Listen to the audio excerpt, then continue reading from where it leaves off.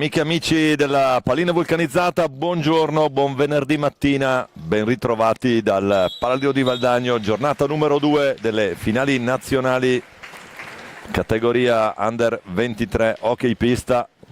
Buongiorno da Domenico Tomba, voce da Oltretomba stamattina dopo le 9 partite di ieri, nonostante l'aiuto del buon Fausto Pozzanna.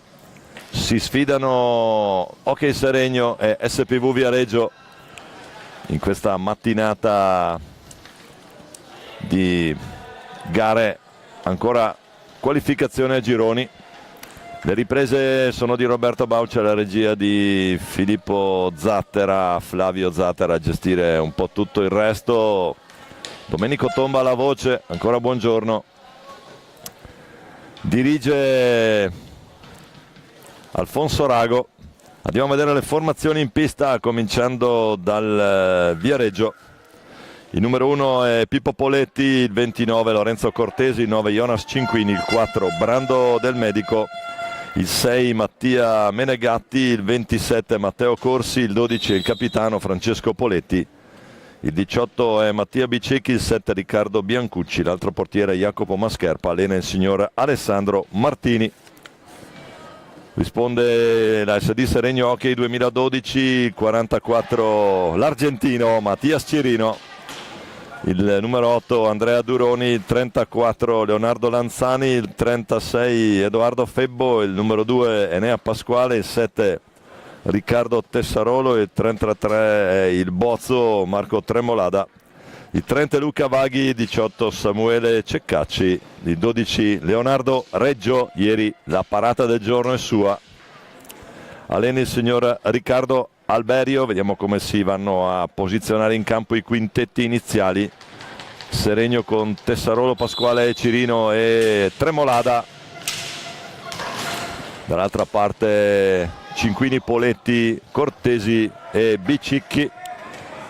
I due portieri li abbiamo nominati prima, Poletti da una parte, Reggio dall'altra, prova subito Tessarolo, Bicicchi a dire di no, riparte Poletti riconoscibile anche purtroppo per una vistosa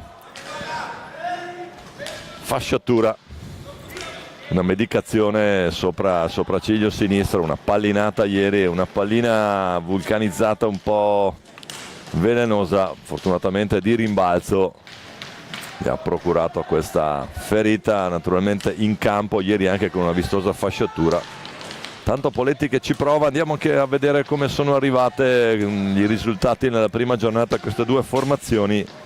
Seregno che ha vinto 3-1 con il Castiglione e poi ha perso di misura 4-3 con i campioni in carica del Breganze, mentre Viareggio ha battuto 4-3 Monza e poi ha perso 4-1 sempre con i campioni in carica delle Breganze, che sono a punteggio pieno nel girone, guidano comodamente la classifica.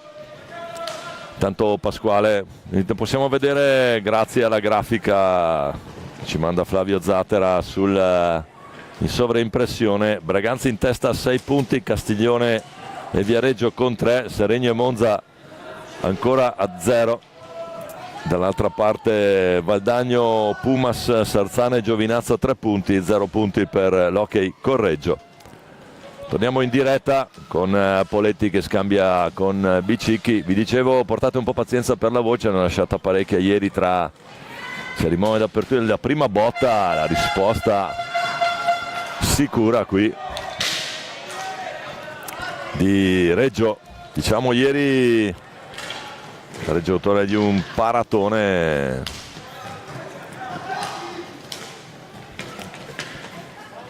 con una giravolta di Gambali incredibile. Poi Bicicchi che prova, pallina incredibile, qui resta tutto fermo, palla che rientra dopo un colpo da pallavolista.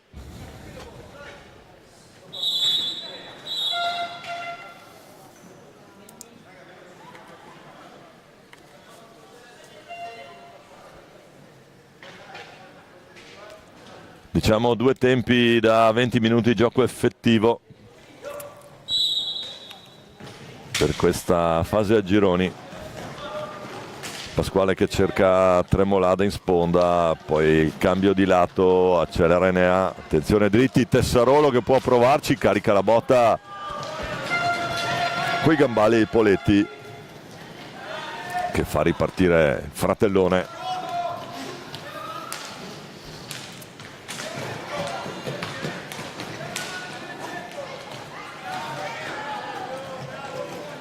Francesco Poletti. Reggio a gambali bassi, Tremolada retroporta con Cortesi al disturbo, riparte Cirino, un Cirino che ieri nel bene e nel male è stato protagonista di un siparietto non male. Attenzione intanto a Reggio che la blocca, abbiamo erroneamente scambiato per nazionalità diversa, come dare del cileno a un ragazzo di San Juan è un po' come dire che è di Mendoza, sono quelle cose che gli argentini non vanno decisamente giù. Un ragazzo che ha cominciato a pattinare a 4 anni con allenatore Giuliani, non Giuliano, ma un altro Giuliani. CPC San Juan, molto amico tra l'altro del Ciupe, inserito in quella che poi divenne la nazionale campione del mondo proprio con Giuliano Giuliani al Cantoni. Poletti intanto che prova ad andare retroporta, a Tessarolo che lo ferma, accelera lungo la balaustra, Tessarolo poi converge, cambia completamente lato a cercare Enea Pasquale dall'altra parte, c'è il fallo lì, lo mette giù. Il bozzo mette giù Jonas Cinquini, fallo di squadra, primo fallo fischiato a Seregno dopo 4 minuti. Squadre finora al piccolo trotto, c'è da tenere presente che hanno già disputato 2 partite ieri, entrambe le formazioni. Bicicchi che ci prova, bell'incrocio, è sempre Tessarolo che esce per il Cino che accelera, beve Cinquini, scarica una bordata lì, pallina che aveva superato Poletti ma non entra. Siamo già dall'altra parte con l'altro Poletti, Tessarolo che prova a ripartire, ancora Enea Pasquale, Tremolada, Tessarolo, Cirino, perde palla, Jonas Cinquini, scarico per il suo capitano, il faro di questa formazione detta tempi e metodi. Ancora Poletti, cerca il rovescio, non trova la porta. Bicicchi. E poi Cirino cerca una staffilata da lontano, ha visto Poletti leggermente spostato sul suo palo di competenza. Ancora Seregno che insiste con Tremolada, poi Tessarolo che prova ad accentrarsi, Poletti che la blocca lì, insistita azione adesso del Seregno, attenzione, e poi ne viene fuori un potenziale 3 contro 2 ma rientra rapidamente la difesa del Seregno, può caricare il tiro. Reggio e ai genitori in tribuna vicino alla nostra postazione stampa. Tremolada la recupera bene, scarico per Pasquale, poi lo cerca dall'altra parte, non arriva la pallina, c'è l'interdizione di Capitan Poletti. E allora Cirino rapidamente, qui ne viene fuori un passaggio no look di Tremolada per Pasquale.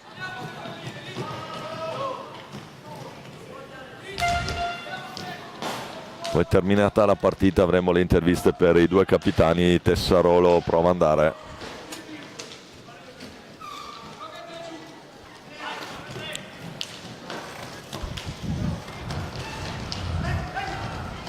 Ancora Tremolada. Vediamo se scadono i 5. No, perché Poletti la recupera. Attenzione Poletti! Non va.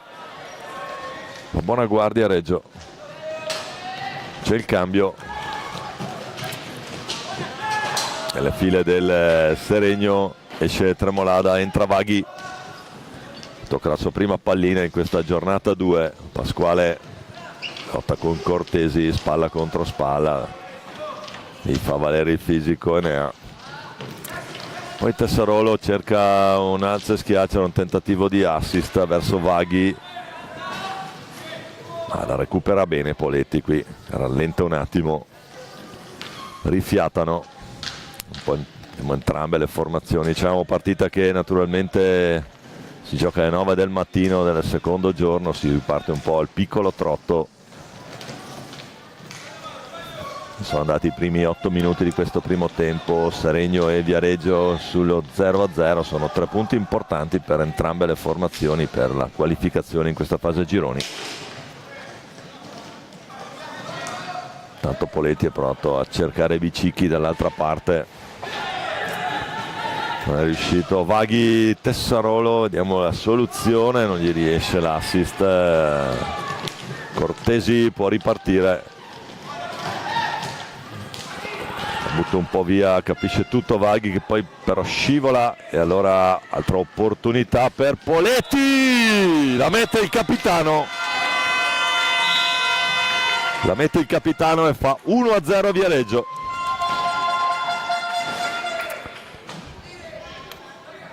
Appena dopo la metà di questo primo tempo la sblocca Viareggio con Capitan Poletti.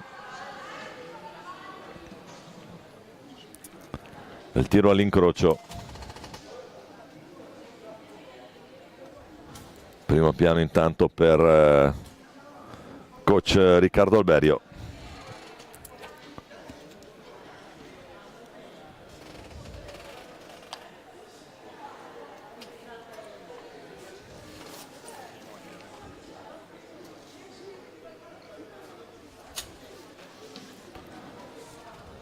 Time out per sistemare un po' le cose. Seregno è sotto di 1, dovrà necessariamente un po' gestire. Vedremo anche la capacità di reagire della formazione lombarda. Un SPV Viareggio che ieri si è dimostrata squadra di buone intese, gira bene la pallina nella formazione toscana.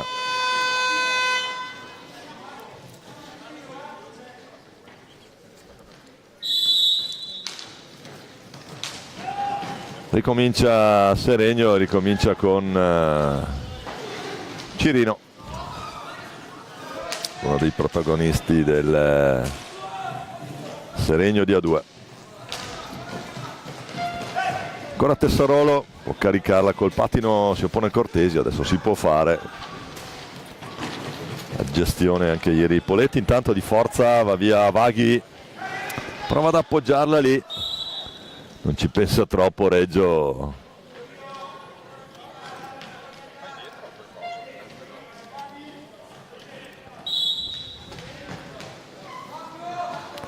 Leonardo Reggio la mette alle spalle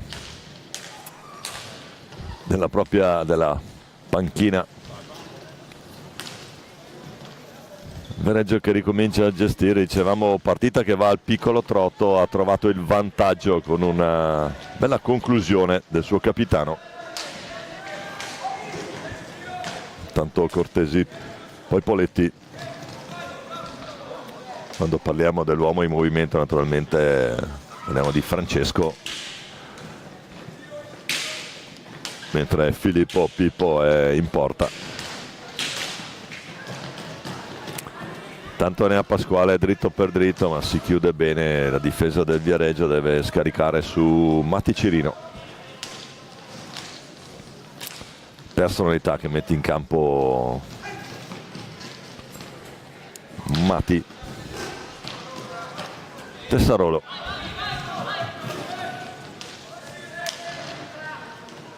Ancora Cirino prova ad accelerare, cerca di inventarsi qualcosa, la stecca di Poletti, deviare il tentativo di assist verso il centro dell'area. E allora Cortesi che cerca il suo capitano, Tessarolo gliela ruba lì. e poi va 1 contro 1, ci mette casco e guantoni adesso Poletti.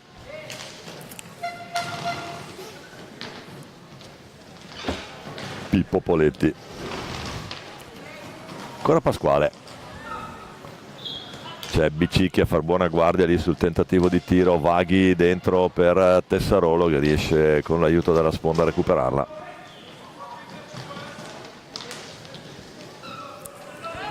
E poi sempre Cirino, bordata di Cirino, la tocca col guantone Poletti. Tanto Cortesi, potenziale 3 contro 2, Bicicchi, la botta ancora. Reggio qui, modalità prestigiatore con la pallina. Ci sono stati un paio di interventi per Leo Reggio prima. Diciamo la parata della giornata numero 1 è sua. Attenzione adesso, questa pallina poteva diventare pericolosa, non ci arriva Pasquale. Poi invece Francesco Poletti la perde con Mattias Cirino che adesso sta cominciando a provare a spingere i suoi. Qua in accelerazione l'argentino cerca l'alza e schiaccia, lo trova anche, non trova lo specchio della porta, poi si scrociano Poletti e Bicicchi che rientrano ora. Accusa un po' il colpo Francesco Poletti.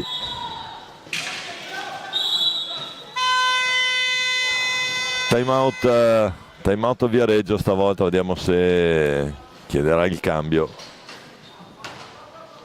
Si è un po' schiantato sulla balaustra, deve uscire per rifiatare dentro Jonas Cinquini. Mentre nel Seregno dentro il capitano adesso Leonardo Lanzani. Andiamo a rivedere, grazie a questo bel rovescio qui il gol del Viareggio, che per ora decide il risultato di questo primo incontro della seconda giornata dei campionati italiani Under 23, qui in diretta dal Palio di Valdagno. Volevo ringraziare in diretta tutti coloro che ieri hanno avuto messaggi di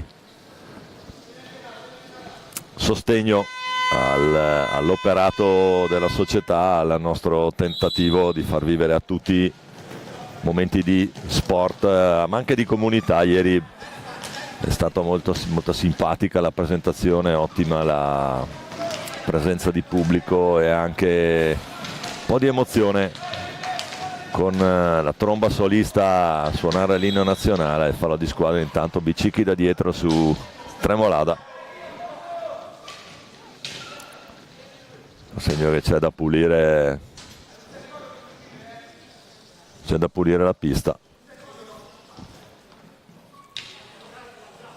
Intanto c'è Poletti in panchina, si sottopone alle cure del caso, chiaramente con Cerotti e altro, quando comincia a sudare diventa tutto piuttosto complicato. E intanto Viareggio che ricomincia a macinare gioco con Brando Del Medico, Jonas Cinquini, Cortesi.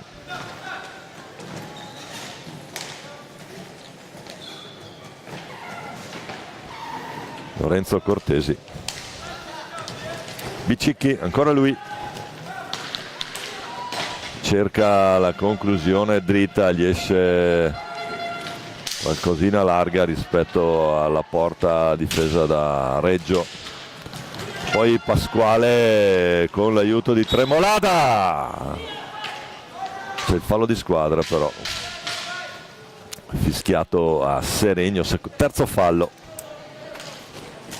3-1, situazione falli, 6:50 da giocare ancora in questo primo tempo con Viareggio avanti 1-0.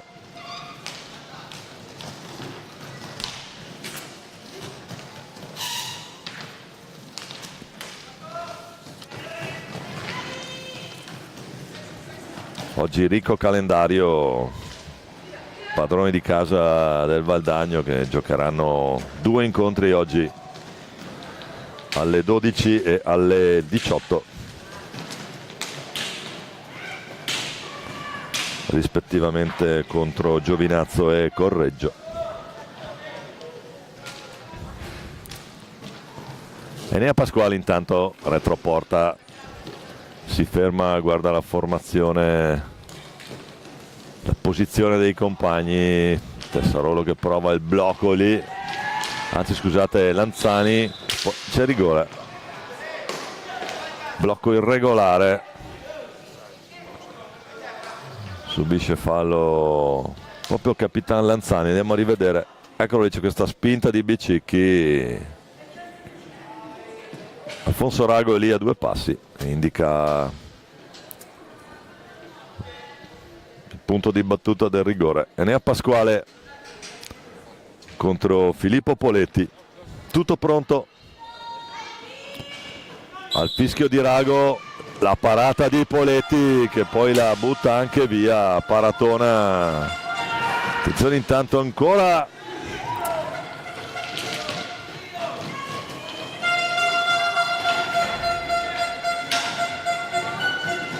Viareggio.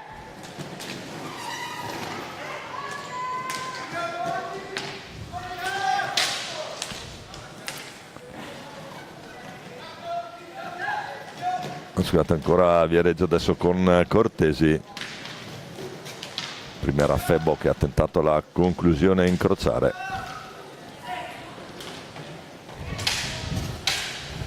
Brando del Medico, Jonas Cinquini prova una conclusione dalla 3/4, esce bene Lanzani per Pasquale. Ha avuto un'opportunità Seregno, neutralizzata da Poletti. Poi qui è sempre complicato dire se è stata una prodezza del portiere o un errore dell'attaccante. Di fatto palla che non entra, quindi questo poi è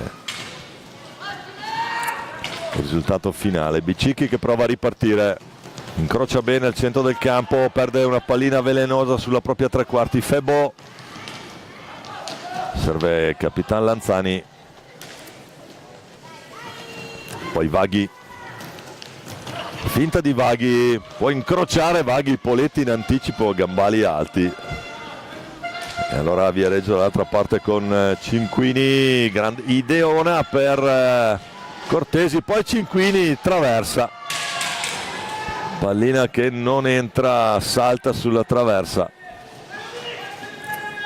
Intanto per essere 9 del mattino, buona presenza di pubblico, soprattutto di pubblico giovane studentesco che può assistere alle partite. Bicicchi, la bomba di Bicicchi, c'è Lanzani sulla traiettoria. E allora ancora Viareggio, si fa tentare dal tiro, ma poi Brando torna sui suoi passi. Ancora Del Medico,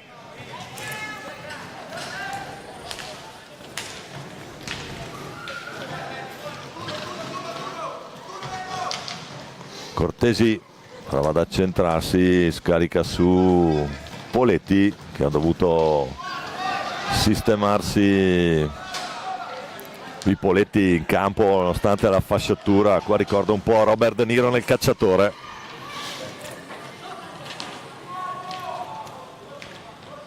Anche se il fazzoletto era verde, ma qui per motivi tecnici è bianco, serve a protezione della ferita che purtroppo si è procurato ieri su quella pallina rimbalzata.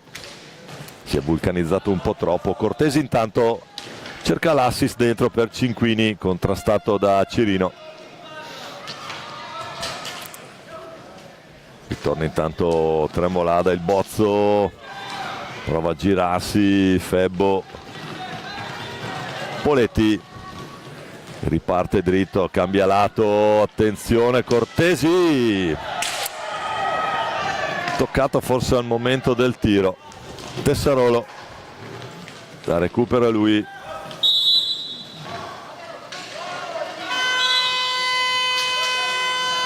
cartellino giallo per Poletti sulla protesta del capitano, e dunque giallo al capitano Viareggino su questo contrasto alla balaustra. Le proteste, Rago scusate, non vuol saperne. Andiamo a vedere intanto anche la classifica dei marcatori grazie alla grafica che ci propone la regia. In testa Mirko Tognacca, ok Sarzana con 5, poi con 3 gol abbiamo Tagliapietra del Breganze, di qui Giovanni del Valdagno, Angeletti del Sarzana, Mattias Cirino che è in campo in questo momento del Seregno e Matteo Olban del Correggio, sempre con 3, con 2 Lavaggetti, Brando Santoni, Cristian Costenaro, Diego Guarguaglini e tutti gli altri. Poi citiamo i primi, altrimenti poi qui facciamo notte un modo di dire, perché faremo notte anche stasera. L'ultima partita in programma oggi è alle 21. Attenzione, palla 2, esterno della rete, dà la sensazione del gol. Potrebbe trarre in inganno qualche non addetto ai lavori.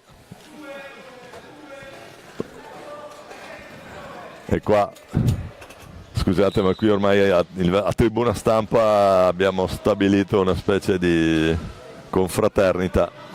Tessarolo intanto, ancora lui. Lo dicevamo, le riprese sono a cura di Roberto Bauce, la regia di Filippo Zattera e la intanto Febbo Belalze schiaccia Poletti a gestire, diciamo, la supervisione poi è di Flavio Zattera. Terminata la partita avremo anche le 2 interviste ai capitani. Tanto ancora il cacciatore qui, Capitan Poletti. Fallo di squadra, la spinta, altro fallo di squadra perché ha mosso la pallina. Attenzione a non scherzare troppo con Alfonso Rago. Viareggio che conduce sempre per 1-0 a 1 minuto e 20 dalla fine di questo primo tempo. Poletti non trova lo specchio della porta, Tessarolo fa ripartire i suoi. Matti Cirino che è un po' l'uomo in più per questo Seregno. Tremolada, c'è l'errore, può andare il contropiede ma la gestiscono bene stavolta. È la stecca di Febbo a dire di no. Poi Poletti, ancora lui, Poletti, rigore. Tremolada si becca un giallo, attenzione. Bisogna prestare attenzione perché al secondo giallo è blu diretto. Perché abbiamo rivisto direttamente all'interno e allora Apole si prende la responsabilità lui, il capitano contro Reggio. Tutto pronto al fischio di Alfonso Rago e il gol di Poletti che fa 2-0 38 secondi a 38 secondi dalla fine di questo primo tempo. Ancora lui,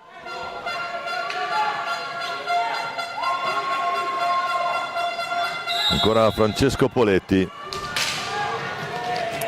2-0, Cirino, gran palla dentro di Cirino per Tremolada, si gioca ancora. Poletti, l'intercetto di Tremolada, poi non trova compagni liberi, rimedia su Cirino, fallo di squadra. Ultimi 15 secondi di questo primo tempo, prima partita della seconda giornata dei campionati italiani Under 23. Siete in diretta col Paladino di Valdagno. di fronte Seregno e Viareggio. Ora Viareggio con Cortesi, lo scarico per il capitano che fa terminare questo primo tempo. Viareggio avanti 2-0, doppietta di Poletti. A risentirci tra qualche minuto dopo l'intervallo. State con noi.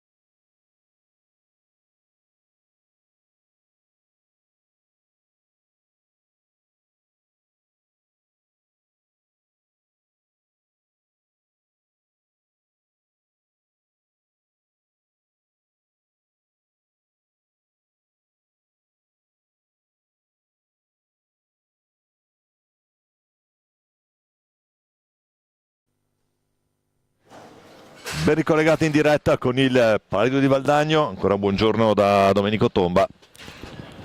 Secondo tempo di questa Seregno-Viareggio. Nel primo tempo Viareggio avanti 2-0, doppietta del capitano Francesco Poletti. Metà del primo tempo e poi sul finire trasforma un rigore. Tutto pronto per ricominciare questo secondo tempo. Seregno con Reggio tra i pali,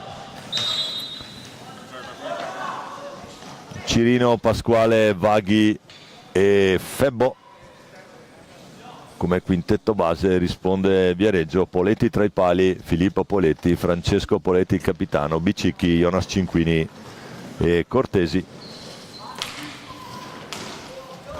La Bicicchi prova ad accentrarsi. È un Viareggio che ha gestito bene, ha avuto un paio di folate offensive niente male, riesce a gestire un buon vantaggio. Poletti impegnato relativamente poco dall'attacco del Seregno. Seregno che fa tutto bene fino alla tre quarti, poi ha un po' di difficoltà nelle conclusioni verso la porta avversaria. Vediamo in questo secondo tempo se ha aggiustato qualcosa nel suo team. Riccardo Alberio, il coach, il giovane coach di Seregno.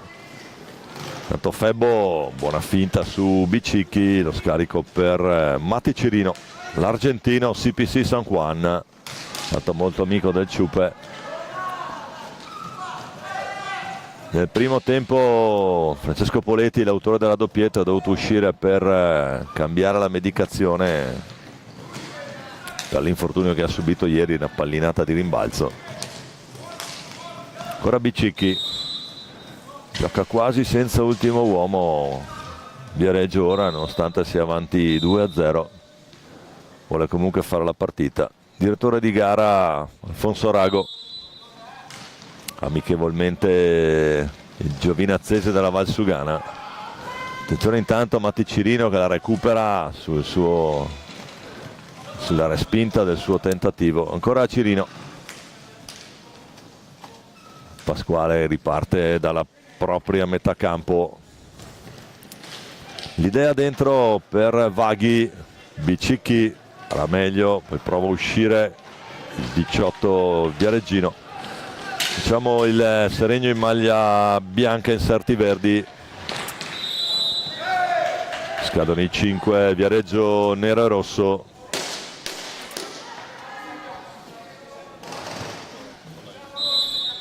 Riparte dall'angolo basso Matti Cirino che va a gestire Vaghi, e da solo lì Enea Pasquale dalla tre quarti accelera, prova a cambiare qualcosa. Adesso pressa un po' alto il Viareggio, ha aumentato un po' la pressione, gestisce il doppio vantaggio finora la formazione toscana. Vaghi, doppio tentativo, prova a mettere al centro Pasquale, attenzione, l'idea, la risposta di Poletti. Fallo di squadra Seregno con 8 falli, attenzione, Viareggio ne ha metà, 4.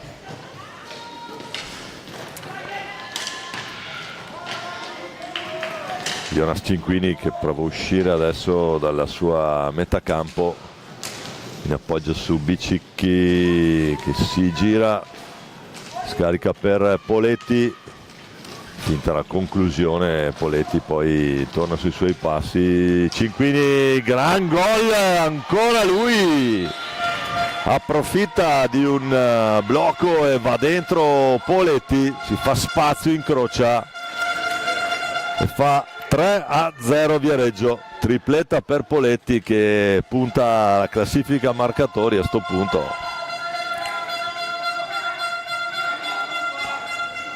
Passano 4 minuti.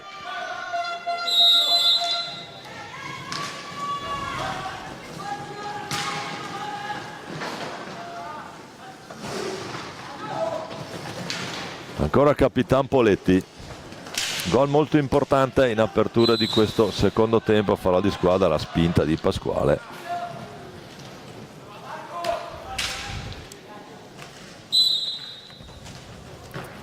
Ancora adesso. Sempre Poletti. Attenzione intanto, Cirino la ruba bene, poi prova a metterla lui. Va giù, si può continuare a giocare. Poletti cerca l'incrocio a sinistra di Reggio. Reggio finora abbastanza incolpevole nonostante le 3 reti subite.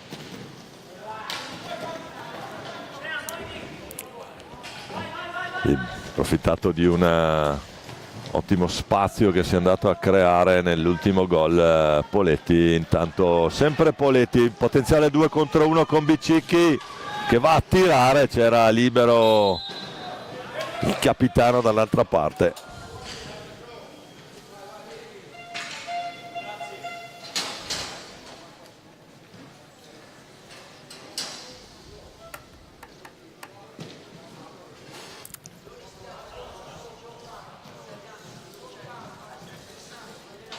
Intanto in curva nord stiamo vedendo Correggio.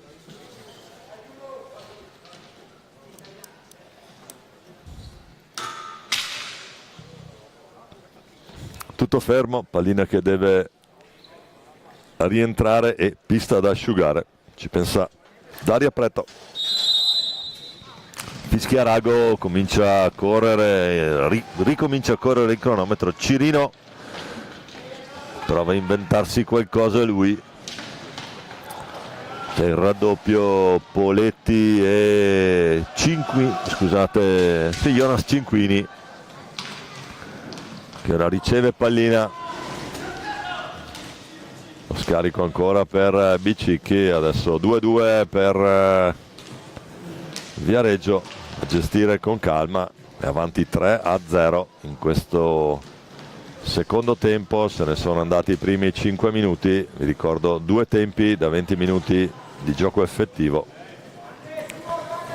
Ora Bicicchi può caricare, la risposta di Reggio, Pasquale, Cortesi al contrasto. Adesso si deve inventare qualcosa a Seregno, manca ancora molto ma bisogna cominciare a essere efficaci là davanti. È un Seregno che arriva bene fino alla 3/4 e poi incontra parecchia difficoltà.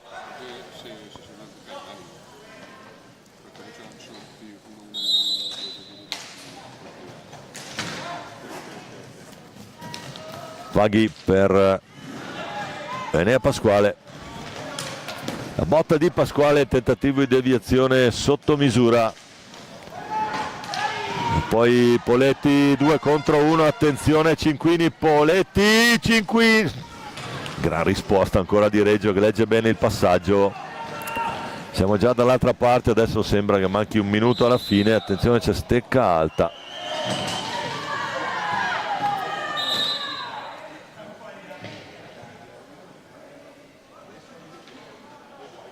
Contrasto, Bicicchi a terra.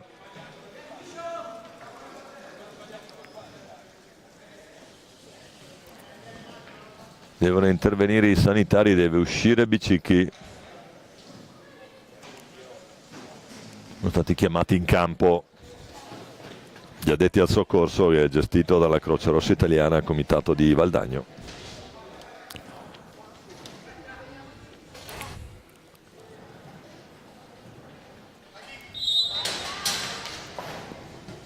Dentro Brando del Medico. Attenzione, Vaghi prova ad andare da solo. Poletti, sempre lui attivissimo, il capitano, l'avremo poi ai nostri microfoni. La spinta di Viareggio, 8 pari adesso la situazione, falli.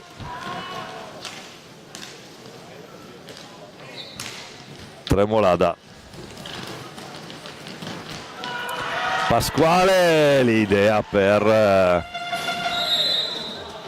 poi c'è fallo di squadra, nono fallo Viareggio. attenzione,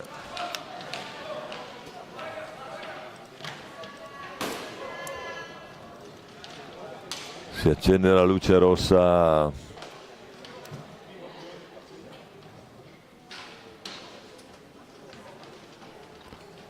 lato Viareggio. Risultato saldamente nelle mani della formazione toscana grazie alle 2 reti nel primo tempo di Capitan Poletti e in apertura di secondo sempre Poletti, tripletta per lui. Questo è il primo piano per l'SPV Viareggio e questa invece è la panchina del Seregno.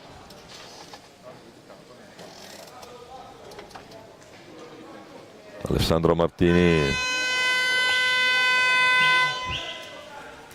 sta catechizzando il suo prossimo cambio. Pasquale, bomba da lontano, tentativo di spizzata sotto porta, non va.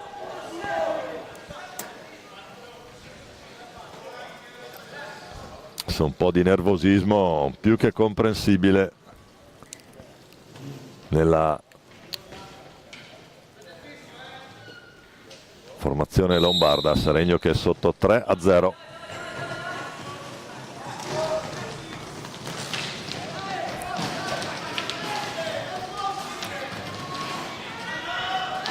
Seregno continua ad attaccare Cortesi, cambia lato del medico dall'altra parte, giù per Cinquini, mezzo 2 Cinquini, riesce a tenere pallina, sempre del medico, prova ad accentrarsi Pasquale, torna sui suoi passi Viareggio, adesso più aggressivo chiaramente Seregno, corre qualche rischio in più, Poletti, il capitano che poi va giù,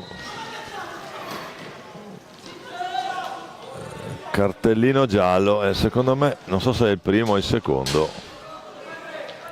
infatti è cartellino blu per Poletti che si disperde qui.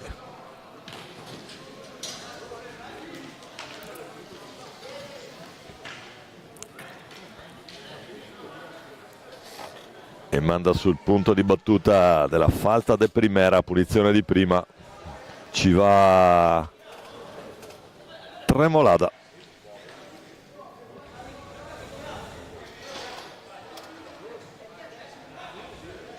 Il vice capitano Marco Tremolada.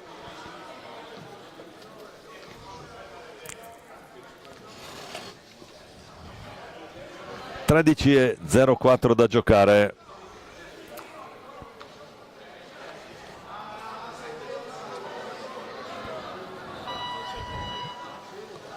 Dopo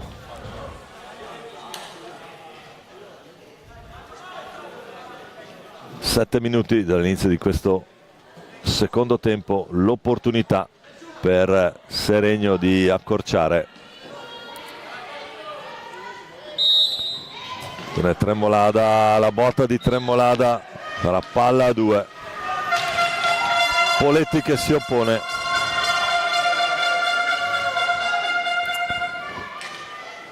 E adesso dovrà gestire 2 minuti di superiorità. Seregno, vediamo la rete di passaggi, come lo schema preparato, di solito sono cose che si studiano in allenamento,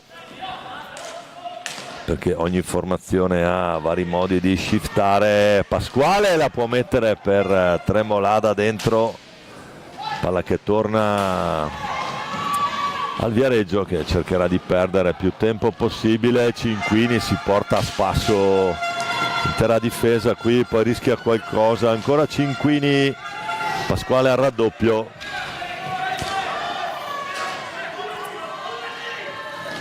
Ancora vaghi per Tessarolo, il cambio, rientra Matti Cirino per questo 4 contro 3 Seregno. C'è Cirino, c'è spazio, carica, palla che va alta e torna nelle bistecche toscane.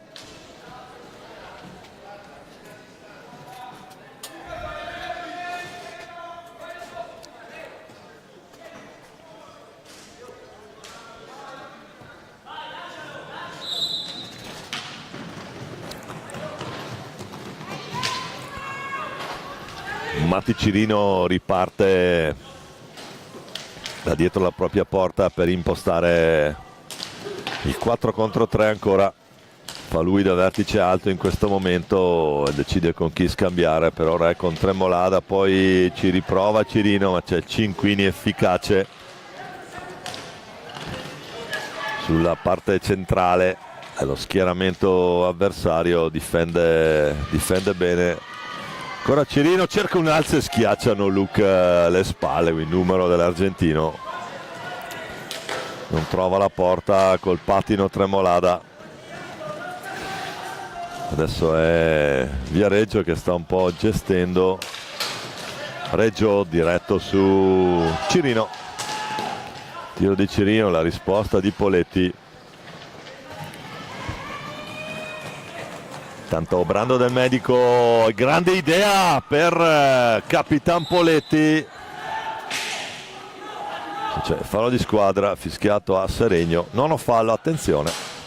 Quindi luce rossa lato Seregno adesso.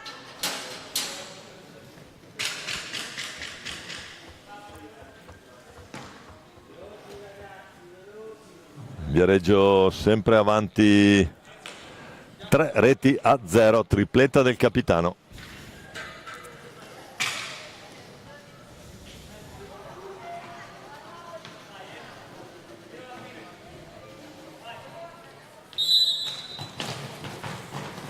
Tanto dentro adesso per Viareggio Riccardo Biancucci, numero 7 del Medico Poletti.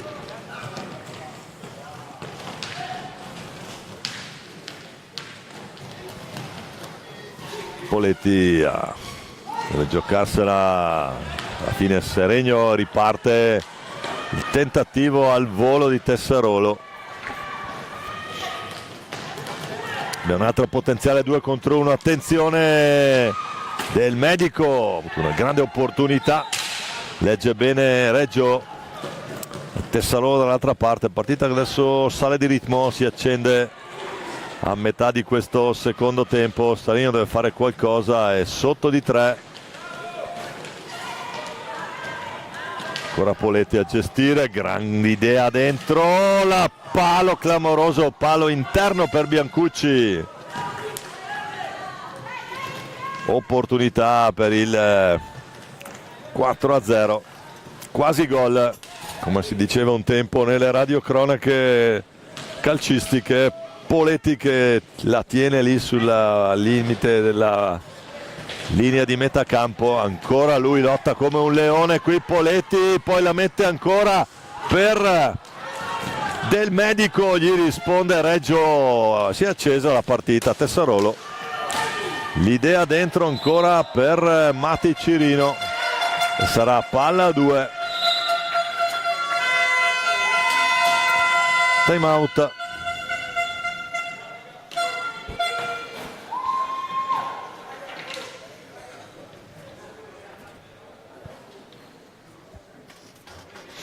Time out chiesto da Seregno.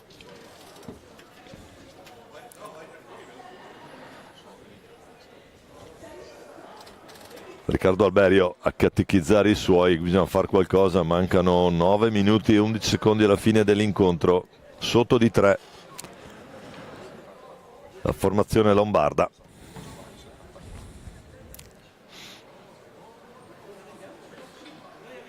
Intanto è arrivato qui in tribuna stampa anche Fausto Pozzan che commenterà la prossima, Pumas Correggio.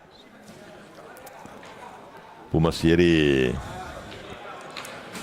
ha fatto veramente un'ottima impressione il team di Mirko Bertolucci,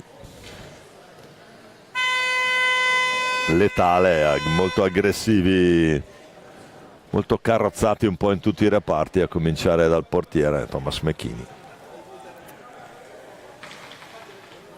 nazionale ovviamente anche lui, un po' come Poletti. Intanto si ricomincia a giocare, ha provato al volo Cirino, non trova la porta, Tremolada, ancora Cirino, Febbo, scarico proprio per Tessarolo con Cirino che la fa un po' da ultimo uomo, sta alzando naturalmente il proprio baricentro, Cirino prova ad andare, non va, ma non è finita, invece Febbo che la riapre su Tessarolo, poi Cirino per via centrali a Poletti di fronte, prova a metterla lì, ma è Del Medico che può andare 1 contro 1, troppo facile qui per Reggio, pallina lenta a sinistra. E allora dall'altra parte Tessarolo spinge sull'acceleratore in questa fase Seregno, non può fare altro, si prende anche qualche rischio naturalmente per le veloci ripartenze via Regine, ma Tias Cirino carica ma non trova la porta. Diciamo sono sotto di 3 i Lombard, qui devono fare qualcosa. Tanto Tremolada, Cirino, ancora Tremolada, cercato Febbo, Tremolada non va, allora Del Medico, raddoppio ma esce bene qui Del Medico, poi palla per Biancucci, alza e schiaccia Paratone, ancora lui insiste e fa poker per i viareggini. Riccardo Biancucci, il numero 7, va a tabellino, e con un cognome così un gol te l'aspetti, doppio, è rimasto lì a tu per tu con Reggio per qualche secondo, il primo tentativo è andato male sulla ribattuta, Tapin vincente, 7:35 da giocare, gol importante qui per Riccardo Biancucci.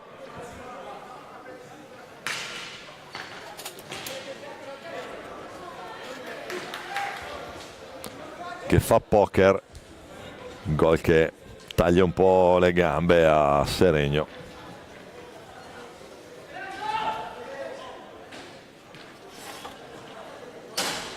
Fuori Del Medico, dentro Jonas Cinquini.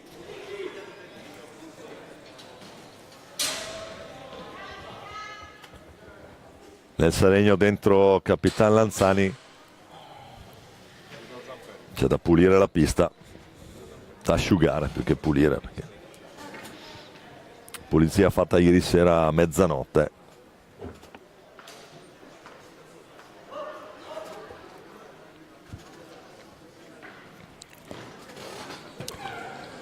Programma che è andato inevitabilmente lungo.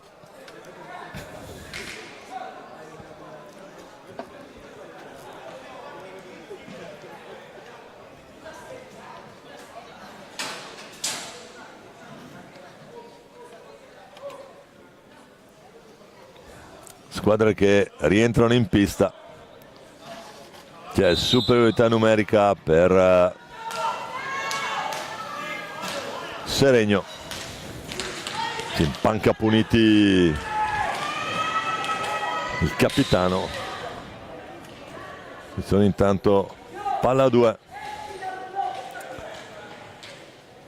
caduto Febbo, tutto sotto controllo, Cinquini contro Cirino, e c'è il gol adesso, vediamo chi viene assegnato.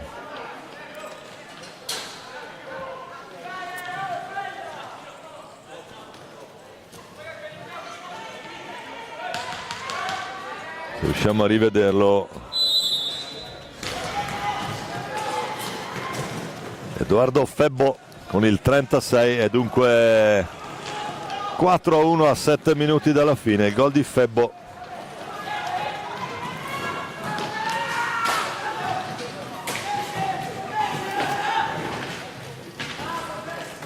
In gol è la formazione lombarda, che adesso spinge naturalmente sull'acceleratore, diciamo la partita la devono fare loro, ma Cinquini intanto esce bene dalla propria area. Biancucci ha segnato un importante quarto gol, perché chiaramente sapete com'è l'hockey. Tanto Cinquini che va giù, il fallo di squadra, tempo, e sempre luce rossa lato Seregno accesa, anzi decimo, vediamo un po'.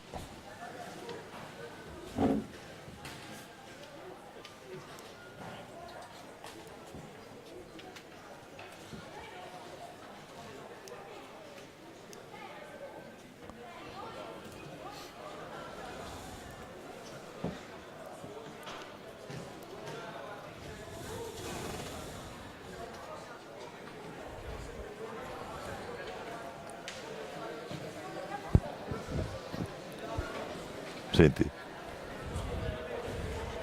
è arrivato qui vicino a me Mister Pozzana, ti posso chiamare così, Fausto? Buongiorno. Buongiorno Domenico, buongiorno a tutti.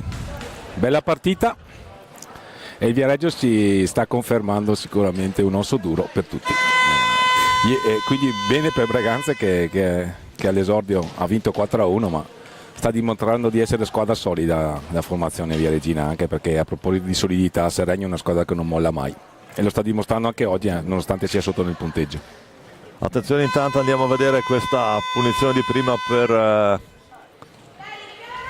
decimo fallo, se non erro. Adesso c'è Biancucci contro Reggio, tutto pronto. Figlio d'arte, figlio di Raffaele, allenatore adesso del Sandrigo per la prossima stagione. Parte Biancucci, cerca Lazza e schiaccia l'anticipo di Reggio, poi Pasquale fa ripartire Cirino, Matti Cirino prova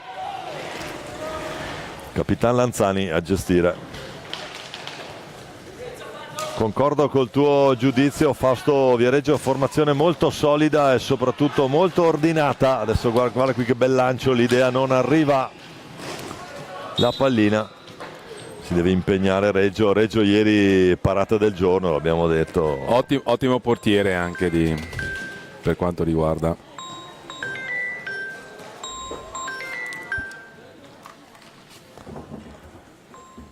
Ancora con Cinquini, palla 2 al centro perché la pallina ha toccato il soffitto, poi va giù Capitan Lanzani, tutto regolare. Raddoppio, fallo di squadra.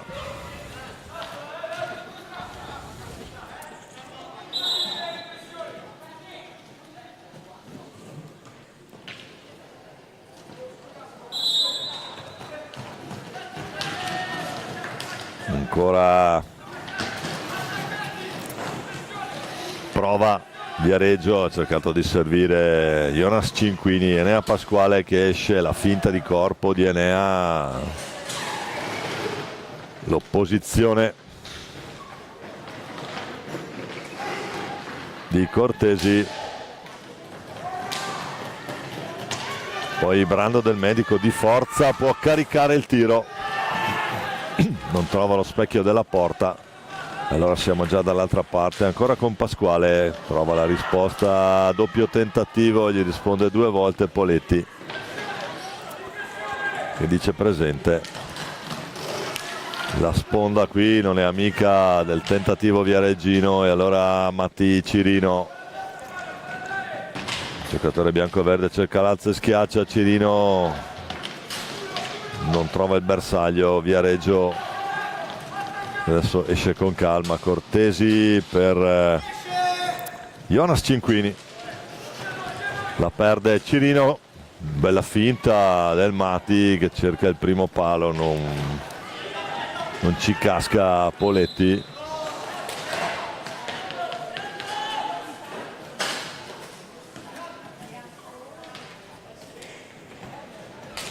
Viareggio che riparte,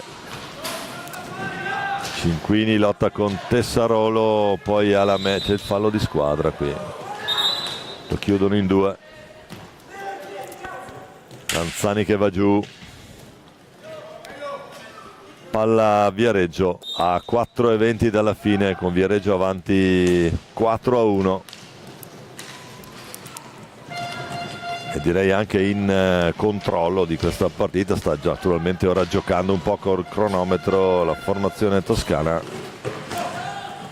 cronometro che adesso è molto amico di Viareggio, molto meno scadono i 5, la pressione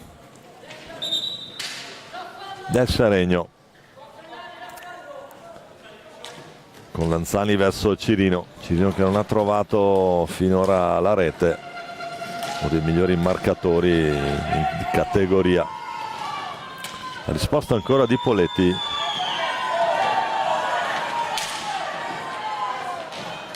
pubblico che rumoreggia qui sulle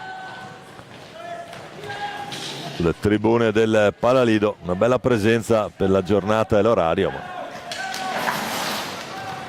le rispettive tifoserie. Poi Poletti lo ferma Pasquale, ancora Pasquale carica, la gestisce Poletti. Dall'altra parte è rientrato intanto con il numero 18 Bicicchi. Cortesi cerca Poletti, molto presente qui.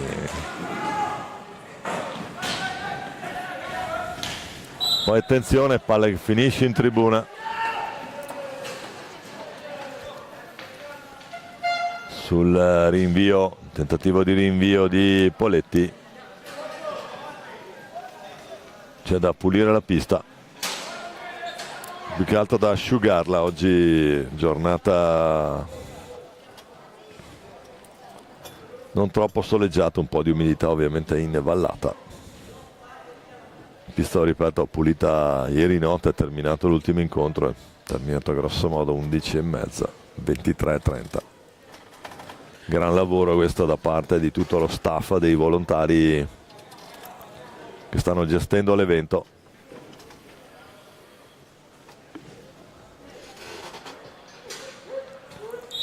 (3:11) da giocare. Pasquale, ancora Seregno, Cirino, dritto per dritto, Cirino, che la conclusione deve scaricare ancora su Enea, che cambia lato dall'altra parte, prova ad andare Vaghi, cerca Tremolada. Ancora tentativo, Poletti in due tempi, Cirino che la recupera, 2:30 ancora da giocare. Tremolada, numero, la retroporta l'opposizione di Cortesi. Ancora Tremolada, si danna l'anima in mezzo a due, finisce per perderla, ma ci prova ancora Cirino a tenere pallina alta per i lombardi. Viareggio che ritorna in possesso, Bicicchi per Poletti che può caricarne un'altra, la mette lì, pallina d'oro per Cinquini, ancora Reggio a dire di no. E poi potenziale 2 contro 1 adesso Pasquale che va giù, tutto regolare. Bicicchi che riparte, si ferma Bicicchi, sceglie possesso, Poletti cerca l'alza e schiaccia, poker per lui oggi, gran gol. Qua Fausto, gol di vera pregevole fattura, 4 reti per il capitano, poi ci avrò dalle interviste. Sì, credo si meriti gli onori della ribalta, fai bene a intervistarlo se ci riesci. Viareggio sale a quota 6 e quindi si candida per proseguire assolutamente la sua avventura ai piani alti di questo campionato. Intanto ancora Enea Pasquale che non demorde, 93 secondi ancora da giocare di questa partita. Abbiamo predisposto un angolo interviste. Non mi sorprende conoscendoti. Come dovrebbe essere, grazie a...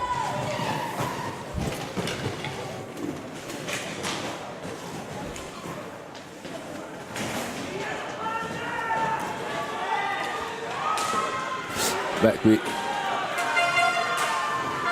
Tentativo di tiro di Pasquale, gli fa da muro l'estremo difensore Viareggino, che sicuramente è uno dei punti di forza della formazione dell'SPV.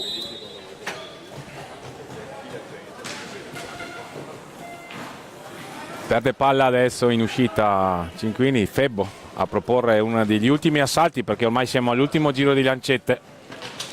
Febbo avanti per Seregno, che sì, qui ha vinto la gara inaugurale contro il Castiglione, poi ha perso lo scontro con Breganze per 3-2 adesso. E sotto 5-1 con Viareggio, che a sua volta ha vinto la seconda e la terza partita del suo torneo.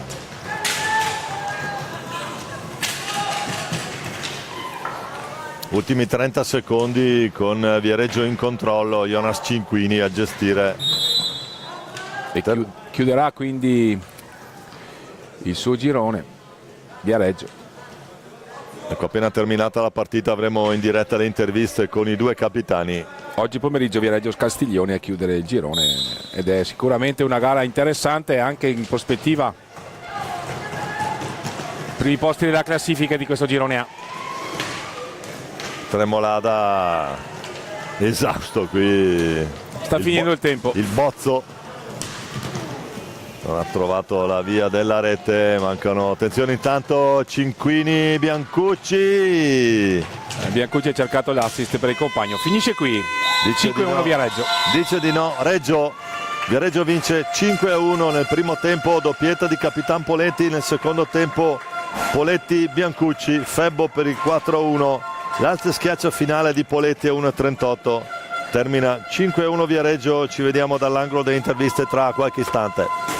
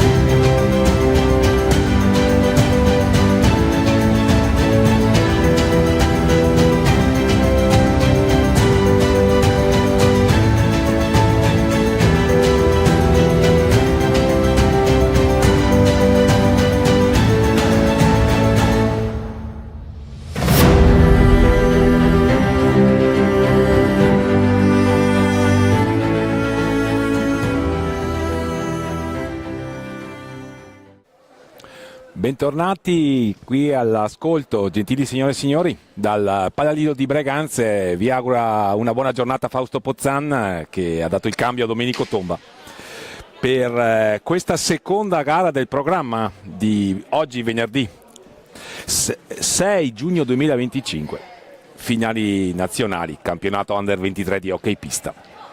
Tra qualche istante, agli ordini dell'arbitro Sergio Nicoletti, si affronteranno Pumas Viareggio e Correggio Hockey. Pumas Viareggio, di cui diamo lettura della formazione completa, rosso e verde, calzoncini bianchi, con il numero 79 Elia Cardella, il numero 74 Giovanni Pesavento, il numero 99 Giuseppe Olivieri, il numero 7 Matteo Marchetti, il numero 22 Thomas Mechini, che è il portiere, altrettanto lo stesso ruolo per il numero 16 Gabriel Dal Torrione, il 19 Simone Bigatti, Francesco Carrieri con il numero 87 e Oscar Mora con il 35, allenatore Mirko Bertolucci. Le grafiche che vedete a vostra disposizione per chi si è collegato qui sulla piattaforma di hockey pista FISR TV sono del regista Filippo Zattera. Per quanto riguarda il Correggio, il portiere con il numero 10, il titolare è Federico Pedroni con il 10 appunto, poi il secondo è Sebastiano Severi con il numero 1, giocatori di movimento Riccardo Gabbi con il 5, Emanuele Pedroni con il 7, Alessio Caroli con il numero 4, Gabriele Olban con il 3, Tommaso Castiglioni con il 6. Sebastiano Severi, abbiamo detto, è il secondo portiere, Matteo Olban con il numero 8, Cesare Simonelli con il 2, allenatore Eduard Granel.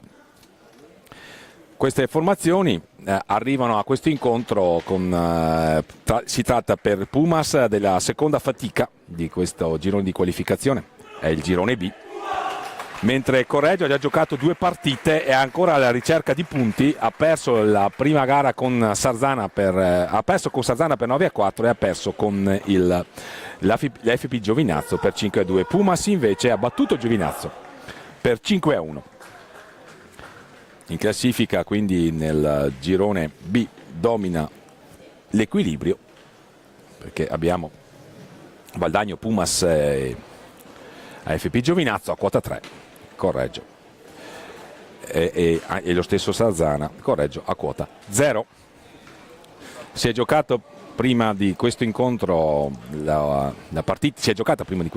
partita tra Seregno e Viareggio, valevole per il girone A, con la vittoria del Viareggio che si è imposto per 5-1, Viareggio quindi che sale in classifica a 6 punti, Seregno che rimane a 3, Viareggio che raggiunge Breganze quindi a quota 6. Nel pomeriggio Viareggio affronterà Castiglione. Sono 9 appunto le partite in programma oggi. Da domani si comincia a fare sul serio per quanto riguarda l'assegnazione dei posti che contano, vale a dire campionato e Coppa FISR. È iniziata la partita. Vediamo le formazioni.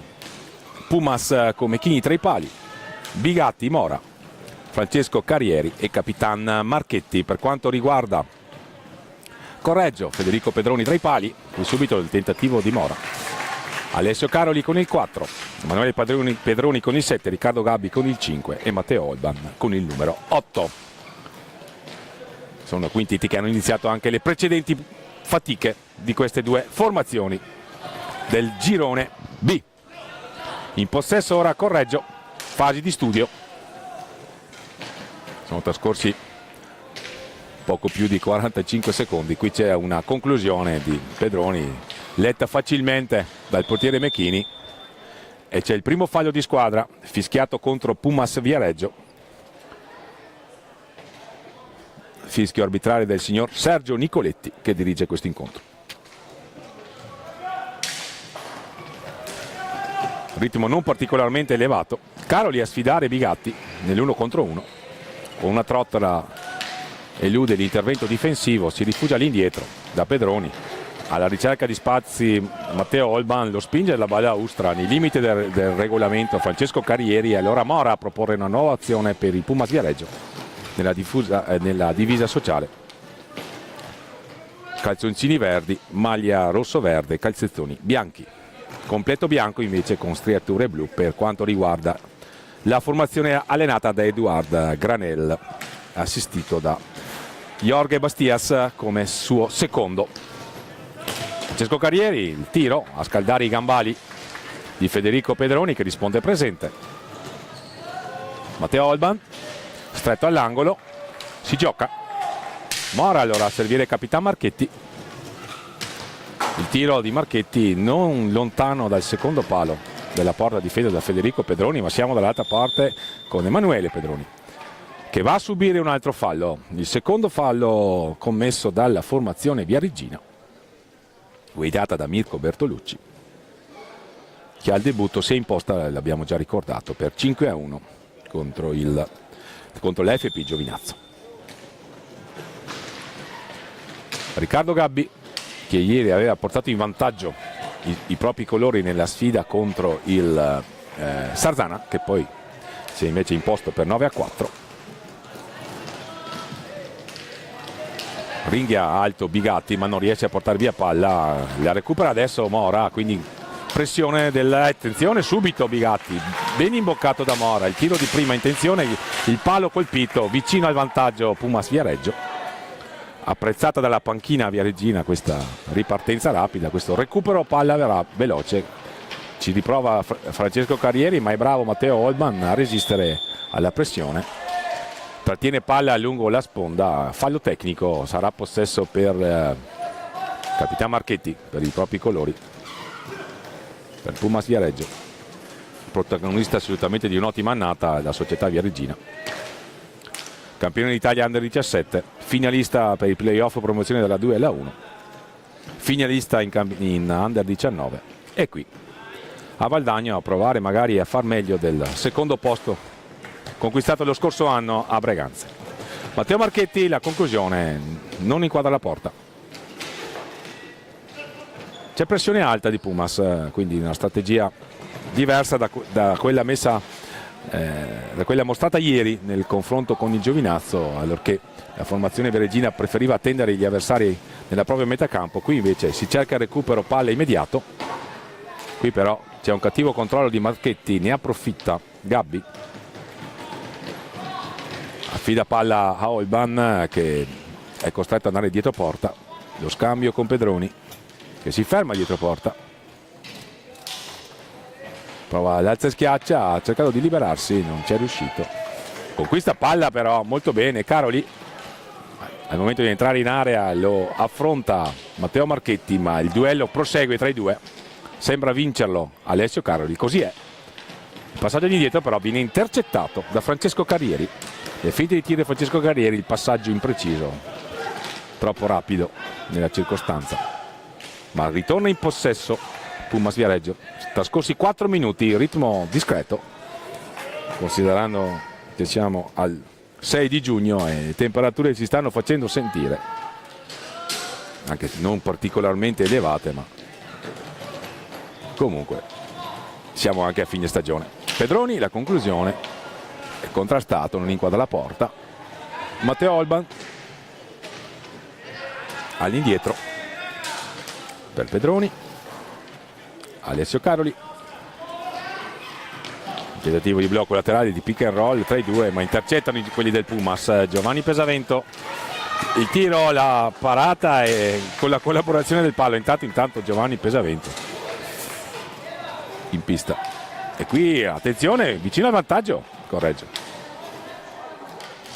È uscito Matteo Marchetti, è entrato Giovanni Pesavento con il numero 74.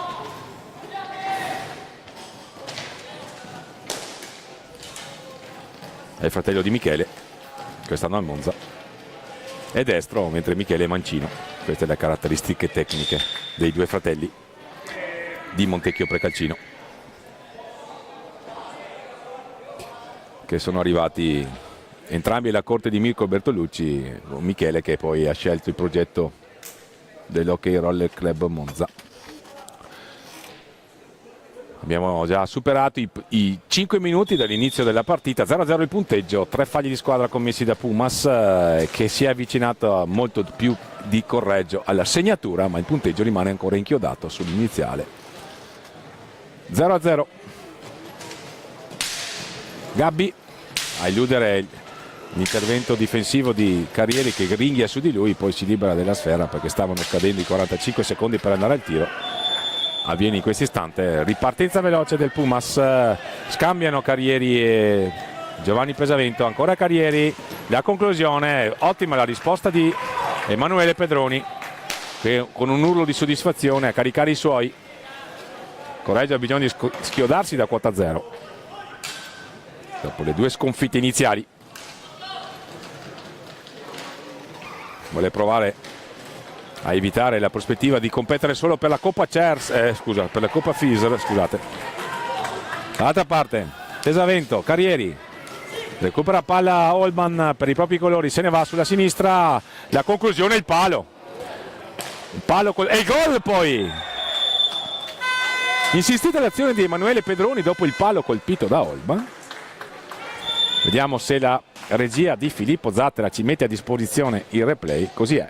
La conclusione, il palo di Holman, il più lesto di tutti a rimbalzo è stato Pedroni che con una deviazione sfortunata di Mora trova il vantaggio per Correggio, quindi era andata più vicina al gol la formazione Viareggina, e questo sport che si caratterizza per l'imprevedibilità e invece ci offre il vantaggio della formazione emiliana. 1-0 Correggio, trascorsi 6 minuti e 16 dall'inizio della gara.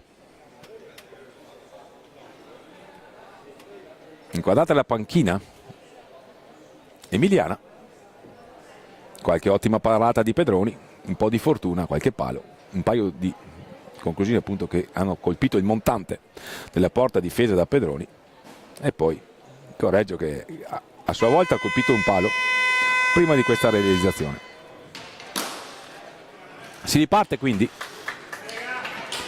con Mirko Bertolucci che fa entrare Elia Cardella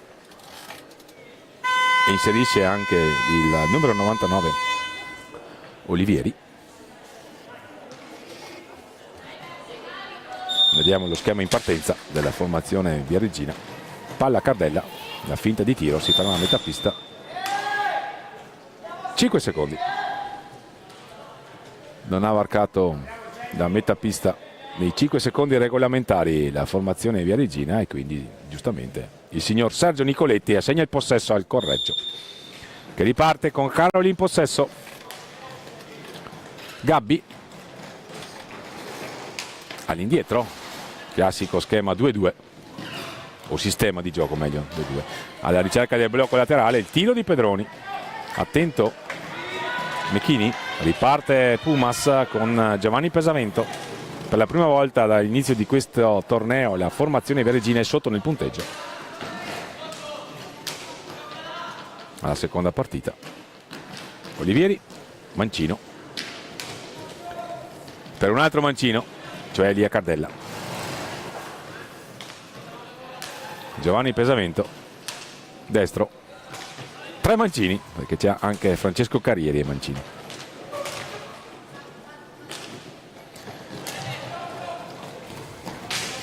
La combinazione gioco a 2, Pesavento, la conclusione di Pesavento, la parata di Pedroni, riparte Correggio, vediamo se rallenta le operazioni. Pumas che cerca di pressare per il recupero immediato di palla.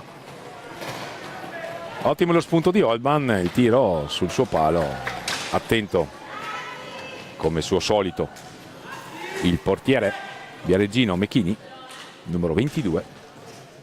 C'è Olivieri dietro la porta, vediamo se Pumas troverà uno spazio per la conclusione da dietro porta, con un gol che è stato messo a segno ieri con questa situazione tattica che viene cercata spesso in tutti i campionati senior compresi. Sistema 2-2 adesso, il blocco portato da Giovanni Pesavento, la conclusione di Elia Cardella, non inquadra lo specchio della porta, recupera palla per i propri colori Emanuele Pedroni, va da Matteo Holman, l'1 contro 1 di Holman che supera Elia Cardella, va dietro la porta, si rifugia all'indietro e si riparte con Pedroni che si muove lungo sponda. Viene commesso però un fallo, blocco irregolare evidentemente. Questa è la decisione di Sergio Nicoletti, che sta dirigendo l'incontro con la collaborazione tra l'altro di Alberto Fabris. Apprezzato ausiliario che abbiamo visto all'opera anche in quel di Lodi per gara 2 delle finali playoff scudetto. Giovanni Pesavento prova a mettersi in proprio, ma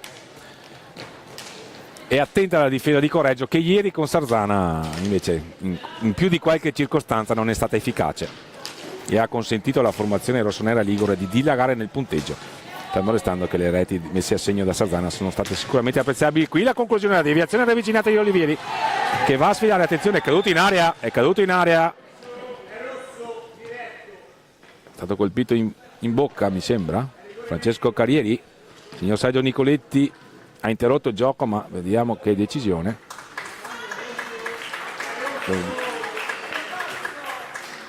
Deve uscire, secondo il direttore di gara. Il signor Nicoletti non prende decisioni, evidentemente c'è stata una mischia davanti alla porta. Vediamo se c'è la regia che ce la rimette a disposizione. Qui c'è stato un contrasto ed è caduto Francesco Carrieri, non abbiamo capito benissimo, troppo veloce la dinamica. La rivediamo adesso, attenzione qui, sì, c'è un colpo di bastone di Caroli, assolutamente. Adesso l'abbiamo vista la ripresa ravvicinata, non ravvisata l'irregolarità dal signor Nicoletti.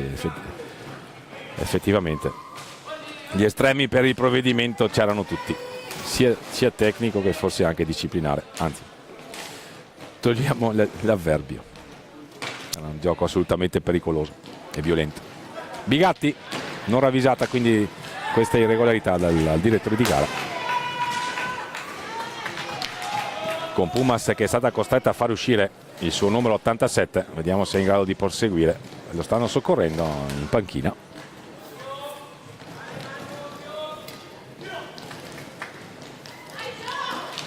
Pesamento, la conclusione. Difesa molto stretta adesso quella di Correggio.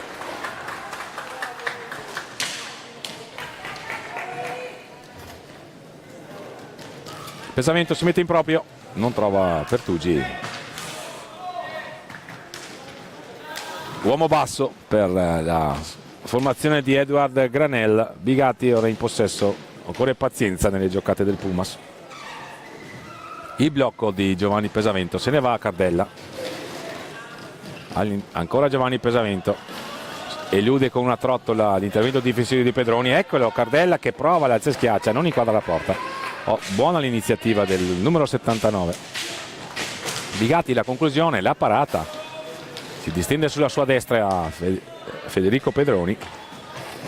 Ci sembra molto pimpante il portiere della formazione allenata da Eduardo Granel e da Jorge Bastias, che è specializzato nell'allenare i portieri ed è molto bravo. Olivieri dietro la porta, Bigatti, Correggio, c'è Bigatti, sono in tre, la conclusione di Bigatti in tre in area a difendere quelli di Correggio. Pedroni, Holban varca la metà pista, si scontra con l'arbitro, consegna a Gabbi. Nessuna sostituzione sin qui tra le fila di Correggio. Ancora Gabbi, 8:40 al termine della prima frazione di gioco. Correggio in vantaggio. La rete di Pedroni con una deviazione della difesa viareggina. Matteo Holban con questa palla, il tiro. Bello il tiro di Holban, pertanto la risposta di Mechini fa giocare, però c'è un problema, probabilmente è stato colpito alla testa sul tiro e quindi Sergio Nicoletti ferma il gioco, chiede di pulire e di sistemare il casco il portiere Mechini. Il tiro di Holban è stato sicuramente violento. 8:17 al termine della prima frazione di gioco di questa gara 2 del programma di questo venerdì 6 giugno 2025, campionato nazionale under 23 di hockey pista, qui dal Palalido di Valdagno, di fronte le squadre del gruppo B. Seconda fatica per Pumas Viareggio, terza gara invece per il Correggio, che ha perso le prime due e adesso è in vantaggio. Situazione falli di squadra, 3 commessi da Pumas Viareggio, 1 commesso da Correggio. Uno scontro di gioco non rilevato dal direttore di gara. Ovviamente c'era parecchio traffico in area, non ha visto il signor Nicoletti. È stato colpito Francesco Carrieri, che adesso è soccorso dal servizio infermieristico messo a disposizione delle squadre partecipanti a questo campionato nazionale. Bigatti cerca di girarsi 1 contro 1 con Gabbi. È cambiato rispetto a ieri sicuramente nella prestazione di Correggio l'intensità difensiva e l'attenzione. Una difesa molto bassa, molto attenta, che sta consentendo alla formazione allenata di Edoardo Granel di condurre nel punteggio dopo l'ottimo inizio della formazione viareggina. Vediamo se Francesco Carrieri è in grado di proseguire. Olivieri dietro la porta di Pedroni, il taglio di Giovanni Pesavento che va a giocare con lui ancora dietro porta, serie di blocchi in 4 i giocatori di Correggio, è pronto a rientrare. Un taglio sotto il mento ci sembra per Francesco Carrieri, lo scarico di Elia Cardella, non recuperano palla i suoi compagni e quindi riparte a tessere la sua manovra la formazione del Correggio, a cercare di eludere il pressing di Pumas Viareggio, che cerca il recupero immediato di palla, ma qui sta trovando buone soluzioni di passaggio la formazione allenata da Edoardo Granelli. Qui però perde palla e quindi c'è Giovanni Pesavento che dopo il recupero di Bigatti ha ricevuto, non ha trovato spazi per andare e allora si è schierata nel frattempo la formazione del Correggio. Lo stop e tiro, Cardella, attenzione qui da 2 passi Olivieri non riesce a trovare il gol del pareggio. Siamo dall'altra parte con Caroli, il tiro non trova la porta, vediamo se le squadre si allungano. Carrieri e Marchetti pronti a ritornare in pista. È uscito Cardella, è rientrato Marchetti, c'è un time out, lo ha chiamato Edoardo Granel, il tecnico emiliano. Marchetti, stop e tiro, gol! Probabilmente la deviazione. Vediamo a chi viene assegnato il gol. Viene assegnato al numero 19 Bigatti e effettivamente qui la vediamo il replay, c'è stata la deviazione del numero 19. Ristabilita la parità quindi. Era stato Pedroni con un tiro deviato dai difensori viareggini a portare in vantaggio Correggio. È stato Bigatti sul tiro da lontano di Marchetti a trovare la parità. 1-1.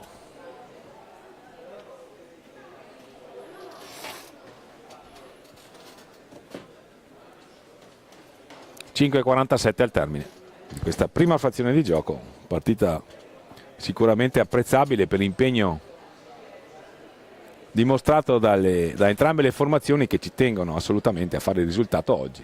Correggio per schiodarsi da quota 0 e magari provare a evitare gli ultimi 2 posti che qualificano per il trofeo minore, vale a dire la Coppa FISR. Pumas per proseguire la striscia vincente iniziata con il debutto di ieri, allorquando ha battuto Giovinazzo per 5-1. 1-1 intanto. È rientrato, meno male, Francesco Carrieri.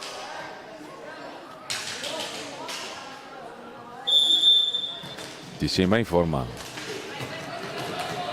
nonostante il cerotto sul mento. Pedroni a contendere il possesso con Giovanni Pesavento, è intervenuto a caccia anche Marchetti, non ha recuperato palla però. Ha trovato le contromisure al pressing viareggino la formazione di Edoardo Granel, qui però stava combinando un pasticcio Emanuele Pedroni. Trova Matteo Olban che è capace di uscire dal traffico, come si suol dire. Caroli, altro atleta dotato di discreta tecnica, qui un filtrante tentato da Pedroni, recupera palla Bigatti per i propri colori, se ne va sulla destra il giocatore di Pumas Viareggio, autore del gol del pareggio. Fanno girare veloce palla, la conclusione di Giovanni Pesavento, esce dal terreno di gioco verso la curva Nord. Vediamo se viene recuperata la pallina. Ci va Crocco.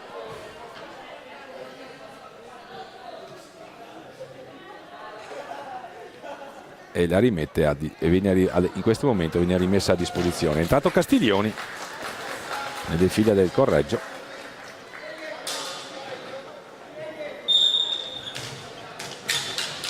È uscito Caroli, anzi no, è uscito Gabbi. Pesamento, si mette in proprio Giovanni Pesamento, dietro porta, chiama Marchetti, ancora Marchetti, la conclusione, trova questa volta i pattini di Caroli, da un suo tiro è arrivata la deviazione di Bigatti per il pareggio. 1-1 sin qui. Giovanni Pesamento all'indietro per Matteo Marchetti, la conclusione, difesa di Correggio a respingere, Pesamento che cerca subito un dietro porta rapido, Bigatti, la conclusione, ancora un palo, sfortunata Pumas Viareggio. Credo sia la terza volta che viene colpito il montante della porta difesa da Federico Pedroni, che peraltro se l'è cavata molto bene sin qui tra i pali.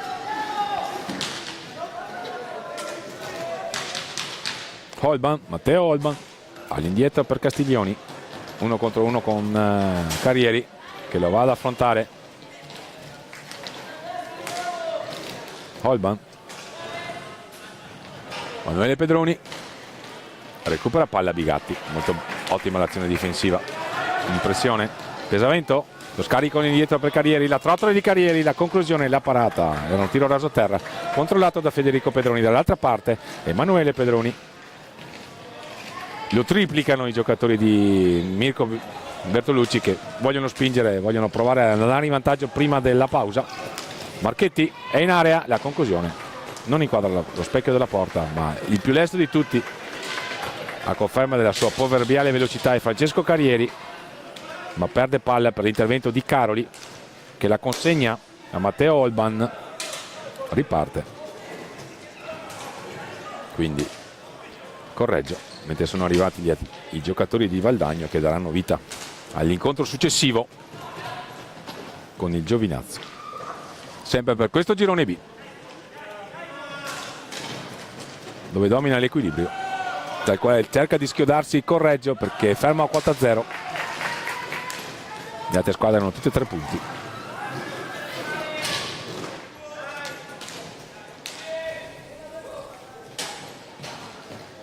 Esce intanto Giovanni Pesamento, entra il numero 35 Mora. Attenzione qui, a botta sicura Bigatti, e invece gli dice di no Federico Pedroni. Si rimane sull'1-1, 2 minuti e 12 al termine della prima frazione di giochi. Se ne va Pedroni, cade, non ravvisa irregolarità il signor Sergio Nicoletti. Situazione di momentaneo 4 contro 3. Mora, Bigatti, la conclusione, la parata di Pedroni. Ancora Mora, il più lesto a riprendere palla. Stretta all'angolo la formazione emiliana da un Pumas che non ci sta, che non accetta il momentaneo 1-1. Se ne va Marchetti, la conclusione, ancora risponde presente Federico Pedroni. Carrieri, tentativo di alza e schiaccia, non riesce a completarlo. Fallo tecnico. Time out a 1:35. Ricordiamo il punteggio 1-1, inquadrata ora la panchina di Correggio.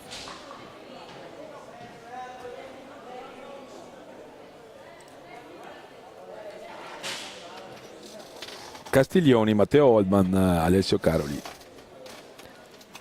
ed Emanuele Pedroni, giocatori di movimento. Il portiere Federico Pedroni, autore sì qui di un'ottima prova.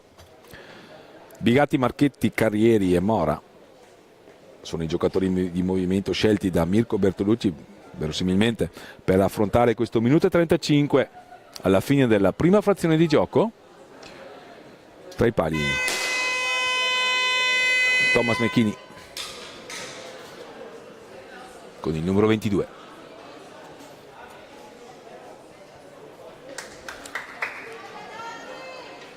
Pronti a ripartire. La seconda sirena.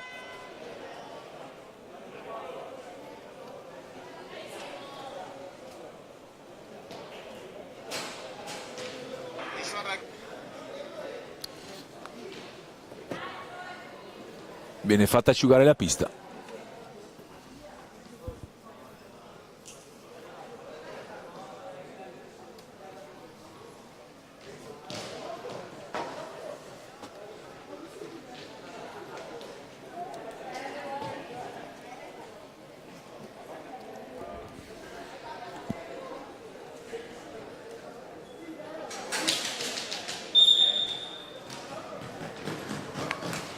Si riparte.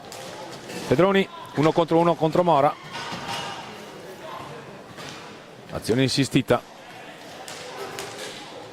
Prova ancora a difendere alta la formazione del Pumas, ancora Viareggio.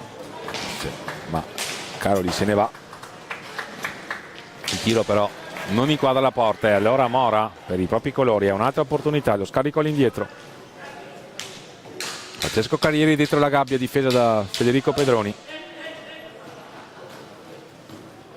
Si muove Bigatti al centro dell'area, ma va all'indietro il numero 87 Marchetti. La parata di Federico Pedroni, ultimo giro di lancette per quanto riguarda questo primo tempo. Non varca la metà pista nel termine di 10 secondi, allontana palla il giocatore di Correggio e quindi fallo di squadra. Il quarto. Chiediamo scusa, sono 4 i falli di squadra commessi da Correggio, 1 per quanto riguarda il Pumas. Francesco Carrieri.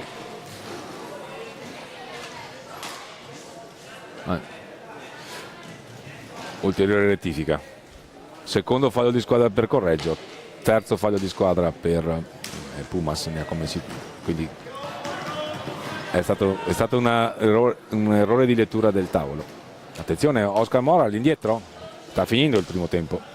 Mancano 10 secondi in questo istante. Bigatti, autore del gol del pareggio, il filtrante, un altro palo e poi il tiro sopra la traversa. E il Pumas è sfortunato, è evidente. Ed è di tutta evidenza. Ma tant'è, finisce il primo tempo 1-1 qui dal Palalido. Fausto Pozzan vi dà appuntamento tra 8 minuti circa per la ripresa.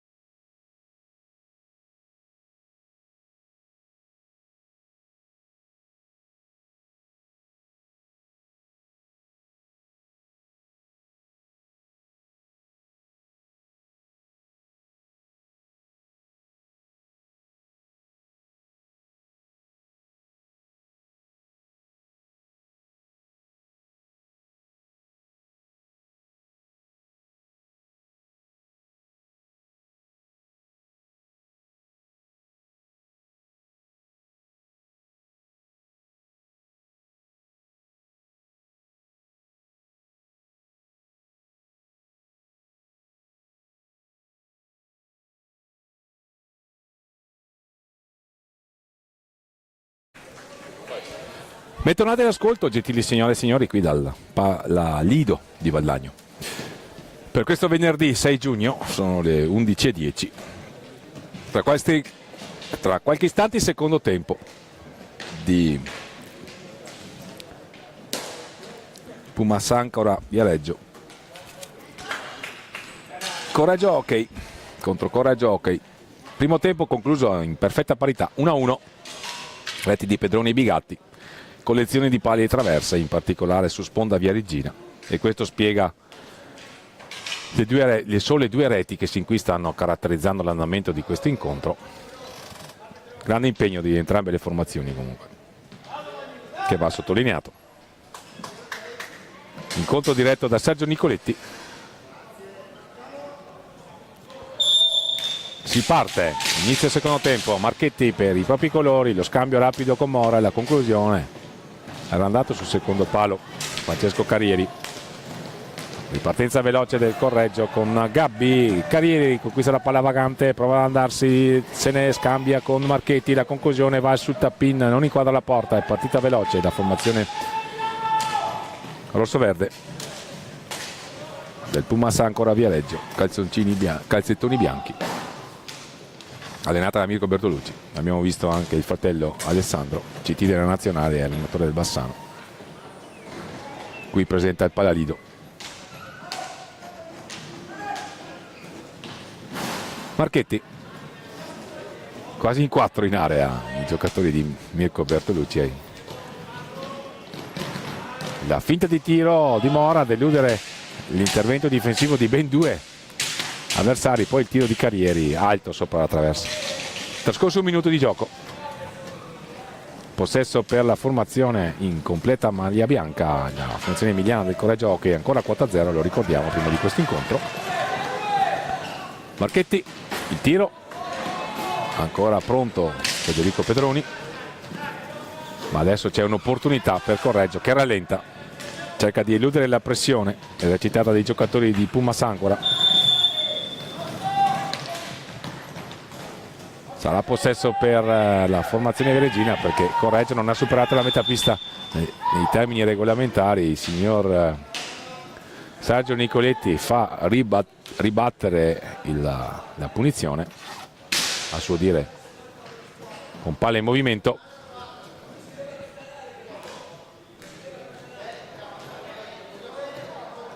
Le spiegazioni del direttore di gara alla panchina del Pumas Ancora. Si riparte. Marchetti, Mora, le finte di Mora, non trova spazi per tentare la conclusione. C'erano 2 giocatori a fare grappolo in area, a non far vedere nulla nelle intenzioni al portiere Federico Pedroni. Ancora Mora all'indietro per Marchetti. La conclusione, c'era appunto Bigatti. Da una situazione analoga è venuto il gol del pareggio. I giocatori di Edward Granella recuperano palla però, e allora con Alessio Caroli, che si incarica molto spesso di portare su palla per i propri colori, varcano la metà pista. Emanuele Pedroni la perde, l'intervento di Marchetti che se ne va in area, e qui ci vuole un grande intervento di Federico Pedroni per impedire alla formazione viareggina di andare in vantaggio. Ha recuperato palla molto bene Matteo Marchetti, vincendo il duello, si è involato verso la porta. Qui si vedono gli effetti del pressing di Viareggio, perché Correggio non riesce a varcare la propria metà pista nei 10 secondi regolamentari. Non è la prima volta che succede.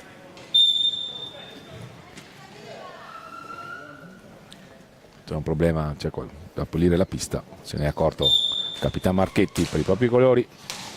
Lo scambio con Bigatti, dietro la porta per Carrieri, pronto a entrare Cardella. Fallo di squadra fischiato contro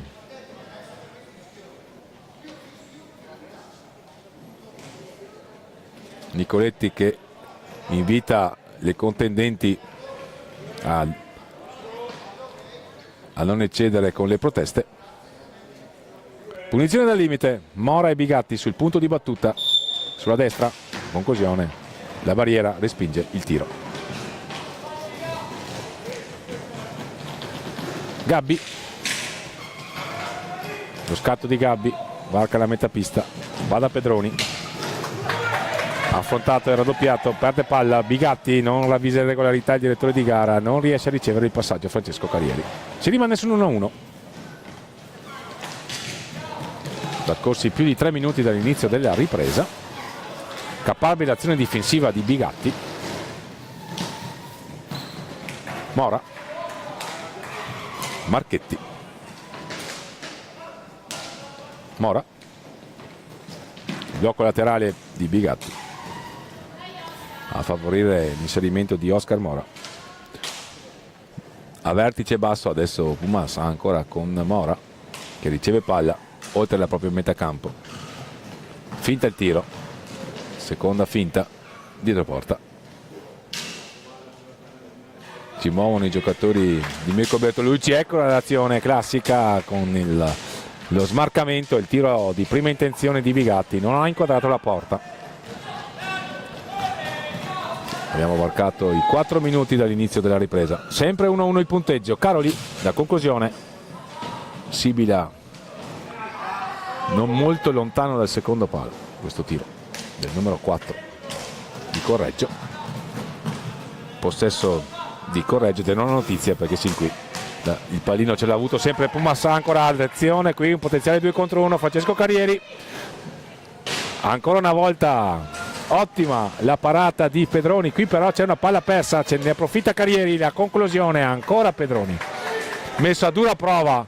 Pedroni se ne accorge, Edward Granel vede che i suoi stanno sbandando, chiama time out. I cambi nelle fila di Pumas Viareggio, entra Elia Cardella, esce Bigatti, pronto anche Olivieri, non è ancora entrato invece Giovanni Pesavento. Trascorsi 5 minuti dall'inizio della ripresa, Elia Cardella dietro porta, all'indietro per Oscar Mora,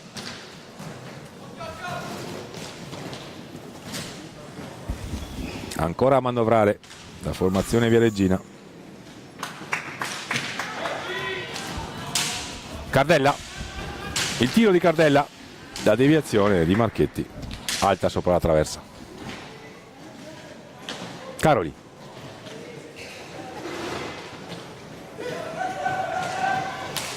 il tiro di prima intenzione di Oscar Mora, ancora una parata, messo a dura prova Federico Pedroni, la sua miglior prestazione sino ad oggi in queste finali.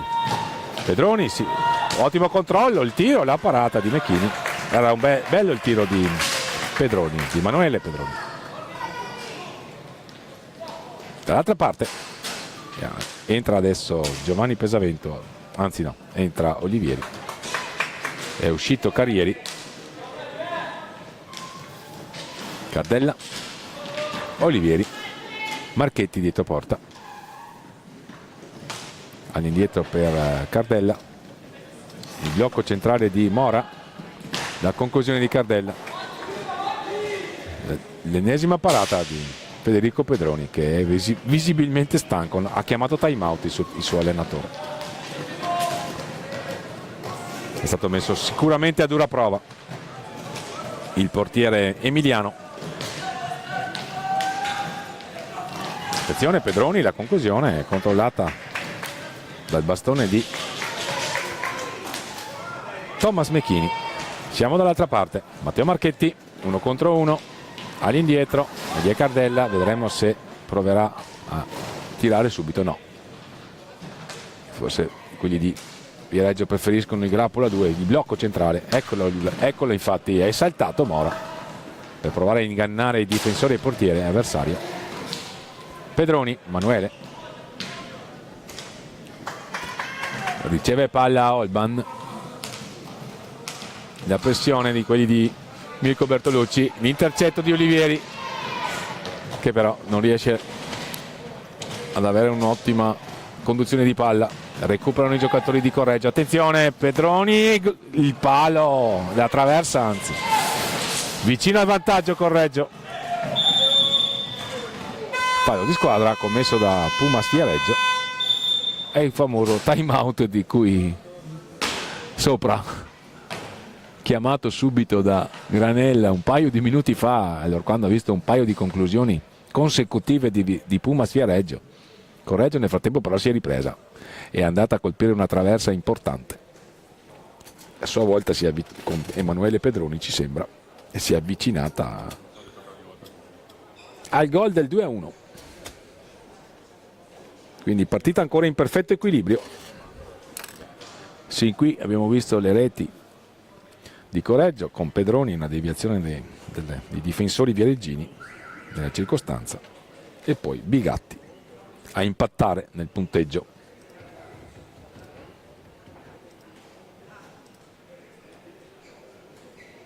Ecco alcuni highlights della gara. Qui c'è il vantaggio di Emanuele Pedroni con il tiro deviato, e qui c'è il pareggio di Bigatti sul tiro da lontano, da metà pista, di Matteo Marchetti, capitano viareggino.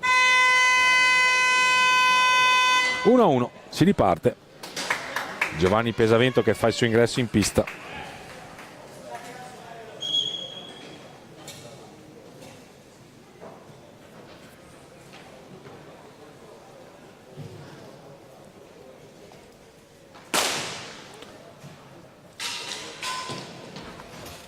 Sfera in possesso del Correggio Hockey.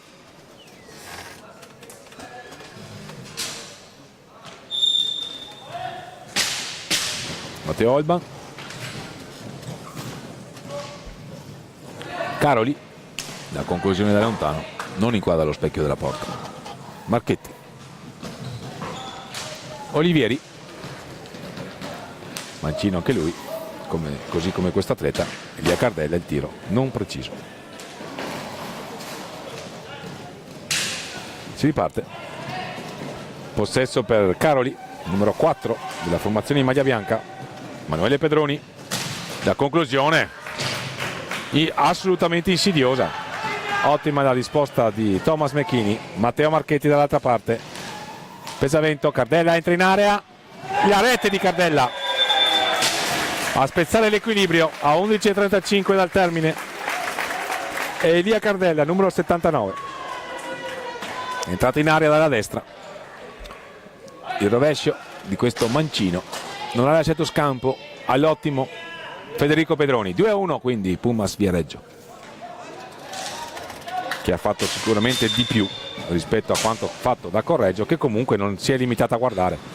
Abbiamo sottolineato qualche istante fa un tiro pericoloso, e qui c'è subito rigore concesso dal signor Nicoletti. È caduto in area Olban.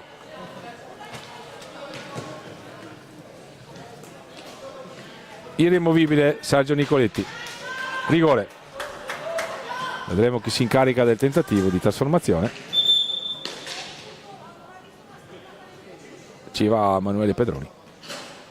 Pedroni contro Mecchini. Quindi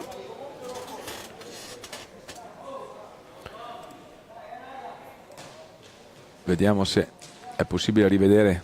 Sì, eccola qui, il fallo subito da Holman e la decisione del signor Sergio Nicoletti di assegnare il tiro di rigore. Quindi Pumas avanti 2-1, ma Correggio ha la possibilità di impattare e di ritornare in parità. Emanuele Pedroni contro Thomas McKinney. La parata di Thomas McKinney presenta la minaccia.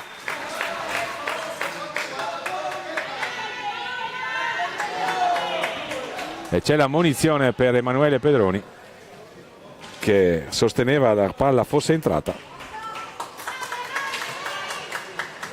ma il signor Nicoletti ha detto ho visto tutto, non tollera proteste.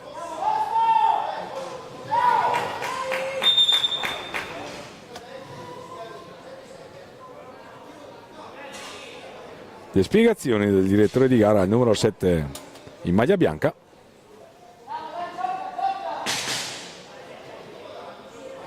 Con il compagno, credo sia il fratello Federico, che lo invita a giocare, a concentrarsi. C'è tempo per rimediare, assolutamente. È avanti di un solo gol Pumas Viareggio. È stato bravo Mecchini a sventare il rigore, perché Pedroni è un ottimo tiratore. L'ha dimostrato anche ieri sera nella partita contro Sarzana. facendo gol a un ottimo portiere qual è Raffaello Ciutti. Si parte Olivieri, Cardella, l'autore del gol che ha sbloccato l'equilibrio e che ha consentito a Pumas Viareggio sin qui di operare la rimonta quando siamo ormai a metà della seconda frazione di gioco. Il blocco di Giovanni Pesavento, irregolare secondo il signor Sergio Nicoletti, accetta la decisione senza protestare il numero 74 rossoverde, entra Castiglioni nelle file del Correggio Hockey.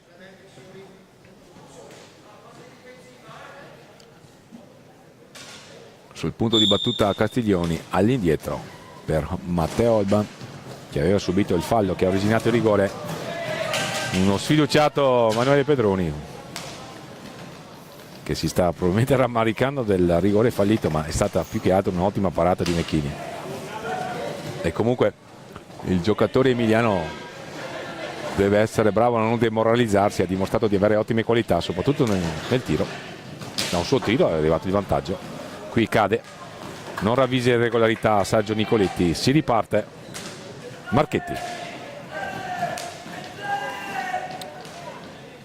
Pesavento, Olivieri, Marchetti, Cardella, il blocco di Giovanni Pesavento, la conclusione di Cardella colpisce inavvertitamente il proprio compagno Olivieri, ma ancora Cardella ha un'altra opportunità, non tira, va all'indietro da Giovanni Pesavento, giocatore capace di mettere ordine alla manovra viareggina. Ancora Giovanni Pesavento in azione, 1 contro 1 con Castiglioni, lo supera molto bene, la conclusione, la deviazione di un'attenta difesa emiliana. E allora un'altra opportunità per i giocatori di Edoardo Granella con Matteo Olban che se ne va sulla sinistra, il suo solito incedere. Pedroni 1 contro 1 con Giovanni Pesavento che è un cattivo cliente.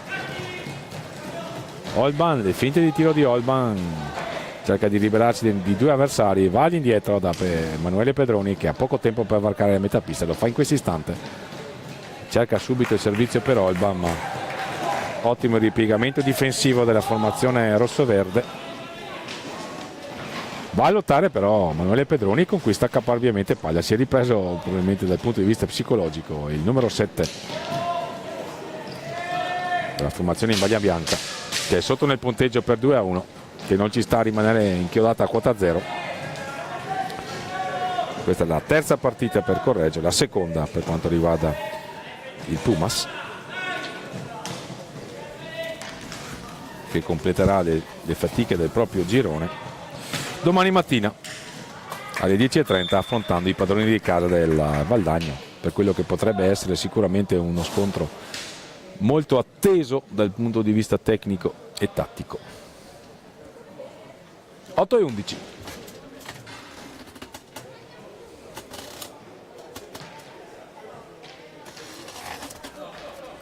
La palla è uscita. No, siamo pronti a riprendere. C'è Pedroni che si sta pulendo la visiera. Il signor Sergio Nicoletti che invita a pulire, ad asciugare meglio la pista. E quindi qualche istante di pazienza e poi riprenderemo qui dal Palalido di Valdagno la cronaca di questa gara 2 del programma di venerdì 9 giugno 2025, finali nazionali Under 23 ok pista, qui sul canale YouTube di FISR TV. Attenzione, Cardella al limite dell'area, non ravvisa irregolarità, aveva messo in mano in bocca fischietta. Attenzione qui il pareggio di Emanuele Pedroni, il pareggio di Emanuele Pedroni, doppietta per lui, ripartenza rapida, 2 contro 1, Castiglioni per Pedroni davanti a Mecchini e lo fredda, palla tra le gambe, 2-2. Non ha fischiato sul contrasto prima di metà pista, il signor Sergio Nicoletti aveva messo mano, il fischietto in bocca, ma non ha fatto giocare e se ne sono andati quelli di Edoardo Granel e hanno messo a segno il pareggio. Entra Gabbi intanto, è uscito l'autore del pareggio, 2-2. quindi tutto da rifare per entrambe le formazioni. Torna l'equilibrio. Bella partita, con Pumas che ha avuto sicuramente un predominio territoriale, ma Correggio non è stata a guardare, si è difesa con più attenzione rispetto a quanto mostrato ieri ed è ripartita affidandosi alle qualità di tiro dei propri atleti. Attenzione, qui c'è un blu fischiato a Matteo Marchetti, fallo lontano dalla palla evidentemente. Blu, quindi Correggio ha un'ottima opportunità per effettuare la rimonta. Era sotto 2-1 dopo il gol di Elia Cardella, ha pareggiato con Pedroni in contropiede e adesso ha un'altra ghiotta opportunità. Matteo Olban, che ha dimostrato ottime qualità di palleggio, di dribbling, va a sfidare Thomas McKinney. Attenzione, ha provato l'alza schiaccia, non gli è riuscito. E allora 2 minuti di power play però per la formazione in maglia bianca, che ha veramente l'opportunità di andare sul 3-2. La rotazione di Caroli, la conclusione di Caroli, il muro retto da McKinney. 2-2, 2 minuti di power play, ancora un gran tiro. È sicuramente il fondamentale tecnico migliore dei giocatori di Val de Granel, la conclusione della lunga distanza. Ancora Olban con Giovanni Pesavento, vertice alto nel triangolo difensivo, e qui c'è Giovanni Pesavento che è un'ottima opportunità, va a sfidare Pedroni che gli dice di no. In 3 Pumas Viareggio stava trovando il gol del vantaggio. Attenzione, qui 2 alze schiaccia ripetuti, c'è un 2 contro 1 dall'altra parte però. Olivieri, Cardella, Olivieri, cattivo controllo, si rammarica la panchina viareggina con Cristiano Bottarelli, il secondo di Mirko Bertolucci, che chiama time out a 6 minuti e 31. Cardella a rincorrere Olivieri. Siamo 2-2, 6 e 31. Bella partita, che non vuole saperne di avere un padrone. Perfetto equilibrio, a testimonianza del fatto che tutte le partite di queste finali nazionali Under 23 possono generare emozioni e spettacolo che solo l'hockey pista, mi permetto di dire, può assicurare fra tanti sport di squadra. A seguire ci sarà Giovinazzo e Valdagno, gli ingredienti per una bella partita ci sono tutti anche lì, ovviamente. E poi si ritorna al girone A con la sfida tra Breganze e Monza. Ma è meglio concentrarsi su questa partita, che è ben al di là dall'emettere il suo verdetto definitivo. Siamo a 6:31 dal termine, 2-2 in punteggio.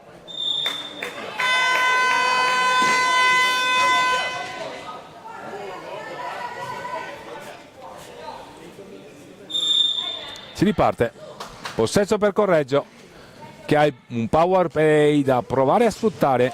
Castiglioni, la rotazione di Castiglioni, il tiro subito, tiro immediato, rotazione, mezza rotazione, nessun passaggio, tiro subito, tiro immediato, a testimonianza del fatto che i giocatori emiliani si affidano al punto del loro fondamentale migliore, almeno questo hanno dimostrato sin qui, cioè il tiro dalla distanza. Ci ha provato adesso Alessio Caroli, ha risposto presente Thomas McKinney, che ha parato un rigore e poi ha superato indenne il tentativo di trasformazione del tiro libero diretto di Matteo Olban.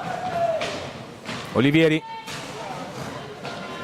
a battagliare con Olban, si ricompone il triangolo difensivo della formazione di Mirko Bertolucci.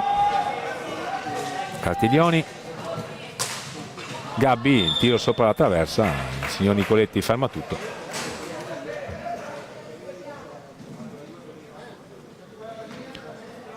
Cardella vicino a Olivieri che è sul punto di battuta, riceve il 79, rosso-verde.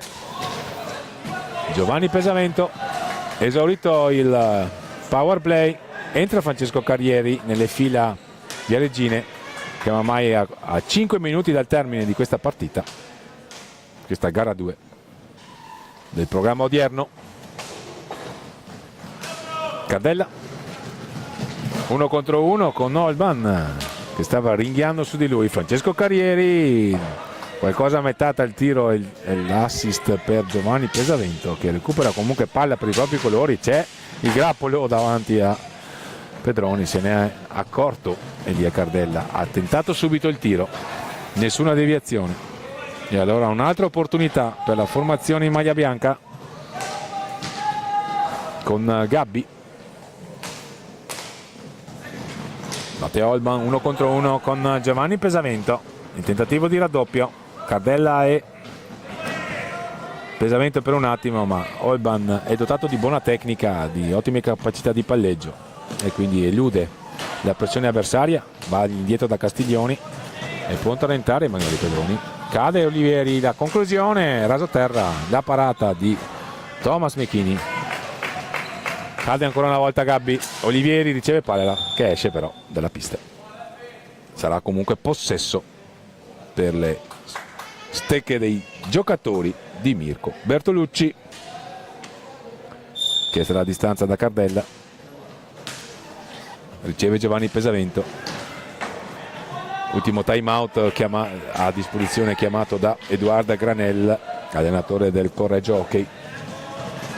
Castiglioni se ne va. È arrivato in area, l'ha fermato all'ultimo istante Olivieri, è caduto, non ha ravvisato irregolarità il signor Sergio Nicoletti. Un dribbling alzando palla di Giovanni Pesavento. Olivieri, Carrieri, ha rallentato le operazioni anche Pumas Viareggio, alla ricerca della giocata sicura, sentendo l'importanza del momento. Siamo a quasi a 3 minuti dal termine. Qui un errore può rivelarsi fatale e quindi si rallenta conseguentemente l'operazione di gioco. Qui il tentativo di Cardella, ribattuto.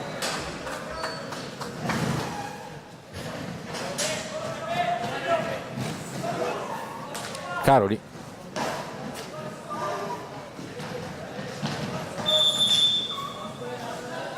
Sarà possesso per Pumas Viareggio, altro fallo di squadra fischiato alla formazione di Correggio. Il time out. Il signor Nicoletti aveva assegnato il possesso al Pumas Viareggio perché Correggio non aveva varcato la metà pista nei termini di regolamento, nei termini di tempo assegnati dal regolamento. I giocatori di Correggio non hanno restituito immediatamente palla agli avversari, anzi l'hanno allontanata, e di qui il fallo di squadra. Situazione del fallo di squadra anche lì in perfetta parità, 5-5, ma quel che è più importante è il punteggio delle reti segnate, che è in assoluta parità, 2 per parte. Esattamente la doppietta di Pedroni per Correggio, le reti di Bigatti ed Elia Cardella per Pumas Viareggio.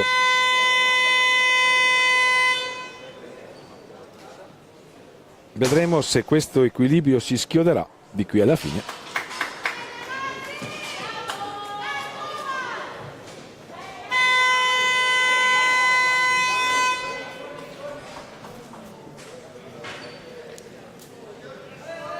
Torniamo quindi in cronaca. Carrieri, Cardella, Olivieri, Carrieri, Cardella. Si è liberato molto bene Olivieri, la conclusione trova Caroli a ribattere, 2 contro 1, attenzione Pedroni, grande parata di Mechini, a un passo dal 3-2 Correggio, che sa ripartire in contropiede, sa difendersi oggi in maniera molto arcigna, al contrario di quanto dimostrato ieri, e sa ripartire con ficcanti contropiedi. Uno di questi ha raggiunto il gol del 2-2 e qui ci è andato vicino, sempre con il suo numero 7, Emanuele Pedroni. Ancora Elia Cardella, la finta di Elia Cardella, l'intercetto però di Emanuele Pedroni. Siamo ormai a 2 minuti dal termine, attenzione, qui c'è un potenziale 3 contro 2, Cardella Bigatti perde palla, 2 contro 1 possibile dall'altra parte, eccolo lì, il tiro immediato di prima intenzione e l'immediata risposta di Mechini. Si sono aperte le squadre, Giovanni Pesavento, Francesco Carrieri, il blu in arrivo, no, vediamo ancora la decisione del signor Sergio Nicoletti, giallo per simulazione, time out chiamato da Mirko Bertolucci. Tutti pensavano arrivasse un'altra decisione e invece il signor Francesco Carrieri non ha assolutamente protestato. Rivediamo questa situazione e vediamo la decisione del signor Sergio Nicoletti. Secondo lui non c'è stato incrocio di gambe e quindi simulazione e fallo di squadra contro Pumas Viareggio.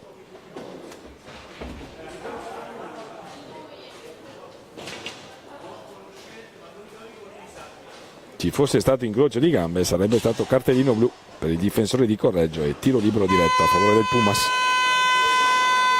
che a meno di 2 minuti dal termine chiama time out con il suo allenatore Mirko Bertolucci e prova a riordinare le idee per andare a trovare una situazione favorevole per riportarsi in vantaggio, ma altrettanto vuol fare Correggio, che vuole schiodarsi da quota 0 e che ha dato vita dal suo punto di vista a un ottimo incontro. C'è stata battaglia tra i due contendenti, c'è stato sicuramente un predominio territoriale di Pumas Viareggio, ma anche Correggio ha avuto le sue ottime occasioni. Qui il tiro risponde il presidente sul suo palo, fallo di squadra fischiato ad Elia Cardella.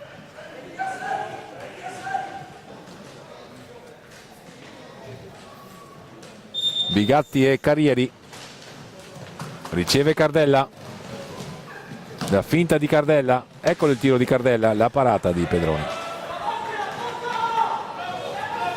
Vedremo se resisterà alla parità. Holban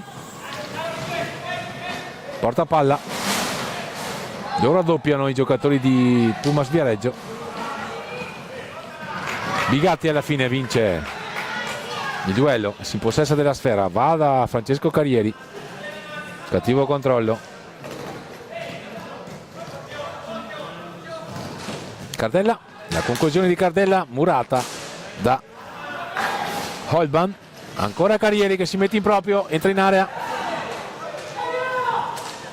Cardella ancora 40 secondi, se ne va in bello stile, il passaggio a botta sicura per Bigatti, c'è un miracolo difensivo ma c'è da un 2 contro 1 soprattutto dall'altra parte. Pedroni gli dice di no Mechini, sta accadendo di tutto in questi ultimi 30 secondi. Giovanni Pesavento dietro la porta, il gol di Bigatti, la palla sul primo palo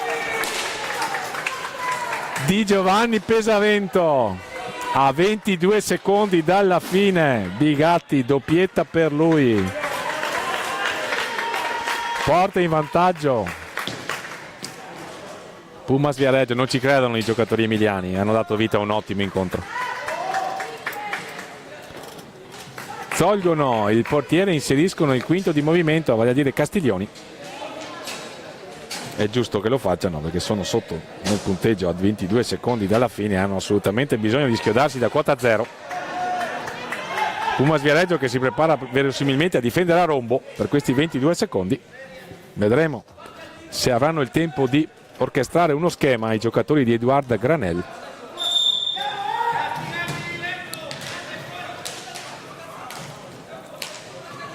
Pedroni vertice basso, Holman e Caroli. Caroli cerca di liberarsi, perde palla, Olivieri, la palla entra e consegna la vittoria per 4-2 a Pumas Viareggio.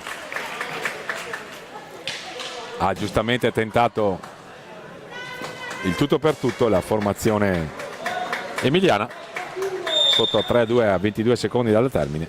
Si fermano i giocatori di Correggio. Terza sconfitta per loro, 4-2, vince Pumas Viareggio 4-2. Doppietta di Bigatti, reti di Cardella e Olivieri. Per Correggio la doppietta di Emanuele Pedroni. L'incontro diretto da Sergio Nicoletti, valido per il girone B. Rompe l'equilibrio, Pumas Viareggio va a 6 punti. La prossima gara ci dirà se chi tra Valdagno e Giovinazzo proverà a raggiungere la formazione viareggina a quota 6. È tutto per il momento. Il prossimo incontro sarà commentato da Domenico Tomba, il mio fratello di telecronache, così lo definisco. Grazie intanto alla regia di Filippo Zattera, alla collaborazione tecnica di Roberto Bauce e Flavio Zattera.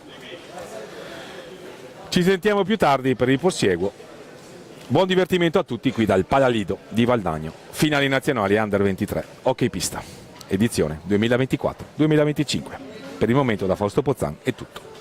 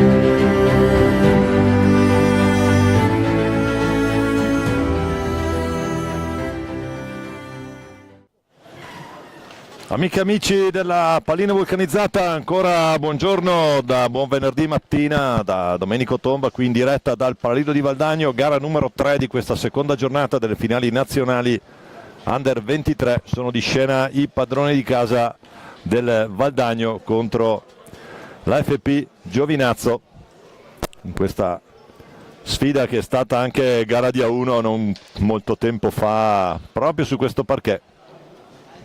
Andiamo a vedere i protagonisti di questa sfida. Cominciamo naturalmente dal Giovinazzo, il portiere, il capitano, il 71 Ottavio D'Angelico, il 6 Nicola Cannato, il 9 Luigi Turturro, il 70 Luca Mezzina, il 66 Paolino Colamaria, il 19 Michele De Bari, il 3 Michele Ferrara, 74 Francesco Monticelli, l'8 Walter D'Avanzo, l'altro portiere Simone Pigato, l'allenatore Dino Camporeale.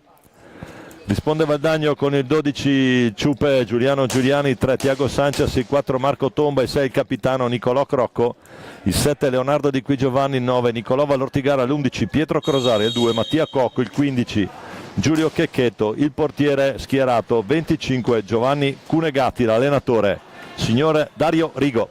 A individuare adesso come sono partite le due formazioni. Ottavio D'Angelico in porta per Giovinazzo, Paolo Colamaria, Luigi Turturro, Nicola Cannato e Mezzina con il 70. Valdagno che risponde con Nico Crocco, Leo Di Qui Giovanni, Marco Tomba e Tiago Sanchez con tra i pali Giovanni Gio Cunegatti. Diciamo gara numero 3, seconda partita per il Valdagno in questo girone B. Attenzione, intanto c'è questo break, la recupera Tiago Sanchez. Andiamo in diretta con la partita. Sanchez subito la sblocca dopo 55 secondi. Tiago Sanchez tira da casa sua, da dentro la metà campo valdagnese, pallina a mezza altezza. La mette subito, 19:05, fa 1-0 Valdagno. Gran botta qui del Tiaghito, anche lui alla ricerca di... Scadono i 5, c'è pressione alta della squadra valdagnese. Palla in movimento, Marco Tomba, il tocco per Sanchez. Tiago Sanchez, Leo Di Qui Giovanni, ancora Sanchez, prova a fare il bis e allora Tomba dalla sua metà campo, Di Qui Giovanni, Crocco, attenzione Mezzina, Cannato, qui gran numero, triplo tentativo qui davanti alla porta, si accende la bagarre sulla gabbia difesa da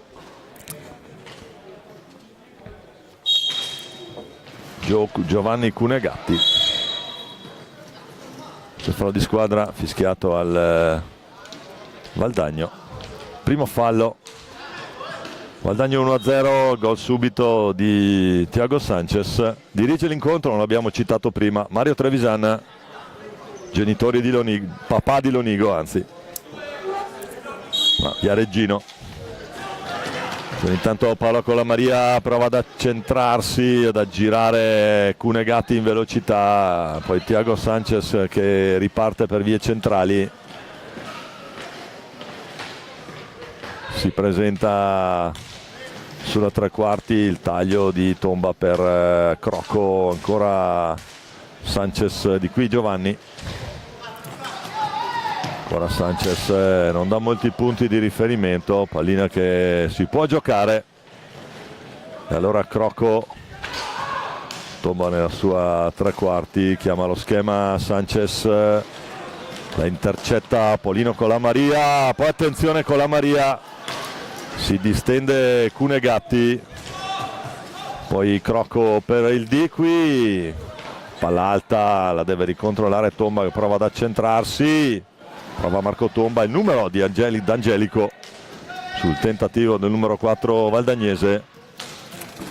Partita su ottimi ritmi, anche perché sono due squadre che giocano, c'è il fallo di squadra.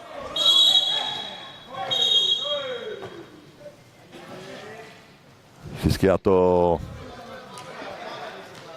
contro Valdagno. È evidente il gesto di Trevisan verso la panchina biancoverde. Io ne approfitto anche per salutare tutti coloro che ci stanno seguendo, ci seguono in diretta da FP,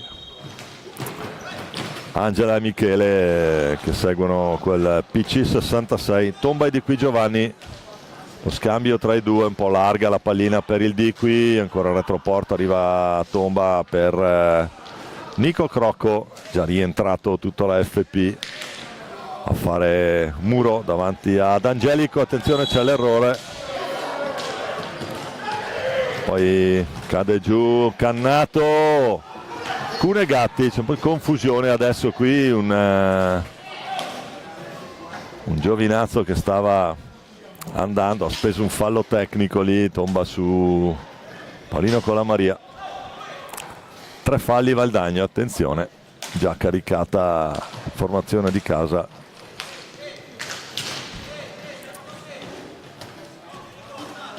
Ora Sanchez cambia lato, Tomba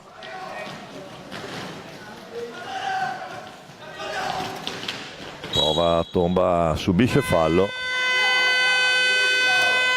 primo fallo di squadra fischiato al Giovinazzo. 3-1 stazione falli, 1-0 Valdagno, il gol dopo 55 secondi di Thiago Sanchez. Diciamo, ne approfitto per salutare tutti quelli che ci seguono in diretta dalla Puglia e anche per fare un grosso in bocca al lupo a Alessio Busato, il Busa, che non è schierabile a causa un infortunio pochi giorni prima proprio di queste finali nazionali alle quali ha fortemente contribuito per le qualificazioni. Purtroppo Ale, ti aspettiamo presto nuovamente in pista.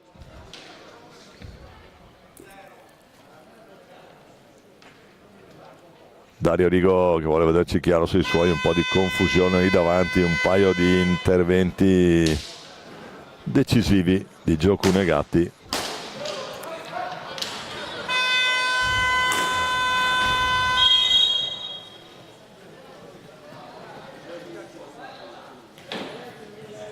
Chiama la distanza Trevisan.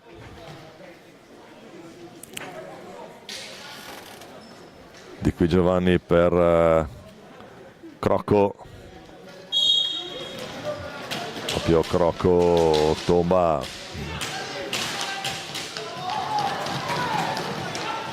qui in anticipo sull'errore, lo recupera in velocità Thiago Sanchez, cambia dall'altra parte Crocco, tomba per Crocco ancora. La pallina sul palo di Nico Crocco che ci riprova, ancora Sanchez, prova dall'altra parte, tomba, la palla a 2 perché stava arrivando al Di qui, si danno il 5 con D'Angelico, Paolo Colamaria, Paolino PC66, eccolo qua, scende in velocità Colamaria, grande gol di Paolino Colamaria, cost to cost, gran gol di Paolo che poi sembra dire i suoi, però non posso sempre far tutto io.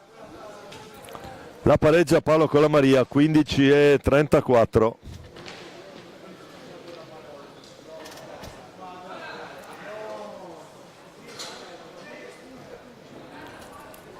Uno a uno.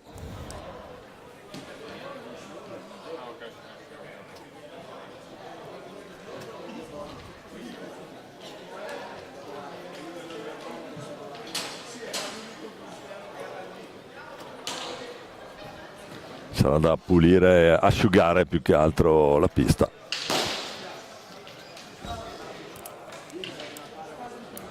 È dunque partita che a metà della prima frazione, dopo 5 minuti e mezzo, sono 2 tempi da 20 minuti di gioco effettivo, dopo 5 minuti e mezzo, 4 e mezzo di gioco, sull'1-1 al gol di Thiago Sanchez in apertura ha risposto Paolo Colamaria, quindi squadre sull'1-1.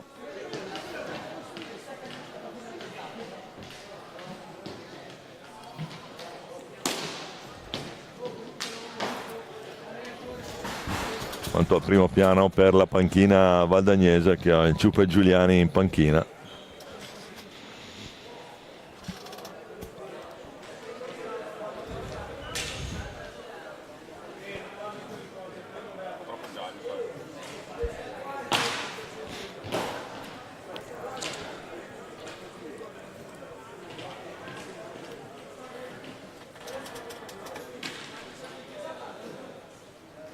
Un po' di prove tecniche, stiamo riallestendo il punto interviste, è stato un problema legato al temporale di questa notte che ha combinato qualche guaio alle attrezzature elettroniche installate.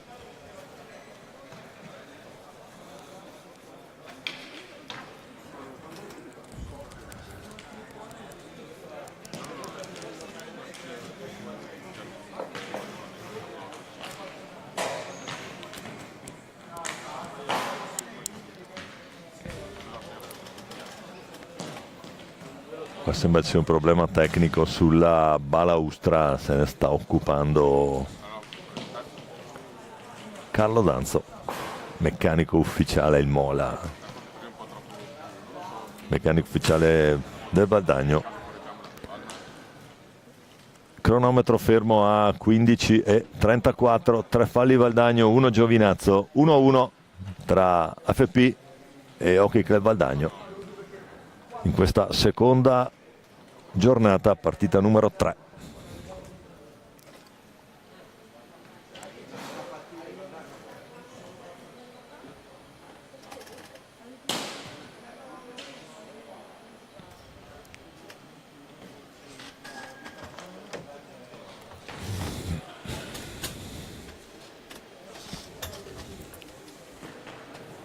Valdagno dunque costretto al centrocampo dal gol di Paolino Colamaria, cost to cost, fa tutto lui, l'anima, il leader morale di questo FP.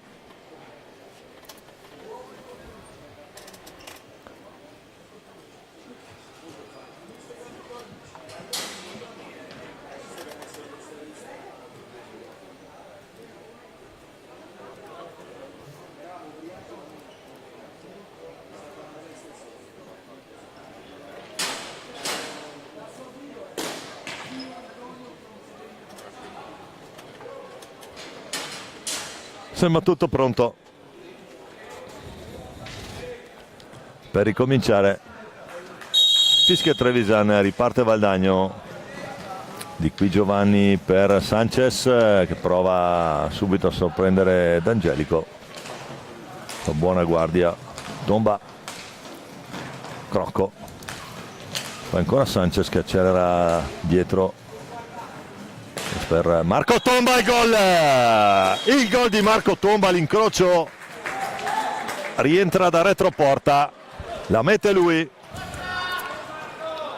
va a tabellino di questi campionati, scusate, prima rete per il numero 4 del Valdagno che riporta avanti Valdagno 2-1 dopo nemmeno 30 secondi.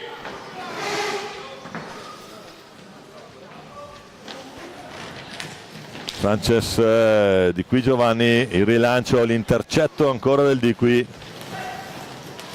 Ora Nicolò per vie centrali, Turturro con la Maria.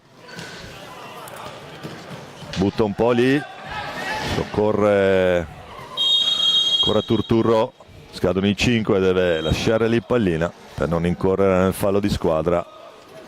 Di qui Giovanni,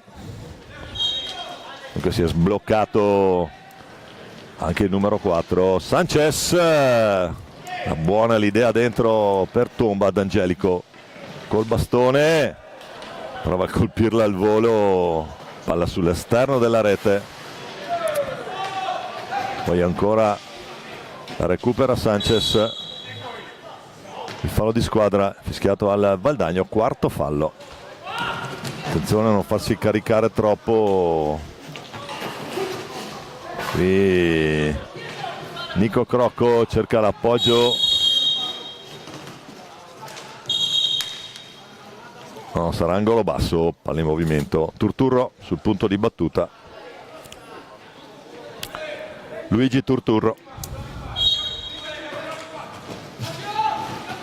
Con la Maria dentro, Nico Crocco la intercetta e allora adesso Monticelli per Mezzina. Muove un po' i suoi cambi Dino Camporeale. Azione bene qui Turturro in mezzo. Monticelli.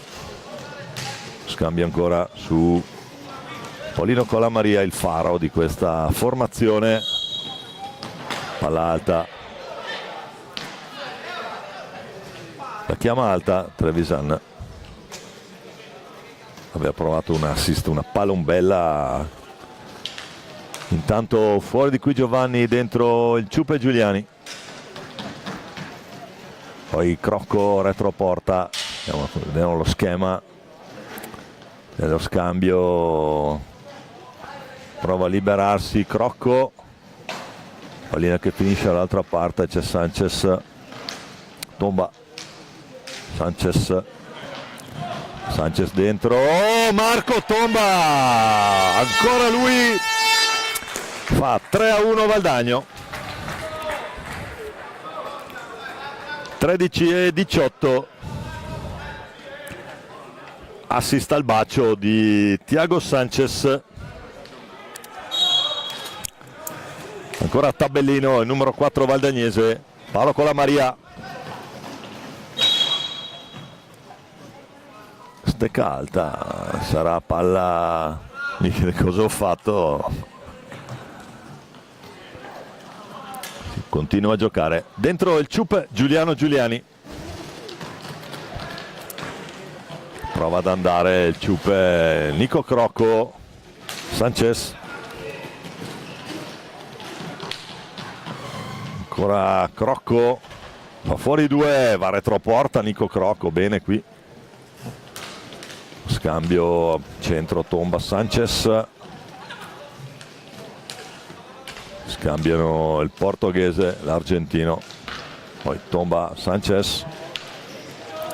Prova a cambiare passo, deve un po' chiamare fuori la difesa del tanto Monticelli, va giù in balaustra.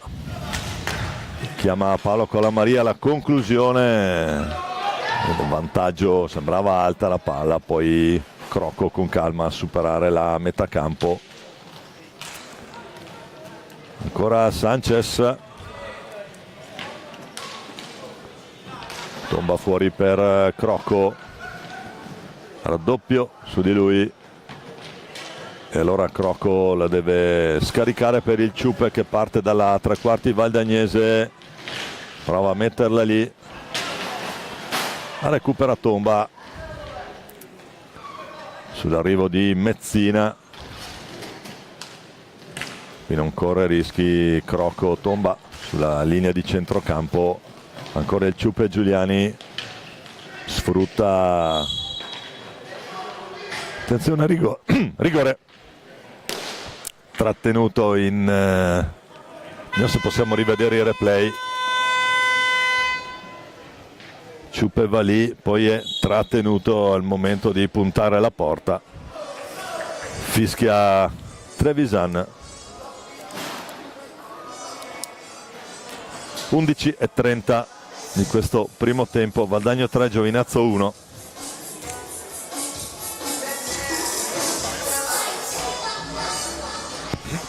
Primo piano per la panchina valdagnese, oggi in modalità arancione, alta visibilità, mentre maglia bianca, inserti verdi per la FP, il cuore bianco-verde pugliese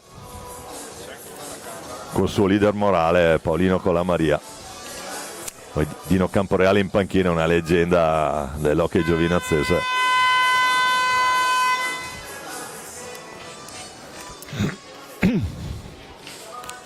Il time out chiesto proprio da Dino Camporeale. Valdagno caricato già di 4 falli dopo 8 minuti e mezzo di gioco.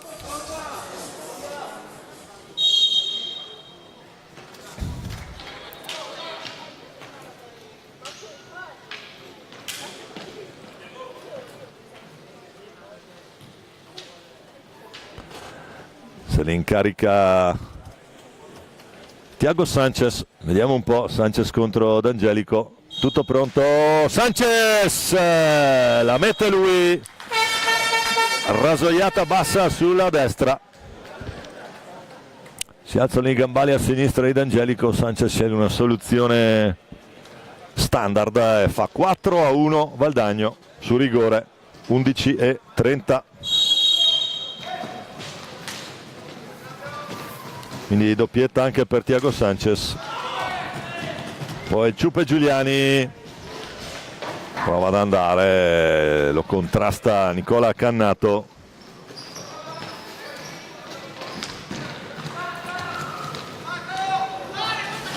Ancora Mezzina, c'è dentro Crosara adesso per Valdagno.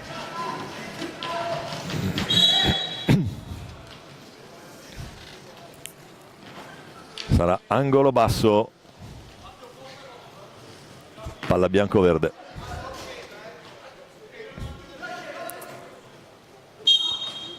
Mezzina, Monticelli e poi Cannato. Nicola Cannato, Paolo Colamaria, la botta di Colamaria, il gambale di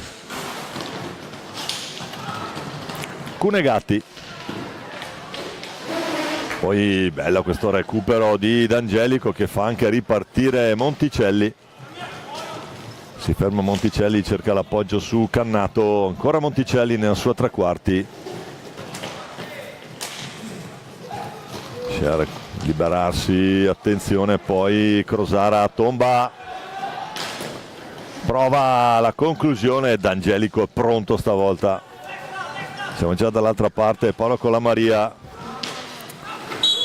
palla alta, va un po' troppo, rimane sotto la pallina, palla sopra la traversa, attenzione poi a perdere queste palline, Nico Crocco rimedia. Poi Crosara che esce dalla sua tre quarti, dentro anche Nicolò Valortigara.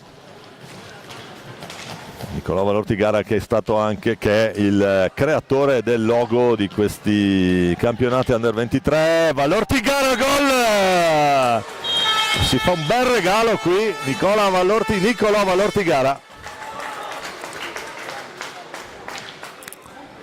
09:43, andiamo a rivedere, ottimo l'assist del Ciupe.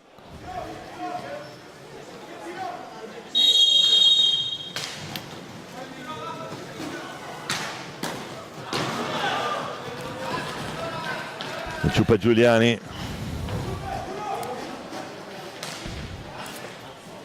Nico Crocco, ancora lo scambio col Ciupe.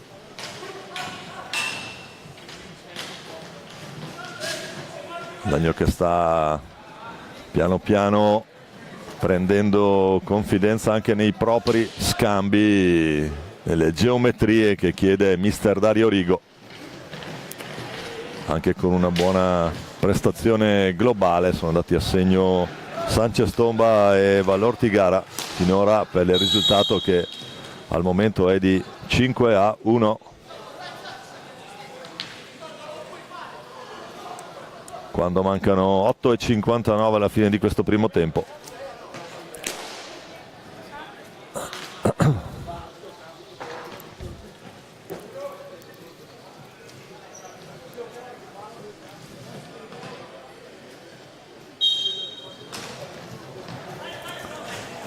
Ancora il Ciupe Giuliani, poi Crosara, Crocco, la risposta di D'Angelico qui, attenzione, Mezzina di forza, di fisico, Luca Mezzina che adesso è un po' la spinta offensiva della formazione ospite. Mezzina prova a girarsi, in spaccata sotto stecca Giuliani, poi gli va alta la conclusione, gli resta sotto la palla. Può ripartire Giovinazzo, Crocco in anticipo, attenzione, sembrava fatta, qui invece buona la risposta di Giovinazzo. Crosara contro Colamaria, pessimo cliente. Crocco trova Vallortigara, c'è un potenziale 2 contro 1, non riesce all'ultimo assist per Nicolò. Poi il Ciupe Giuliani prova il numero, non trova, Lanza Schiaccia non trova lo specchio della porta. E adesso dentro anche Michele Ferrara, bel gol per lui ieri in Alza e Schiaccia, un gol di pregevolissima fattura. Eccolo qua, numero 3 della formazione di Dino Camporeale. Polino Colamaria, angolo basso.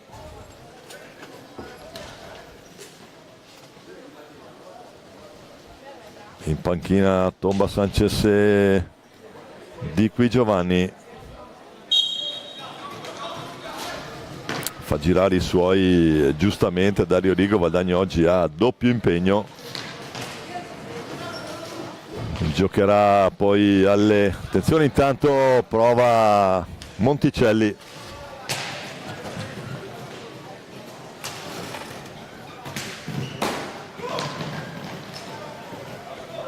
alle 18 Correggio Valdagno, tra l'altra partita di giornata. Tocca bene il Ciupe in anticipo con la punta della stecca, poi non gli riesce il numero. Monticelli cerca la conclusione, va a lato il suo tentativo. Ancora Monticelli, deve impegnarsi Paolo Colamaria a recuperare questa pallina. E poi il Ciupe Giuliani, Mezzina va 1 contro 1, il Ciupe la mette lì per Vallortigara, che non riesce a girarsi per l'intervento regolare della difesa bianco-verde. Ora Colamaria dentro, cercare Monticelli e poi ripartenza 2 contro 1. Qui il gol e va a bersaglio anche Mattia Cocco. Gol Valdagno, 6-1. Mattia Cocco, si conclude un contropiede 2 contro 1. Assist, ultimo passaggio del Ciupe Giuliani. Cocco con calma alle spalle di D'Angelico, che del resto nel 2 contro 1 che può fare più di tanto. Ferrara per Colamaria, abbiamo ricominciato a giocare. Ancora Colamaria, alza e schiaccia leggermente sopra la traversa, palla che è data buona. Ancora il Ciupe Giuliani, prova a fare tutto lui.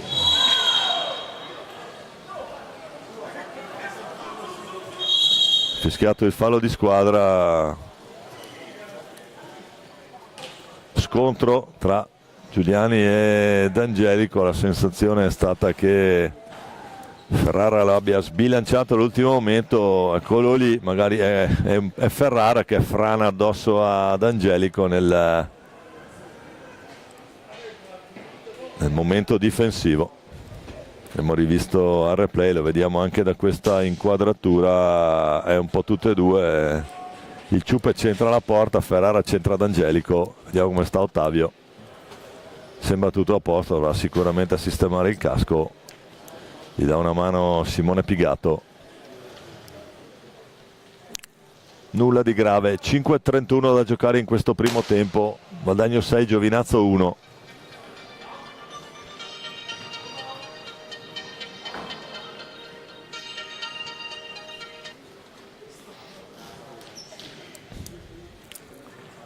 Tutto pronto per riprendere, deve ritornare in porta naturalmente Ottavio D'Angelico. Tanto primo piano per la premiata ditta dell'ultima rete. Eccoli qua, Ciupe Giuliani e Nico Vallortigara.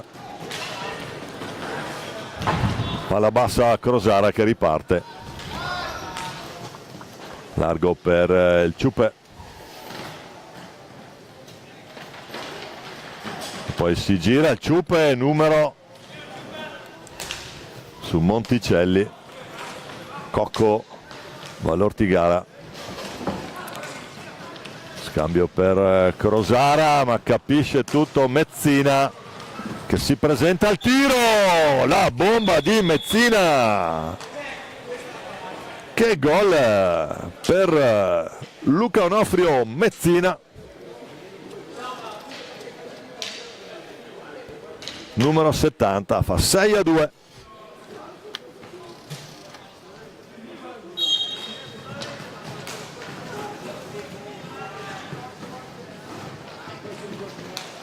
Guadagno costretto per la seconda volta al cerchio di centrocampo, tanto va l'Ortigara, poi Crocco ancora, scusate, Crosara e poi il Ciupe Giuliani.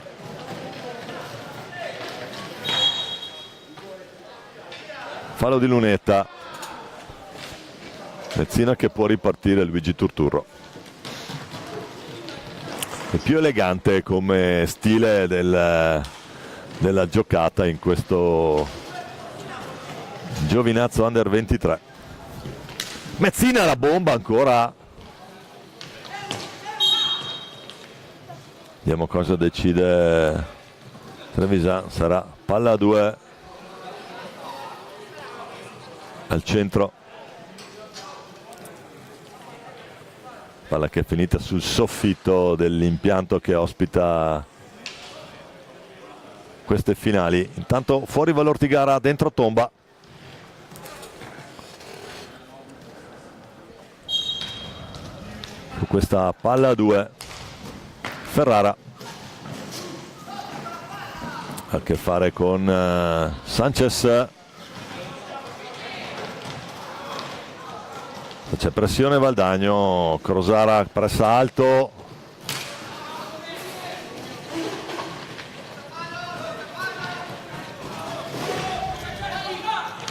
senza fallo, come dice Dario Rigo. L'errore Sanchez che va via dritto, la finta, ma prima del tentativo arriva Turturro e allora si ricomincia da Cocco e poi ancora Sanchez. 28 secondi per andare al tiro per i padroni di casa. Tomba retroporta, perde palla qui. Marco Tomba.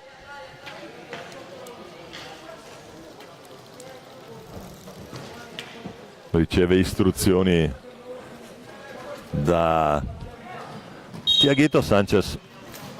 Adesso Valdagno è a uomo 1 su 1. Poi attenzione, ha preso un colpo, un crampo Luca Mezzina, vediamo un po', si rialza adesso, fischia giustamente Trevisan che va a sincerarsi delle condizioni, chiede il cambio Mezzina e allora dentro Nicola Cannato.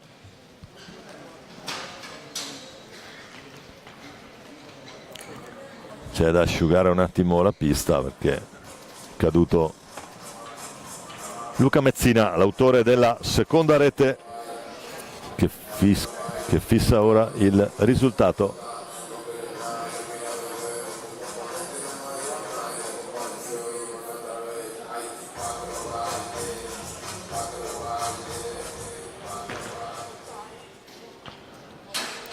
Si abbassa la musica al Palalido, tomba per Sanchez. Poi vede, eccoli qua, siamo 1 contro 1 tutti, Tomba Turturro, tiene palla, Marco Tomba prova ad andare, retroporta il supporto di Crosara.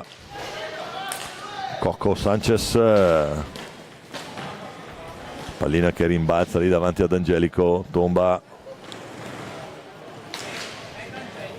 cerca l'assist, Ferrara con Crosara lì. Ma retroporta Michele Ferrara, guarda le soluzioni possibili. Sanchez, Tomba che vede Cocco, traversa stecca alta, provato a ribadire, ma troppo alta la stecca di Marco Tomba.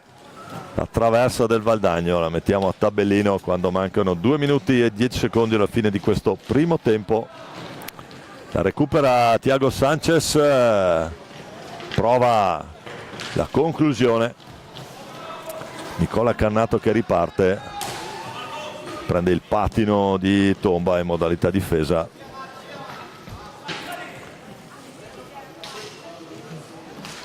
Poi giù Sanchez per Crosara, restituisce dall'altra parte per Mattia Cocco.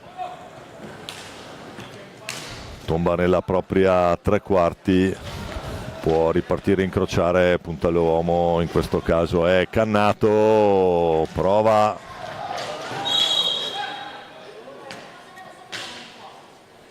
non è gol, pallina che era entrata, ma c'è stato prima il fischio di Trevisan.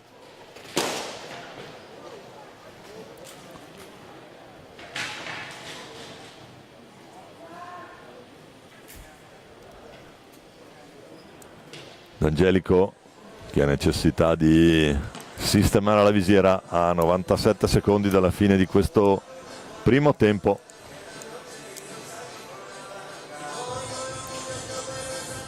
Sì, 87, scusate, la matematica al mattino presto, anche se non è tanto presto, non è.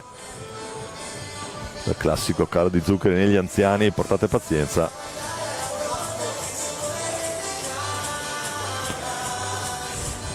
Allora riassumiamo la situazione: 1:27 da giocare, Valdagno 6, Giovinazzo 2, una partita dai buoni ritmi.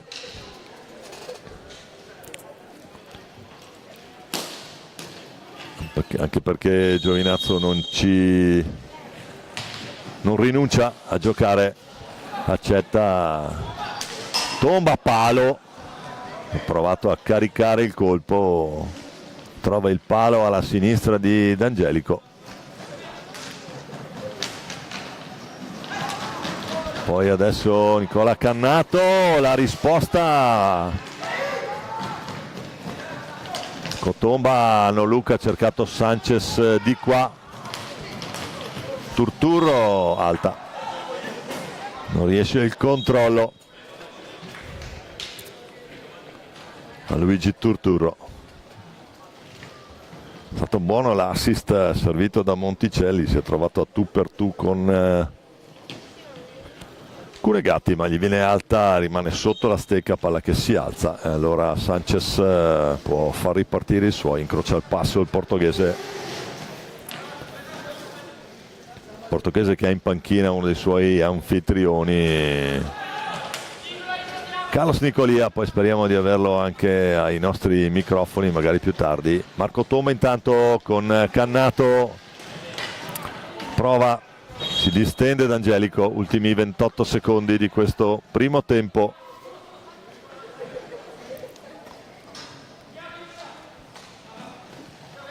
Ancora sempre Sanchez, l'ispiratore costante della manovra. Sanchez, palo anche per lui.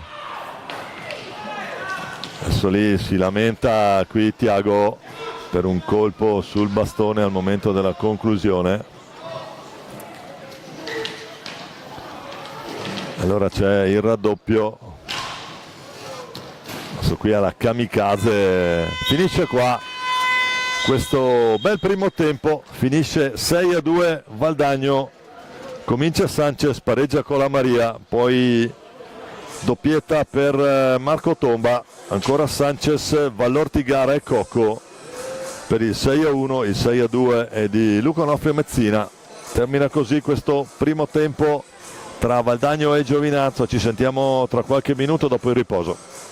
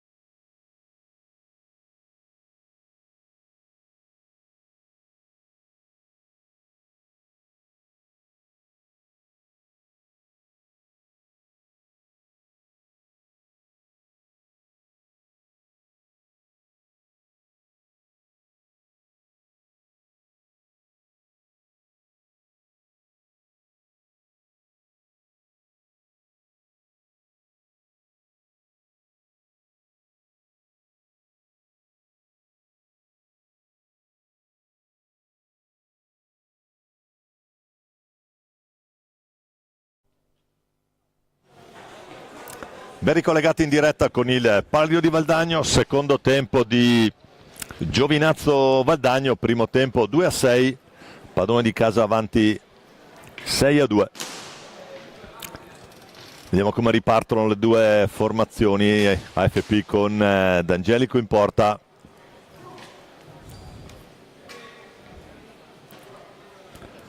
Walter D'Avanzo con il numero 8, Mezzina, Monticelli e Paolino Colamaria. Valdagno che risponde con Cunegati tra i pali, Thiago Sanchez, Di Qui Giovanni, Tomba e Crocco. Tutto pronto, riparte Giovinazzo. C'è questo incrocio D'Avanzo Colamaria, Tomba che la ruba, prova a metterla subito, non trova la rete.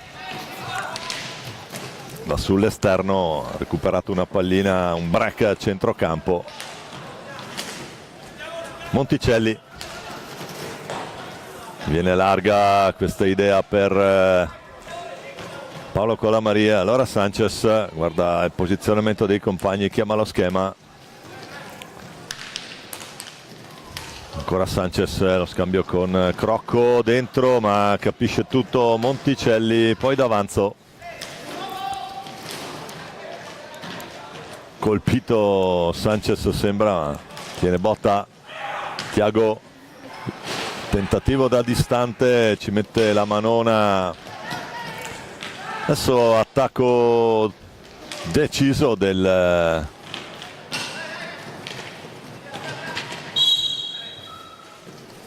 fallo di squadra, terzo fallo fischiato al Giovinazzo. Attenzione con la Maria che la sradica Di Qui Giovanni. Poi prova la conclusione, potenziale 2 contro 1, Tomba, doppio tentativo, D'Angelico legge bene, si distende col gambale, sventa la minaccia per la FP. D'Avanzo, Cocco, Di Qui Giovanni. Ancora il Di Qui, ultimo uomo. Vediamo lo schema adesso, l'idea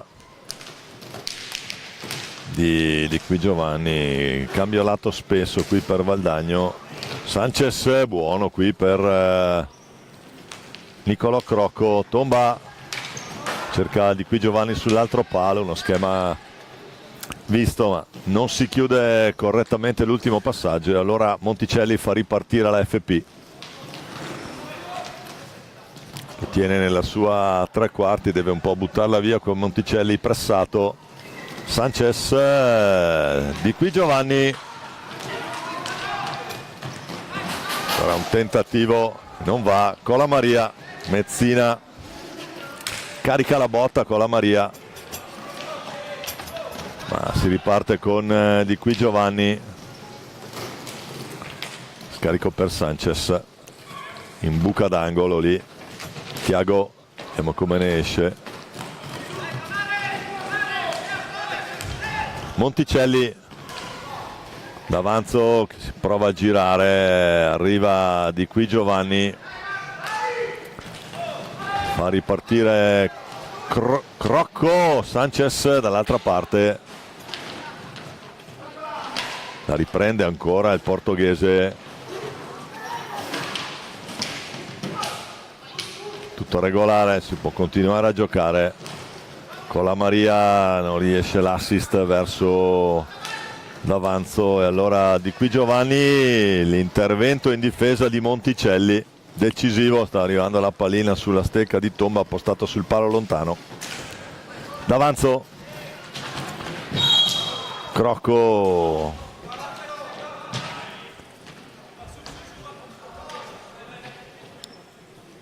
stecca alta, palla AFP, Monticelli a gestire.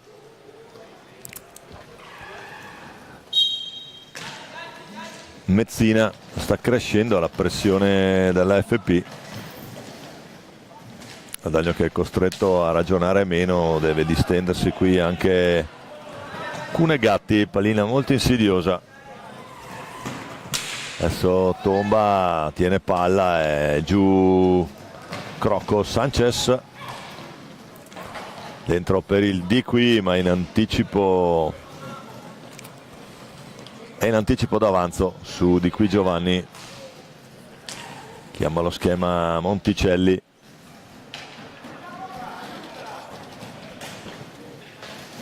Sanchez, Paolo Colamaria, Tomba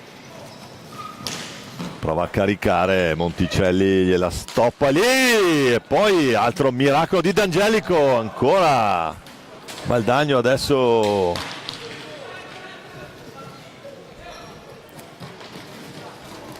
c'è retroporta, Tomba va a cercare il fallo, D'Angelico colpisce pallina al di là della riga blu, tiene palla, formazione di casa, se sono andati i primi 5 minuti di questo secondo tempo, il punteggio è ancora su quello del primo. Giovinazzo 2, Valdagno 6. Riparte il cronometro, Tomba. Sanchez. Retroporta, vediamo cosa si inventa qui il fantasista portoghese. Lotta con Mezzina, poi Paolo Colamaria, attenzione, Colamaria, la botta di Colamaria, c'è il gol di Paolo Colamaria, palla sotto al 7, imprendibile questa, un po' troppo spazio qui lasciato al giocatore. Valdagno che cambia il portiere, fuori Cunegatti, dentro Checchetto. Quindi la sblocca in questo secondo tempo Colamaria che fa doppietta, 14:48. Gol di Colamaria. Sanchez, dunque Valdagno cambia il portiere. Tomba. Si impegna qui Ottavio D'Angelico, un D'Angelico che in questa prima parte del secondo tempo è stato decisivo in almeno 3 occasioni.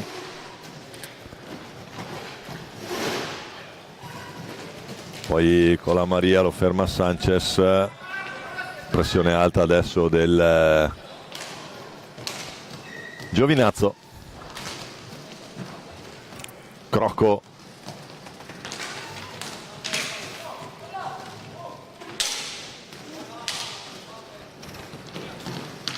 Sempre Nico Crocco, retroporta, cerca il numero, Tomba, buca d'angolo di fronte d'avanzo, mette lì per Crocco ancora che trova spazio dietro per di qui Giovanni. Sanchez cerca spazi ma non si capiscono con Sanchez, palla che resta nelle, Sanchez la ruba lui. E poi riesce Monticelli a sventare, Tomba.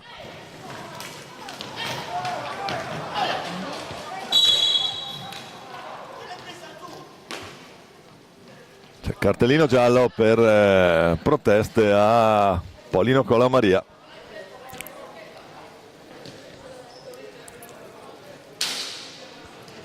Fuori di qui Giovanni, dentro il Ciuppe Giuliani.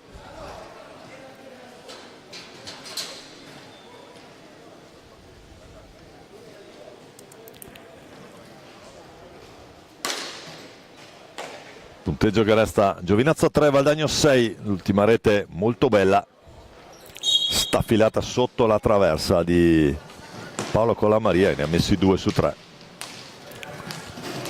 Sono il Ciuppe Giuliani.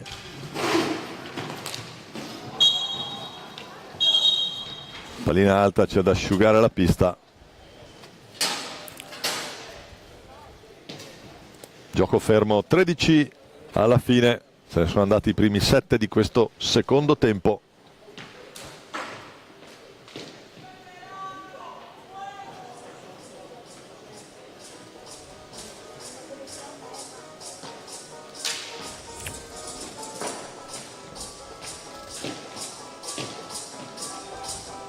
Giuliani e Sanchez dentro con Crocco e Tomba.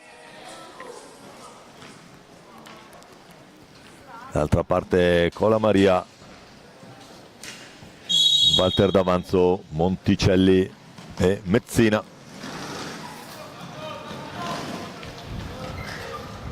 Lo prova Cola Maria, scambio, Ciupe.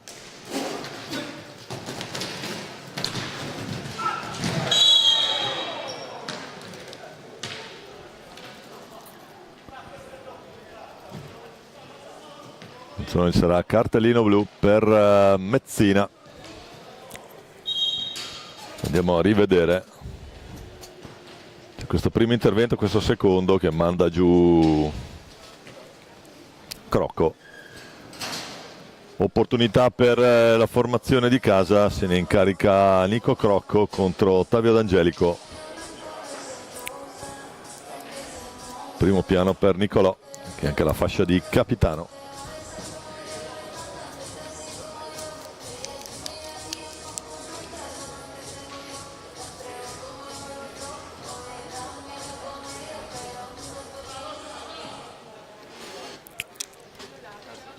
Tutto pronto per questa punizione di prima.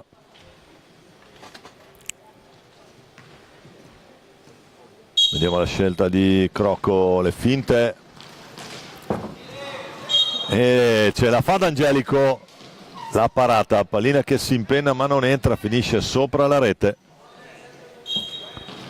Adesso Valdagno potrà usufruire di 2 minuti. Vediamo com'è lo schema, la fitta rete di passaggi per andare alla conclusione. Sanchez tomba, ancora Sanchez. E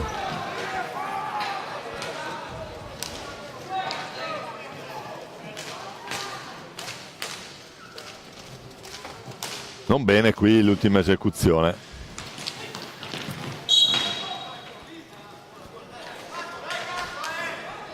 Palla che torna nelle stecche dell'FP e ancora chiama pulizia pista Trevisan.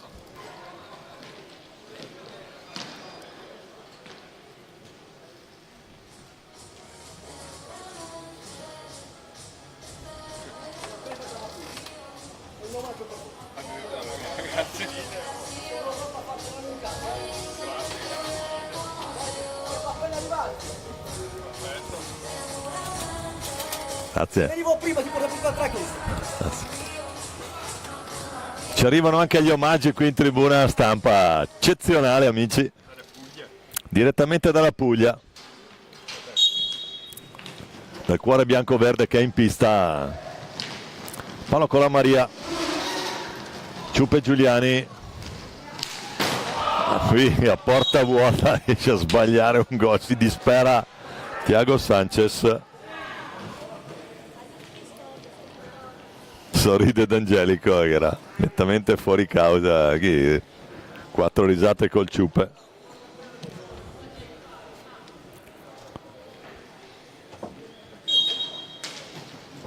Tanto tomba Sanchez, giro palla valdagnese a liberare al tiro. Vediamo Giuliani.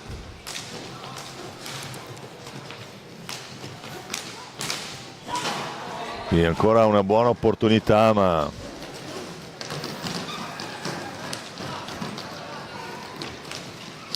e il gol la mette lui sotto la traversa, la mette Marco Tomba sull'assist del Tiaghito e il Diablito per il Tombitoli.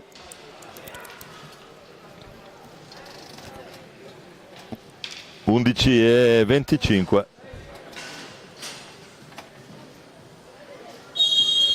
Sfrutta la superiorità Valdagno e fa 7-3.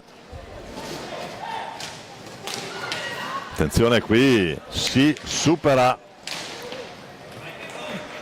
Checchetto nell'intervento davanti al tentativo di Paolo Colamaria. Sanchez, una palla che va giù, attenzione ancora Sanchez. Cerca Tomba davanti a De Bari. neoentrato. Cocco, scusate, Crosara.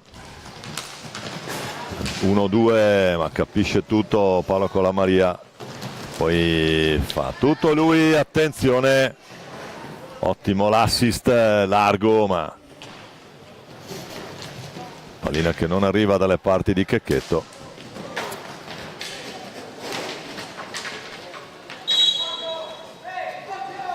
Fallo di squadra, schiato a Giovinazzo, quarto fallo. Tanto il Ciupe Giuliani va in slalom, poi la ferma lì, arriva Vallortigara da dietro, ma non trova il tempo giusto per la conclusione. Per adesso squadre che si sono un po' aperte. Ciupe Giuliani per Sanchez, la risposta di D'Angelico, attenzione ad avanzo, invece su Monticelli l'idea di Colamaria che arrivava in linea, alza e schiaccia, si continua a giocare, ha toccato all'esterno della rete ma non è rimasta impigliata la pallina. Adesso c'è Vallortigara, Sanchez, la mettono lì, la premiata ditta. Ciupe e Sanchez. Andiamo a rivedere l'assist, poi palla dentro, lì non c'è niente da fare, 2 contro nessuno. Alla fine il Ciupe.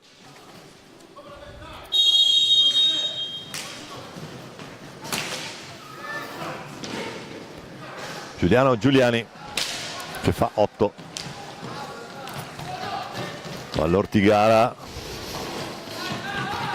prova adesso Paolo Colamaria dritto per dritto, prova a caricare il tiro, palla che resta lì. Giuliano Giuliani contro Turturro, il numero di Giuliani, poi chiude bene lo specchio della porta Ottavio D'Angelico. Turturro già dall'altra parte, poi Colamaria, Turturro, Checchetto col guantone. Sempre Giuliano Giuliani,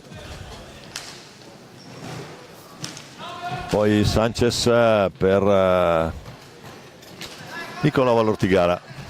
Crosara, ancora Sanchez, palla che arriva lì ma è centrale, a buon gioco D'Angelico, colpisce a terra. Cambia lato il Ciupe per Sanchez.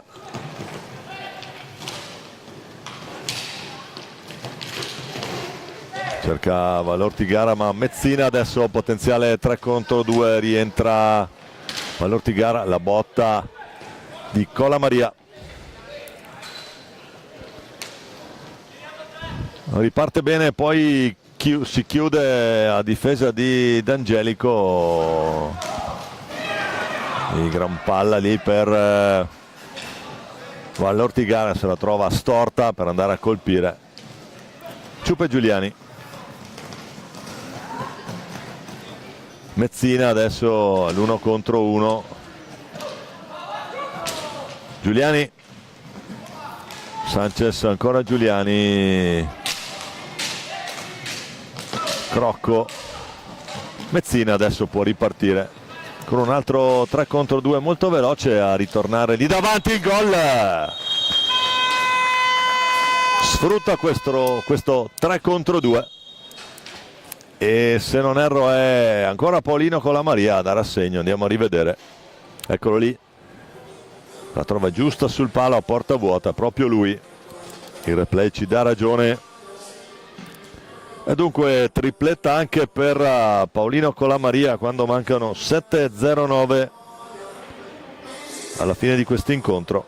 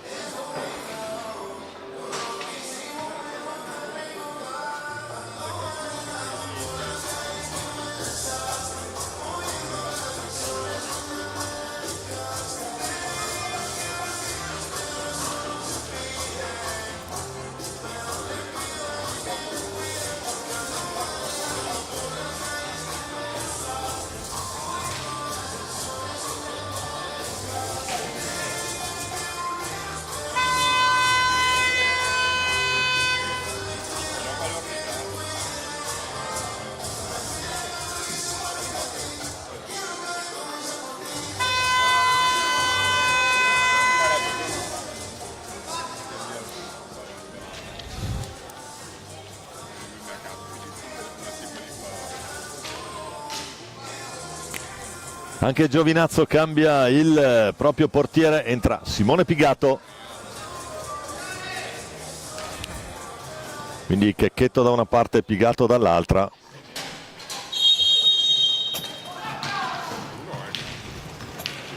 Ricomincia a correre la pallina, va l'Ortigara per Cocco, Crosara. Cocco adesso ha alzato il suo baricentro, il Giovinazzo. Cocco va l'Ortigara, va a cercare il compagno in angolo, ancora Cocco. Crosara. Palla che arriva innocua dalle parti di D'Angelico. 2-2 adesso. Ciupe Giuliani e Crosara davanti. Cocco e Vallortigara.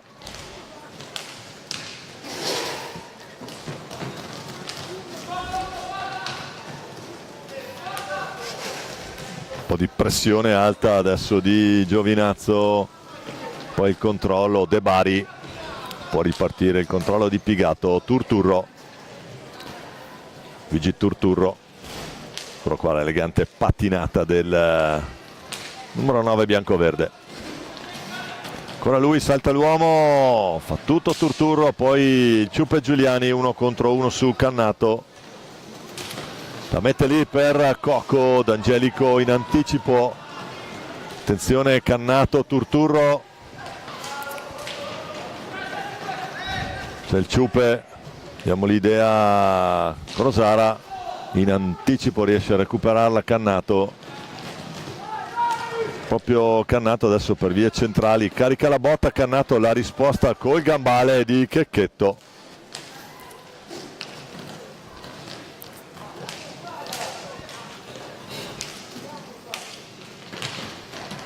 Ancora Turturro, bello stile. Ma riprende, si ritrova lì, ancora Crosara. 5 minuti da giocare, 4:58 scattano adesso, in ritardo sulla conclusione, la possibilità di concludere a rete.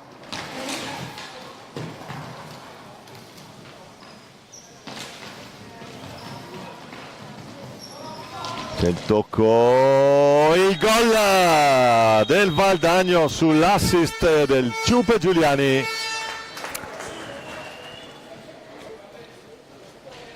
Ci pensa Pietro Crosara e fa 9-4.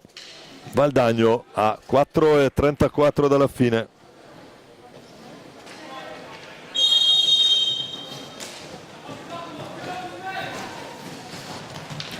C'era ancora Turturro, modalità offensiva, adesso è votato all'attacco il Giovinazzo, prende naturalmente qualche rischio in più, ma data la situazione è encomiabile l'impegno della... Tanto attenzione, Nicola Cannato prova a liberarsi. Crosara la può mettere per Cocco. Cerca di andare Cocco, ancora Crosara sulla propria tre quarti, scambiano i due, cambiano lato un paio di volte. Ancora Giuliano Giuliani,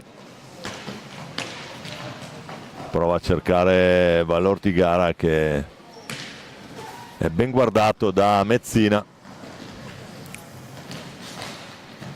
Poi D'Angelico che la libera, tiene palla Vallortigara. Nicola Cannato, altro potenziale, 3 contro 2, attenzione Cannato, prova De Bari, ancora Mezzina. Cannato, De Bari, le vie centrali Cocco, il Ciupe Giuliani non riesce ad arpionare la pallina.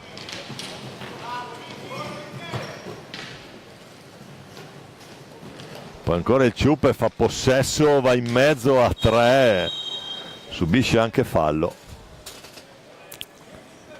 Quinto fallo Giovinazzo, 5-5 la stazione dei falli.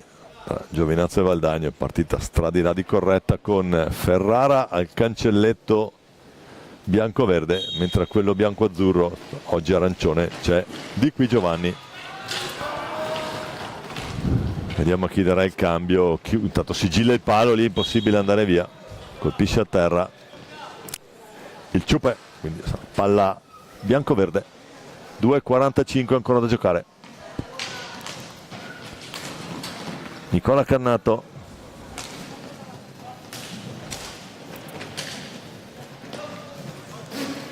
De Bari, Ferrara. Michele Ferrara, era buona l'idea dentro di Ferrara. Si lotta alla balaustra. Ciupe Giuliani che ha la meglio sulla botta, provato Cocco col gambale a dire di no.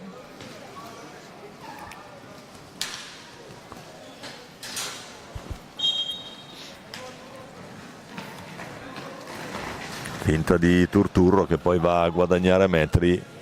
Intanto c'è stato il cambio con Di Qui Giovanni dentro, fuori il Ciupe. Cannato la recupera, il fallo di squadra, ha cercato di recuperarla Cocco. Di Qui Giovanni va all'Ortigara.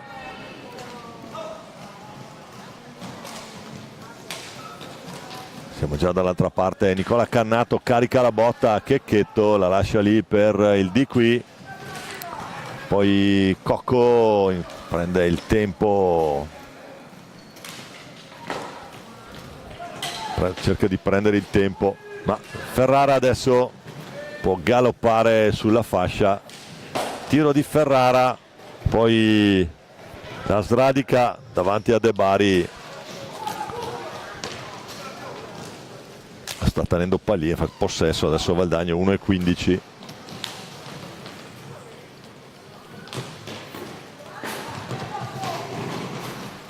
Viva l'Ortigara, largo per Mattia Cocco.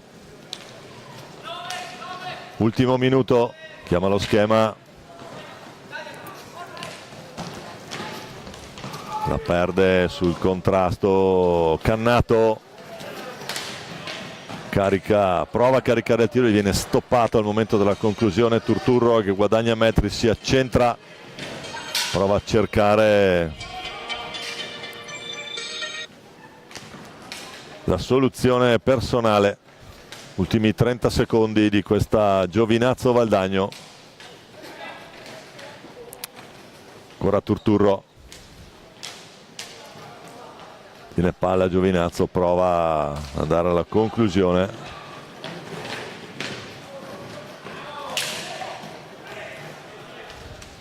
Dieci secondi, Nicola Cannato prova la botta, sarà palla a 2. 2.7 secondi ancora da giocare. Valdagno avanti 9-4. Partita che si sta concludendo, finisce in questo momento con l'onore delle armi per Giovinazzo.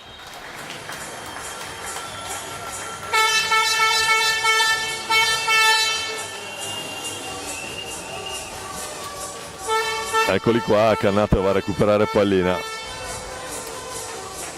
e gli spiega anche qualcosa con Fabuloni 2.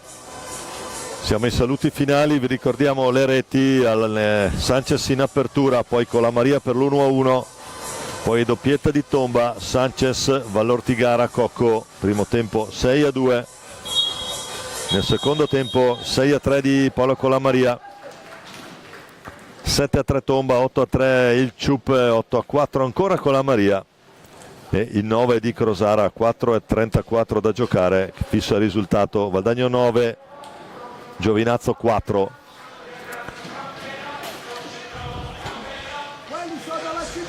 E quindi a risentirci per il prossimo incontro.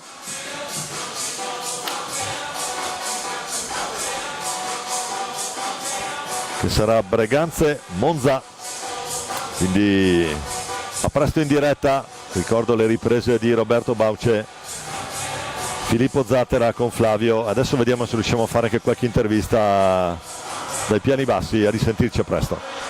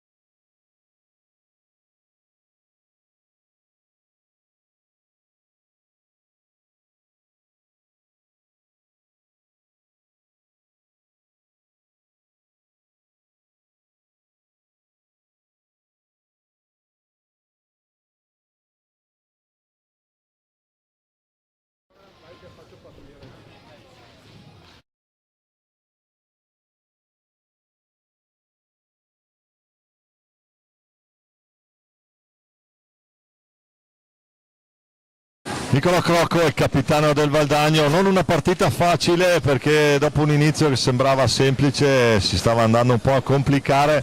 Bisogna anche saper gestire bene le energie. Finisce 9-4 per Valdagno. Che partita è stata, Nico? È stata una partita sicuramente molto complicata. Sapevamo che il Giovinazzo è una squadra ostica, giocano duro, hanno buoni elementi. Noi siamo riusciti nel secondo tempo soprattutto a correggere, e anche durante il primo tempo, piccole imprecisioni, magari qualche palla persa che poi si è trasformata in un contropiede. Siamo riusciti in qualche modo a correggerle e quindi alla fine è andata bene. Sì, abbiamo parlato in telecronaca del fatto che sono andati in tanti a bersaglio, prova che la manovra è risultata ariosa, anche piacevole da vedere, magari qualche errore di troppo verso la fine, ma Energie, stiamo tutti bene, siamo in 8 e +2, quindi ruotiamo, giochiamo tutti, abbiamo minuti in cui prendiamo fiato e soprattutto la bella cosa di questa squadra è che anche avendo dei singoli importanti non ci affidiamo a loro, ma riusciamo in qualche modo a giocare di squadra, pur essendoci allenati comunque poco durante l'anno tutti insieme. molto bene, grazie Nico, in bocca al lupo a Baena per il tuo Valdagno, a presto, grazie, ciao.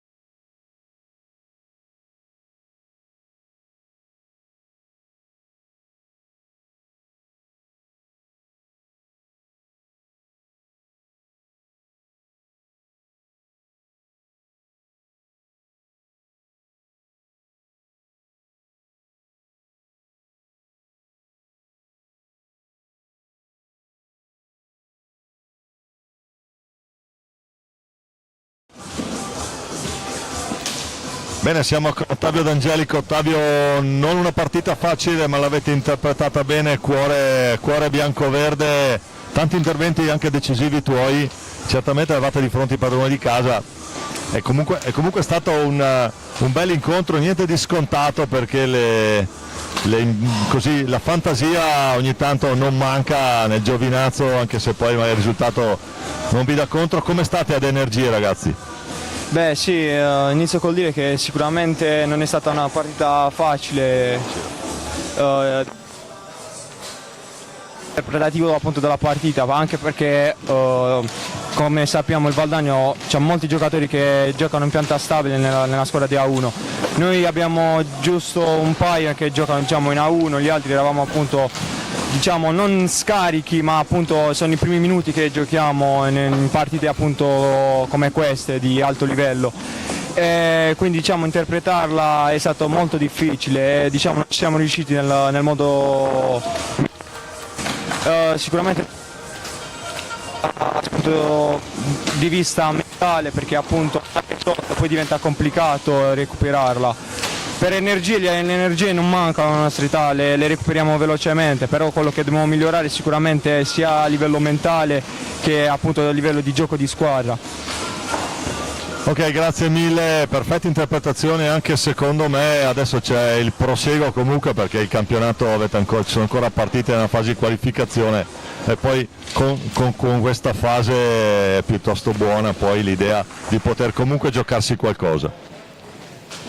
Tutta la partita che ci aspetta stasera col Sarzana, e per noi diventa a questo punto già una finale, perché poi ci andremo a giocare i quarti in caso di vittoria, quindi ci giochiamo stasera col Sarzana.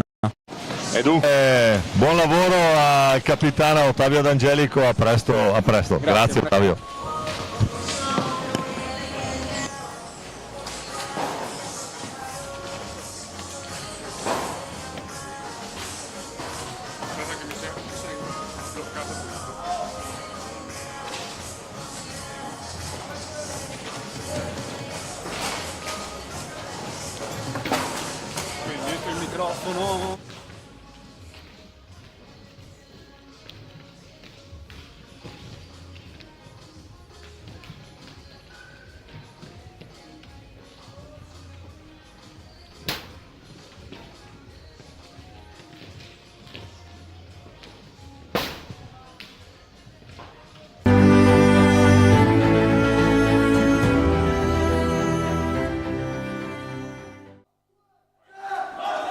Amiche e amici della pallina vulcanizzata, gara numero 4 della seconda giornata, finali nazionali Under 23, immagini che vi arrivano in diretta dal Palalido di Valdagno.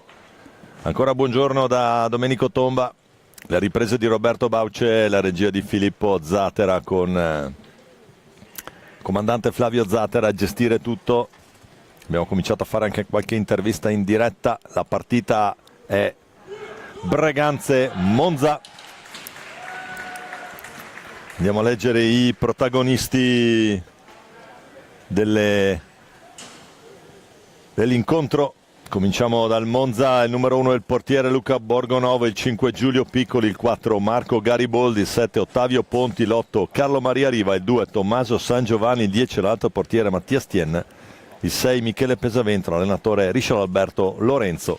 Risponde Breganze con Giuseppe Tagliapietra, il portiere numero 25, il 5 è il capitano Pietro Agostini, il 31 Filippo Calderone, l'88 Cristian Bumbun Costenaro, l'8 Davide Graziani, il 27 Giovanni Tagliapietra, il 13 è Antonio Tagliapietra, il 28 Tommaso Battaglin, l'87 Tommaso Volpe, 19 l'altro portiere Giulio Battistin, l'allenatore il signor Gabriele Tiella, con Fausto Pozzan lì a dare una mano, accomodato in panchina. Comincia intanto l'incontro, andiamo a vedere com'è il roster iniziale, partendo dal Monza: Luca Borgonovo, Ottavio Ponti, Michele Pesavento, Marco Gariboldi, Giulio Piccoli. Risponde Breganze, Giuseppe Tagliapietra tra i pali, Giovanni Tagliapietra, Battaglin, Agostini e Volpe. Tanto l'intercetto di Tagliapietra È un Breganze che è ben deciso a difendere il titolo, ha dichiarato ieri anche Agostini durante la presentazione delle squadre, le due parole che abbiamo fatto prima. Attenzione, qui c'è l'errore di Agostini in ripartenza, la mette fuori ad evitare possibili incursioni Giuseppe Tagliapietra. Diciamo è un Breganze determinato a difendere il titolo, è primo punteggio pieno del girone. Eccolo qua in ripartenza, Agostini è da solo, l'appoggio su Giovanni Tagliapietra, poi Battaglin, Volpe, Agostini. Adesso è primi 2 minuti di sfida, sono 2 tempi da 20 minuti di tempi regolamentari, scadono i 5, l'arbitro, mi sono dimenticato di dirvelo prima, è il signor Luca Molli.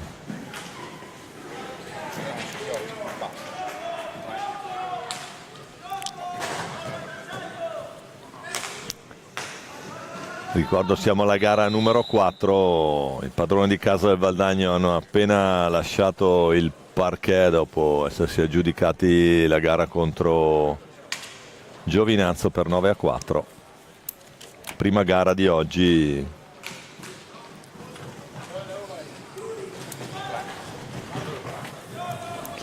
Volpe con retroporta Battaglin, partita che scusate, gioco di parole, partita che è cominciata al piccolo trotto. Tanto Battaglin tiene pallina. Diciamo il Monza che vive dell'asse Piccoli Pesavento, con una panchina relativamente corta, mentre sicuramente più lunga e diverse le opzioni per Tiella. Volpe prova a metterla lì, la buona idea dentro per Agostini. Ottavio Ponti, adesso Giulio Piccoli dall'altra parte, prova ad andare, Piccoli cerca Pesavento, poi invece Battaglin che si impossessa il casco di Borgonovo a tirarla via dal 7, quindi prima parata importante per Luca Borgonovo.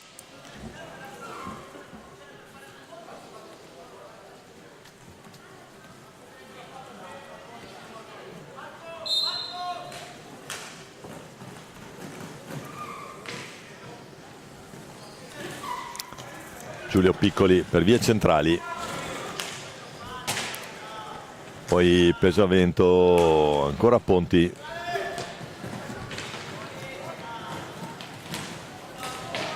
Pesavento, la botta di Pesavento, la risposta di Tagliapietra.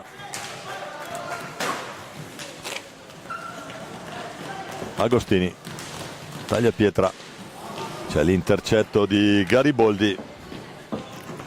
Marco Gariboldi con l'aiuto di Michele Pesavento, possono ripartire adesso i due. Monza che supera la linea di centrocampo, scambio proprio Gariboldi Pesavento, poi cerca Piccoli sull'altro lato, ora Gariboldi prova ad andare lui, Tagliapietra gli sradica pallina e riparte. Giovanni Tagliapietra alza la testa, finta la conclusione, poi la mette al centro per Agostini, anticipato da Pesavento che incrocia il passo e riparte.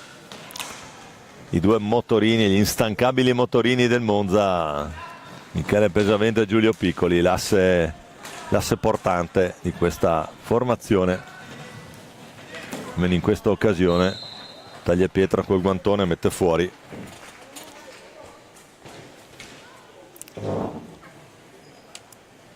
Ottavio Ponti, primo piano per Volpe e Battaglin. Torniamo sulla soggettiva generale. Agostini, Tagliapietra, gol!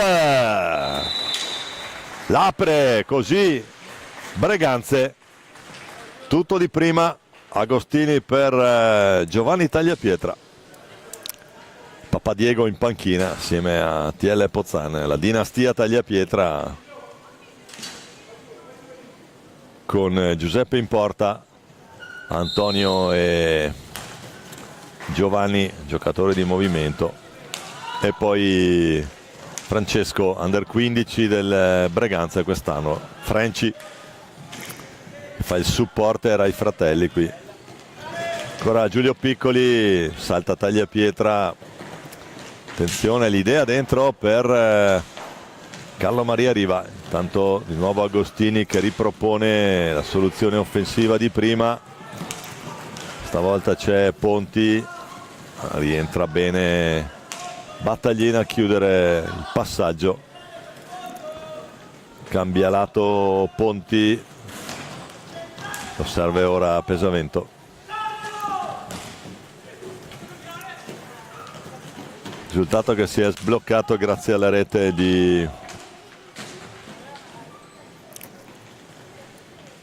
Giovanni Tagliapietra.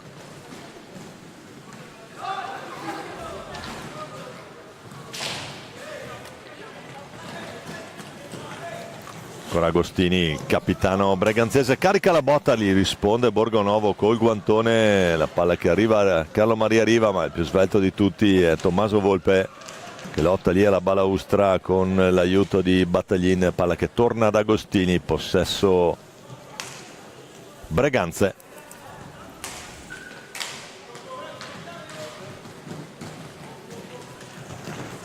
Ancora Agostini, tutto fermo, palla lì in mezzo ai gambali di Borgonovo, quindi sarà palla 2. Vediamo chi se ne incarica, Tagliapietra e Pesavento. La recupera Agostini e poi ancora giù per il Battaglin, Volpe, ancora Battaglin. Cerca l'alza e schiaccia, trova all'esterno della rete. Fa gridare al gol il folto gruppo di tifosi, soprattutto breganzesi, che assistono all'incontro. Le mamme terribili qui del Breganze, gli ultras di quest'Under 23. Attenzione intanto, pallina dentro. Poteva diventare pericolosa, Tommaso Volpe dritto per dritto, la risposta ancora a gambale alto Borgonovo, Piccoli dall'altra parte, non c'è molto tempo per riposare, buoni ritmi in questo inizio di Monza Breganze, con Breganze avanti 1-0 grazie al gol di Giovanni Tagliapietra. Gariboldi mette al centro prima che si alza.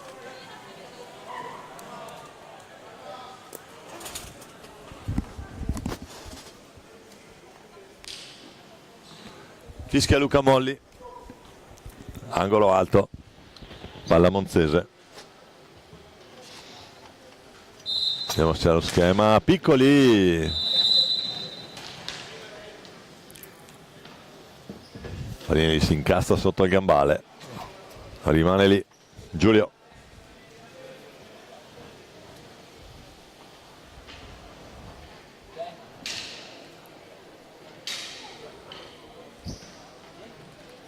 C'è punizione di prima senza cartellino, da quello che ho visto, la fischiata Luca Molli.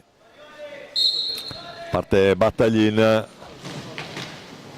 cerca l'alza e schiaccia. Time out, lo chiama Monza. Dunque Borgonovo sventa questa potenziale minaccia. Ancora 0-0 il numero di falli di squadra dopo 7 minuti, questo la dice veramente lunga. Sommolli a colloquio con Fabris. Albertone Fabris, mentre c'è questo primo piano della panchina del Breganze. TL Tagliapietra e Pozzan. Questo invece è Lorenzo Alberto Ricciarda che sta spiegando qualcosa ai suoi.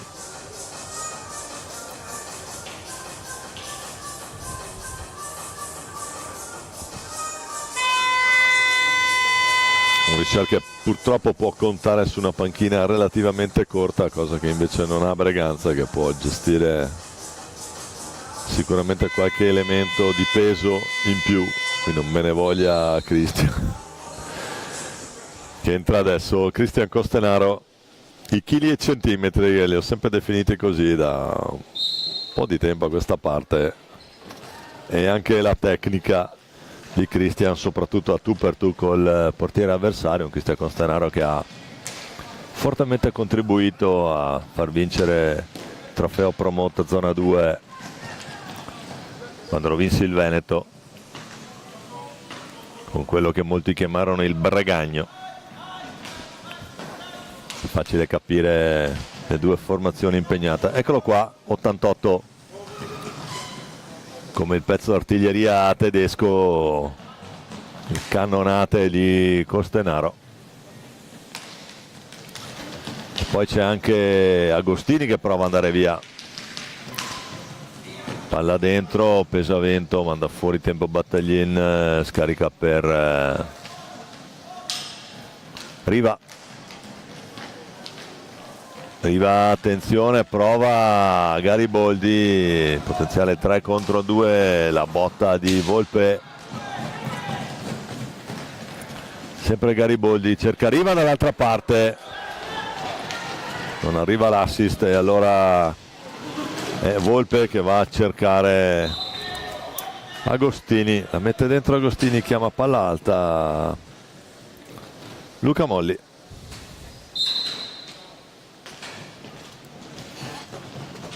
Adesso fuori Riva, dentro rientra Ponti con il numero 7. Piccoli per vie centrali, poi ancora Pesavento. Prova a incunearsi fra Volpe e Battaglini, ma chiudono bene i due. Tira a far girare pallina Monza. Monza che è sotto 1-0. Siamo quasi a metà di questo primo tempo. La risposta di Tagliapietra.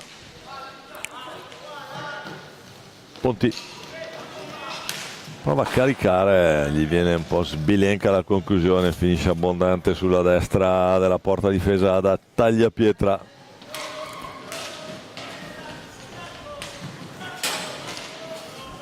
Mentre vediamo anche presidente Volpe a braccia conserte in disparte lì a dare un'occhiata ai suoi.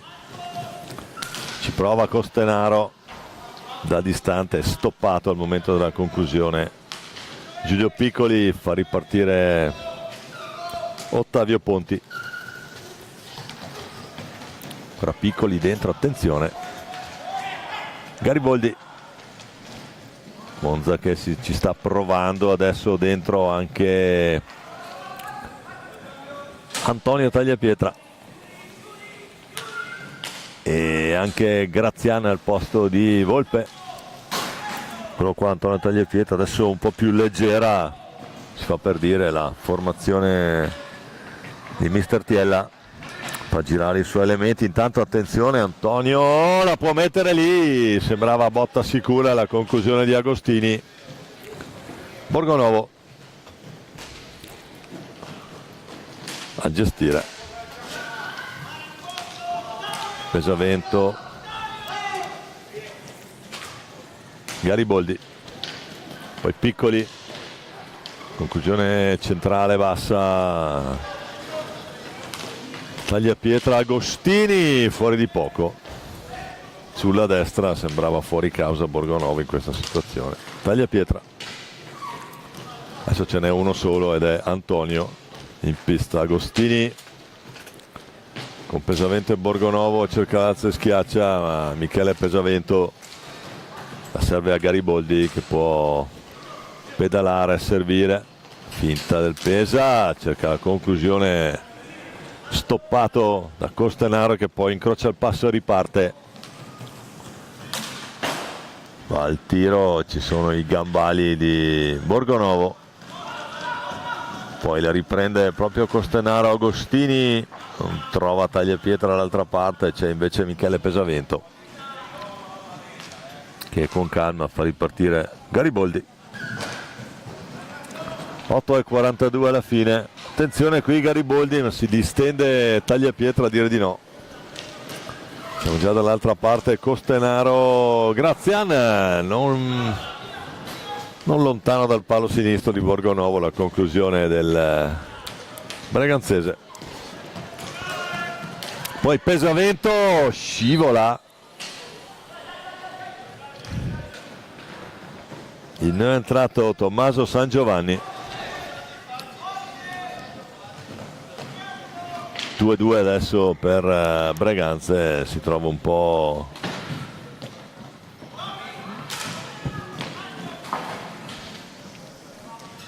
San Giovanni che si trova contro personaggi lì. Attenzione, eccolo qua in mezzo a due, buono il servizio per Pesavento, poi sempre Ponti.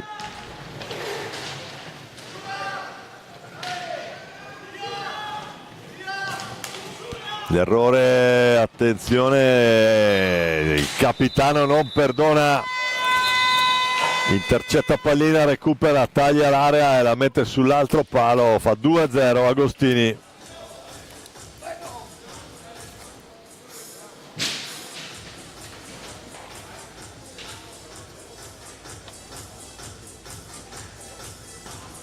E c'è anche il time out chiesto dal Monza. 7:38 a giocare, 2-0 Breganze.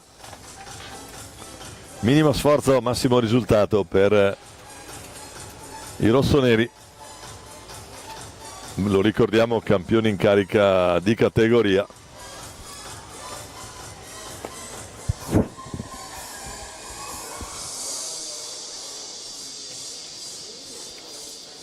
Andiamo a vedere anche gli altri risultati della giornata. Seregno Viareggio ha vinto 5-1, Pumas Correggio finita 4-2 Pumas, e Giovinazzo Valdagno 9-4 Valdagno. Quindi andiamo in diretta a 7:38 alla fine del primo tempo, 2-0 Breganze sul Monza.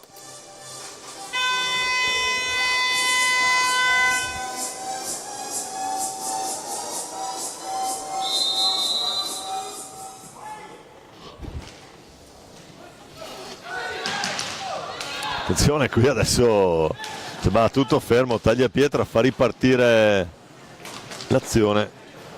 Grazian, Costanaro.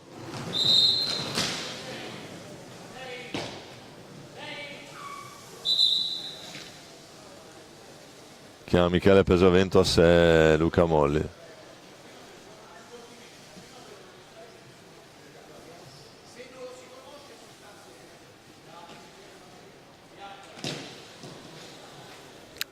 Palla bianca, richiamo preciso di Luca Molli e Michele Pesavento.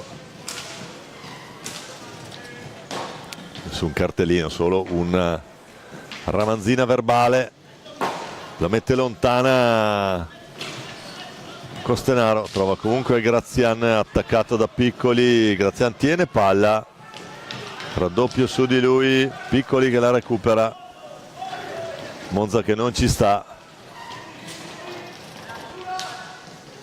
Pesavento, ancora Piccoli, 6:49 da giocare in questo primo tempo. Arriva Piccoli, la botta di Piccoli, la risposta di Tagliapietra, c'è il tocco con i gambali, ripartono i 45 secondi. San Giovanni, l'anticipo secco di Tagliapietra, gol!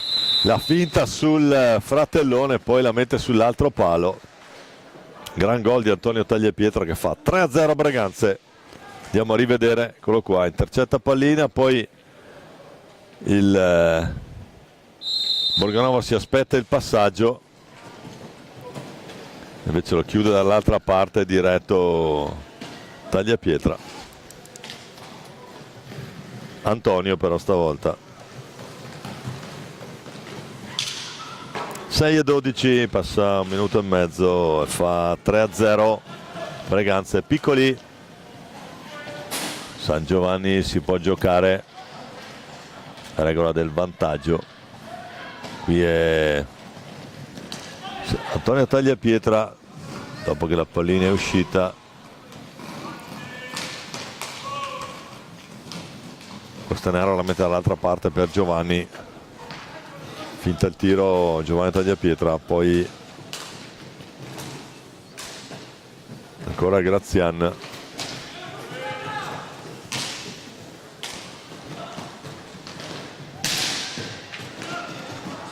Attenzione, va giù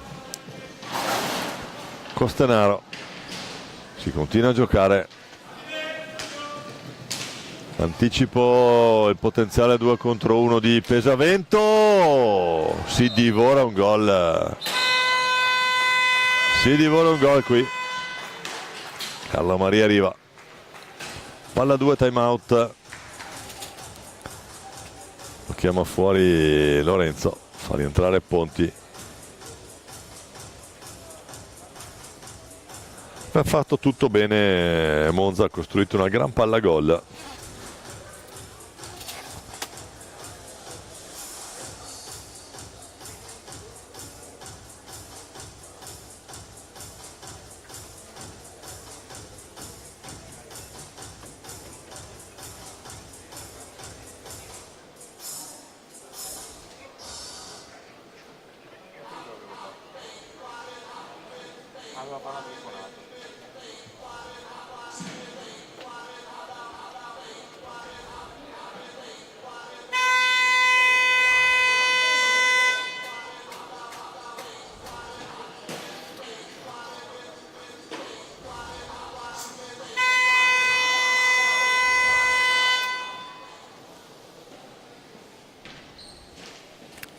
Tutto pronto per tornare in pista, sirena che richiama le squadre.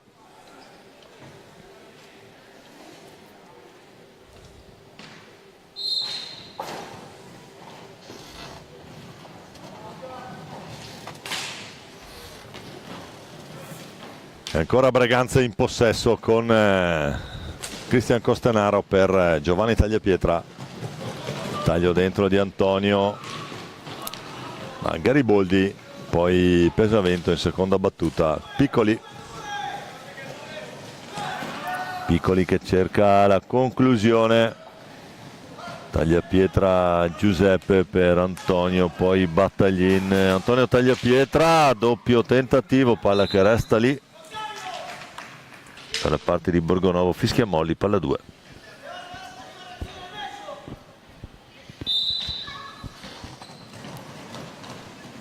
Orario un po' strano questo per giocare a hockey, ma nelle finali nazionali le prime 2 giornate della fase a gironi sono così. Antonio Tagliapietra che intanto la recupera. Pesavento sull'anticipo, Piccoli, può andare 1 contro 1.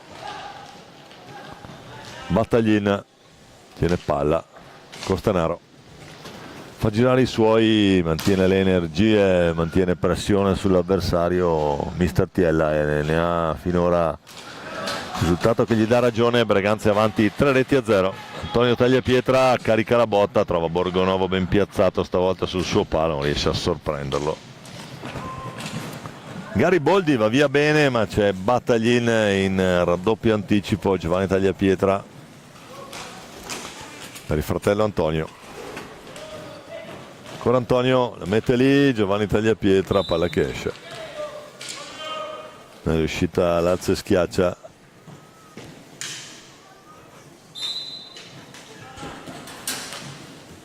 Si riprende a giocare quanto mancano 3 minuti e 30 secondi alla fine di questo primo tempo, ritmi adesso un po' calati.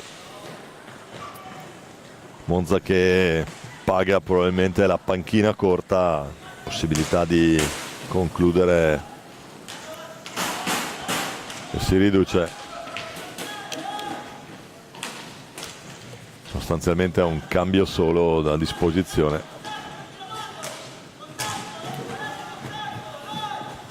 La botta di Battaglin non va.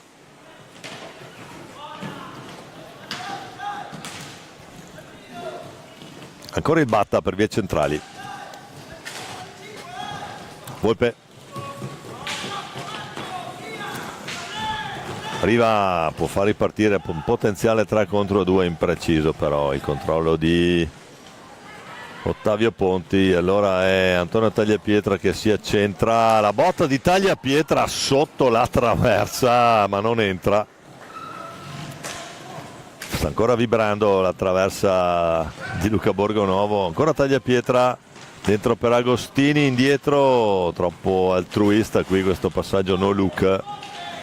Dentro, è rientrato intanto Tommaso Volpe.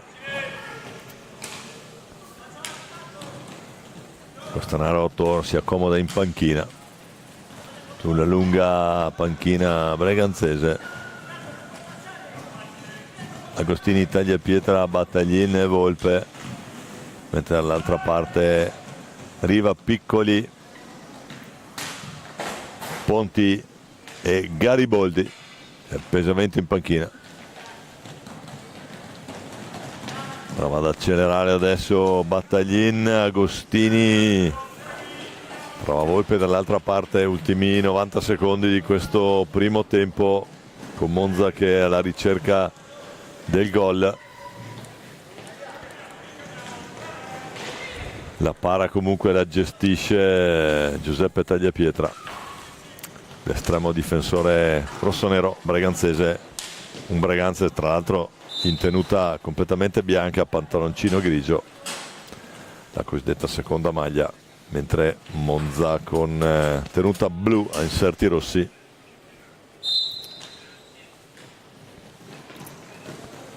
Ponti recupera Pesavento, deve vedersela con Battaglin.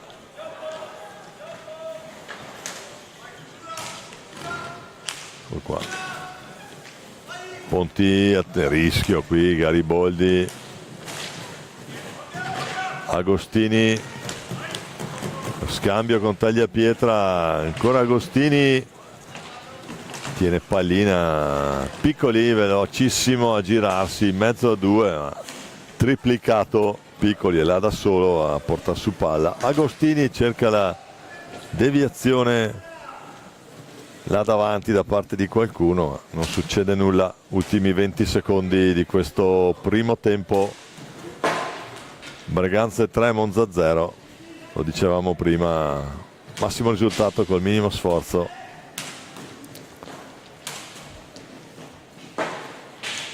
Vediamo se andrà all'ultima conclusione Tagliapietra. Pare di no.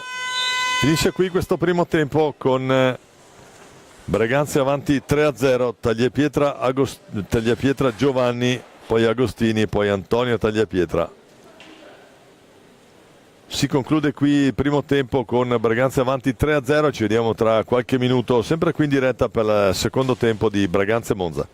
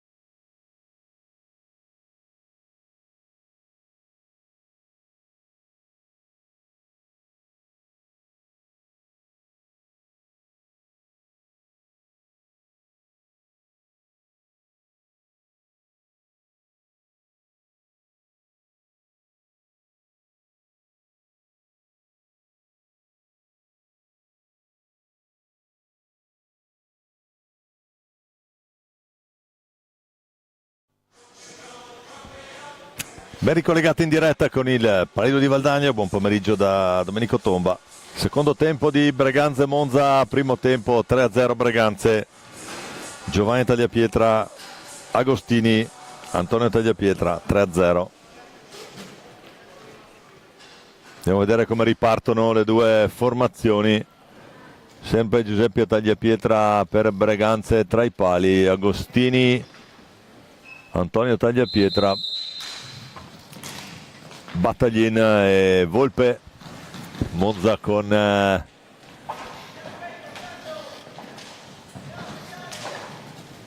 Borgonovo tra i pali,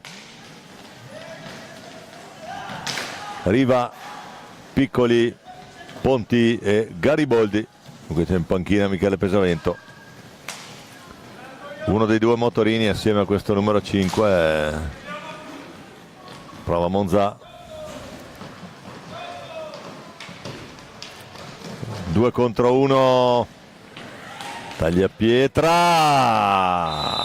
la mette Volpe, gancio lì davanti a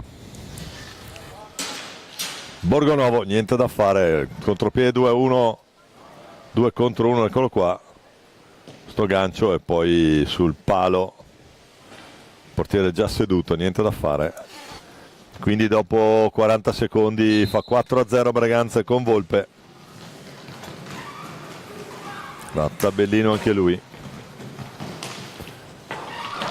Antonio Tagliapietra che la recupera, fa ripartire Battaglin. Battaglin, Tagliapietra su Ponti che però riesce, ma in seconda battuta ancora Battaglin che la recupera. Poi andrà a retroporta, cerca lo scarico, Michele Pesavento che è rientrato, fa ripartire Gariboldi, il numero 4, siamo molto attivo, il numero 4 Monzese. Poi Ponti deve riuscire a superare lì la guardia, Piccoli sul parastinco di Agostini. Ora Pesavento, Piccoli, Tagliapietra, poi rilancia e fa partire Agostini che supera la metà campo. Battaglin, Agostini davanti a Borgonovo che alla meglio controlla e fa ripartire Pesavento.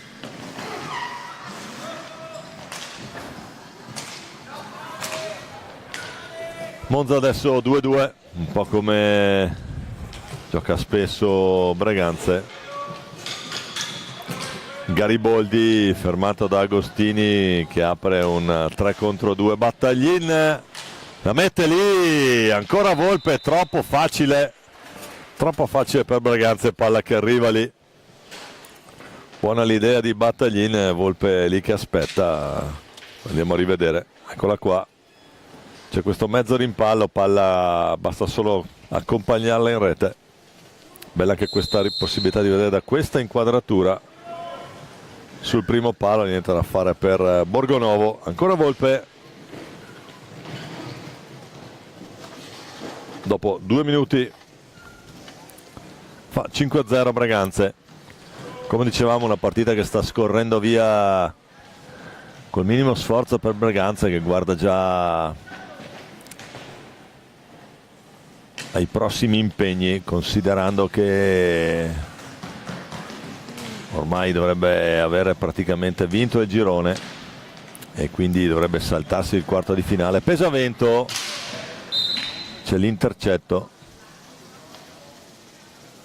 di Tagliapietra, si parlano tra fratelli qui, bellissima sta cosa. Antonio che dice qualcosa a Giuseppe.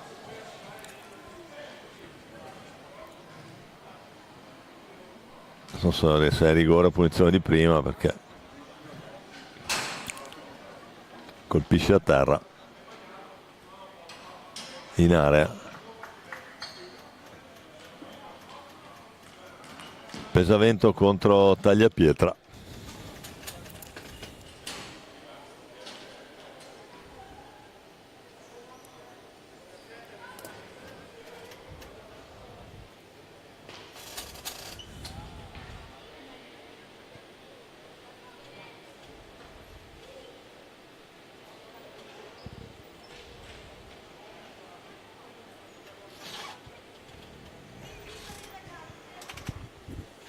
Pesavento contro Tagliapietra, tutto pronto. Molli, Tagliapietra, gol. Esecuzione impeccabile di Michele, qui palla alta nel 7, niente da fare per Giuseppe Tagliapietra. E dunque Monza 16:55 alla fine di questo incontro, accorcia 5-1.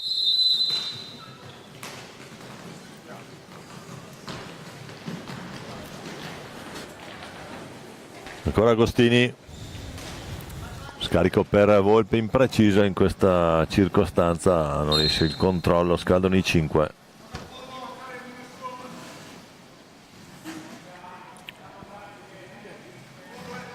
Gariboldi per Piccoli,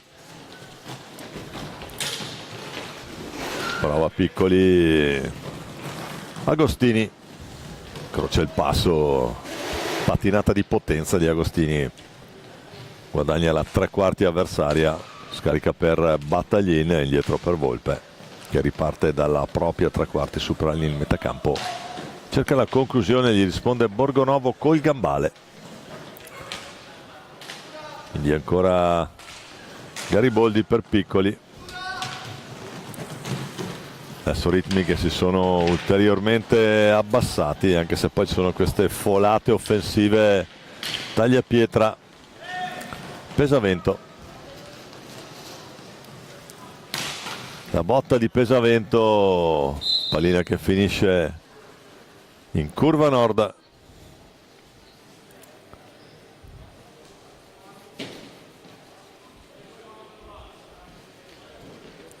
Ci pensa Stefano Volpe a rimetterla in campo, che sta seguendo i suoi in maniera discreta. Pozzanche chiama lo schema, il tentativo di Gariboldi. Agostini, Pesavento, Piccoli, ancora Pesavento, time out richiesto dal Breganze. Piccoli, prova ad andare lui, Tagliapietra, Agostini, gol, si accentra e va al tiro centrale. Agostini in anticipo su Borgonovo e fa doppietta anche per lui. 15:06, fa 6-1 Breganze.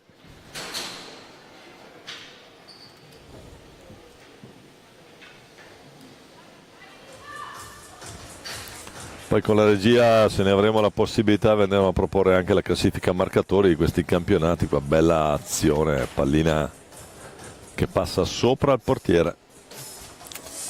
Possiamo apprezzare da queste riprese dal basso che ci offre la regia. Eccoli qua. La classifica marcatori vede Francesco Poletti, SPV Viareggio con 6, poi Tognacca con 5, con la Maria anche lui 5 gol. E poi mancano naturalmente i gol di questa partita, diciamo la situazione prima di questa gara 4. E poi Antonio Tagliapietra con 4, Pedroni sempre 4, Sanchez e di qui Giovanni. 3 gol per Tomba, Angeletti e quelli, insomma gli altri.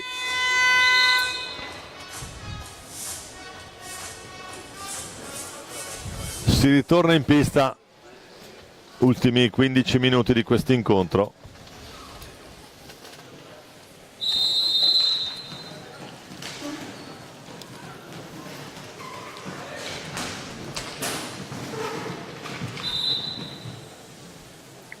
Tagliapietra.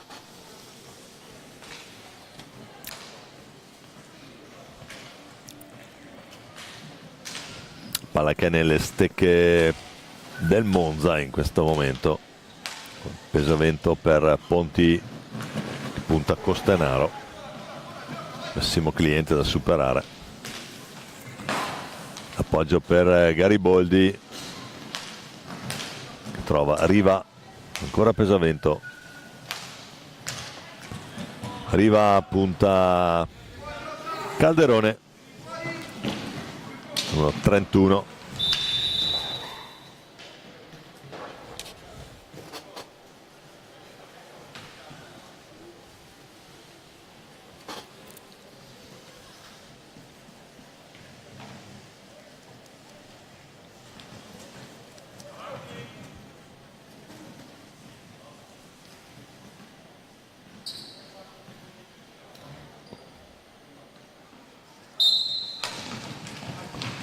Ponti, scarico per Gariboldi che fa fuori Volpe.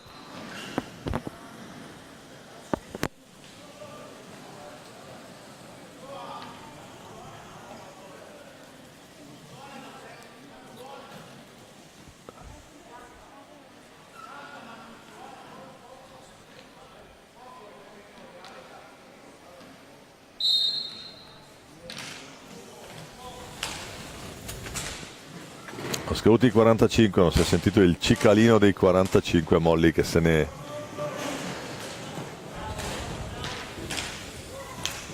accorge e gestisce col tavolo.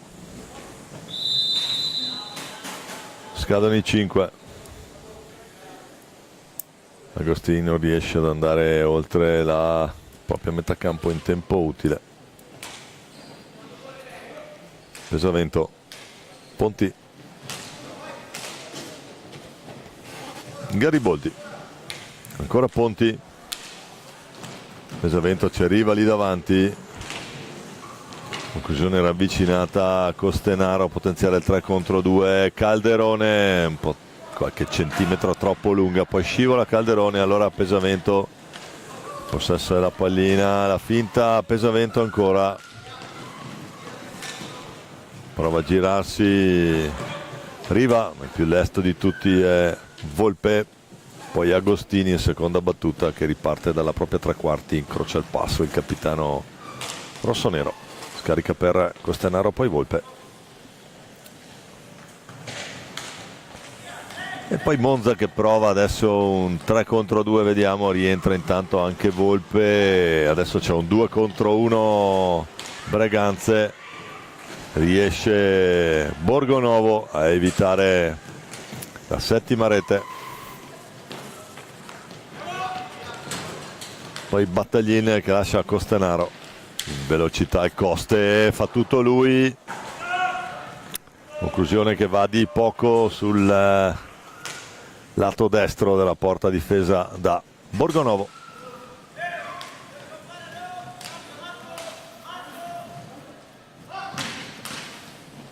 Monza che prova, Braganza adesso a rombo alto, fa un po' fatica.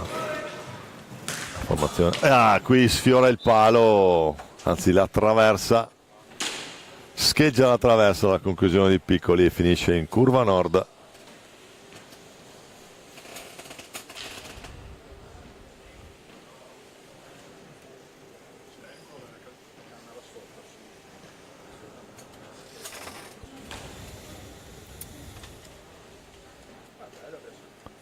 Adesso ancora Stefano Volpe in modalità raccattapalle qui.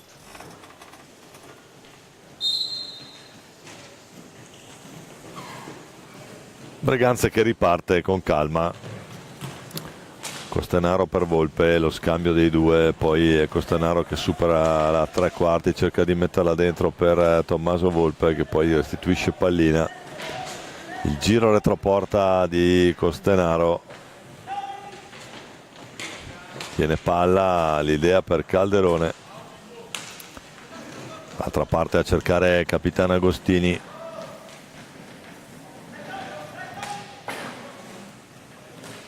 ancora Calderone, l'idea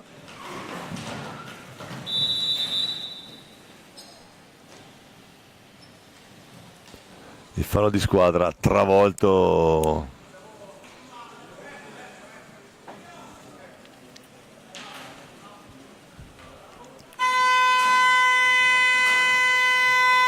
time out, lo chiama Richard Lorenzo Alberto, primo crono qui per il Viareggino Luca Molli che sta dirigendo questo Breganze Monza, fallo di squadra 1-1, incredibile qui dopo 30 11 20 29 minuti di gioco circa. La partita sta scorrendo via, Breganze che è avanti 6-1, sta facendo un tranquillo possesso con Giuseppe Tagliapietra che ne parla con Fausto Pozzan. Il mio fondamentale aiuto qui nelle telecronache.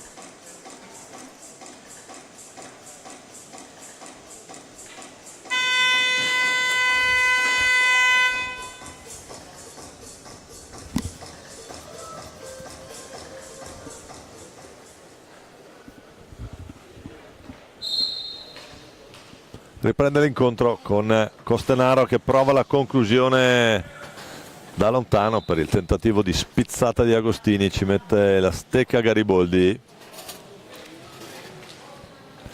per l'intercetto. Eccolo qua Gariboldi, questo è San Giovanni.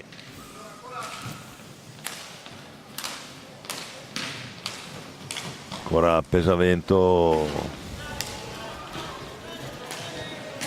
San Giovanni lo scarico proprio per Gariboldi, adesso gioca a 3 lì sulla linea di centrocampo, prova ad andare giù Michele Pesavento, tentativo di conclusione Calderone per Volpe,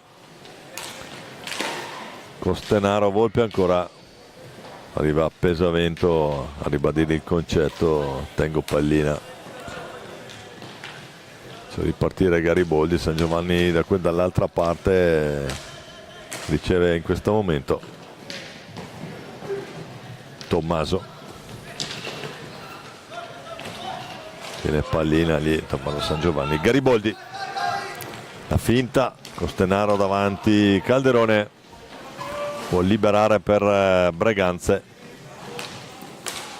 l'appoggio su Agostini, giù per Volpe, ma il più leasto di tutti è Pesavento che prova a sparare verso Tagliapietra, gli fa andare a salve il colpo, la stecca di Costenaro, poi Agostini che viene via, cerca l'alza e schiaccia, poi va giù Agostini, sembra subito un colpo. Vediamo se riusciamo a rivedere.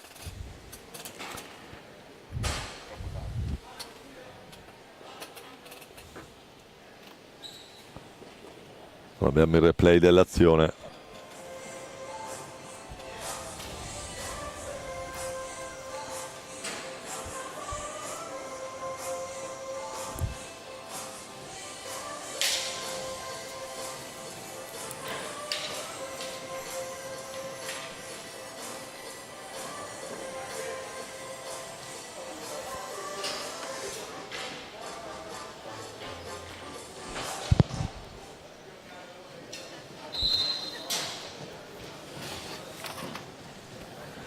Riprende l'incontro con Piccoli, non è difettoso controllo, Giovanni Tagliapietra che è rientrato.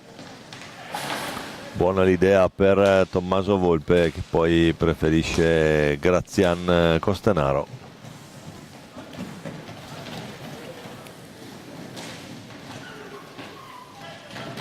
Qui San Giovanni che ci prova a ostacolare il Coste.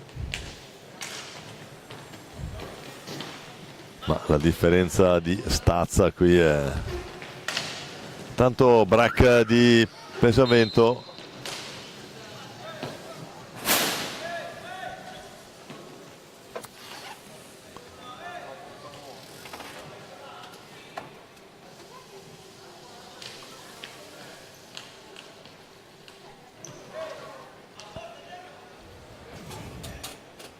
Adesso Luca Molli che va a discutere col tavolo, Richard Lorenzo che protesta, è suonato il cicalino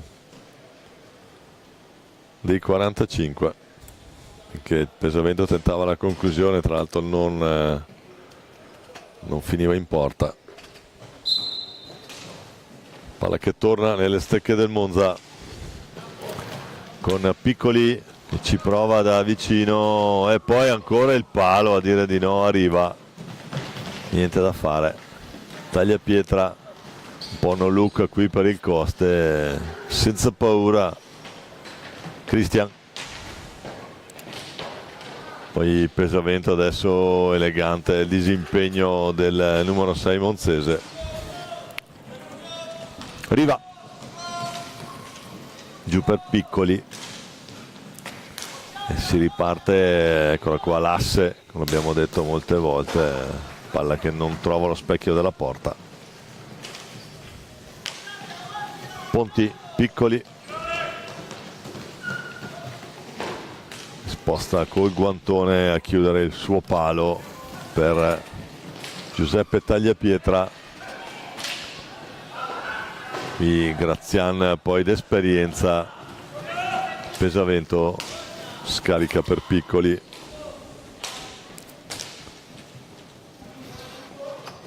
Ancora pesavento.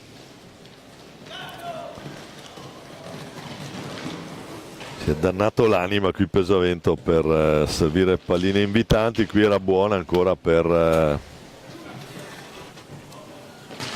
Carlo Maria Riva che non riesce a concludere.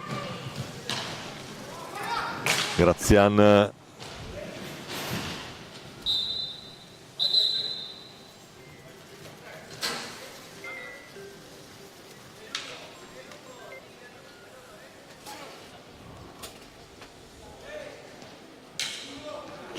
cambio portiere intanto per il Breganze. Fuori Giuseppe Tagliapietra.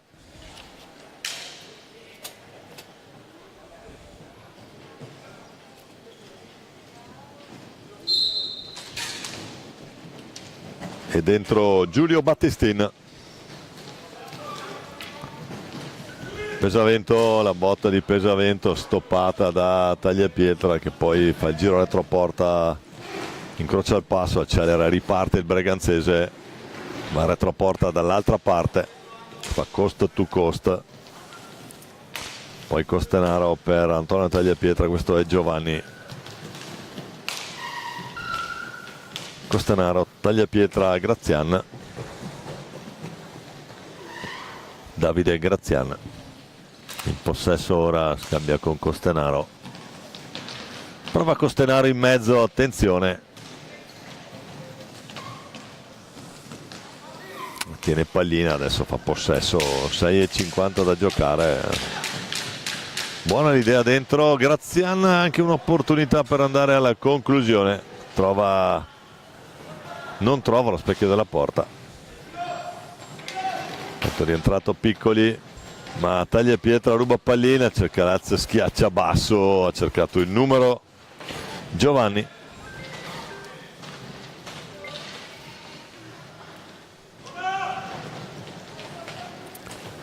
Ancora Michele Tagliapietra. Questa me la sono proprio inventata, beh. Scusate, è l'orario e magari anche un po' il calo di zuccheri che è pesavento. Eccolo lì, incrocia bene, palo gol. Gli applausi devo dire la verità, scarso pubblico a quest'ora qui al Palalino di Valdagno. 6-2 Monza. Ancora pesavento che fa doppietta.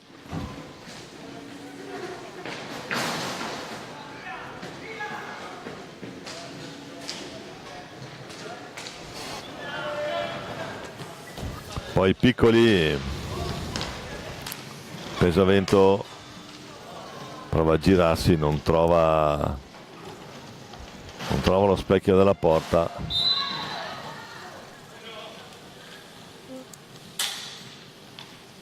Fallo di squadra, secondo fallo fischiato al Monza. Dopo 35 minuti di gioco effettivo.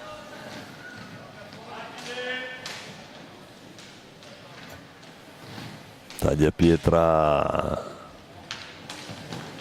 Antoni in questo caso per Costenaro che fa fuori Riva e mette lì Grazian la possibilità di andare alla conclusione, invece alla conclusione va Giovanni Tagliapietra. Poi ancora dentro, Pesavento la intuisce.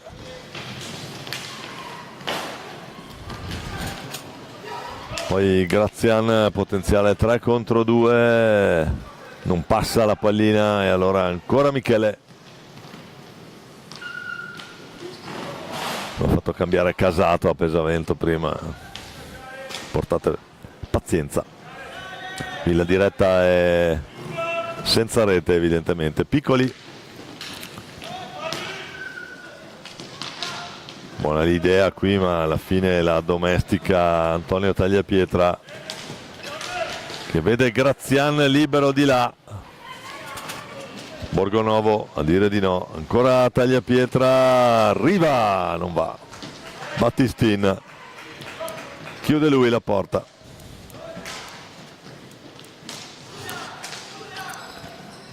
Piccoli.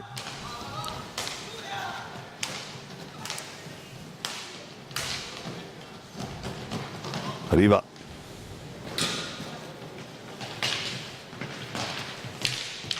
Costanaro alla meglio, un altro 3 contro 2, non passa Tagliapietra. Grazian, c'è Borgonovo a terra, gol anche per il numero 8 del Breganze, Davide Grazian, che va a tabellino e fa 7-2.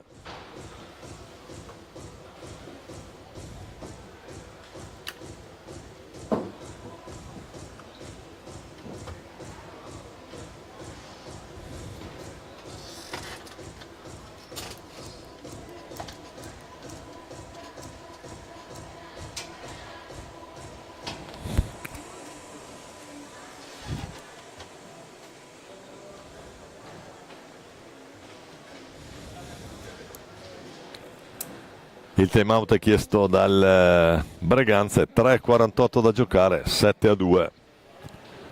Partita che ormai ha veramente poco da dire ancora, a fare di squadra 1 Breganze e 2 Monza. Questo è forse il lato più interessante per quanto riguarda quello che si è visto e anche la disciplina in campo.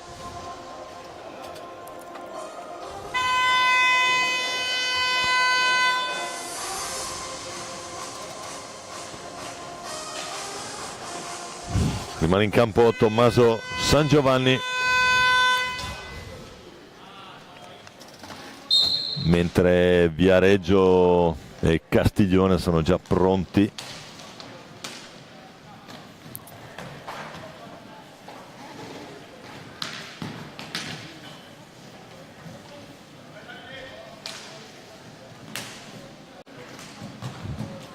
Braganza con Battaglin, Grazian. Supera lui la linea di centrocampo e poi ritorna. Grazian, che è la sua prima realizzazione in questi campionati italiani under 23, fase finale. Quarta partita della seconda giornata sulla pista del Palalido di Valdagno. Braganza avanti 7-2 a 3 minuti dalla fine. Ancora Tagliapietra che va a cercare la conclusione, trova il gambale e casco di Borgonovo e poi prova Battaglin secco verso il portiere, niente da fare. Pesavento.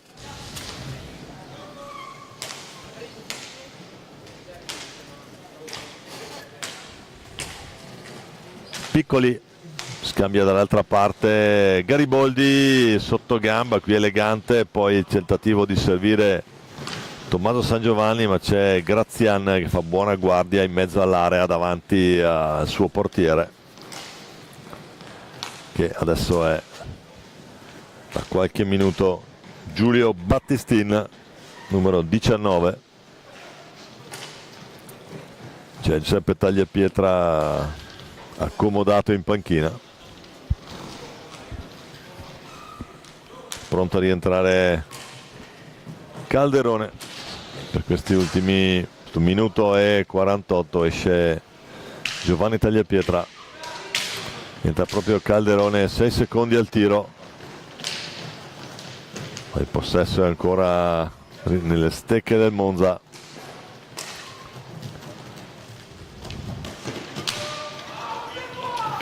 Pallina che si impenna Grazian con San Giovanni.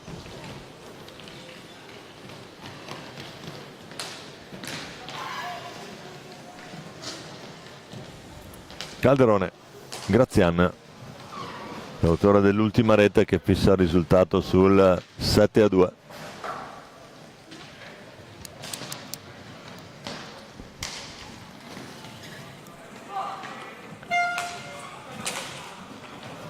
Comincia intanto l'ultimo minuto, l'ultimo giro di lancette col Monza che riconquista pallina con Piccoli. Piccoli per Pesavento, i due instancabili qui del Monza. Piccoli resiste alla carica, prova a metterla al centro, non ci arriva Gariboldi, ci arriva prima Battaglin.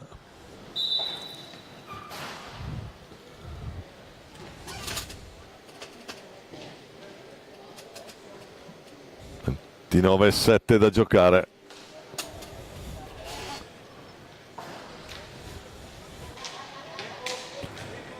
Battaglin.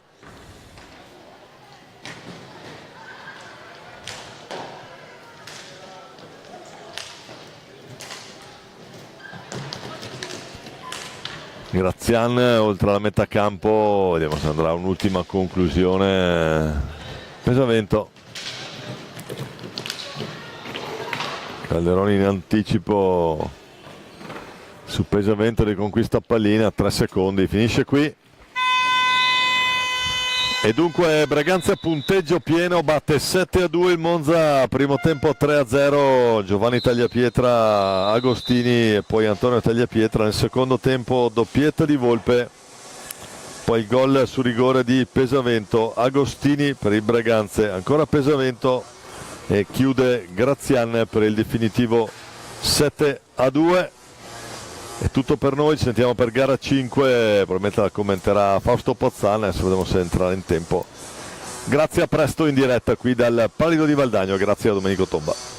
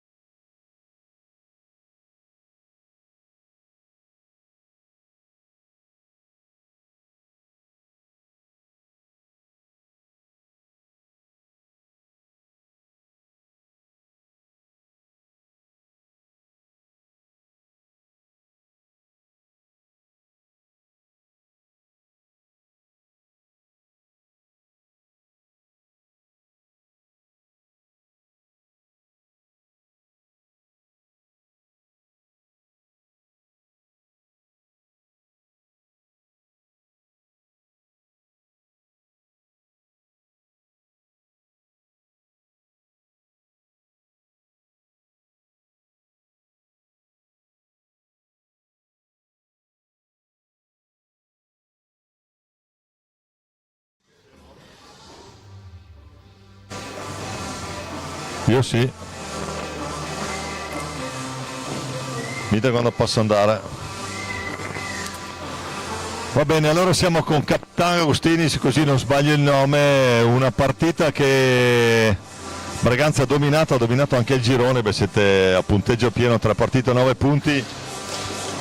però sono quelle partite che bisogna avere sempre molto in controllo. Finisce 7-2, avete anche gestito bene secondo me le risorse con Gabriele Tiele, ha fatto girare un po' tutti, cambiato anche il portiere. Sì, sì, certo, sono partite assolutamente da non sottovalutare perché anche loro hanno dei bei giocatori e come hai detto te stiamo cercando di gestire il più possibile le risorse perché nelle finali, come si sa, alla fine la porta a casa chi ha più gas alla fine. E quindi fortunatamente abbiamo una panchina lunga che abbiamo sfruttato e è andata bene. Sì, ecco, sinceramente rispetto al Monza la panchina Braganza è stata un po' probabilmente l'arma in più, l'arma vincente, ma anche la vostra risorsa principale. L'importante, come abbiamo detto prima, è non finire la birra. Sì, sicuramente è andata bene così, abbiamo sfruttato bene e poi siamo stati bravi a finalizzare e a concretizzare soprattutto. Bene, grazie mille, grazie al capitano del Braganza, in bocca al lupo. A presto, grazie.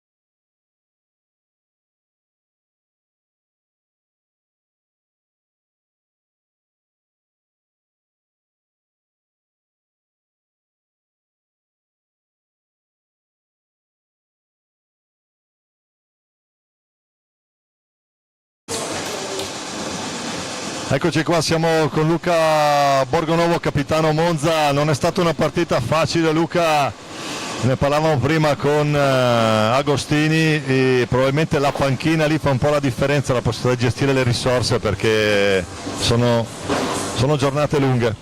Quello sicuramente, la panchina è un grande fattore in queste partite, soprattutto in giorni come questi dove si gioca 2 partite al giorno, con questo caldo la panchina è fondamentale.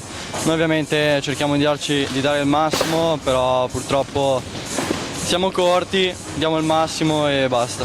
Beh, c'è da dire comunque un Monza che non è assolutamente demeritato, ha fatto vedere di poter far giocare tutti e quindi da questo punto di vista onore il merito alla tua formazione. Sì, sicuramente, io sono sempre felice di essere qua con questo gruppo. Sono felice di aver lavorato con loro tutto questo anno e niente, sì, merito a noi perché alla fine ci siamo guadagnati di star qua e adesso continuiamo a giocare sempre a testa alta. Spero che vi piaccia anche qui il pubblico che abbiamo cercato di creare qui a Valdagno. In bocca al lupo per il tuo Monza, buon proseguo di campionati. Grazie Luca.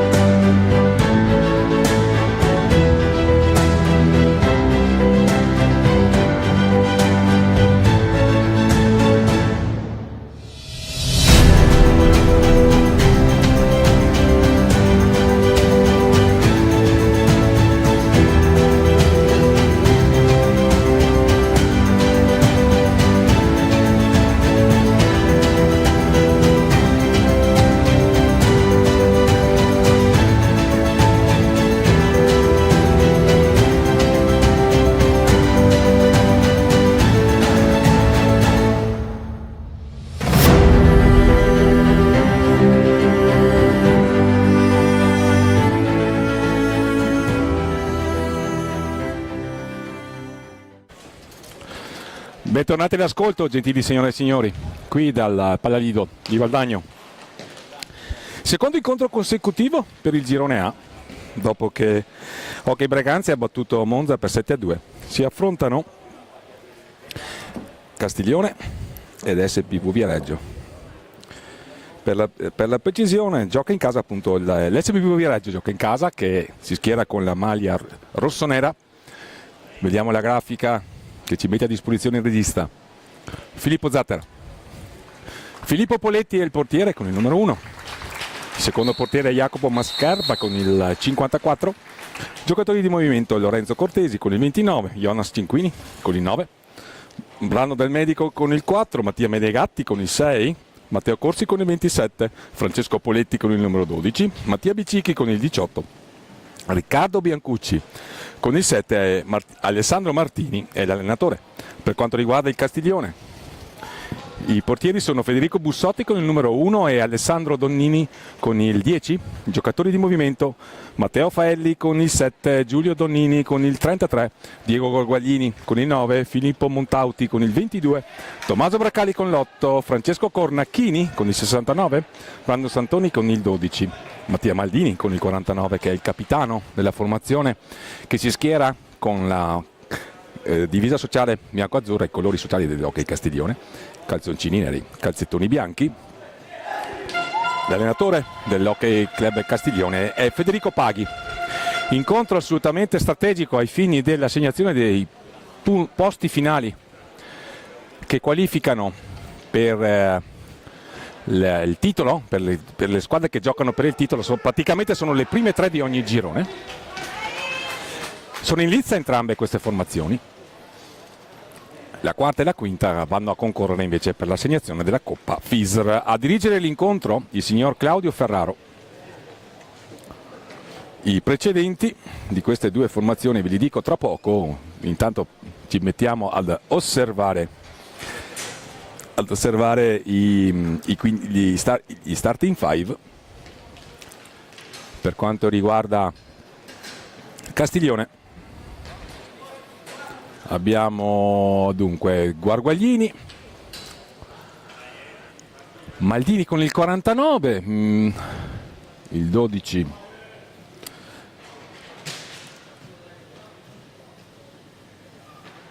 Bussotti mi sembra, no, il Bussotti è il portiere, chiedo scusa, vediamo tra qualche istante perché non abbiamo, eccole qua le formazioni, chiedo scusa ai gentili ascoltatori. Santoni con il numero 12. Santoni con il numero 12. Cominciamo. Primo possesso per Castiglione con Maldini che va a trovare Guarguaglini. Vertice basso Maldini, questo è la scelta del sistema di gioco. Adesso passano 2-2. Santoni con il numero 12. C'è solo questo, non sono giusto. Erano quelle, dammele pure. No, sono quelle. Tranquillo. Sono quelle che sono quelle che avevi prima. Non so perché le hai prese. Ok.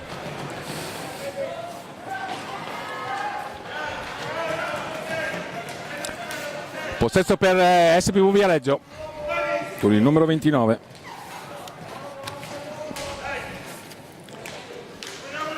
Vediamo Poletti col 12, Bicicchi con il 18, Cinquini con il 9, quindi Poletti, Cinquini, Bicicchi e il numero 29 che è Cortesi. Questo è il quartetto di movimento per la formazione dell'SPV Viareggio. Per quanto riguarda invece il Castiglione abbiamo Santoni con il 12, Faeli con il 7, Capitan Maldini con il 9 e Diego Guargaglini con il numero, anzi Capitan Maldini con il 49 e Diego Guargaglini con il numero 9. Stiamo in cronaca. Possesso conteso tra le 2 compagini, fasi di studio dopo 1 minuto e mezzo, anche se sembra avere un leggero predominio territoriale Castiglione. Lo spunto di Guargaglini che va a prendere il palo esterno, a controllare la situazione Filippo Poletti, portiere di SPV Viareggio. In possesso Montoni, cattivo passaggio del numero 12. Poi l'ottimo recupero di Cinquini. Poletti aveva controllato male. Ancora fase di studio.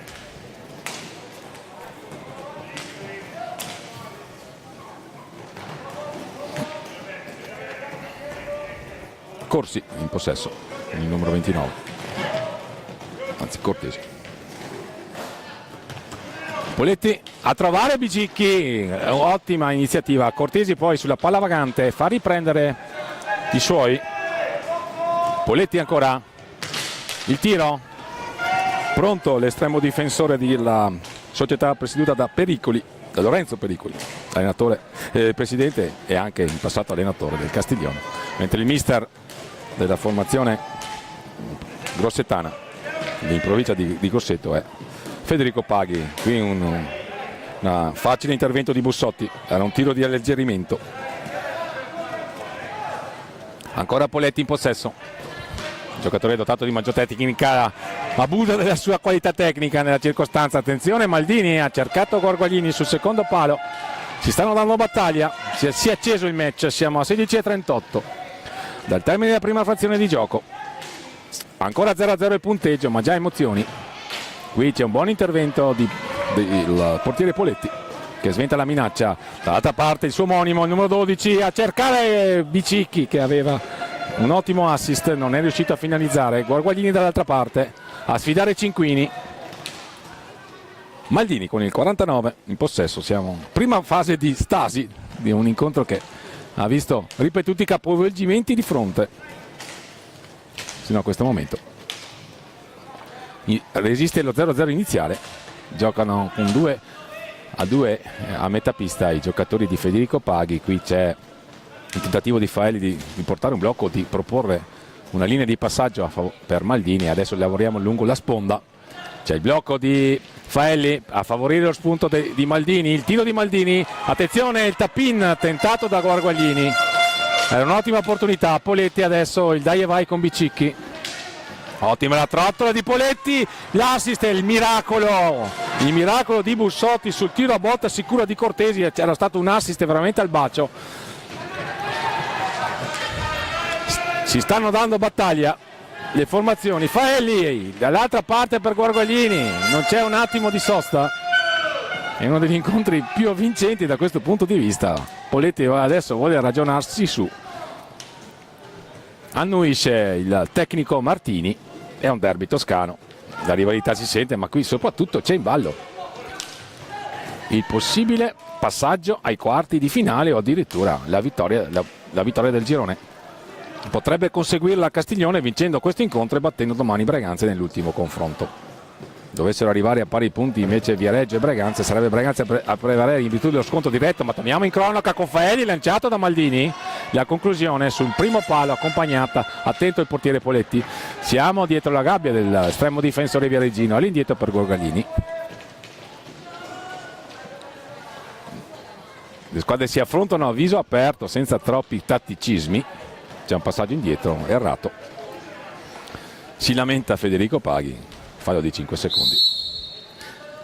Il signor Claudio Ferraro, che non ha praticamente mai interrotto il gioco, a dimostrazione del fatto che le squadre si stanno dando battaglia, ma nell'assoluto rispetto del regolamento e con fair play.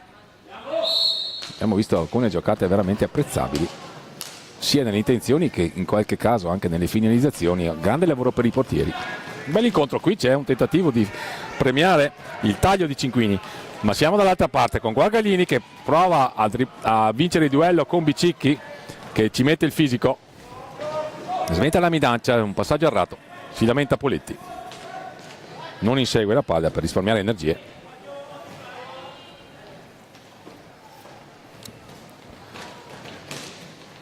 Le squadre sono, per quanto riguarda Viareggio, al terzo incontro, entrambe al terzo incontro. Faelli, Maldini per Castiglione, il mancino ha cercato qualcosa a metà tra il tiro e magari l'assist. Ancora un filtrante, questa volta Faelli. Poletti recupera palla al piccolo trotto, si propone Cinquini per ricevere, non lo premia il compagno di squadra ed è che è anche il capitano. Qui c'è un bel tiro, un tiro però non trova la porta di Cortesi, che ha avuto una grande occasione, ha risposto veramente con una grande parata Bussotti, ma siamo dall'altra parte. La ripartenza di Maldini.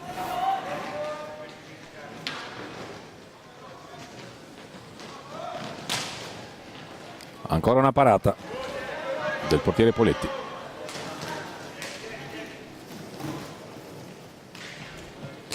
Siamo a metà pista, giro a 3.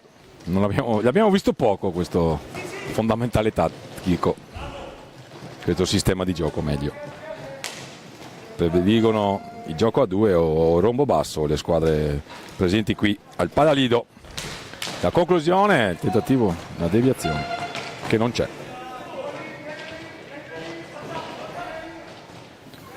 Palla contesa, Cinquini dietro la porta, Cortesi dietro la porta di Bussotti, si muove Cinquini, Cortesi, il tentativo di tiro ribattuto da Faelli, poi c'è una palla vagante, ci arriva Gorgoglini che se ne va dall'altra parte, lo fronteggia Bicicchi, il contrasto tra i due, alla fine mette tutti d'accordo Capitan Poletti e va a lanciare il lungo sponda Bicicchi sulla destra del fronte d'attacco della formazione viareggina. L'assist per Cinquini che ha un cattivo controllo, poi aveva cercato di andare a controllare la palla a rimbalzo, non ci è riuscito.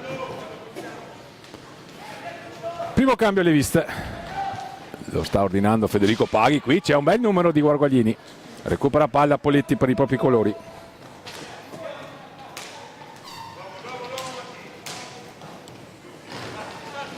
Ancora Bicicchi,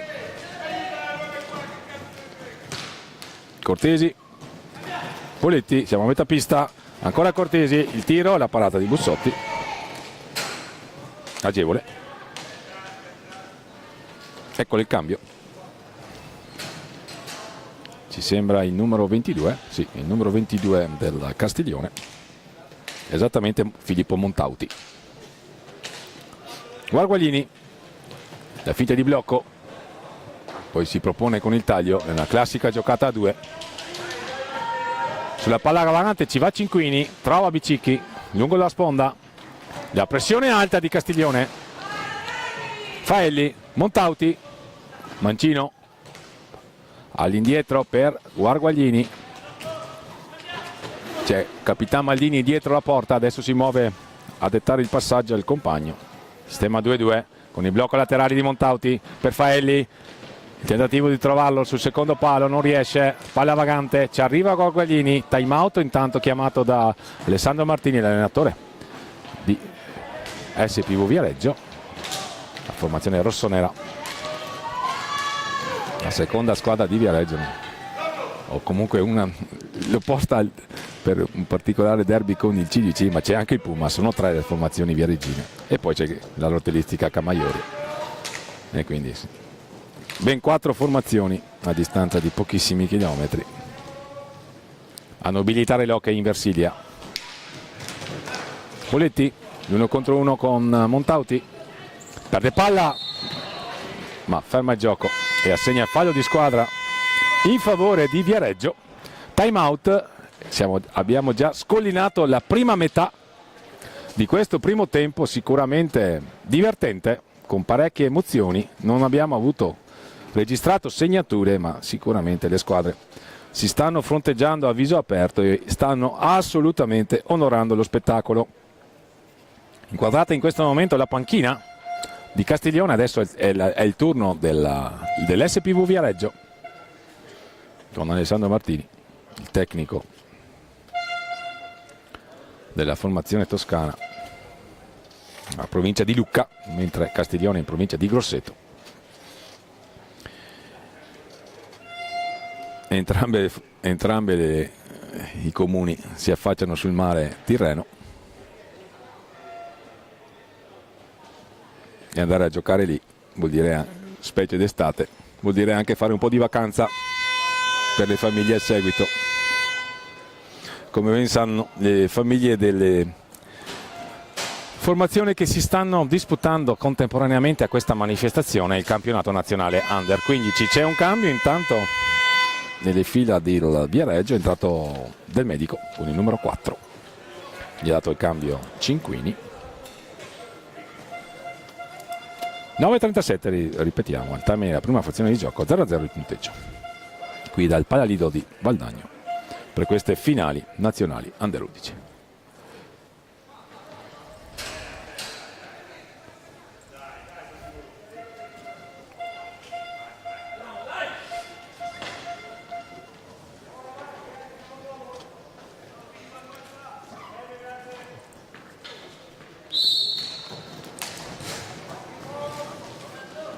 Bicicchi in possesso, a 3 a metà pista i giocatori di Martini. Riceve palla Del Medico, ne è entrato, ancora a 3 a girare. Il blocco di Del Medico a favorire Poletti, poi Bicicchi. Il filtrante intendeva provare a premiare l'inserimento di Cortesi. Non è riuscita l'idea. Riparte allora Castiglione. Match assolutamente equilibrato. Abbiamo registrato occasioni da una parte e dall'altra. Montauti all'indietro per Maldini. Lavora con i blocchi Montauti. La finta di tiro del mancino 22 della formazione bianco-azzurra del Blue Factor Castiglione.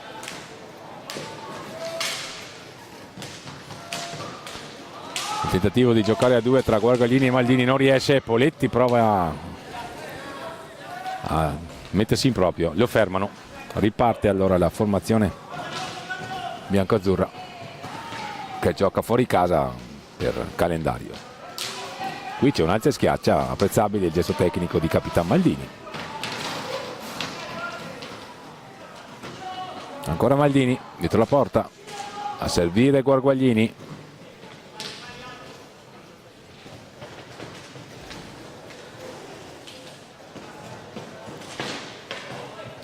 Tentativo di inserimento di Guarguaglini, Faelli non è riuscito a trovarlo, grazie anche all'opposizione del difensore rossonero dell'SPV Viareggio. Ancora Bicicchi in possesso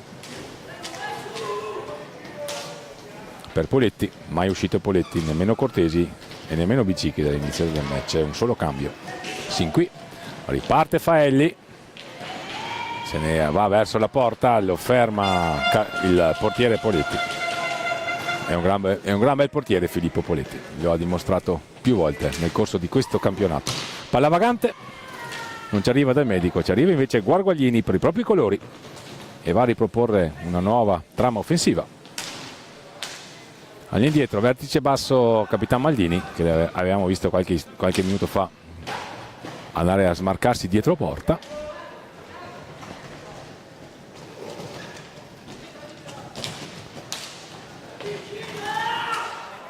Faelli, Montauti, ancora Montauti, dietro la gabbia difesa da Poletti, ha cercato di premiare l'inserimento di Faelli, non ci è riuscito.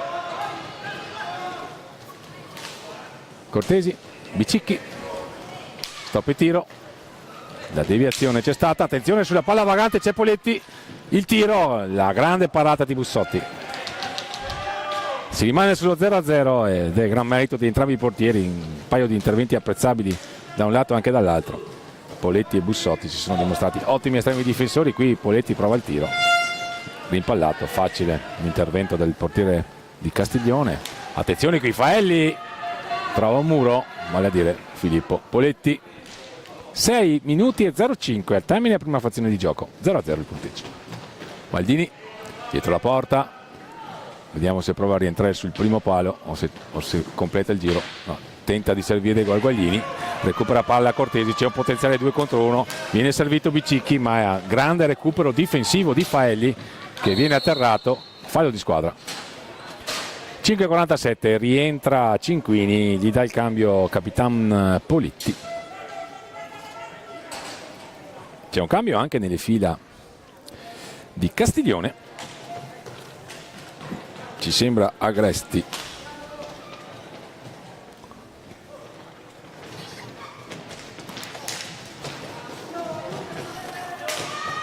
Attenzione, un'altra parata del portiere Viareggino. Il 69 Guarguaglini. No, Cornacchini, scusate. Francesco Cornacchini, 69 penetrato. Cortesi per Bicicchi. Cinquini. Del Medico. Cortesi. Si muove Cortesi al piccolo trotto, lo fronteggia Guarguaglini. Cinquini esce dalla pressione dei giocatori di Castiglione. Qui Del Medico, la conclusione, non trova la porta. Cinquini il più lesto di tutti, si rimpossessa della sfera, va a cercare un compagno al centro dell'area, nella fattispecie Del Medico, ma alla fine mette tutti d'accordo Montauti. Va a trovare Guarguaglini con Federico Paghi che invita Cornacchini a smarcarsi. La conclusione di Guarguaglini, non ha trovato la porta. Siamo dall'altra parte con Cortesi, la finta di tiro di Cortesi. Chiusa all'angolo da Capitan Maldini. Il numero 4 Del Medico, Bicicchi. Cortesi carica il tiro ma non lo effettua. Siamo a 4:20 dal termine della prima frazione di gioco. La penetrazione tentata da Bicicchi, all'indietro per Cortesi, lo stop e il tiro, raso terra, la deviazione di Cinquini. Non trova la porta e non impensierisce un ottimo portiere quale si è rivelato sin qui Federico Bussotti, al pari del collega Filippo Poletti. Si deve a loro sino a qui. Il punteggio è rimasto inchiodato sullo 0-0 iniziale. Meno di 4 minuti al termine. Allora Bicicchi, un cattivo controllo, ne approfitta Cornacchini, va a trovare Capitan Maldini, lo raddoppiano, recupera la palla, la perde pericolosamente Del Medico, non ne approfitta Maldini. Montauti, ancora Montauti, si libera molto bene di Cinquini. Cornacchini da dietro porta. Maldini. Il tiro di Maldini non impensierisce un ottimo portiere quale si è dimostrato sin qui Poletti. Un altro fallo di squadra. Il secondo commesso da Castiglione, mi sembra. Oppure il primo. È il primo, scusate. No, il secondo, esatto, avevo ragione. 2 falli di squadra commessi da Castiglione, 3 minuti e 12, dice il cronometro del Padalido, 3 minuti e 08, quello della nostra personalissima regia. Inquadrata la panchina del Castiglione con Federico Paghi che catechizza a dovere i suoi. Sono 2 ottimi allenatori e molto esperti i tecnici delle 2 formazioni. È il turno della panchina dell'SPV Viareggio.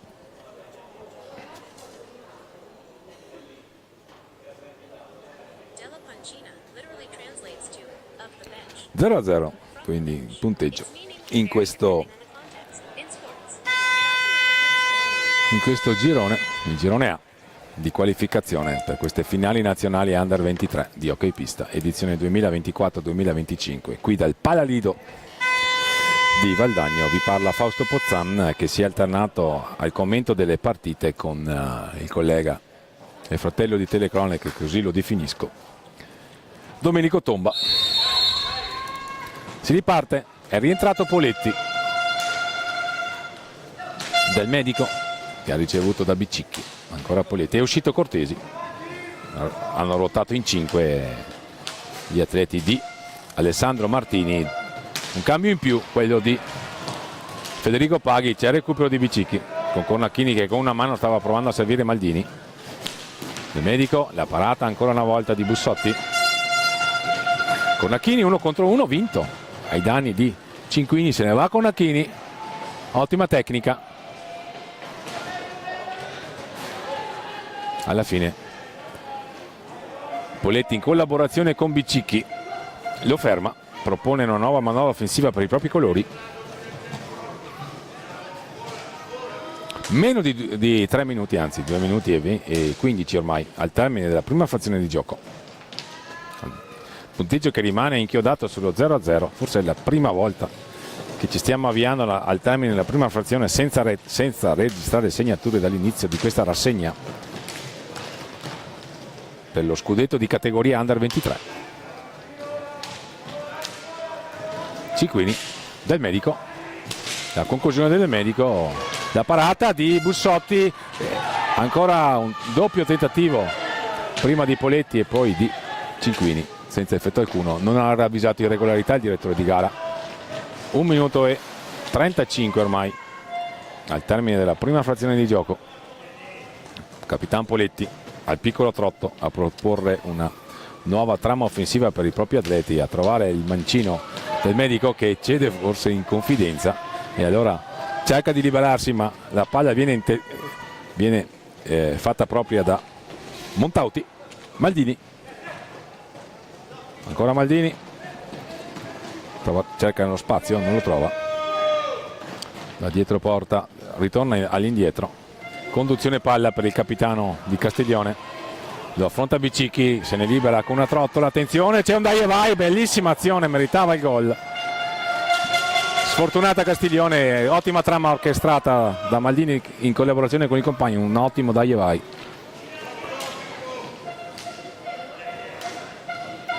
Siamo ormai a 40 secondi dal termine di questo bel primo tempo in cui c'è stato un solo grande assente, vale a dire il gol, ma per il resto abbiamo apprezzato i contenuti tecnici e tattici mostrati dalle formazioni in pista.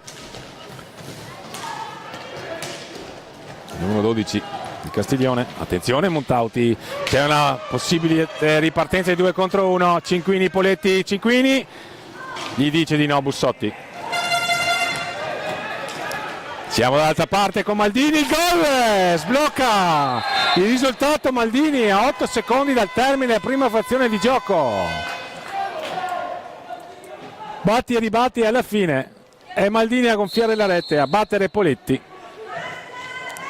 Aveva chiamato time out Alessandro Martini, verosimilmente per raccomandare ai propri colori di non eccedere, di non scoprirsi più di tanto per terminare il primo tempo in parità magari, per poi ragionarci su nell'intervallo. Ci dovranno ragionare su nell'intervallo, ma per come risalire la china, perché è passato in vantaggio Castiglione grazie al gol del suo capitano.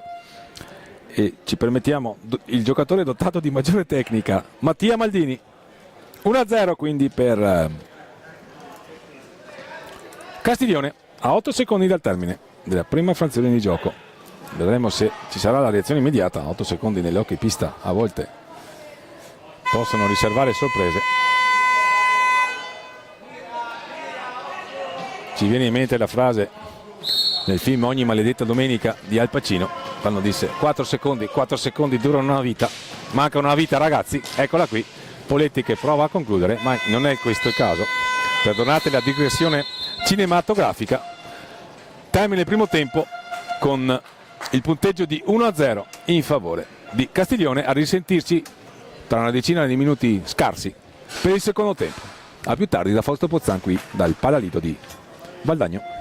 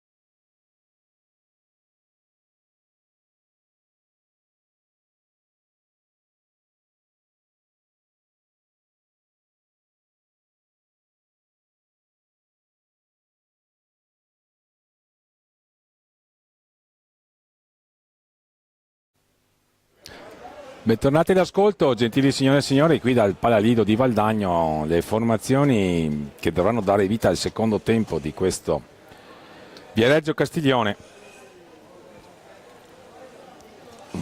Incontro valido per il girone A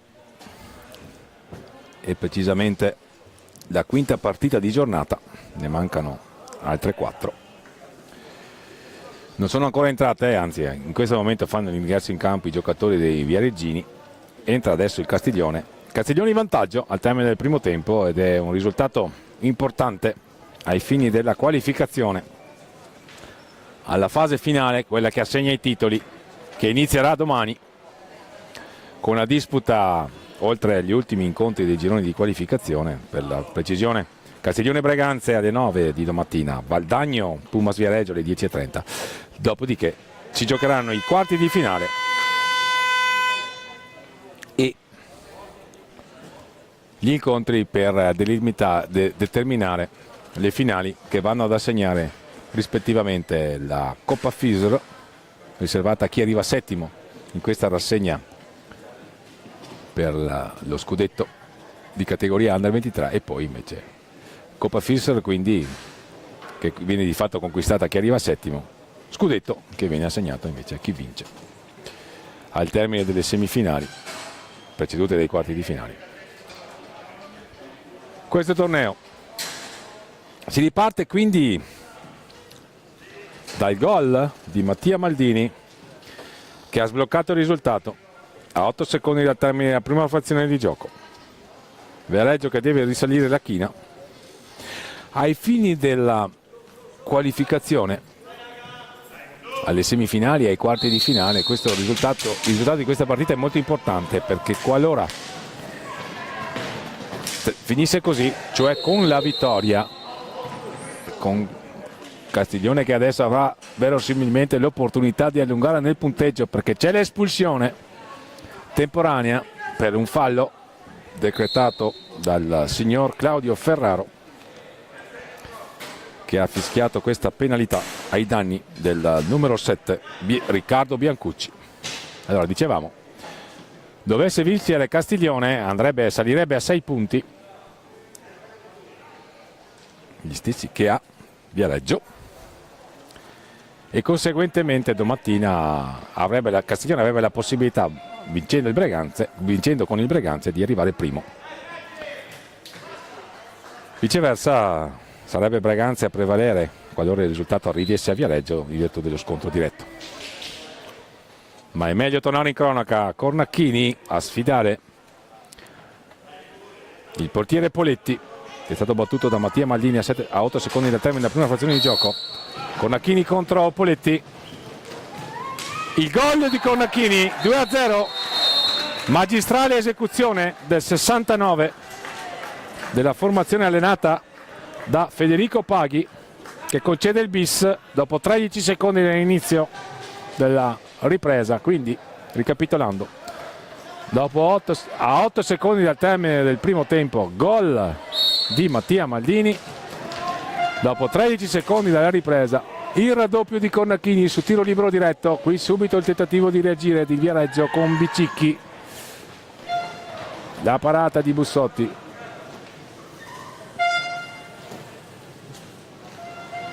Maldini, Guarguaglini, Maldini,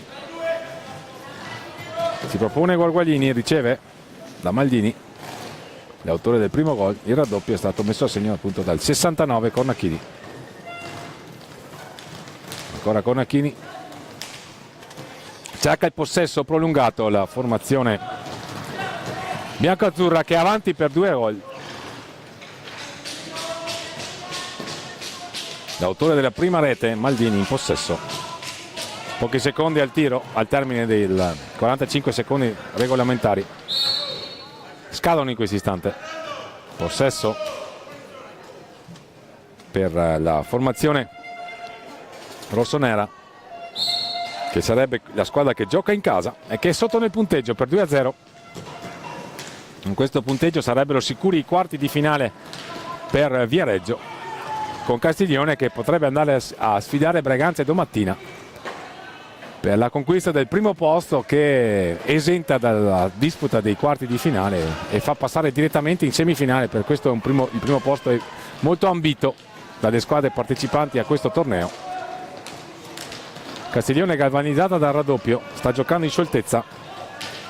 Santoni perde palla nella circostanza, riparte Poletti, un giocatore dotato di maggior tecnica per i propri colori. Bicicchi, il tiro, ci sembra che la palla abbia colpito il palo.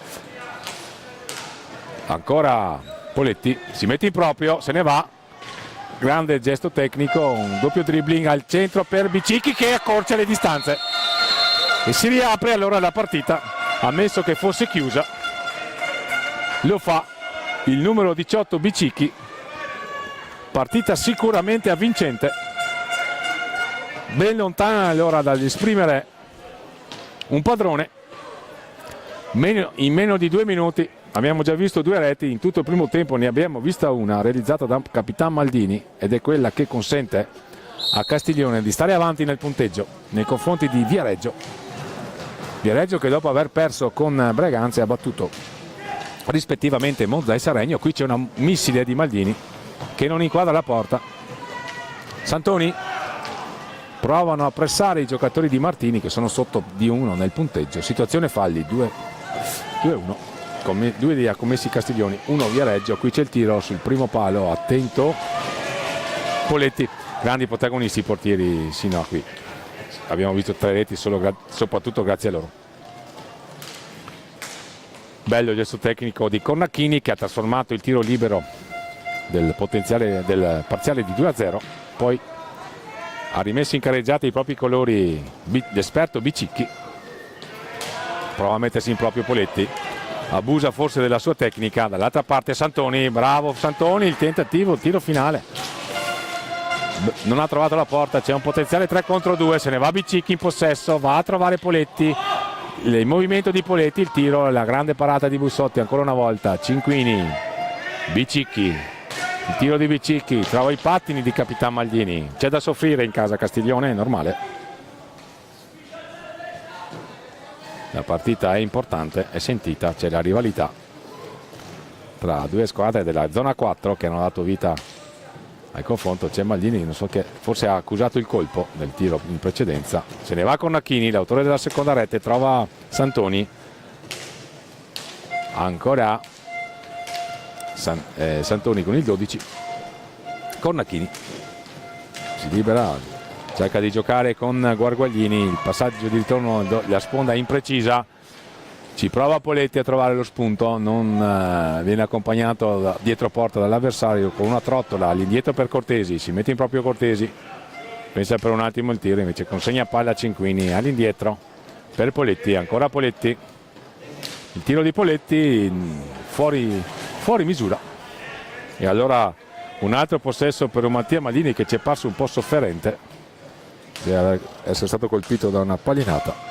Guarguaglini a sfidare Cortesi, ancora Guarguaglini in possesso all'indietro per Maldini, pronto Faelli con il numero 7, il tiro di Maldini ribattuto dalla caparbietà difensiva di Cinquini che propone una nuova trama offensiva per i propri colori. Cortesi per Bicicchi, si tuffa sulla propria destra, Bussotti sventa la minaccia, è un buon portiere Bussotti, l'abbiamo già sottolineato.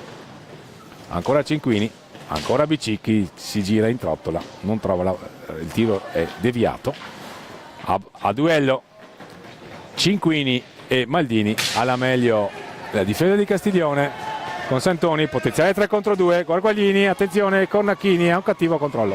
E allora siamo dall'altra parte, c'è un potenziale 2 contro 1, Cinquini smarcato da Bicicchi, avrebbe fatto meglio a tentare il tiro di prima intenzione, il grande recupero difensivo.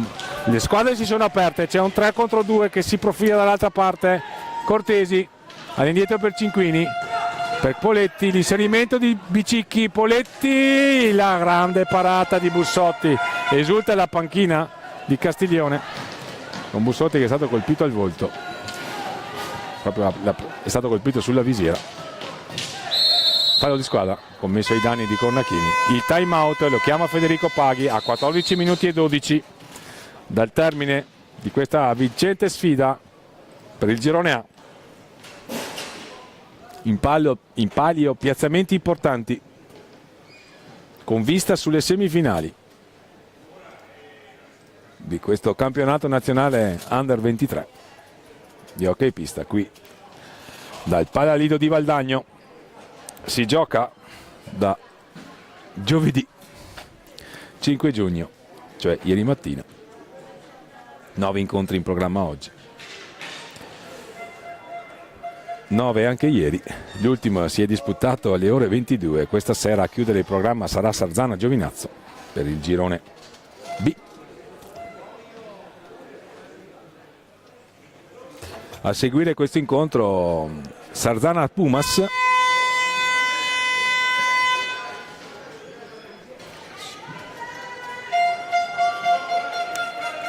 il Pumas che stamattina ha sudato le proverbiali 7 camicie per venire a capo di un agguerritissimo Correggio. Alla fine i giocatori allenati da Mirko Bertolucci hanno vinto per 4-2 e quindi Pumas che poi dovrà sfidare per il primato nel girone, precisamente domani mattina alle 10:30, i padroni di casa, verosimilmente del Valdagno.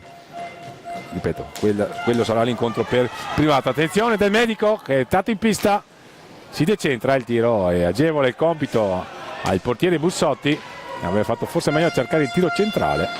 Ancora del medico, ci pensa un paio di volte, il tiro lo richiama forse a essere più veloce nell'esecuzione di questo fondamentale. Attenzione qui Santoni liberato da un'ottima intuizione di Montauti, è un ottimo giocatore il numero 22. Dal punto di vista tattico ha ottime letture. Poletti, siamo a metà pista, 13 minuti e 33 dal termine della partita. Cortesi con lingue coi denti, Castiglione a difendere la rete di vantaggio. Poletti, le finte di Poletti con la fascia a detergere il sudore in fronte. Ancora Cortesi, vediamo se prova il filtrante, così è. Ha provato una deviazione Poletti del medico. Ecco la conclusione e il gol di Cicquini che il signor Ferraro annulla. Stop di petto, non si può. Stop di petto, non si può.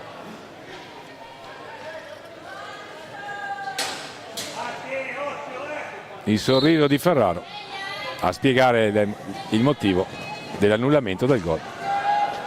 A termini di regolamento, decisione ineccepibile. Si rimane sul 2-1 allora per Castiglione. Cinquini a fronteggiare Capitan Maldini. Faelli, anche qui un tentativo di servire sul secondo palo. Guarguaglini recupera Poletti per i propri colori, se ne va Poletti, ha un cattivo controllo, si mette in proprio, entra in area. Cinquini ancora. Alla fine lo accompagna l'uscita Maldini. Qui c'è un contatto e il fallo di squadra fischiato contro Castiglione. 12 minuti e 28. Qui c'è un ritengo ci sarà un warning in arrivo. Eccolo qui per Montauti, reo di aver protestato. 12 e 28 al termine.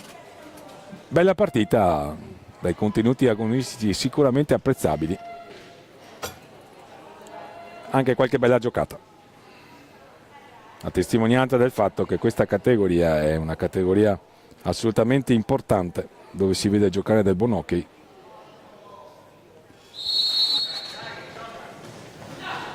Cortesi, Poletti, Cortesi a duello contro Montauti che ringhia su di lui,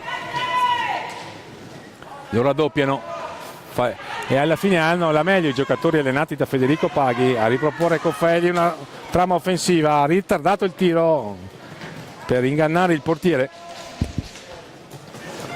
la conclusione non è stata del tutto precisa. Poletti, il tiro a incrociare, attento Bussotti, ancora Faelli, passaggio impreciso, recupera per i propri colori Poletti, si mette in proprio, supera Faelli che fronteggia un cliente scomodo, vale a dire Montauti, infatti Poletti ci ripensa, si rifugia da Del Medico. All'indietro, numero 12, è il capitano, è il portatore di palla della formazione rossonera Viareggina. Ancora un accenno di giro a 3, un buono spunto di Cortesi a cercare sul secondo palo Cinquini, non lo trova, siamo dall'altra parte allora con Maldini, se ne va, ancora Maldini, palla consegnata a Faelli, fallo di squadra fischiato contro Castiglione, sarà possesso per l'SPV Viareggio, che adesso rimette in campo Riccardo Biancucci, figlio d'arte, il papà Raffaele, sarà il prossimo allenatore del Sandrigo, che vanta anche un'esperienza in Francia. Attenzione, la palla che danza pericolosamente davanti a Bussotti, con Riccardo Biancucci alla caccia di un difficile tap-in, le ho forse anche spinto, di qui le proteste della panchina biancazzurra. Attenzione, il vai e vai, e c'è la traversa scheggiata dal tiro di Gorgalini, l'aveva deviata comunque Poletti, ancora Capitan Poletti dall'altra parte, il tiro impreciso. Maldini ricevuto palla da Montauti, siamo a metà della ripresa, ancora Montauti, dribbling di Montauti all'indietro, non spreca una palla il 22 della Blue Factor Castiglione.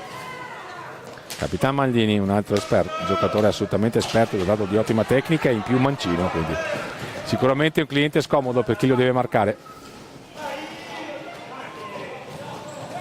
Time out alle viste in casa Viareggio, ancora Montauti, il tiro di Montauti ribattuto,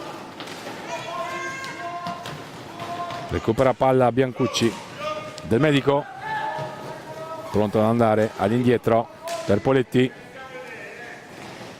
ancora Poletti in possesso, Del Medico, Poletti, Del Medico, il tiro di Poletti nel traffico, Biancucci ha deviato lui la palla, attenzione, Faelli a tu per tu con Poletti che si oppone, ottima opportunità, di prima intenzione viene servito Cortesi, ha un cattivo controllo, ancora Poletti in possesso, inquadrato Del Medico per un attimo, adesso in possesso palla il numero 4 rossonero della SPV Viareggio, ancora Poletti, lo spunto di Poletti, l'accelerazione di Poletti, il tiro non trova la porta, fasi confuse, metti tutti d'accordo Maldini a proporre una nuova trama offensiva proprio i colori Guarguaglini, Faelli,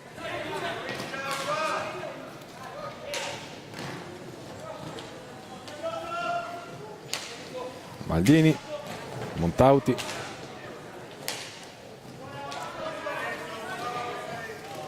ancora Maldini,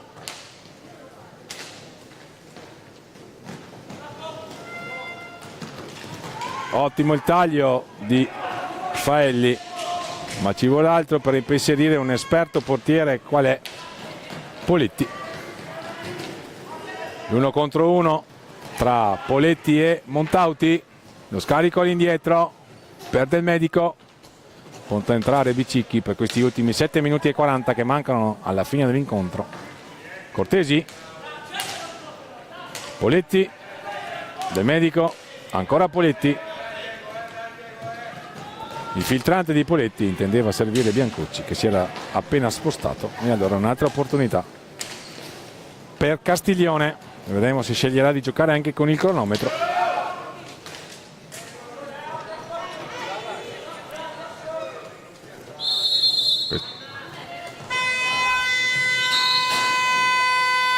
Time out e alla ripresa del gioco sarà possesso per l'SPV Viareggio,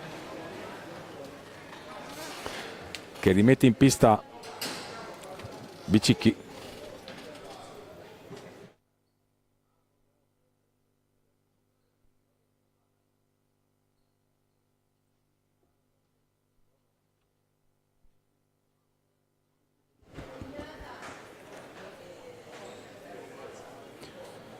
7 minuti e 12. Vediamo inquadrata la panchina dell'SPV Viareggio che è sotto nel punteggio. Finisse così, SPV Viareggio sicura della disputa dei quarti di finale, avendo battuto il Seregno.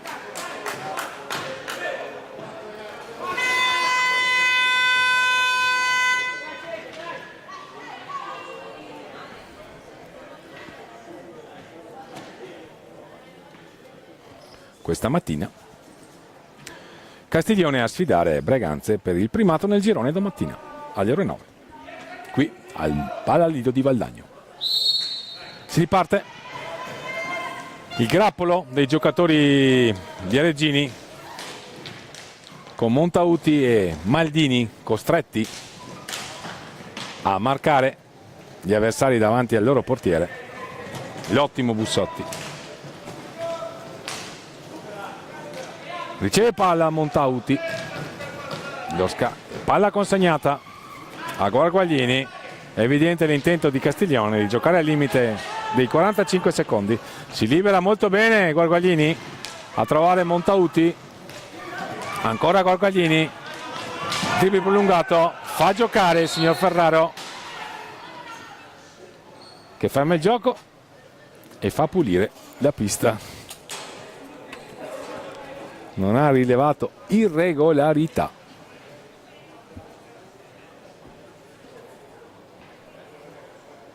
Sei minuti e 30. Questa è avvincente sfida.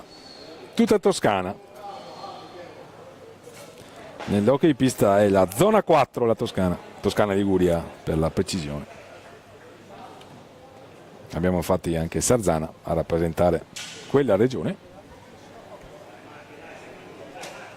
Un derby con vista sulle semifinali, lo possiamo definire così, quello tra Castiglione e Viareggio. Finisse così, SPV sicura dei quarti di finale, Castiglione a sfidare Breganze per il primato domattina alle 9.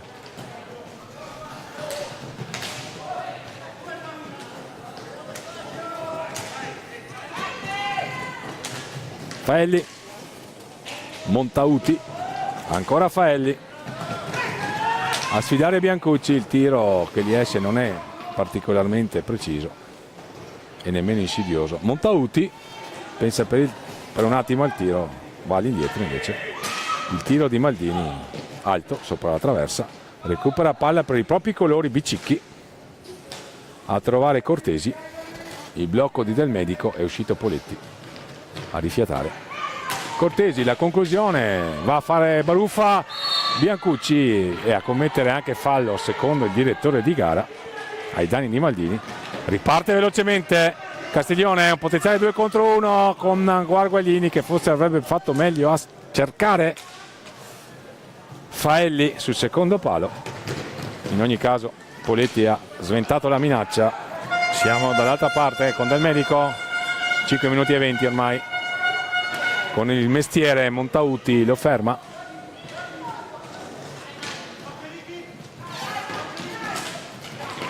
Un filtrante fermato dal portiere Poletti. Cortesi, le finte di tiro di Cortesi, non trova spazio. Biancucci, il tentativo di alza e schiaccia, velleitario nella circostanza. Faelli riceve a metà pista, se ne va alla conclusione, non trova la porta, recupera palla per i propri colori Bicicchi, prova a spingere per l'ultimo assalto, esce Del Medico, entra Cinquini, 4 minuti e 35, Montauti a fronteggiare Cortesi, Bicicchi, il tiro di Bicicchi, risponde presente per l'ennesima volta Bussotti, 2 contro 1, vediamo se Montauti cerca Faelli, sì, ma è bravissimo il portiere Filippo Poletti e si va verosimilmente all'ultimo time out di questa partita. A 4 minuti e 22 o 21 che dir si voglia al termine. Punteggio: Blue Factors Castiglione 2, SPV Viareggio 1.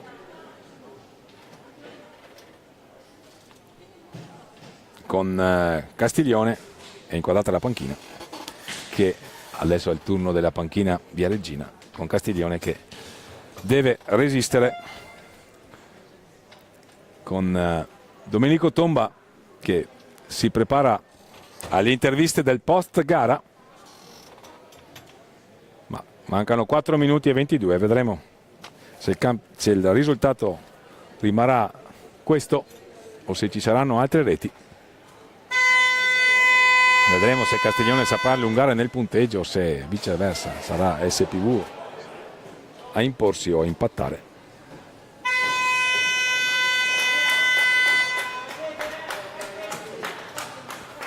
Pronti a ripartire, bella partita, molto avvincente, anche qualche contenuto tecnico apprezzabile.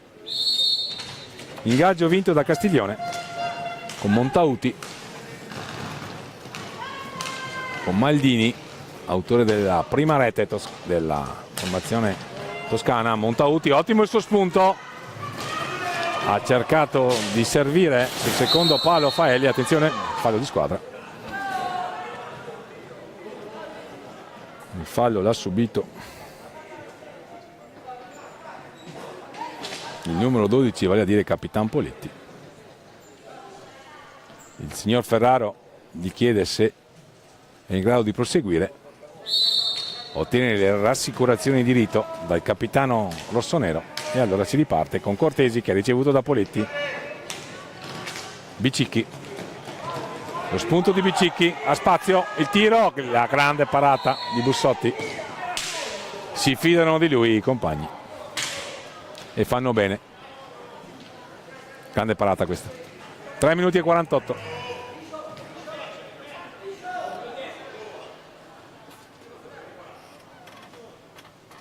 Cinquini contro Maldini, palla contesa alla fine.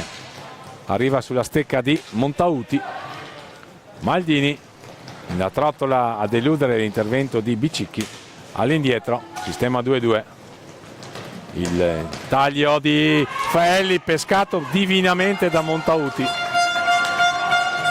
La parata, l'ennesima di Poletti, attenzione qui c'è Bicicchi, la palla in mezzo per Poletti, si è immolato letteralmente Maldini.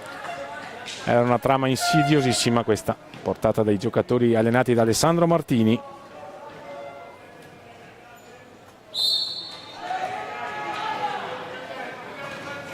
Ancora Poletti, le finte di Poletti, il filtrante fuori di poco. Sulle corde pare Castiglione, ma anche Viareggio ha speso molto. Qui c'è un tiro dalla lunga distanza, Faelli che trova Cornacchini, l'autore della seconda rete.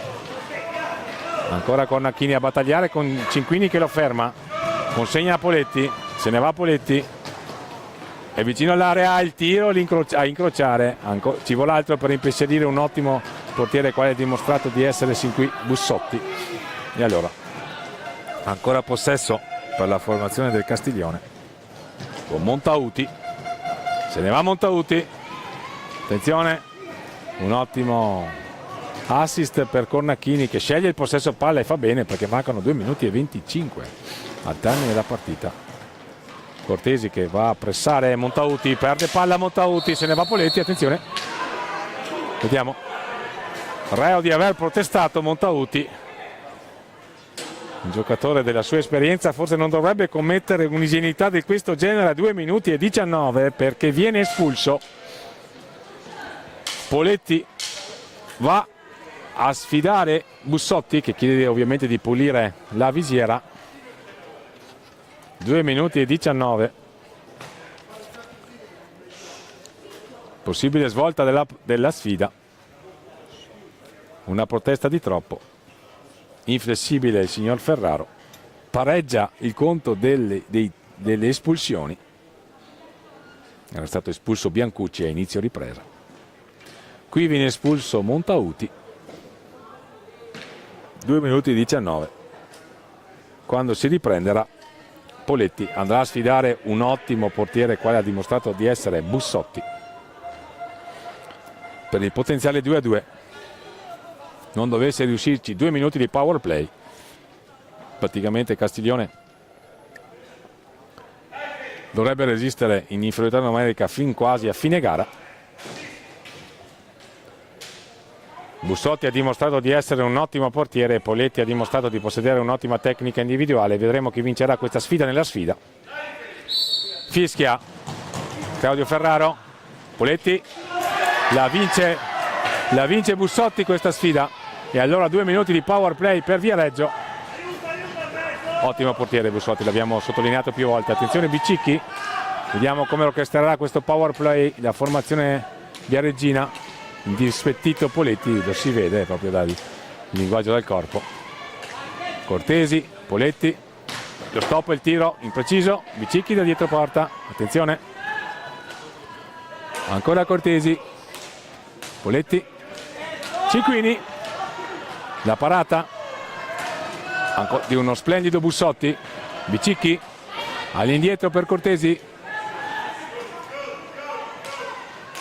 Poletti, il tentativo di deviazione, l'inserimento di Bicicchi, era stata un'ottima giocata questa, attenzione però c'è un recupero, fallo di squadra in favore di Castiglione. 1:22 con Federico Paghi che richiama i propri atleti a rimanere collegati e connessi sull'importanza della partita, perché qui si sta giocando praticamente l'incontro. Maldini, il rinvio colpisce sulla pancia Claudio Ferraro, il direttore di gara, si scusa Maldini.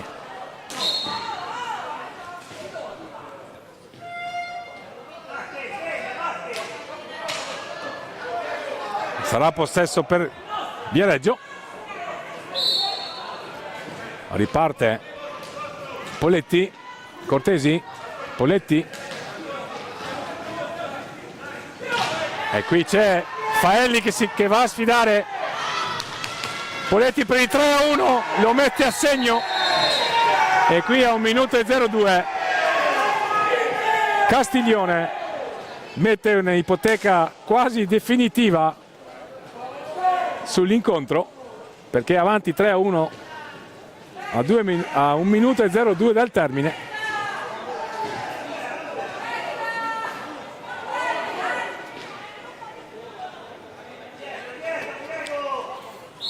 Viareggio deve scalare la proverbiale montagna contro una difesa agguerrita e un ottimo portiere qual è Federico Bussotti.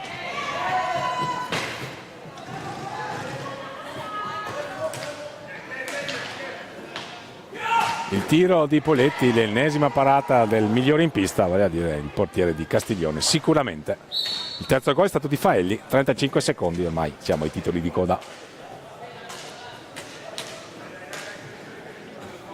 Cinquini non riesce a ricevere il passaggio.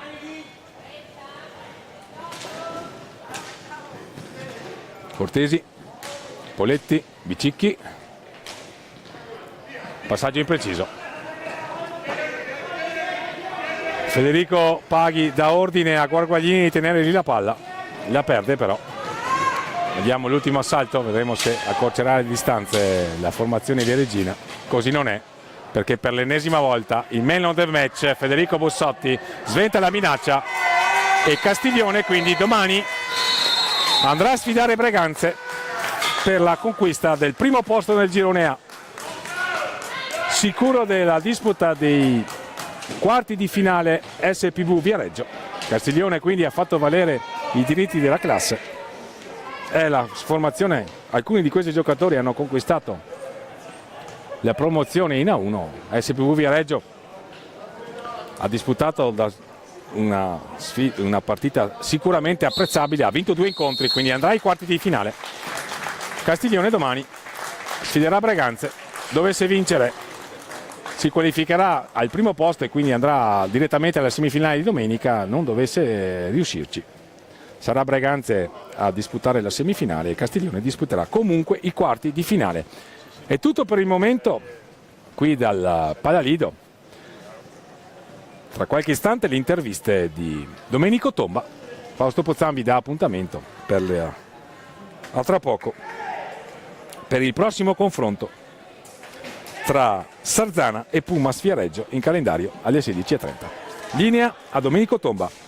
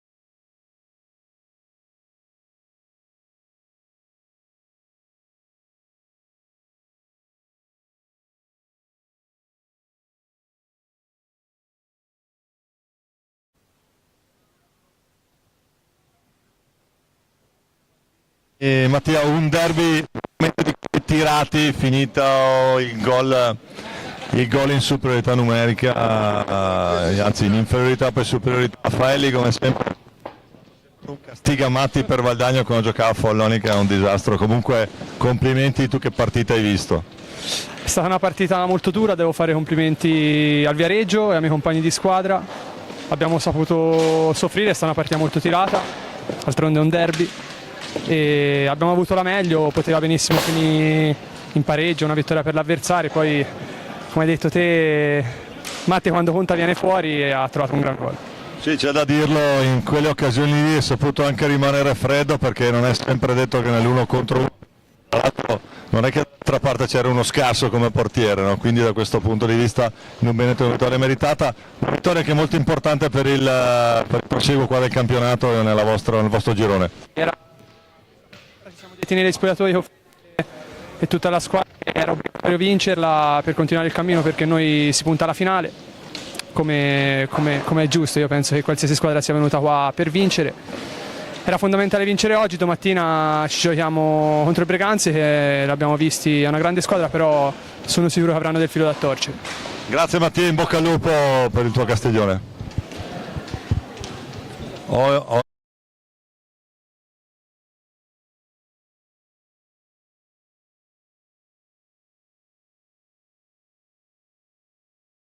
Lì ci siamo? Allora, molto bene, allora col cacciatore qui, nonostante le ferite, siamo col capitano del Viareggio, con Poletti. Un derby che avete fatto un bellissimo spettacolo qui al Palalido. Sì, sono d'accordo, purtroppo non abbiamo centrato la vittoria, forse era un po' per la stanchezza, ma va bene, aspettiamo gli altri risultati e guardiamo chi sarà la prossima. Sì, c'è da dire che la partita è rimasta in equilibrio sostanzialmente fino all'ultimo minuto, poi gli episodi Hanno deciso gli episodi, sicuramente. Ecco, grazie mille. Come sta?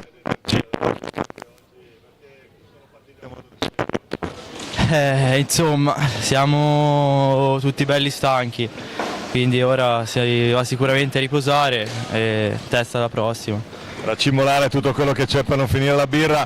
Grazie al capitano del Viareggio, grazie a Poletti, a presto, grazie a te.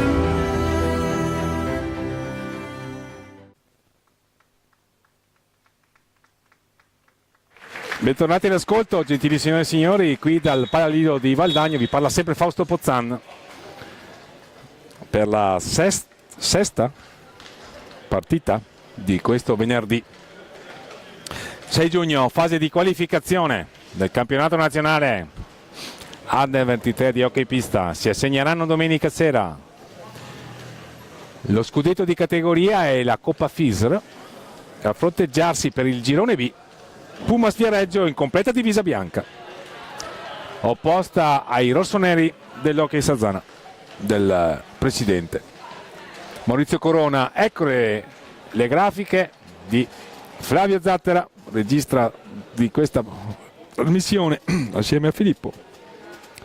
Sarzana quindi colori sociali rossoneri e divisa coerente con i colori sociali. I portieri: Raffaello Ciupi con il 44, Edoardo Stefanucci con il 50, Giampiero Andreani 46, Carlo Vanello 9, Kevin Farina 54, Alessio Lavaggetti 77, Marcello Manrique con il numero 5, Lorenzo Angeletti con il 24, Mirko Tognacca con il 79, che è il capitano della formazione allenata da José Vianna. Per quanto riguarda i Pumas Viareggio, i portieri: Thomas Mechini con il 22, Gabriele Dal Torrione con il 16. Giocatori di movimento: Elia Cardella 79, Giovanni Pesavento 74, Giuseppe Olivieri 99, Matteo Marchetti 7, Simone Bigatti 19, Francesco Carrieri 87, Oscar Mora Paceco 35, allenatore Mirko Bertolucci. A dirigere l'incontro Luigi Luna. Pumas Viareggio a punteggio pieno e a 6 punti, appaiato in testa alla classifica del girone B con l'Hockey Valdagno, a seguire Hockey Sarzana con 3 punti, AFP Giovinazzo con 3 punti. Coraggio Hockey fermo a quota 0. Per quanto riguarda il girone A invece avanti Breganze con 9 punti, Castiglione che può raggiungerlo e superarlo qualora dovesse vincere l'ultimo confronto in programma domani. A 6 punti, sempre a 6 punti SPV Viareggio, a 0 Seregno e Monza, sicure di partecipare alla Coppa FISR. La classifica del girone B è un po' più fluida rispetto al girone A. Avrà comunque il suo epilogo importante domattina, lo scontro tra Pumas Viareggio e i padroni di casa dell'Hockey Valdagno. Quartetto di movimento per Pumas Viareggio: Francesco Carrieri, Bigatti, Capitano Marchetti e Mora. Per quanto riguarda Sarzana, Lavaggetti, Angeletti, Tognacca e Manrique. Tra i pali per Sarzana Raffaello Ciupi. Per Pumas Viareggio, che ha iniziato presidiando il retroporta, per Pumas Viareggio il portiere Thomas Mechini. Siamo dall'altra parte, la finta di tiro di di Mirko Tognacca, lo scambio con Lavaggetti. Ancora Tognacca in possesso. Sarzana ieri ha battuto Correggio per 9-4, ha perso 6-2 con il Valdagno.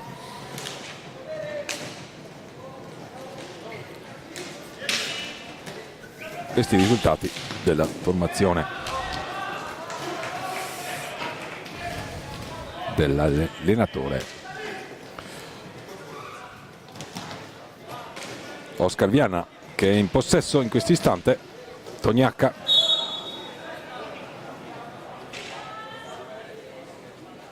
la palla è uscita dal terreno di gioco, Mirko Bertolucci la consegna ad Angeletti. Il signor Luna di Bassano del Grappa ordina la ripresa del gioco. Sono partite al piccolo trotto le formazioni. Qui c'è il tentativo di servire Tognacca da parte di Manrique, la palla vagante la fa su Angeletti, gliela contende Bigatti, il raddoppio e il fallo di squadra fischiato dal direttore di gara.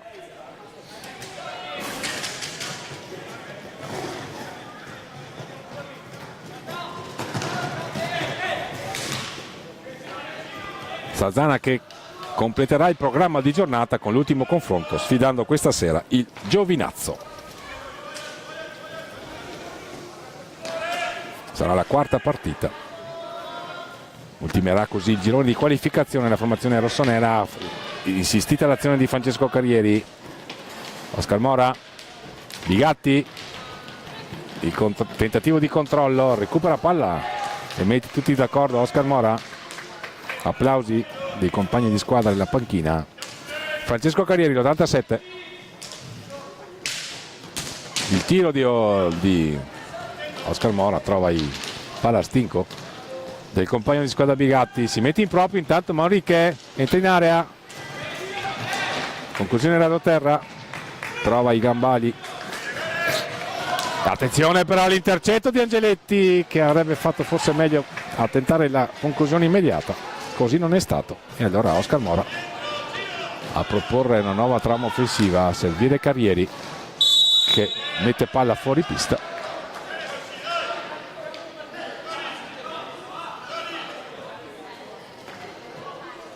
Con Mirko Bertolucci che osserva il comportamento dei suoi atleti. Un sorriso accennato, è la palla che è proprio uscita letteralmente dall'impianto. Si dovrà cambiare. Lì fuori c'è il torrente, c'è l'Agno a poco distante.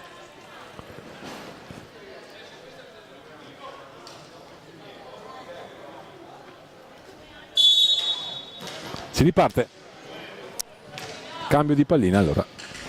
Angeletti da lontano a trovare Tognaca, il vertice basso. Angeletti nella circostanza, è uno sistema di gioco che ha adottato spesso la formazione rossonera. Angeletti, l'intercetto per un istante di Oscar Mora. A duello Mora e Tognaca. La palla è ancora in possesso delle stecche della formazione allenata da Oscar Vianna. Angeletti, anzi Lavagetti, scusate. Lavagetti con il 77, Angeletti al numero 24.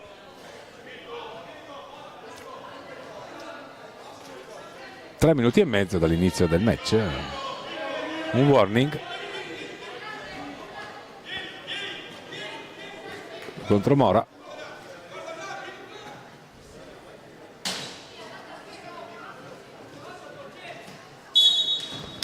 Manrique, Tognaca, tentativo di deviazione, colpito Tognaca, ferma il gioco il signor Luigi Luna a verificarne le condizioni.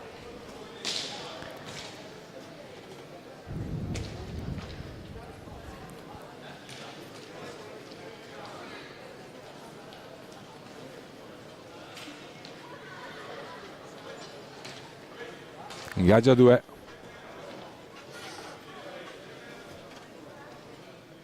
Anzi, possesso per Pumas Viareggio, pronti a ripartire. 16:23 al termine della prima frazione di gioco, 0-0 il punteggio. Carrieri per Bigatti, tentativo di intercetto di Tognaca, non riesce per centimetri. Carrieri, ancora Mora, Bigatti, ogni indietro per Marchetti. Carrieri si gira, elude l'intervento, attenzione, qui è caduto. Si sono avviluppati Angeletti e Carrieri.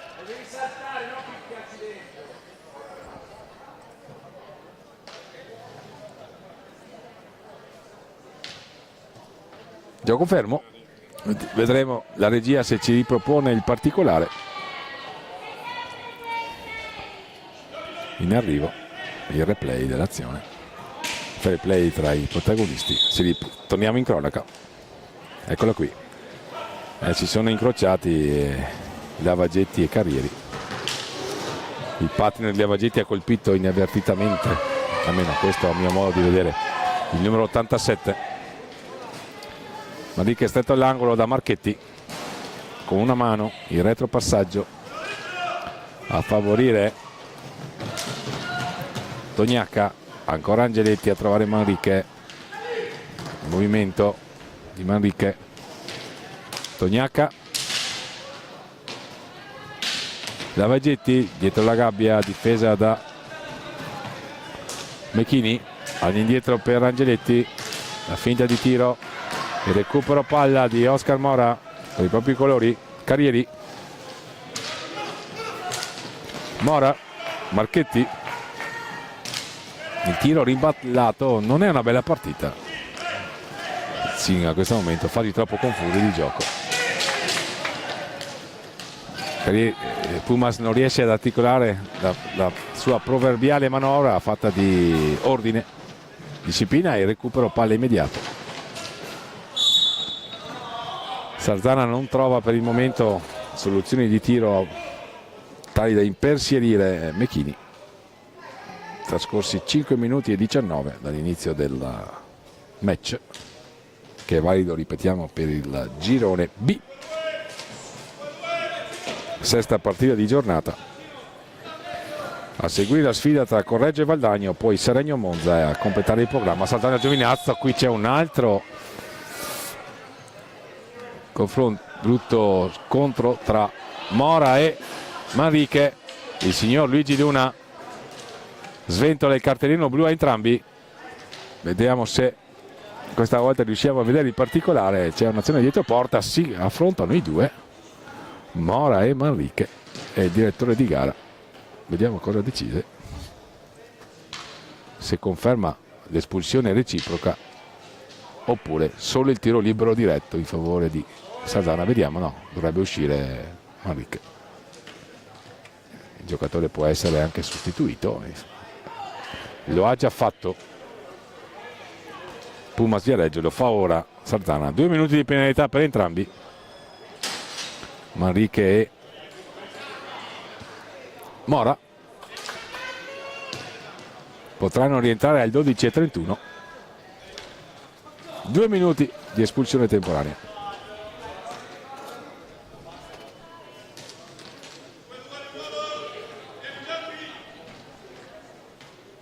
Ingaggio a 2 alla destra del fronte d'attacco, l'angolo basso per chi attacca, vale a dire ok Sarzana, recupera palla chi difende, vale a dire Matteo Marchetti, capitano di Pumas Viareggio, che varca metà campo. Vediamo se si riprende a giocare. C'è stato qualche colpo proibito di troppo in questi primi 6 minuti ormai dall'inizio della partita. Gli ingredienti per assistere a una bella partita ci sono tutti, sin qui non abbiamo potuto apprezzarli. Un po' di nervosismo, un po' di stanchezza dopo 2 giorni di gare molto intense. Elia Cardella intanto, il tiro ribattuto da Ciupi, è andato sulla ribattuta Francesco Carrieri, dietro la porta per Bigatti, ancora Carrieri, all'indietro per Elia Cardella. Bigatti, lo scambio con Carrieri, ancora Elia Cardella. Bigatti, il tiro, la respinta di Raffaello Ciupi, palla uscita ancora una volta, e qui diventa problematico perché fuori di qui, ripeto, c'è il torrente Agno, hanno molta distanza dal Palalido, sono già uscite 2 volte le palline. Vediamo intanto la grafica di Flavio Zattera, che ci mette a disposizione la classifica marcatori parziale, che vede al primo posto Francesco Poletti dell'SPV Viareggio con 6 reti, al secondo posto Mirko Tognacca e Paolo Colamaria rispettivamente di Sarzana e Giovinazzo con 5, poi Antonio Tagliapietra per Breganze, Emanuele Pedroni di Correggio con 4 reti, Tiago Sanchez di Valdagno con 4 reti, a 3 reti di qui Giovanni del Valdagno, Lorenzo Angeletti di Sarzana, Marco Tomba del Valdagno e Mattia Schirino del Seregno. Grazie a Flavio Zattera, regista di questa trasmissione, che è disponibile sulla piattaforma digitale Fisr TV, sui canali YouTube. Andreani, Angeletti, Tognacca. Andreani ha sostituito Manrique, che è stato espulso dal signor Luigi Luna assieme a Oscar Mora.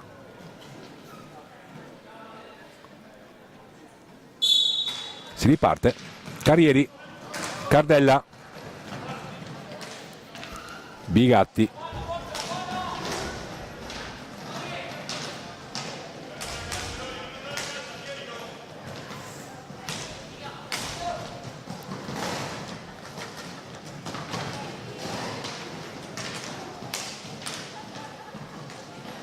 ancora Cardella in possesso. Il tiro di Marchetti, che è stata una buona azione qui. Pumas Viareggio, vediamo, sì, riesce a giocare come sa. Questi primi 8 minuti di gara non si è visto un granché, gioco troppo spezzettato, con qualche contrasto di troppo, qualche colpo proibito. Adesso la manovra per entrambe le formazioni sta diventando più fluida. Recupero difensivo di Carrieri che viene atterrato. Fallo di squadra fischiato contro Sarzana. È il primo.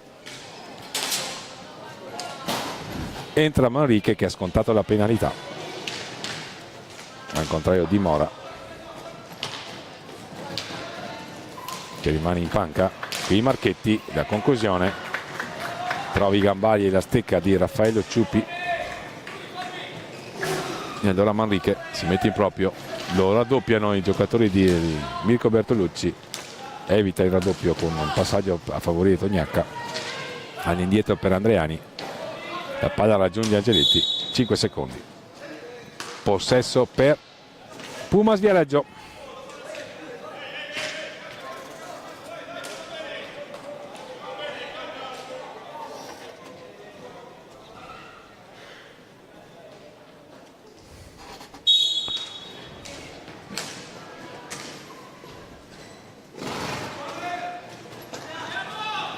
Carrieri, Marchetti, Cardella, ancora Marchetti, ancora Cardella, Manrique se ne va lungo la sponda di sinistra, il tentativo e il gol di Tognacca, il gol di Tognacca. Inserimento lungo sponda di Manrique sul secondo palo, la deviazione di Tognacca a beffare Thomas Mecchini, si rompe l'equilibrio. Vediamo l'inserimento di Tognacca, il tocco sul secondo palo e il gol che porta in vantaggio Sarzana, un po' a sorpresa di un match equilibrato dove si è giocato poco. E qui c'era subito il tentativo di replica di Marchetti, sventato da Raffaello Ciupi. Ancora Marchetti, giocano larghi sugli opposti perimetri della metapista del Paralido, le due formazioni. Cardella tenta di mettersi in proprio, all'indietro per Carrieri, Pumas che cerca di schiacciare la formazione ligure. Il tiro di Cardella è impreciso e allora altra opportunità per Sarzana che è passato in vantaggio con la deviazione ravvicinata di Tognacca sul filtrante, accompagnato dalla sponda dalla sinistra, proveniente da sinistra di Manrique. Lesto a smarcarsi sul secondo palo, Tognacca con una deviazione che non è lasciato scampo al pur bravo Mecchini, l'autore del gol, a tentare di controllare palla, a schiacciarla lungo la balaustra. Sarà possesso per Pumas Viareggio che ha rivisto qualche cambio evidentemente. Il time out l'ha chiamato il tecnico Mirko Bertolucci, esce Bigatti, entra Giovanni Pesamento. 1-0 Sarzana che ha battuto sin qui il Correggio e ha ceduto Dazio alla formazione di casa che ha sfoderato un'ottima prestazione, 6-2, replicata tra l'altro oggi. La formazione di casa allenata da Dario Rigo, tra le favorite, lo diciamo, al di là della scaramanzia che magari influenza più di tanto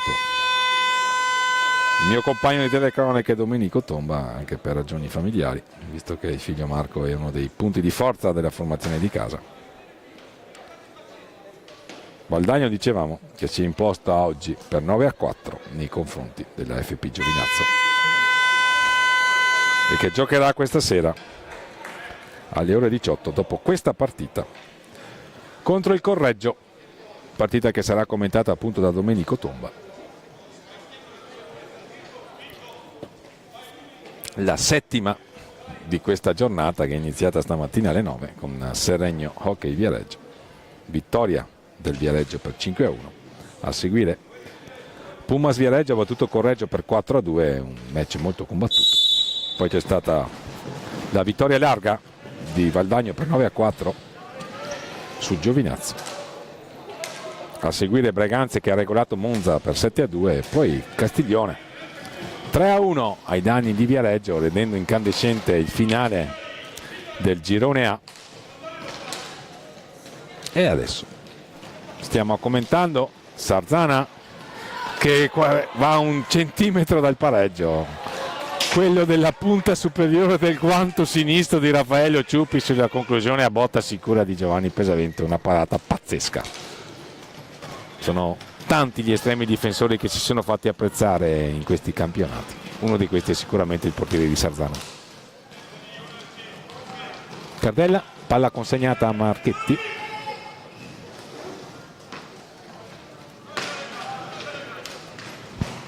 Carrieri, Marchetti, il tiro sbilenco. Si era ottimamente liberato il capitano del Pumas, non è stato altrettanto abile nella conclusione. Abbiamo varcato la metà del primo tempo, siamo a meno di 9 minuti al termine. Toniacca, fronteggiato da Marchetti che gli porta via sfera, alle viste l'ingresso in pista di Olivieri. Marchetti, vertice basso, Cardella, Carrieri prova ad alzare il ritmo ma perde palla. Cardella, e allora un'opportunità per Angeletti da sinistra, da dove è venuto il primo gol, poi va sul fronte opposto d'attacco. Manrique, il suo assist ha consentito la deviazione di Toniacca che ha portato in vantaggio Sarzana. Toniacca all'indietro per Andreani, ancora Andreani in possesso. Manrique, la pressione di quelli di Mirko Bertolucci, recupera palla Francesco Carrieri, se ne va Francesco Carrieri, il tiro, la parata di Ciuppi, perde il bastone Angeletti, si rialza Carrieri, ritorna in difesa Angeletti, rallenta, ricomincia, si gioca, tiro alto sopra la traversa di Manrique, esce Carrieri, entra Olivieri.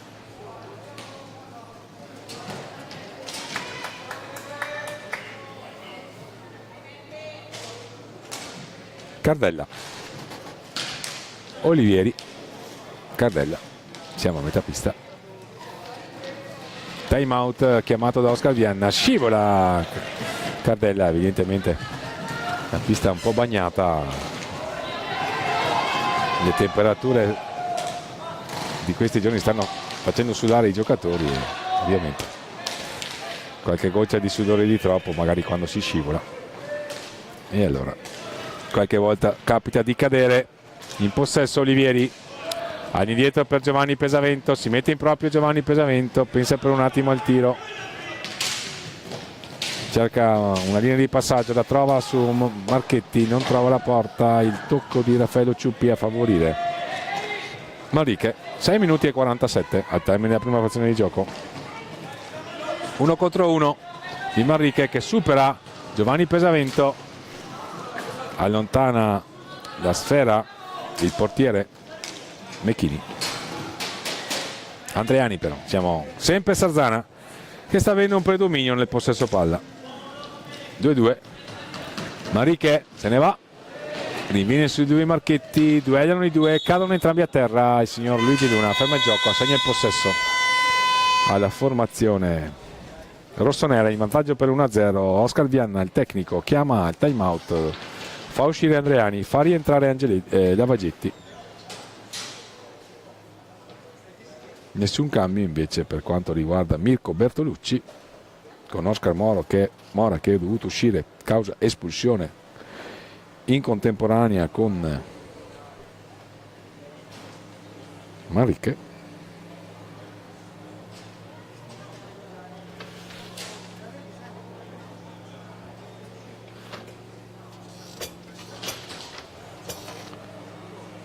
Dopo il time out sarà possesso per l'Hockey Sarzana, che è avanti 1-0.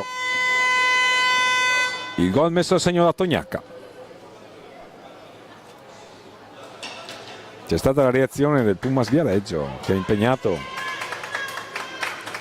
il portiere Raffaello Ciupi, che ha risposto sicuramente da campione in un paio di circostanze, una soprattutto di Giovanni Pesavento. Pumas quindi vicina al pareggio. Vediamo qualche replay di questa partita.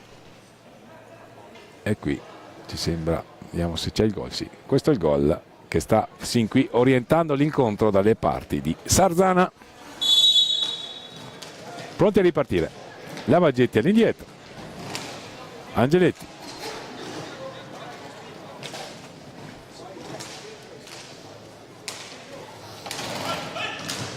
Tognacca con Vianna che invita il suo giocatore a premiare l'inserimento del compagno, così non è. Tognacca ancora all'indietro, vertice basso.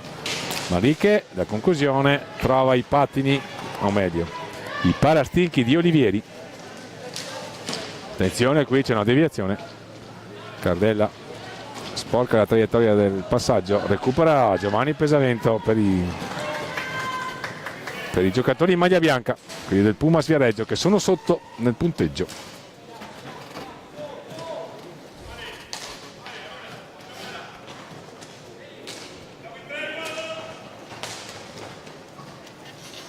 Nel girone con queste due squadre ci sono i padroni di casa del Valdagno,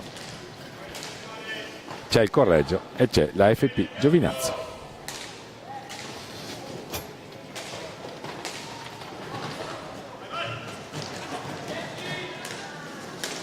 A 6 punti il Pumas e attenzione qui il filtrante di Pesavento. Pumas e Valdagno.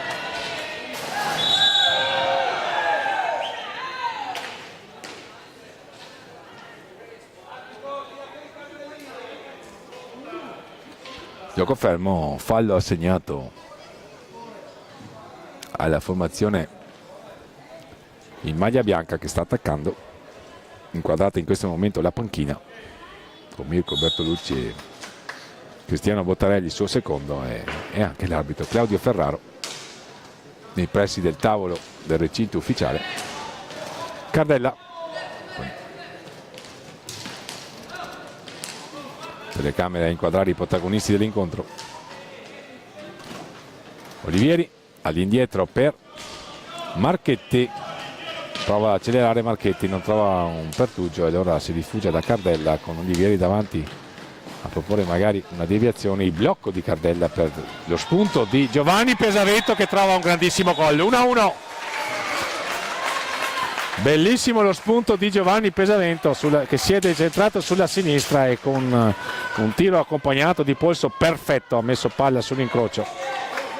Imparabile per Raffaello Ciupi. Vediamo se la regia di Flavio Zattera ci propone il dettaglio. Sì, a tagliare il campo da destra verso sinistra e incrociare un tiro pazzesco sull'incrocio alla sinistra di Ciupi, che nulla può.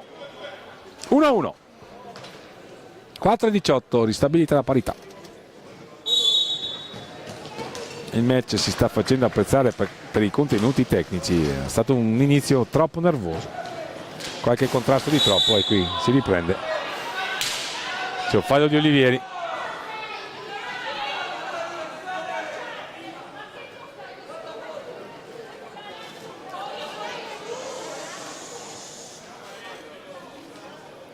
Manrique, fallo di squadra, quindi il quarto commesso dal Pumas. Possesso per Sarzana, che era andata in vantaggio con Tognacca. Il pareggio di Giovanni Pesavento, il fratello di Michele, che gioca col Monza. L'assegno oggi con Breganza su rigore.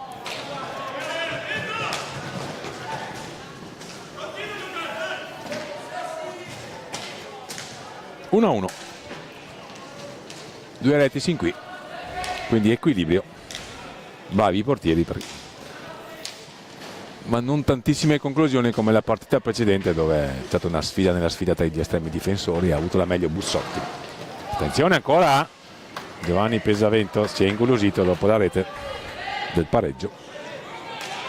Spettatori interessati, i giocatori di Valdagno, che poi sfideranno il Correggio per il loro terzo impegno di questi campionati nazionali Under 23. 3 vittorie e 2 vittorie sin qui per i Lanieri, per il Valdagno insomma. 3 vittorie anche per il Breganze. Il Valdagno è a caccia della terza affermazione contro un Correggio che nel confronto con il Pumas ha venduto cara la pelle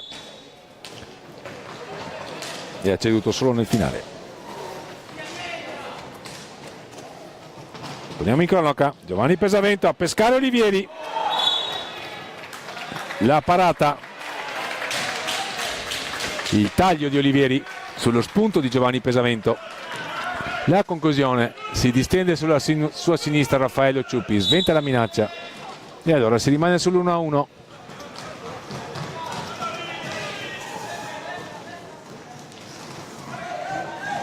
Angeletti, scalano i 10 secondi, sarà possesso per la formazione Viareggina.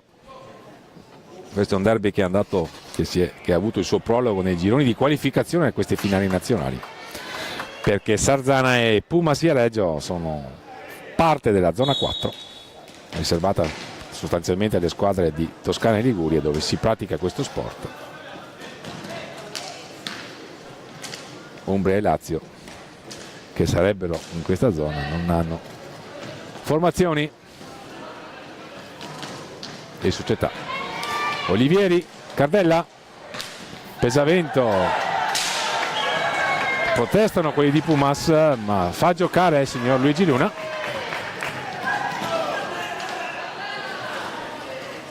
Lamentavano una trattenuta con gamba a terra, quelli della panchina del Pumas chiedevano l'intervento di Luigi Luna, che non è stato della stessa opinione, e quindi si continua a giocare. Ormai siamo a 2 minuti dal termine della prima frazione, qui c'è un tiro da lontano di Angeletti con Mechini che vede il tiro all'ultimo minuto, ci mette il guantone, sventa la minaccia, ancora Angeletti, vediamo se concederà il bis con il tiro da lontano. Tognacca, Angeletti, il tiro, la parata, si riparte, Mariche, Angeletti,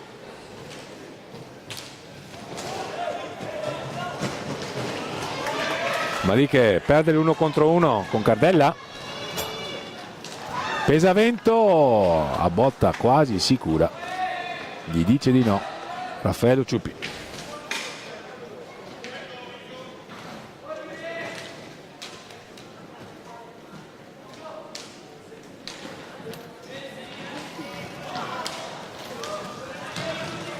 Ancora Mariche in possesso, si mette in proprio, entra in area, la palla danza pericolosamente davanti a Mechini che poi li allontana con il bastone. Olivieri, e ora dall'altra parte vediamo se riesce a tentare la conclusione. No, si rifugia da Capitan Marchetti, la palla esce, ottimo il riflesso di Oscar Vianna, che la riconsegna, allenatore di Sarzana, che la riconsegna a Capitan Marchetti. Da questi a Giovanni Pesavento. Elia Cardella, ancora Elia Cardella,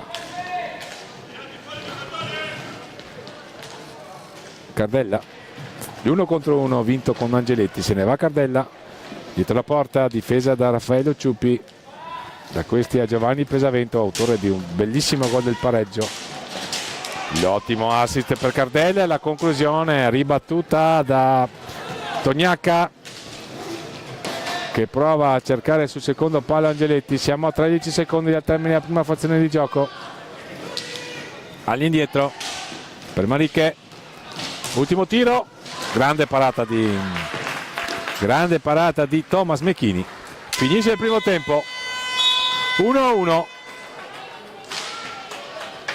1-1 tra Pumas Viareggio e Sarzana, anzi è in casa Sarzana questo incrocio importante per determinare le posizioni in classifica del gruppo B, a risentirci tra una decina di minuti scarsi per il secondo tempo.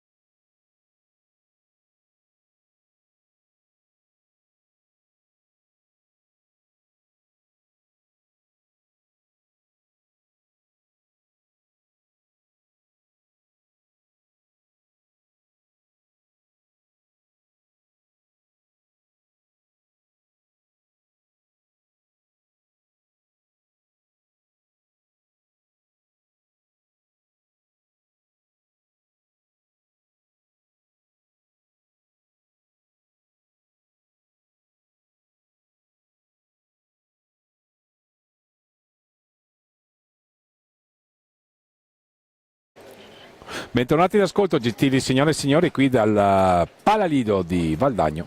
Vi parla Fausto Pozzan, settimo incontro di giornata, anzi sesto, scusate. Sarzana Pumas Viareggio per il girone B di queste finali nazionali Under 23, edizione 2024-2025. Primo tempo che si è concluso in perfetta parità. Era passato in vantaggio Sarzana con il suo scusate, numero 79 Tognacca.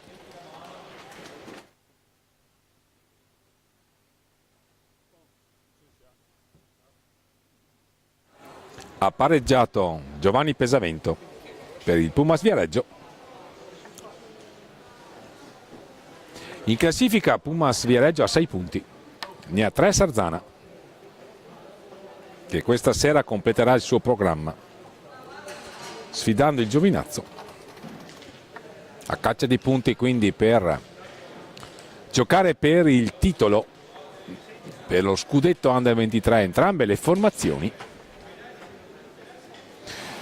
con il Correggio che è sicura invece, dovrà affrontare le sfide che vanno ad assegnare l'altro trofeo di questa rassegna, vale a dire la Coppa FIS riservata alla categoria Under 23.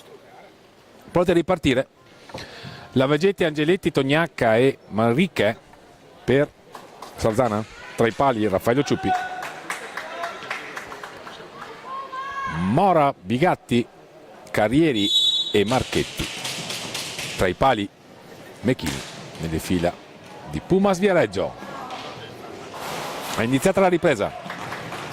Con questa palla Marchetti, vediamo se Pumas proverà ad accelerare, proverà a mettere in pista la sua proverbiale intensità. Marchetti ci ragiona, invece non affonda il tiro, preferisce giocare a 2 con Oscar Mora. Sull'angolo basso si libera Bigatti, Carrieri dietro porta, all'indietro per Mora, gestione scolastica, il tiro di Mora ribattuto da Angeletti e quindi possesso Sarzana con Manrique a trovare Tognacca. La trottola di Tognacca, Lavagetti 1 contro 1 con Bigatti, il passaggio a servire Angeletti. Trascorso un minuto dall'inizio di questa ripresa, 1-1 il punteggio. In arrivo per le grafiche della prossima partita, che vedrà i padroni di casa del Valdagno opposti al Correggio. Angeletti, la deviazione, e questo è il marchio di fabbrica di Sarzana, l'ha fatto vedere anche ieri con Valdagno ad esempio. Tiro da lontano, deviazione.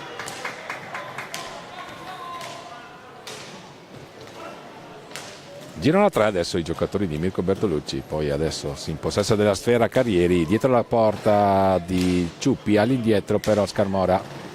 Stoppa palla, ragionata la manovra dei Pumas.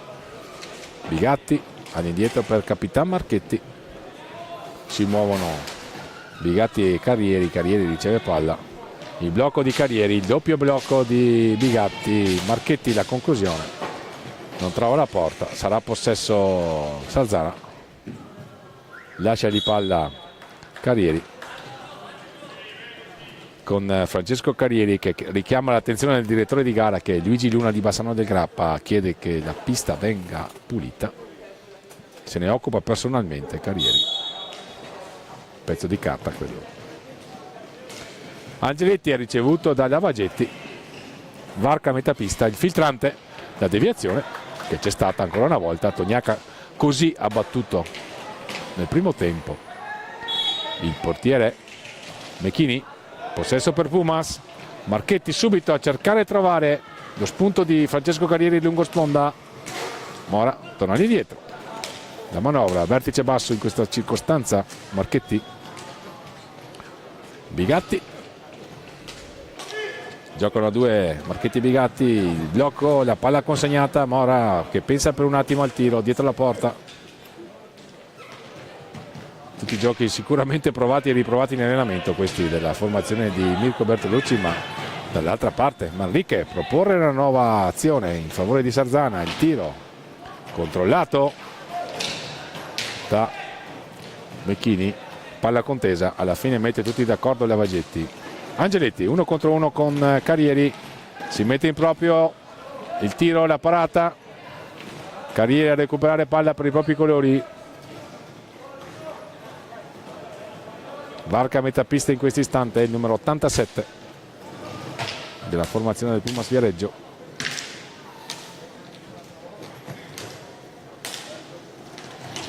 Un'ottima giocata di Carrieri che va a sfidare Raffaello Ciupi, che gli chiude il primo palo.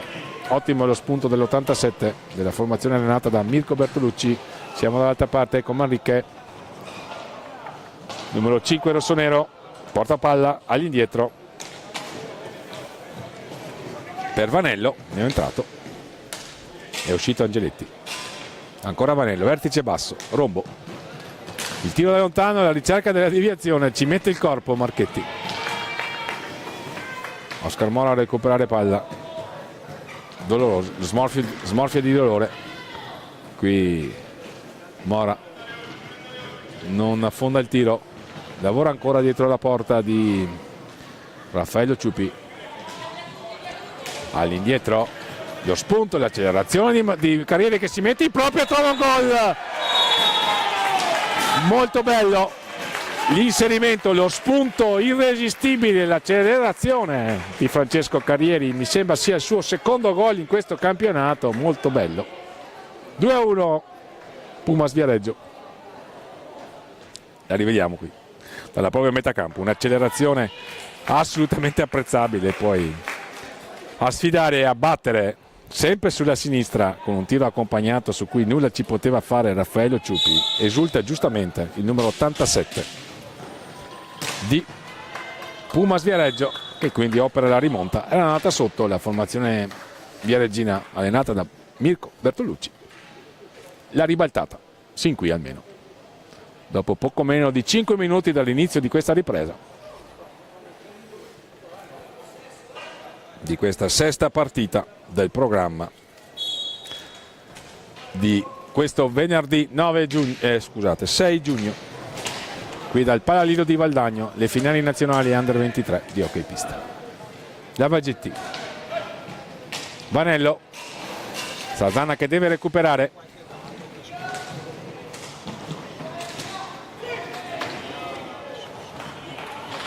adesso Pumas recupera palla, sta giocando, si sta facendo preferire.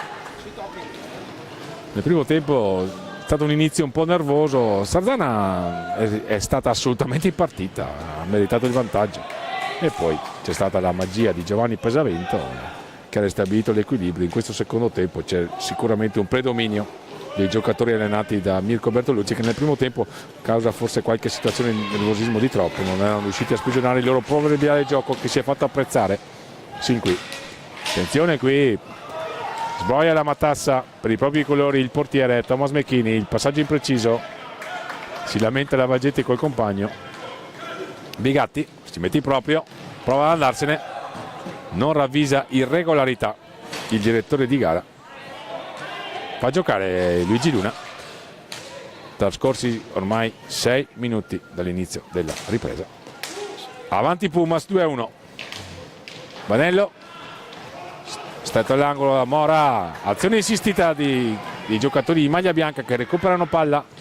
Marchetti non tira, va dietro porta, perde palla, la recupera per i propri colori il numero 5 rossonero Manrique, che si mette in proprio, va fino in fondo, cade in area, fa giocare il signor Luigi Luna, ferma adesso il gioco, assegna il possesso a Sarzana, anche per verificare le condizioni del numero 5 che è caduto a ridosso della balaustra. Ancora Manrique, un tiro ribattuto, palla contesa, Marchetti, Carrieri, lo spunto di Carrieri, la sua iniziativa personale, una sua irresistibile accelerazione, è arrivato il gol del 2-1 che sta orientando in questo momento il punteggio in favore della formazione viareggina. Esce intanto Marchetti, entra Cardella, Bigatti a portare palla. Il taglio di Carrieri non viene premiato dal compagno, adesso sì, adesso riceve la palla Francesco Carrieri, autore sicuramente di una prestazione positiva. Il tiro dalla lontana distanza di Cardella va dietro la porta. Hanno 3 secondi di tempo i giocatori di Mirko Bertolucci per concludere l'azione d'attacco.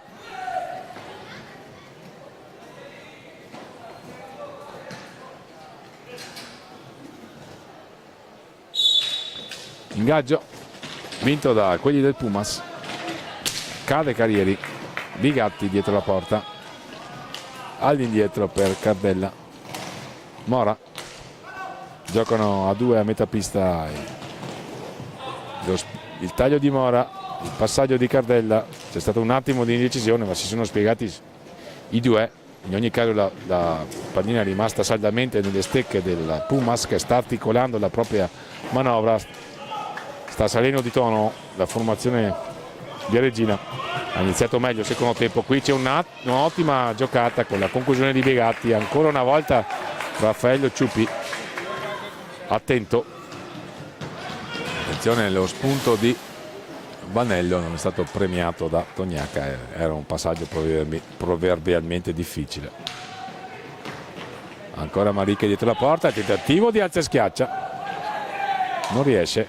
Tognaca all'indietro per Angeletti, il tiro, la ricerca della deviazione Vanello, Angeletti, ancora Angeletti, all'indietro per Tognaca. Siamo trascorsi ormai quasi 9 minuti.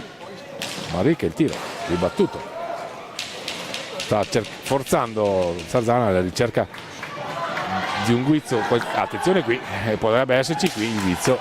Il signor Luigi Luna non ravvisa irregolarità, è caduto in aria Manrique.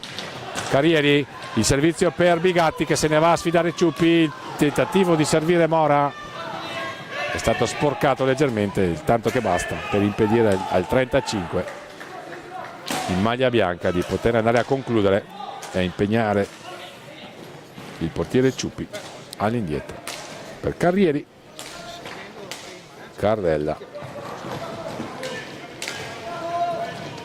Bigatti, le finte di tiro di Bigatti, in difficoltà nella marcatura Andreani.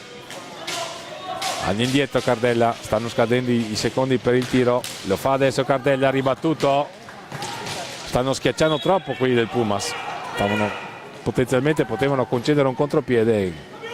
Attenzione Manrique, non si ferma Sarzana, giustamente alla ricerca del guizzo per venire al pareggio. Il match è assolutamente equilibrato adesso, massimo sforzo per la formazione rossonera. Attenzione qui, a 2 passi Tognaca dal possibile pareggio, davvero imbeccato bene. Il cambio, esce Bigatti nelle fila del Pumas Viareggio, entra Giovanni Pesavento, autore di un gol bellissimo che ha consentito alla formazione viareggina di impattare, perché erano sotto 1-0 i Pumas grazie al gol di Tognaca nel primo tempo. Si mette in proprio Angeletti che va fino in fondo, prova a imitare Francesco Carrieri, qui però non gli è riuscita la stessa magia. Lo spunto di Giovanni Pesavento, recupera palla Carrieri per i propri colori, scusate Manrique per i propri colori. Tognaca, time out chiamato da Oscar Vienna, meno di 10 minuti al termine, 9:28 per la precisione. Avanti Pumas 2-1. Manrique, la conclusione, la palla è recuperata da Francesco Carrieri, ancora uno spunto irresistibile, arriva fino in fondo Mora, rete, 3-1 Pumas. Lo spunto di Francesco Carrieri, la respinta di Raffaello Ciupi sulla palla vagante, il primo ad arrivare è stato Mora, che va a congratularsi con Francesco Carrieri. È sicuramente sua la paternità, gran parte del merito di questo gol, perché Mora è andato al tap-in di un'azione propiziata dal suo compagno con il numero 87. 9-0-9, quindi a lunga sul doppio vantaggio della formazione in maglia bianca. anche se i colori sociali sono bianco, rosso e verdi del Pumas Viareggio.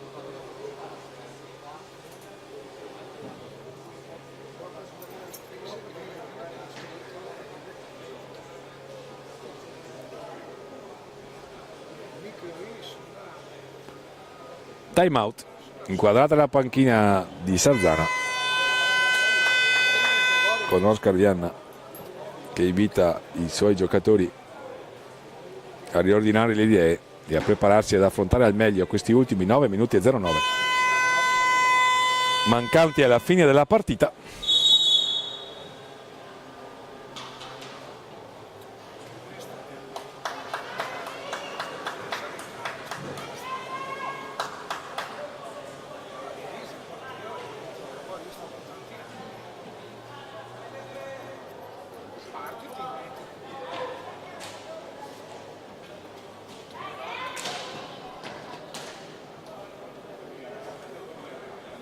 Pronti a ripartire.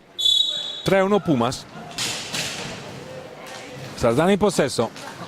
Lavagetti ha ricevuto da Angeletti. 1 contro 1. È entrato Olivieri nelle fila del Pumas, che è in pista con Pesavento, Olivieri, Carrieri e Cardella.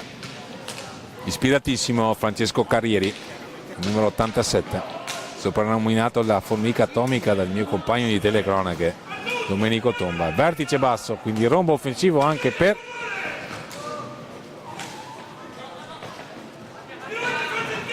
Pumas. Attenzione, qui è uscito Raffaello Ciupi, aveva avuto un'ottima iniziativa Olivieri. Cardella, la conclusione, la parata di Ciupi, più destro sulla palla vagante Lavagetti. Il signor Luigi Luna chiede di pulire la pista.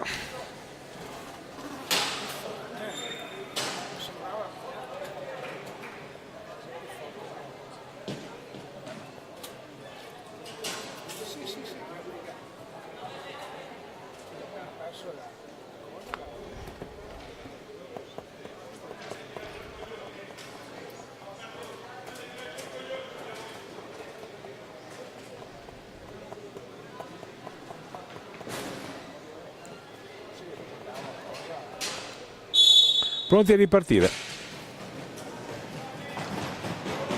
Mariché, lo spunto di Mariché.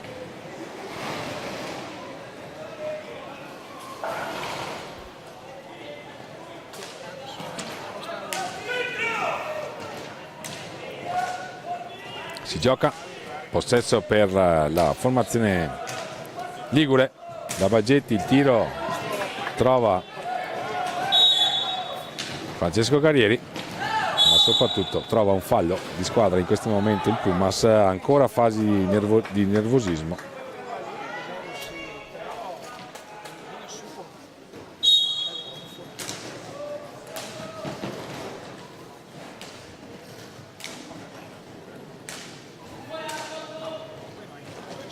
Possesso per Pumas Viareggio adesso, che sta rallentando. Ne ha ben donne, è avanti 3-1. Si tratterebbe del terzo successo per la formazione di Mirko Bertolucci, che ha regolato sin qui AFP Giovinazzo e Correggio, e che adesso sta orchestrando la sua proverbiale manovra fatta di schemi mandati a memoria e fatti di ottimi sistemi di gioco ben coordinati. In cambio, nelle fila di Sarzana rientra l'autore della rete che aveva portato in vantaggio i rossoneri del presidente Maurizio Corona, vale a dire Mirko Tognacca.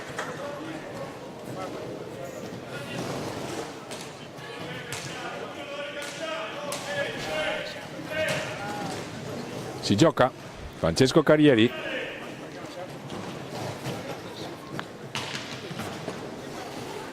ancora Carrieri, si mette in proprio, riparte Sarzana però con Lavagetti, 6 minuti e 23 secondi. Adesso Pumas cerca il recupero palla immediato, comunque una difesa molto arcigna, se ne va dall'altra parte però Un ottimo spunto di Giovanni Pesavento, gli dice di no Raffaello Ciuppi, ma grande la giocata del 74 in maglia bianca. Gioco fermo.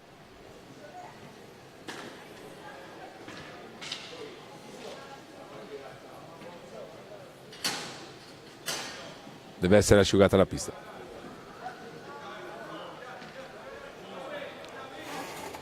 Sei a 0-1.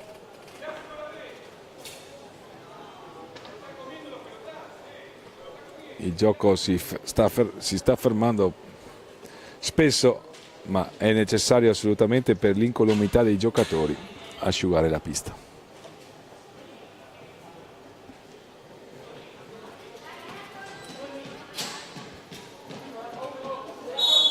Si riparte. Olivieri per Carrieri, blocco di Olivieri. Carrieri va all'indietro, va da Cardella. Ancora Olivieri, ancora Cardella. Ancora Carrieri. Cardella. Il blocco di Giovanni Pesavento, liberato splendidamente. Gioco a 2. Cardella, Pesavento. Manrique, la conclusione.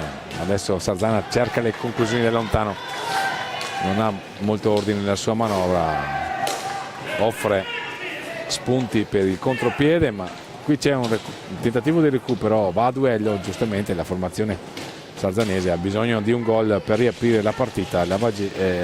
Lavagetti, Manrique, ma sono subito rientrati i giocatori di Mirko Bertolucci. Attenzione qui, però c'era un bel filtrante per Andreani che non ha sfruttato l'intuizione del compagno. Carrieri dal cambio a Marchetti, con Mirko Bertolucci che si congratula con il suo numero 87. Altrettanto fanno i componenti della panchina. Meno di 5 al termine. Pumas Viareggio Vincina alla terza vittoria. Palla vagante, Lavagetti a contendere il possesso, la conclusione, la parata di Mecchini.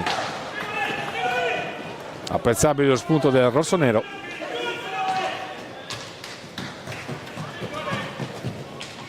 Marchetti dietro la porta, 1 contro 1 con Andreani. Il passaggio per Olivieri, si era liberato per ricevere Giovanni Pesavento.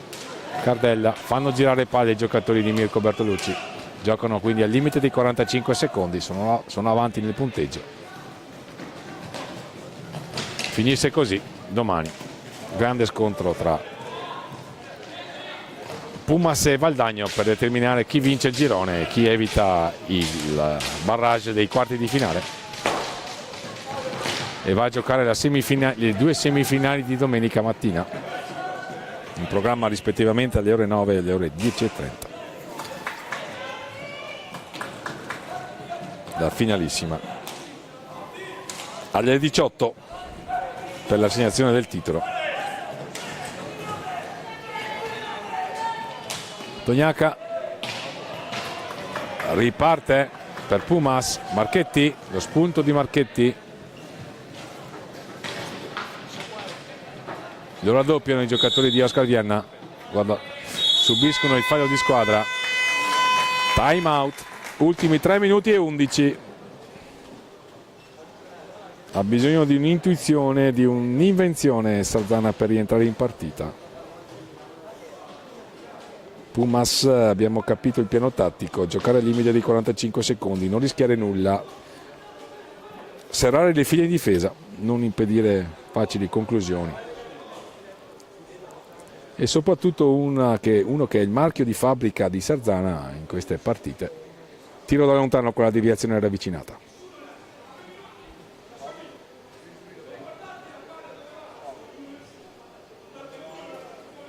Sentiamo da qui le disposizioni di Oscar Viana, mentre la regia ci inquadra la panchina del Pumas Viareggio che è avanti 3-1. Viana che richiama i propri giocatori a una rigida marcatura a uomo.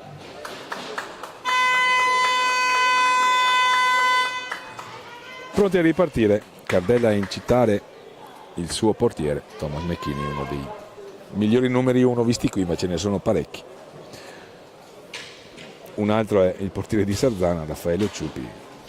Abbiamo apprezzato anche Thomas Mechini, lo stesso Giuseppe Tagliapietra, portiere di Braganza, autore di buone prove.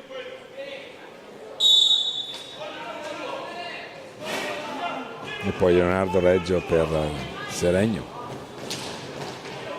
Ottima anche la prova di Pedroni contro proprio il Pumas stamattina nel match che ho commentato, mentre mi sta raggiungendo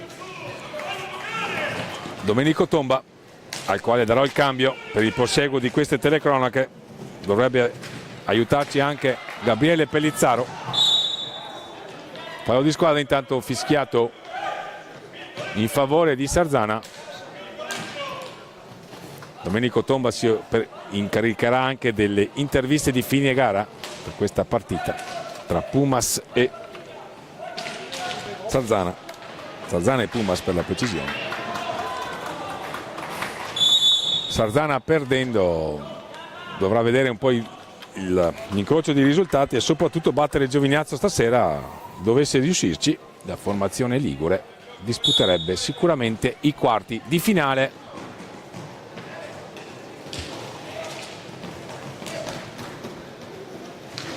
Pumas invece verosimilmente domani mattina andrà a sfidare per il primo posto nel girone con vista sulle semifinali il Valdagno, i padroni di casa. Stesso esito nella sfida tra Braganza e Castiglione, con Braganza che teoricamente avrebbe 2 risultati su 3, essendo avanti in classifica con 3 vittorie contro le 2 sin qui conquistate dalla formazione di Federico Paghi. Marchetti entra in area, cade, non rileva irregolarità, anche se il contatto c'è stato, ma non l'ha ritenuto di intensità tale per avvisare gli estremi e per la concessione di un tiro di rigore. E qui c'è, vediamo, c'è il cartellino giallo, cioè la munizione a Mirko Bertolucci. Il signor Luigi Luna non tollera proteste, questa è la sua decisione e quindi warning per Mirko Bertolucci a 1 minuto e 31 dal termine, con Pumas avanti per 3-1. Sarzana che ha una punizione a qualche metro fuori in posizione centrale dal limite dell'area. Sul punto di battuta Andreani Angeletti, la palla persa, se ne va Cardella a sfidare Ciupi e lo batte per il quarto gol, 4-1, quindi ormai titoli di coda anche per questa sfida. Pumas Viareggio se la aggiudica.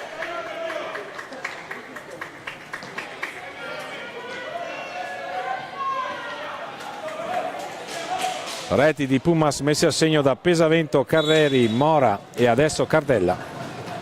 Per Sarzana aveva segnato Tognacca. Ecco qui la regia di Flavio Zattera che vi ha messo a disposizione, gentili signore e signori, il replay dell'ultima rete.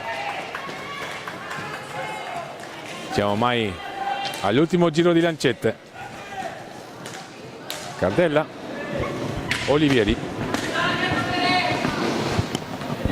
Marchetti, Cardella fa girare palla. Pumas ormai padrona del match. Si è fatta assolutamente preferire nella ripresa la formazione qui in maglia bianca,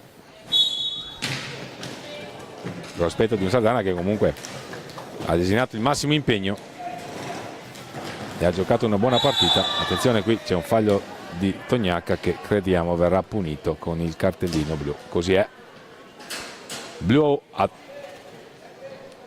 Tognacca, quindi sarà tiro libero diretto in favore di Pumas, che manda Francesco Carrieri a tentare la trasformazione. Soddisfatta la panchina viareggina, superato l'ostacolo Sarzana. Domani scontro al vertice con Valdagno, che poi giocherà qui contro Correggio. Ancora da segnare quindi i primi 2 posti nel girone, anche se Valdagno deve superare Correggio, e Correggio ha dimostrato di essere un avversario assolutamente tosto e da rispettare, soprattutto proprio nel confronto contro il Pumas, che mette a segno il suo quinto gol con Francesco Carrieri, doppietta per lui, man of the match sicuramente. 2 reti in proprio, uno su tiro libero e il gol di Oscar Moro, che è andato effettivamente a ringraziarlo. Rivediamo la trasformazione di Francesco Carrieri, perfetta. Bisogna essere perfetti per battere un portiere come Raffaello Ciupi, e Francesco Carrieri lo è stato. 5-1 quindi, larga l'affermazione di Pumas Viareggio, che però aveva chiuso il primo tempo sull'1-1. Angeletti all'indietro per Lavagetti.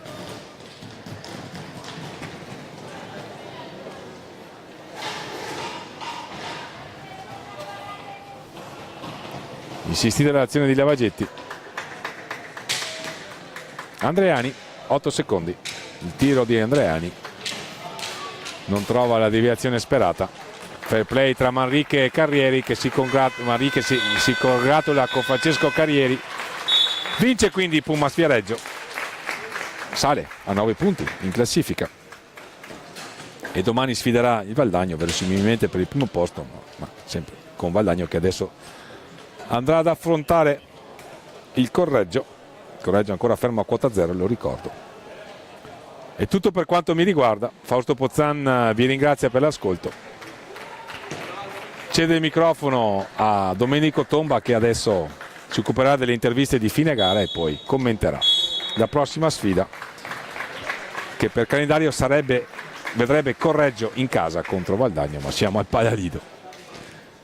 Qui da giovedì mattina le telecamere di Hockey Pista FISR TV vi assicurano questo servizio da riprendere il campionato nazionale Hockey Pista Under 23, lo spettacolo qui da Valdagno. Grazie a tutti da Fausto Pozzan e a presto, buona serata.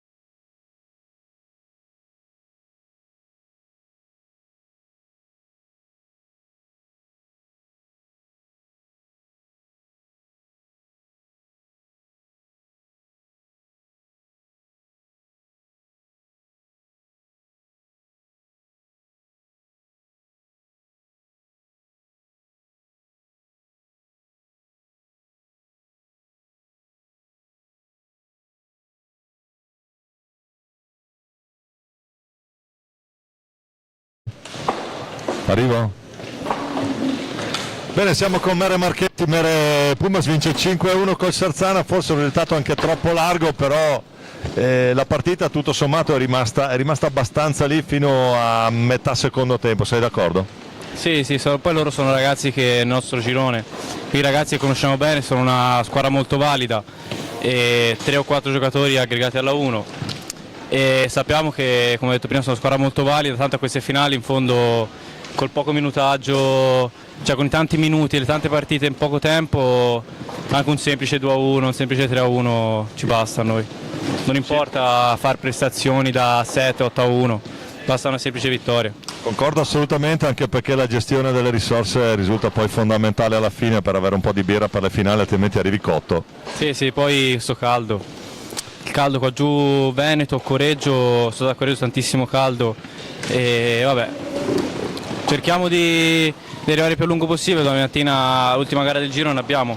Domani mattina c'è lo scontro col Valdagno proprio qui sulla pista del Paralido, è un po' un remake di qualcosa di un paio d'anni fa. È un paio d'anni fa che ci ha visto noi vincitori, quest'anno chissà, e domani mattina cercheremo di dar tutto per vedere di riposare domani pomeriggio e poi dopo essere più freschi un eventuale sabato mattina e sabato verso sera se riusciamo, e domani l'ultima partita del girone vediamo di confermarci e di fare prestazioni. Grazie Mere, comunque ti ho visto bene, a parte una botta che hai rimediato, ma penso una sciocchezza.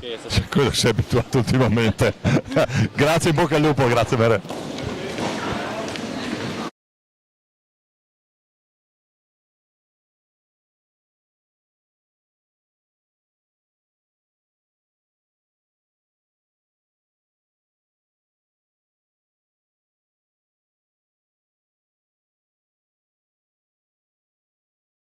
Abbiamo la telecamera fissa, un bordello.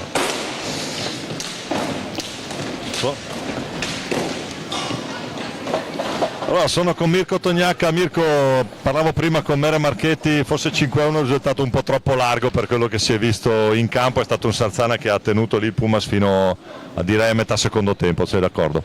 Sì, è vero, confermo, abbiamo peccato un po' negli ultimi minuti, cosa che ci sta condizionando un po' in queste finali, è successo anche col Valdagno, e niente, la Puma se la conosciamo bene, in campionato ci abbiamo giocato, sappiamo come giocano e sono sempre partite tirate, però purtroppo oggi non è andata e penseremo a stasera che ci tocca un bel giovinazzo. Adesso non c'è niente naturalmente di compromesso, l'importante, ne parlavamo prima, abbiamo parlato un po' con tutti i capitani, è riuscire a gestire bene le energie per non arrivare cotti poi magari all'incontro che ti serve veramente.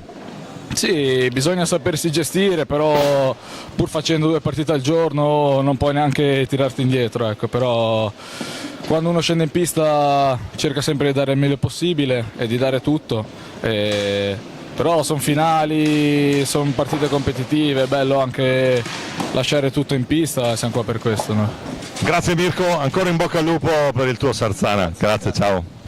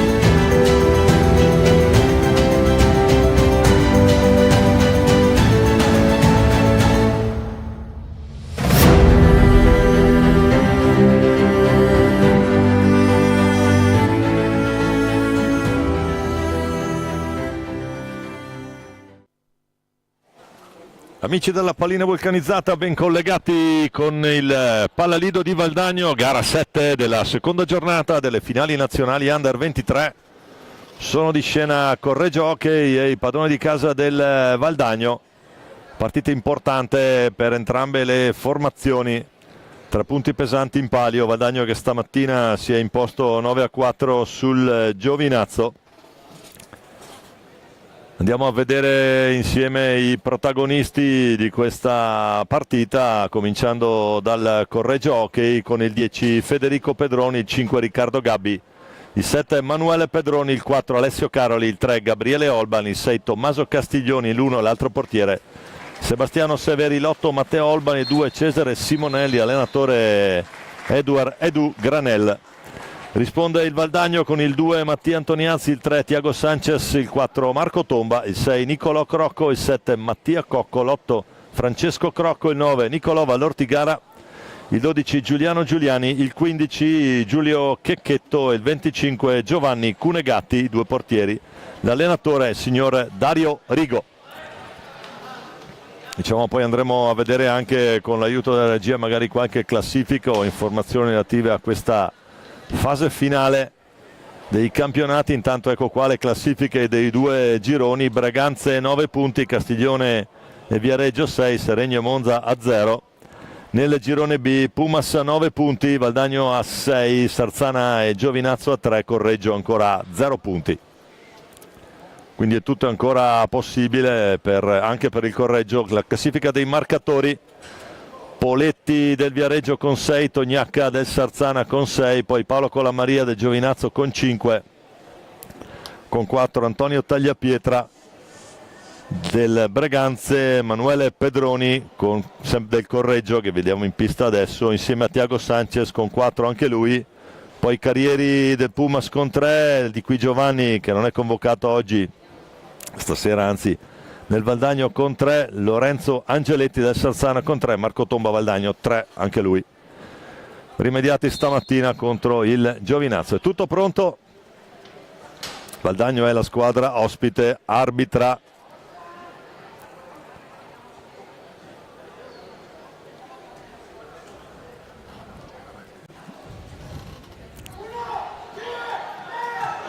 adesso mi verrà in mente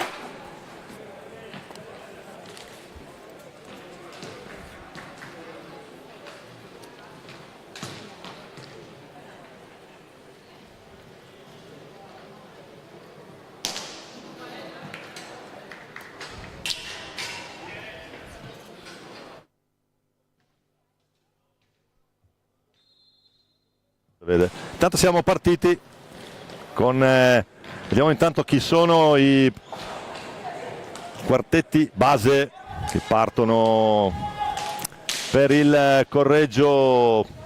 Pedroni in porta, l'altro Pedroni fuori, poi Gabbi e Caroli, se non vado errato, assieme a Olban, Matteo Olban numero 8. Formazione abbastanza standard per Edu Granel. Valdagno che risponde con Giulio Checchetto tra i pali, quindi una novità, normalmente il titolare è Cunegatti, Mattia Cocco, Marco Tomba, Nicolò Crocco che è il capitano e Tiago Sanchez. Riparte una specie di 3 contro 1, Marco Tomba, la risposta di Pedroni. Siamo già dall'altra parte con Pedroni, ancora Nico Crocco, Mattia Cocco dentro per Sanchez, non riesce ad andare alla deviazione vincente Tiago e il Diablito. Tanto Marco Tomba prova la conclusione, trova ben piazzato Pedroni, Gabbi dritto per dritto, Pedroni la botta, la risposta di Checchetto dall'altra parte.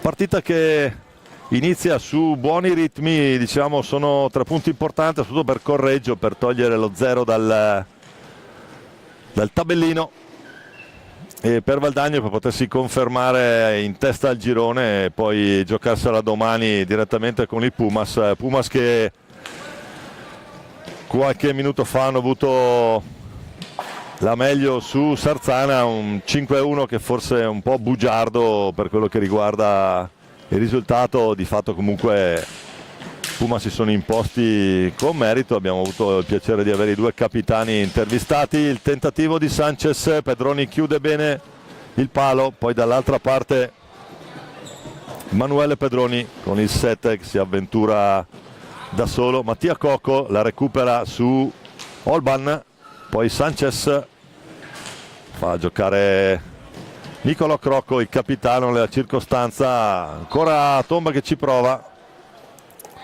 La risposta di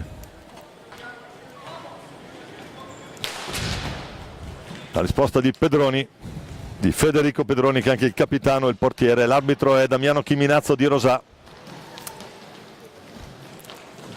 Ancora Olban che va a retropista, se lo cura un po' lì Marco Tomba. Lo scambio con Gabbi, palla che resta lì.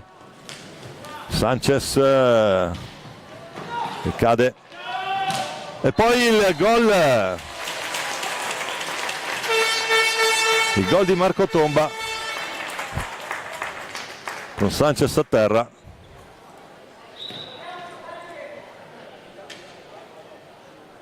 Il gol del numero 4, e dunque dopo 3 minuti scarsi, 17-14, la sblocca Valdagno.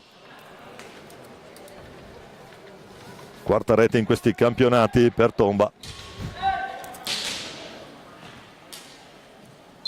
Di nuovo pallina al centro, Pedroni, Gabbi, ancora Olban, bene dentro, c'è Thiago Sanchez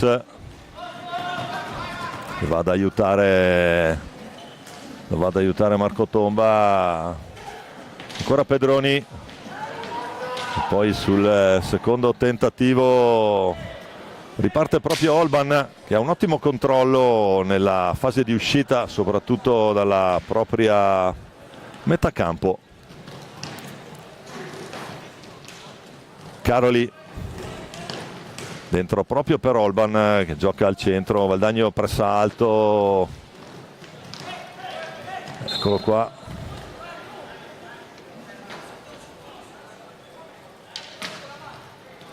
Fischia Chiminazzo, un fallo tecnico, palla che è nelle stecche ora del Correggio Hockey. Correggio con Caroli, prova ad accentrarsi Caroli, poi Sanchez è il più veloce di tutti. Thiago Sanchez la mette lì per Mattia Cocco, grande assist del Diablito, che riparte dalla propria tre quarti, poi l'appoggio per Cocco che segue l'azione.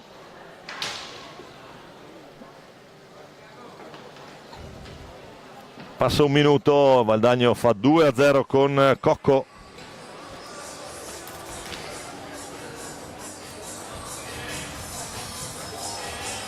e 11, sono scorsi 4 minuti dall'inizio. Valdagno avanti 2-0, le reti di Tomba e Cocco, Mattia Cocco, omonimo del giocatore di A1, vincitore di scudetti proprio su questo parquet.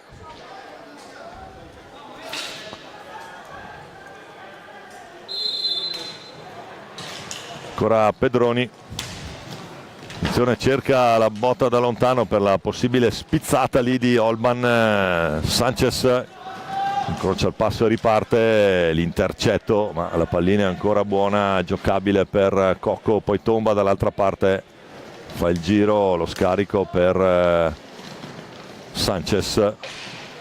Attenzione, ancora Cocco, qua rischia qualcosa questo passaggio dritto. Valdagno quasi senza ultimo uomo, attenzione. Sanchez più rapido di tutti. Tomba prova, trova Pedroni ben appostato.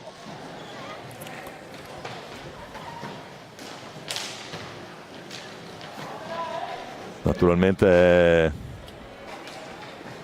Federico Pedroni, l'uomo di movimento, il numero 7, è in possesso palla in questo momento ed è Emanuele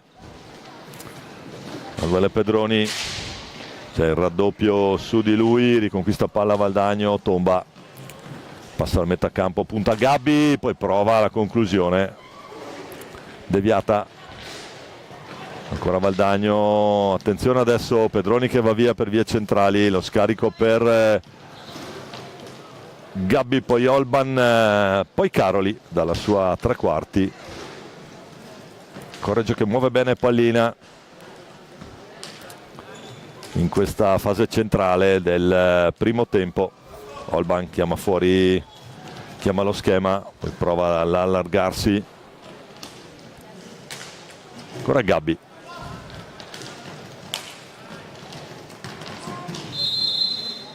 Fallo di squadra, va giù Caroli. Alessio Caroli, numero 4, il vice capitano del Correggio Hockey. Quindi sarà punizione per Correggio. Olban che prova, palla che gli esce larga sulla destra della porta difesa da Giulio Checchetto. Sanchez poi in possesso, qui prova ad andare giù, cerca l'assistenza, poi lo scarico, angolo basso per Valdagno. Sanchez dietro per Cocco, vediamo lo schema retroporta, lo scambio proprio con Thiago Sanchez.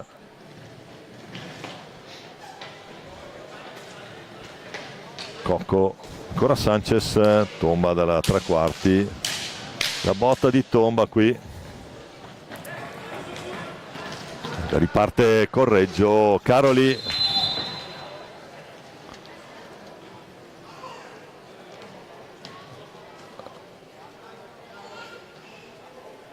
va giù, terzo fallo Valdagno, 0 Correggio per quello che riguarda il conteggio dei falli di squadra. Pedroni sicuramente l'elemento che detta tempi e metodi in questa formazione. Crocco,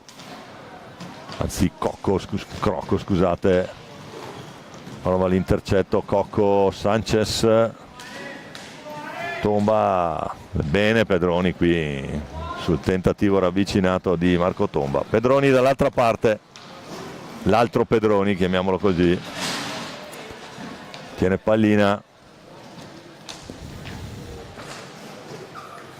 Manuele Pedroni, poi l'errore in disimpegno di Caroli. Sanchez prova, è ancora efficace l'azione di Federico Pedroni a difendere la gabbia. 12:33, 2-0 Valdagno. C'è il cambio, fa il suo debutto in questo campionato Under 23 Francesco Crocco. Attenzione adesso, prova Pedroni, riesce anche ad andare a una pericolosa conclusione Francesco Crocco per il fratello Nicolò. Si sta un po' caricando di falli la formazione di casa. Quarto fallo Valdagno, 12:03 da giocare. Intercetto di Nico Crocco, Tomba,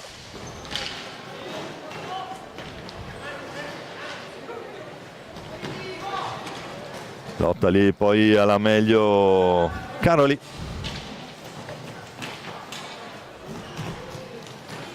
Valdagno con Francesco Crocco per Nicolò.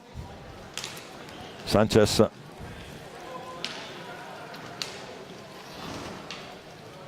dentro, fuori Marco Tomba, dentro il Ciuppe Giuliani.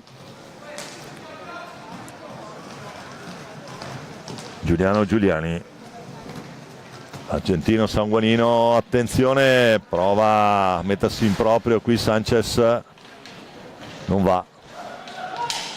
Ancora Sanchez, Giuliani, Crocco, buona tutta di prima l'azione del Valdagno, ma Pedroni chiude l'angolo. Pallina indirizzata bene, tutta di prima l'azione, ma andiamo a rivedere lì.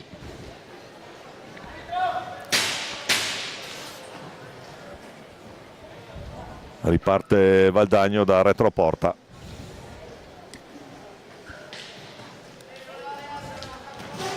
con Nico Crocco che cerca il numero, palla chiamata alta da Damiano Chiminazzo e quindi sarà palla Correggio.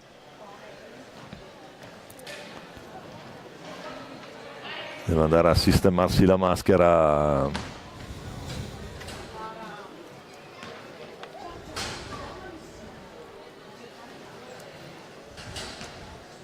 10:49 da giocare, Correggio 0, Valdagno 2, ma Valdagno già con 4 falli di squadra.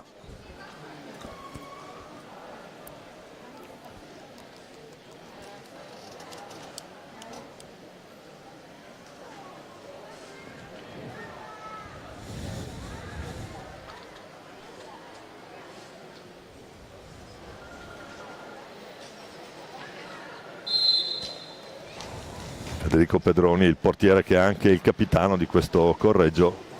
Attenzione intanto Olban, bene, abbiamo accennato prima, ottimo il suo controllo di pallina, soprattutto in uscita. Qui rischia qualcosa, trova Gabbi dall'altra parte.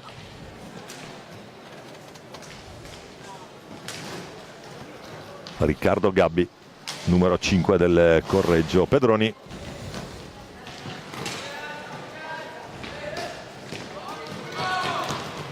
Poi attenzione, qui non si avvede del passaggio. Olban, la parata di Checchetto. Adesso tambureggiante l'attacco del Correggio. Valdagno che ne esce con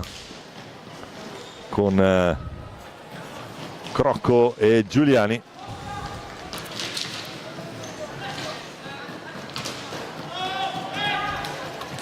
Attenzione Antoniazzi, la mette Mattia sull'assist dritto di Crocco, Nico Crocco, lancia Antoniazzi, contropiede da manuale.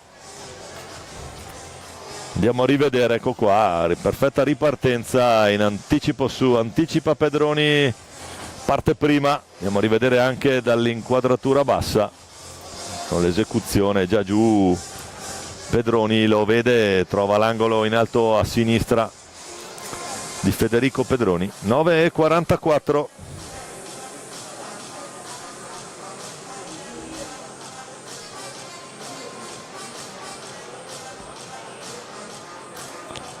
Mattia Antoniazzi.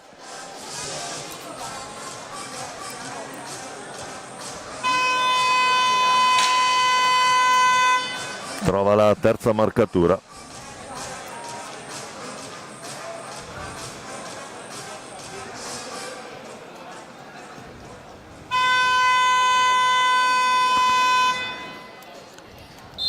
E dunque Correggio con Gabbi che riparte dal dischetto di centrocampo. Viene fischiata alta. La pallina, si dovrà ripartire dal punto di battuta.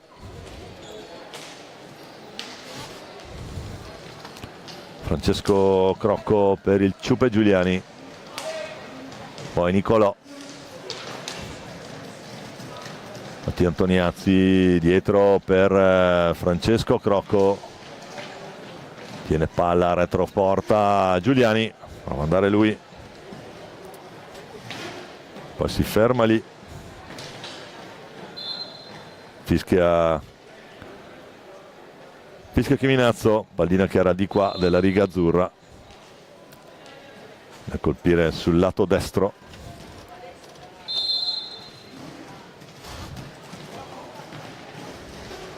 Ancora Francesco Crocco, scivola, colpisce a terra, ha potuto stringere un po' troppo la curva lì in area del Correggio. Tanto Caroli cerca Olban, fallo di squadra, lo commette Nico Crocco, quinto fallo. Intanto esce Nicolò Crocco e c'è la rete, gran gol di Pedroni, gol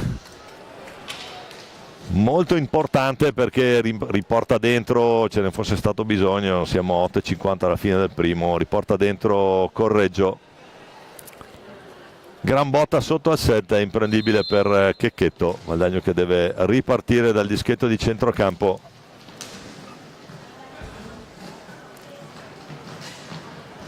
E dunque Manuele Pedroni va a tabellino in questa partita. Poi l'errore, l'incomprensione qui col Ciupe Giuliani, ci sarà infrazione di antigioco, 5 secondi.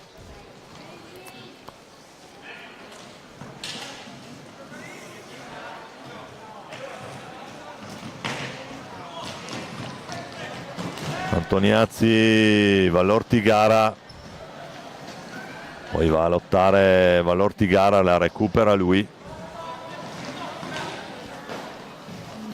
Francesco Crocco, dall'altra parte Antoniazzi, chiude bene Gabbi, provato Valortigara, ma tanto impreciso il rilancio di Gabbi per Olban. Ancora il Ciupe Giuliani che va giù retroporta, scarico per Frank Crocco, pallinata lì poco distante dal palo sinistro di Pedroni. Antoniazzi prova l'alza e schiaccia, sigilla il suo palo Federico, niente da fare. E allora Matteo Olban per Alessio Caroli che riesce ad accentrarsi, poi scarica ancora sul compagno, sul numero 8 che esce bene, scarica la pallina importante, 3 contro 1. Ciupe Giuliani non trova la porta, il Ciupe, e allora c'è Caroli già dall'altra parte.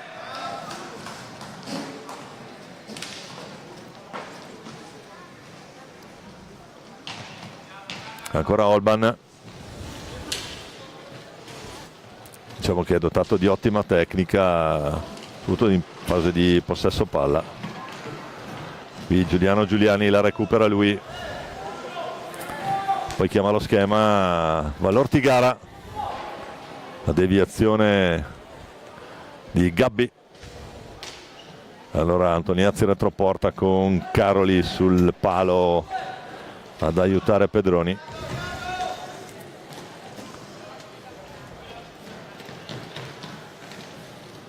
Fa girare pallina, un po' abbassato il baricentro della difesa del Correggio.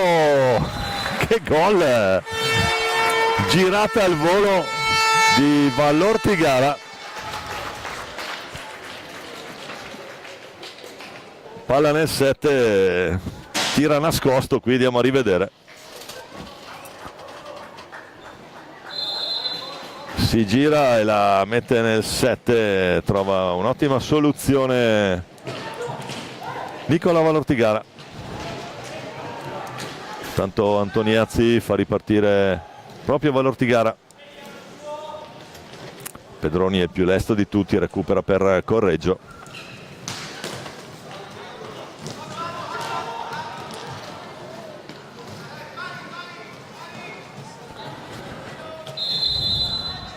Infrazione di 5 e time out Correggio chiamato da Edu Granel a 5:40 dalla fine di questo primo tempo. Valdagno avanti 4-1, situazione falli 5 Valdagno, 0 Correggio.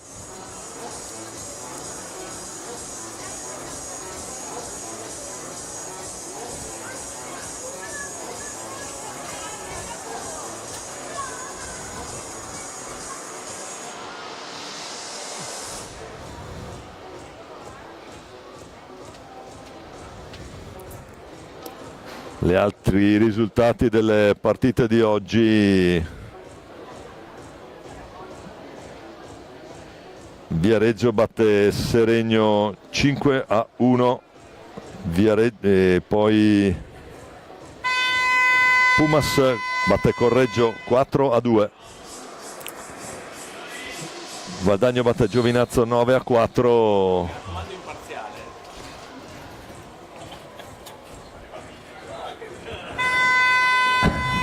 scusate, qui ho Marcello Bulgarelli che è passato a salutare, a raccomandare imparzialità nel commento. Io cerco di fare del mio meglio, ho un piccolissimo conflitto di interessi quando segna il numero 4 del Valdagno, ma cerchiamo di mantenere tutto nello più corretto stile possibile e di commentare in maniera adeguata alle azioni, come ad esempio questa discesa di Caroli, che poi trova sempre l'appoggio su Olban, dotato di, come vi ho detto all'inizio, ottima tattica, soprattutto quando si tratta di uscire da situazioni complicate dalla propria metà campo. Caroli, intercetto di Giuliani, Antoniazzi si fa tentare dal tiro, poi palla che resta lì, ritorna Olban e ci pensa lui, riporta su pallina, un po' la parte del playmaker in questo Correggio, anche se a mio modo di vedere il vero faro è questo numero 7, Pedroni. Attenzione, perde palla il Ciupe proprio su Pedroni, insistito dribbling, poi in accelerazione Ciupe Giuliani, con il casco ha cercato il 7 Giuliani,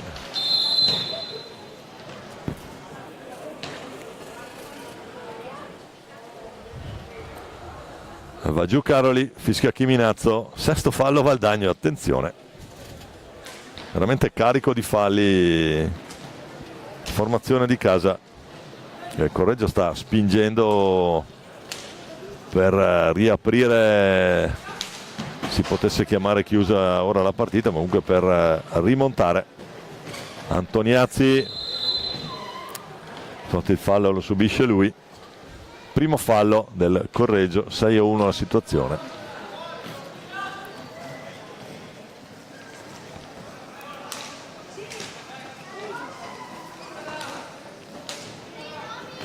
Valdagno ancora con il Ciupe Giuliani,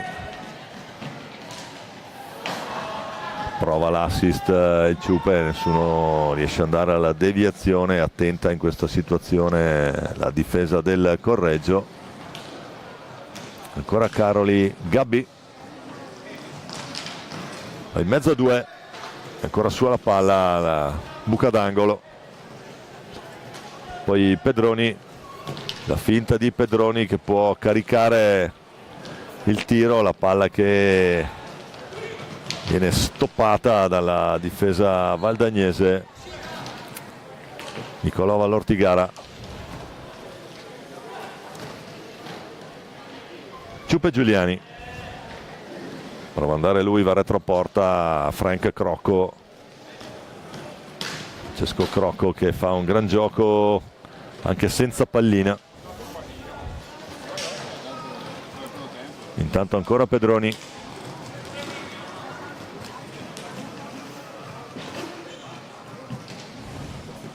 Pedroni prova ad accentrarsi, Mattia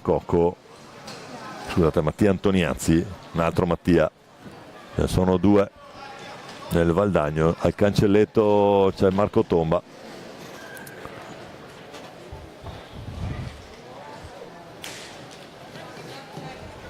e allora ancora la formazione di casa. Attenzione, Antoniazzi, Vallortigara, poi palla che rimane lì, Olban con l'aiuto di Pedroni cerca di sorprendere Checchetto, Vallortigara per Francesco Crocco, poi ancora Vallortigara, dentro intanto Marco Tomba va a rifiattare il Ciupe Giuliani.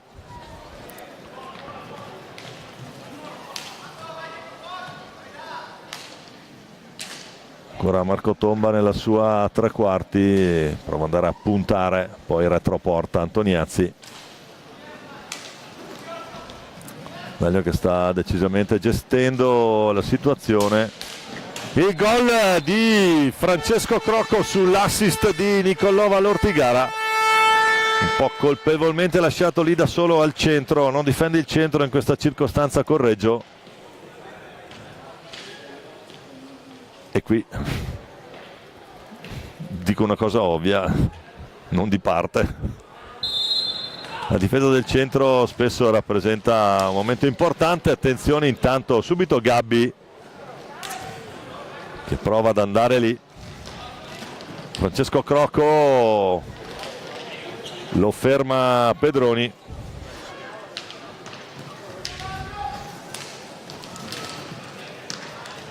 Marco Tomba.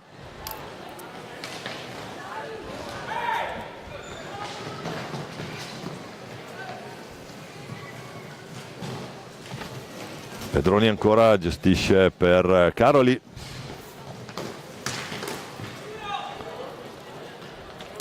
Palla che finisce in curva nord.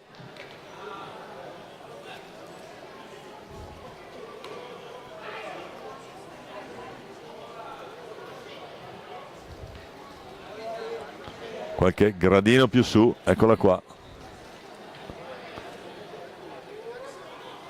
E ritorna in campo. Ultimi 40 secondi di questo primo tempo, Valdagno avanti 5-1. Tomba, Cocco, Antoniazzi, Vallortigara e Francesco Crocco. 5 marcatori per il Correggio. Il gol del 3-1 è di Pedroni. Gran bel gol, sta filata sotto il 7.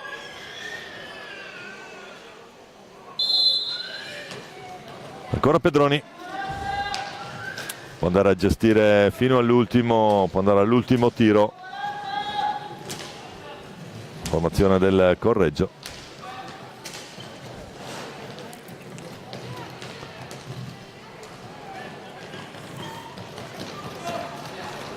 Olban dietro per Caroli.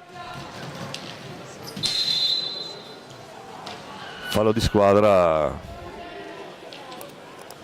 uno dei più attivi della sua formazione.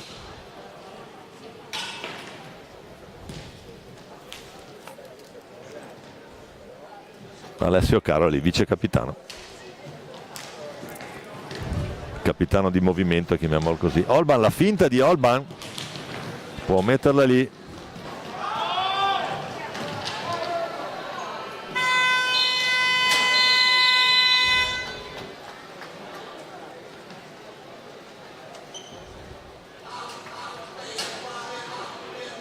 Finisce il primo tempo con Valdagno avanti 5-1. Rimane in panchina la formazione di Dario Rigo.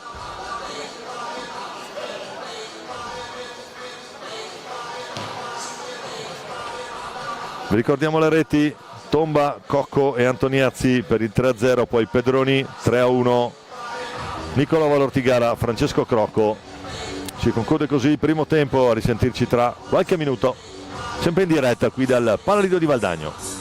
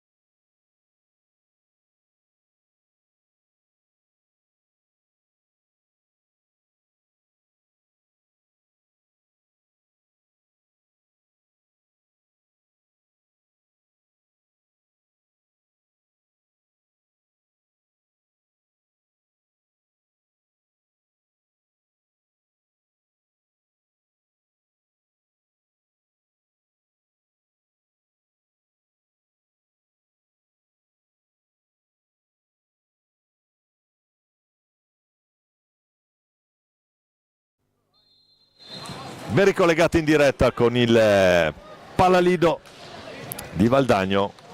Secondo tempo di Correggio Valdagno, primo tempo 5-1 per i padroni di casa. Andiamo a vedere come ripartono le due formazioni,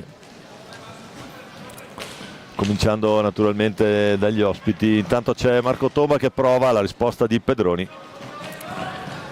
Ora Correggio con Pedroni in porta, poi c'è con il numero 8 Olban, questo è Gabbi, l'altro Pedroni, e poi c'è il numero 2 che è Cesare Simonelli, in questo momento schierato. Valdagno che risponde con Giulio Checchetto tra i pali, Tiago Sanchez, Nicolò Crocco, Marco Tomba e Mattia Cocco.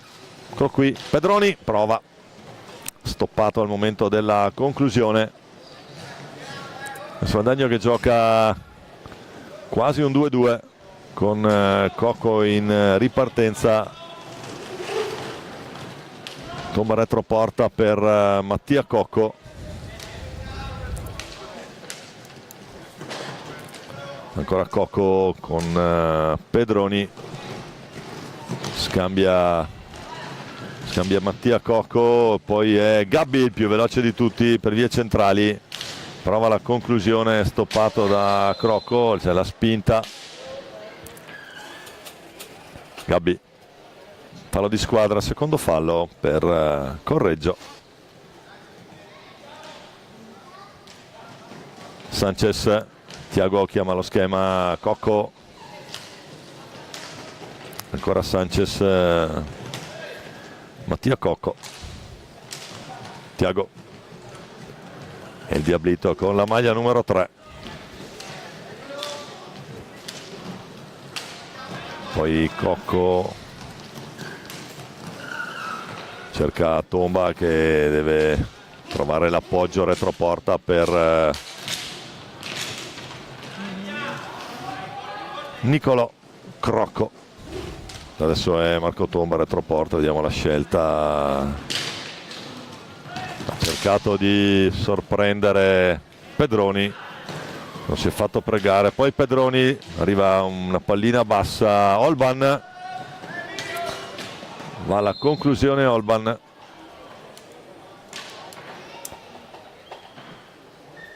Schizza fra palo e traversa, prende il 7 ed esce la pallina.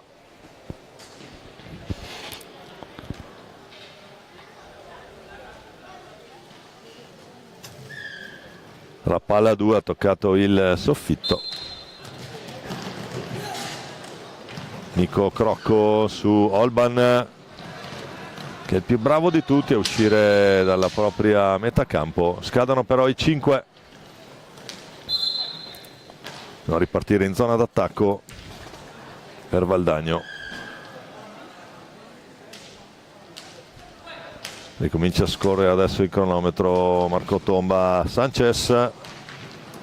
Una buona idea per Cocco. Ancora Olban. Porta fuori bene. Poi non trova supporti. Stop di piatto. Marco Tomba carica la botta, la risposta di Pedroni col guantone.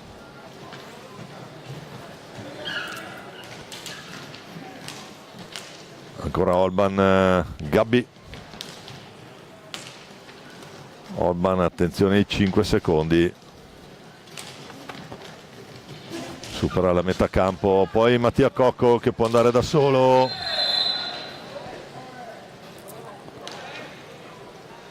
Vediamo se chiamerà punizione di prima o rigore. Punizione di prima senza cartellino.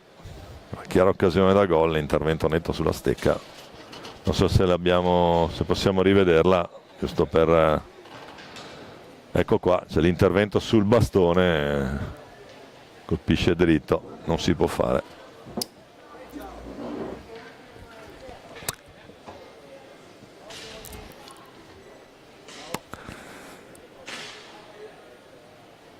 E dunque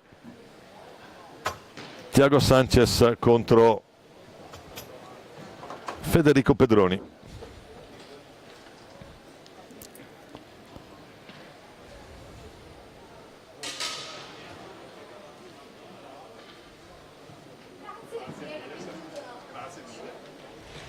tutto pronto. Il gol di Sanchez, tocca pallina, ha corso qualche rischio qui, toccato un po' troppo forte. 16-34, Thiago Sanchez.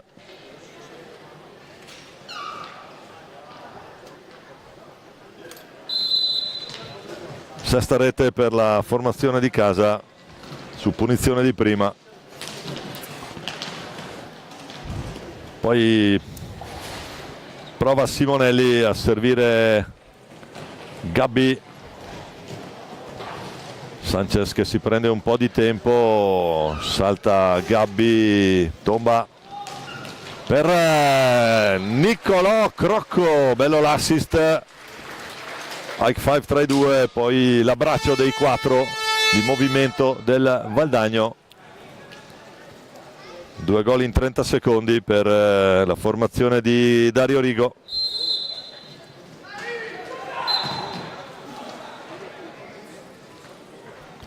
Niccolò Crocco.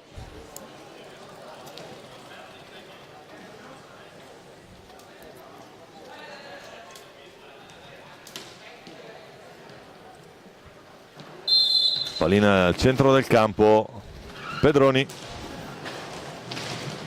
Sanchez che la intercetta, Nico Crocco la sbroglia, ancora Sanchez, tomba Mattia Cocco, ancora Valdagno. Mamma mia, sta dilagando, 3 reti consecutive nell'arco di 1 minuto e qualcosa, tutta di prima. Andiamo a rivedere. Qua l'assist è di Marco Tomba per Mattia Cocco che arriva perfetto all'appuntamento.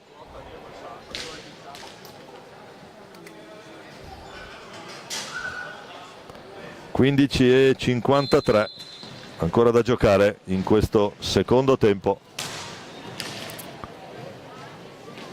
Pallina che si alza, riesce l'aggancio a Marco Tomba, poi trova Mattia Antoniazzi, ma trova anche Pedroni all'appuntamento per la parata bassa.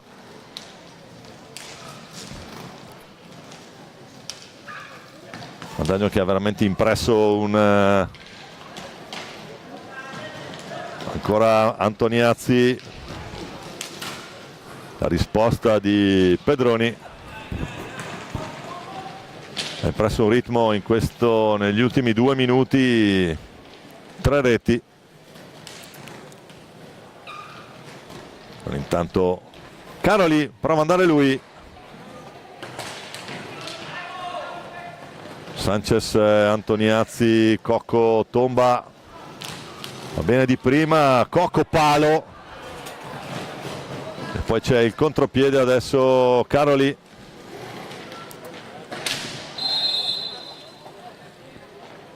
Fallo di squadra, va Sanchez a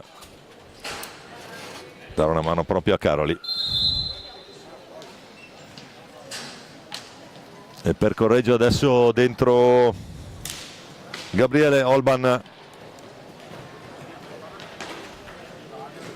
L'altro Olban, Gabriele. Azione Sanchez, la botta, cerca ancora proprio Olban a uscire per Pedroni che prova ad andare, la risposta Antoniazzi, Sanchez, passi di Checchetto,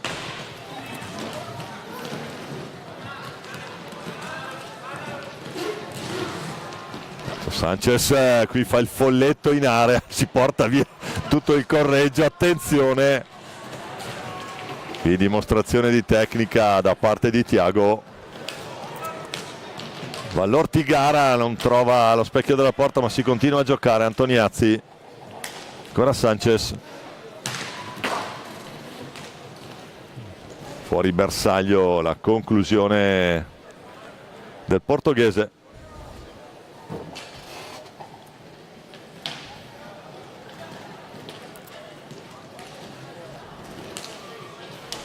Gabbi e Caroli adesso a gestire l'interdizione ha fatto andare in interdizione all'intercetto Tomba, ma ancora Correggio che gestisce il gol.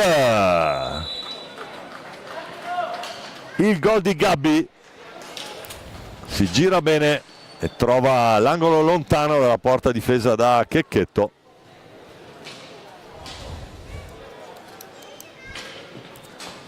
(13:08). Gabbi, Riccardo Gabbi, a tabellino anche lui assieme a Pedroni, mette la seconda rete per la formazione del Correggio, fa 8-2, che è anche la situazione dei falli, solo che i falli a carico del Valdagno sono 8, quelli di Correggio sono 2, sono anche 8 le reti del Valdagno e 2 quelle del Correggio.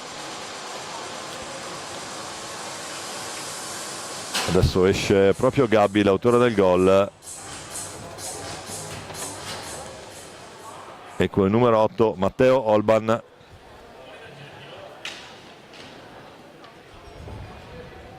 Quindi abbiamo sia Matteo che Gabriele in pista in questo momento.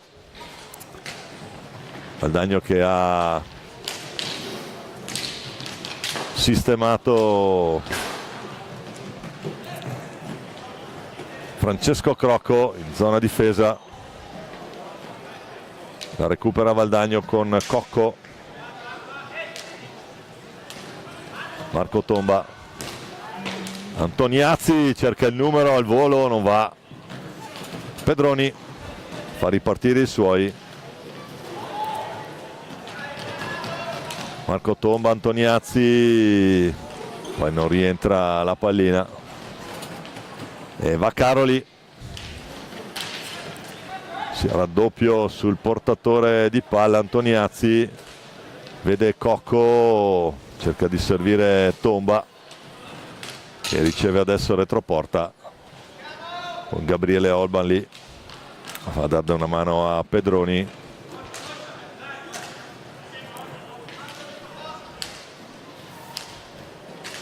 Su Valdagno 2-2, alza la testa, trova l'assist su qualche rischio qui. Sto passaggio lungo, scadono i 5.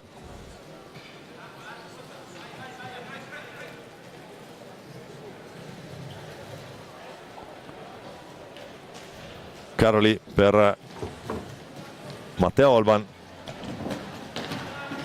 Attenzione Olban, contatto con Checchetto, tutto regolare. Cocco chiama la palla ma capisce tutto Pedroni.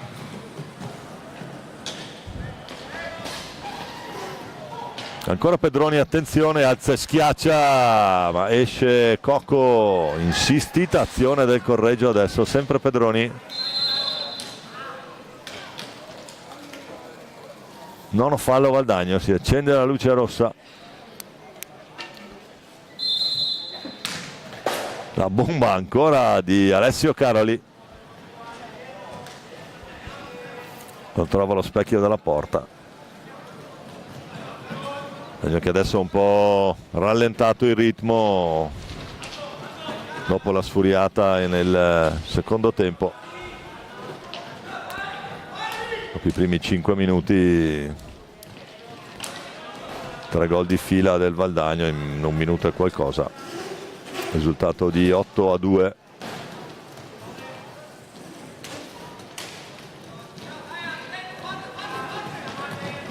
Antoniazzi prova ad andare.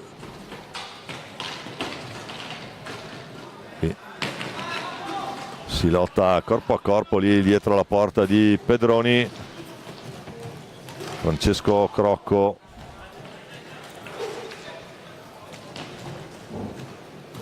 Marco Tomba cerca il palo lontano, non lo trova, poi torna in pressione su Pedroni. Valdagno uomo adesso 1 contro 1.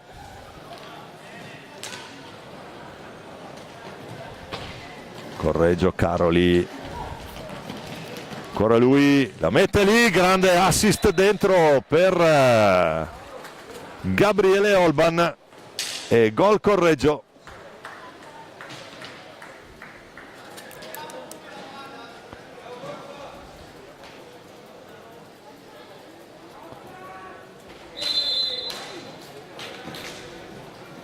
Gabriele Olban, bello l'assist dentro per lui,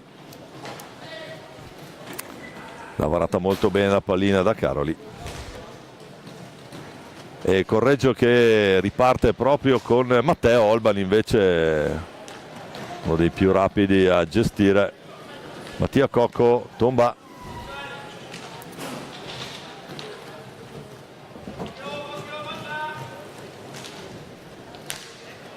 ancora Cocco, tomba che punta Pedroni, doppio tentativo, non va.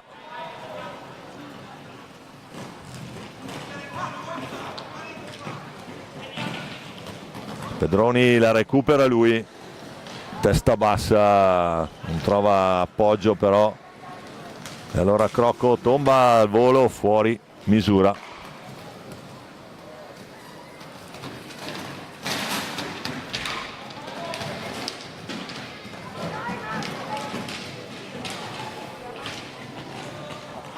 Ancora il Correggio che riparte con Caroli, Alessio Caroli, poi c'è il contrasto,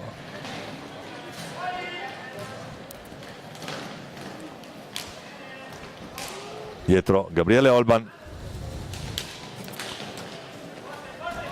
non riesce l'intercetto a tomba Francesco Crocco, trova spazi al centro Antoniazzi, fallo di squadra, quarto fallo a Correggio. Adesso esce Gabriele Olban, dentro rientra il Gabbi, l'autore della seconda rete correggese.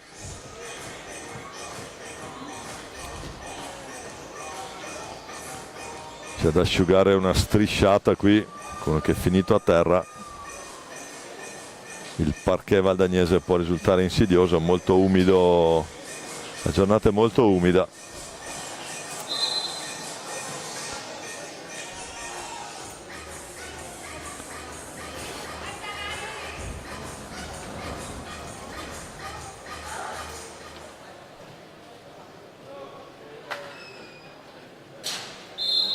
Riparte il cronometro, 8 minuti da giocare in questo secondo tempo, Valdagno avanti 8-3. Marco Tomba retroporta per Vallortigara. E poi Sanchez che è rientrato il Diablito.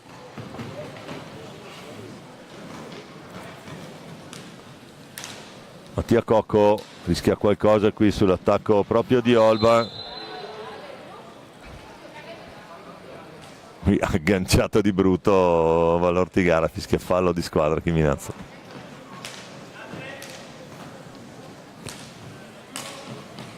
Ancora Vallortigara per Sanchez, c'è il passo Diablito, era buona l'idea per Mattia Cocco che però non trova lo specchio della porta. Attenzione Caroli. E poi Gabbi dall'altra parte, questo è capace di un'ottima girata qui, tomba in contrasto proprio su Caroli, ruba palla, restituisce a Cocco che poi va via, ma retroporta Mattia Cocco, lotta con Olban.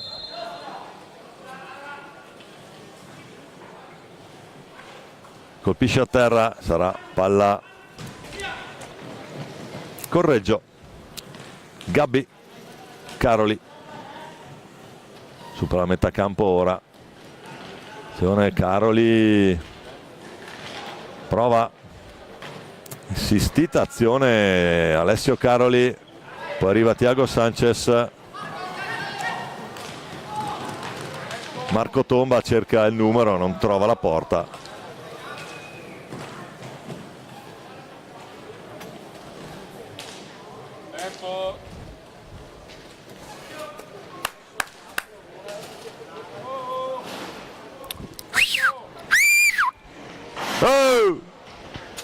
scusate.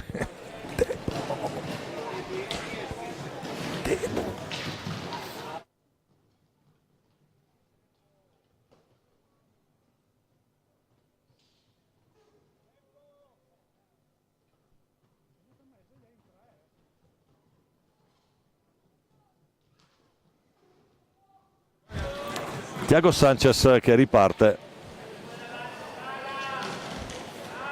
Scusate, nella diretta possono capitare anche queste cose. Sanchez, anzi Olban, che dà ancora prova della sua tecnica individuale. Pedroni largo, Tomba che reimposta, supera la metà campo, l'intercetto proprio di Pedroni che vede Olban libero lì, lo serve. Olban, Caroli, prova la conclusione, Caroli,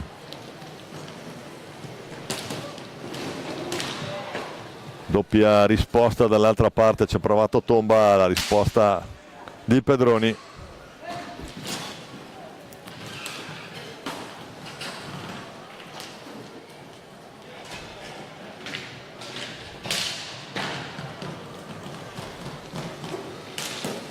Risponde ancora Pedroni sul tentativo di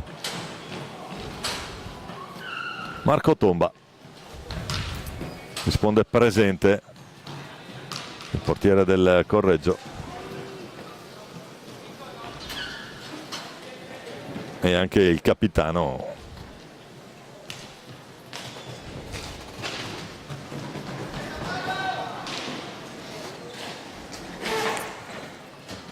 Intanto Sanchez riparte per le vie centrali, prova a fare tutto lui, la mette lì, ma c'è Simonelli in uscita.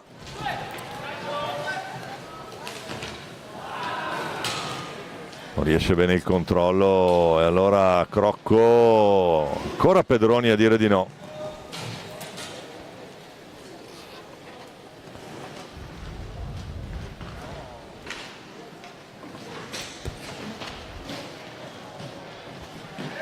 Tanto 4:17 ancora da giocare.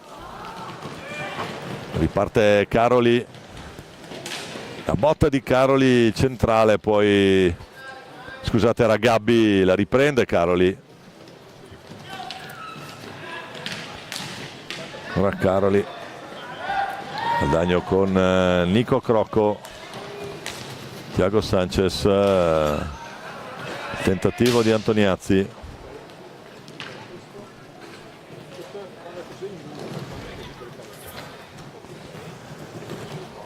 Ancora Sanchez, prova lì, Pedroni,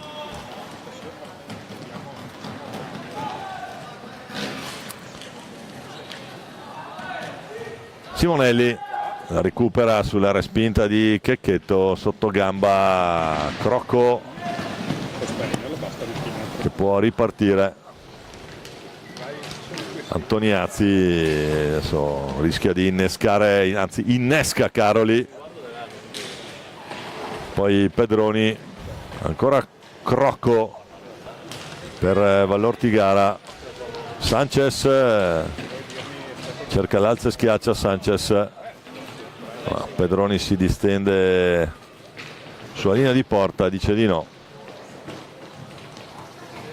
E qui adesso Sanchez tunnel su Gabbi. Ancora Valdagno a farci la pallina con Thiago Sanchez, 2:40 da giocare. La traversa, stavolta a dire di no alla formazione di casa, poi sarà palla a 2. Time out chiesto da Edu Granella. 2:32 ancora da giocare.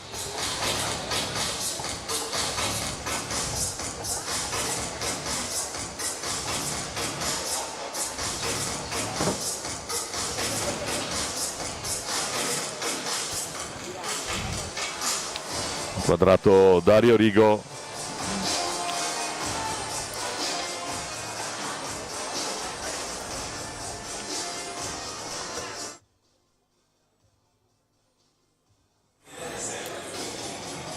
a spiegare qualcosa ai suoi.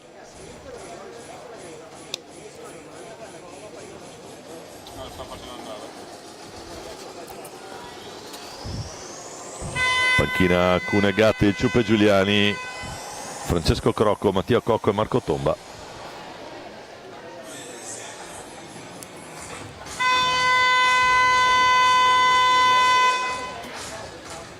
Tanto si ricomincia a giocare per questi ultimi minuto e 53 secondi.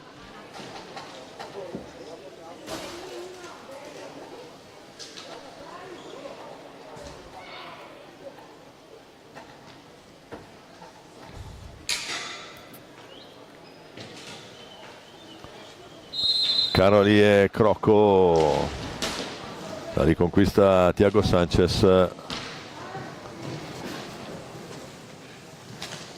Ancora Valdagno, gestione pallina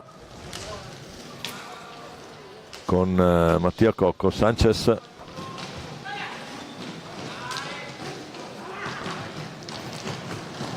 poi Gabbi,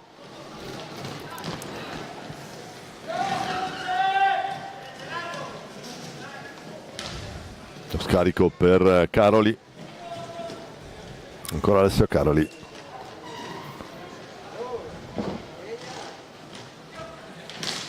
Poi Pedroni, attenzione, pallina che torna lì dopo la balaustra. Mattia Cocco, scusate, Mattia Antoniazzi, poi Crocco va all'Ortigara.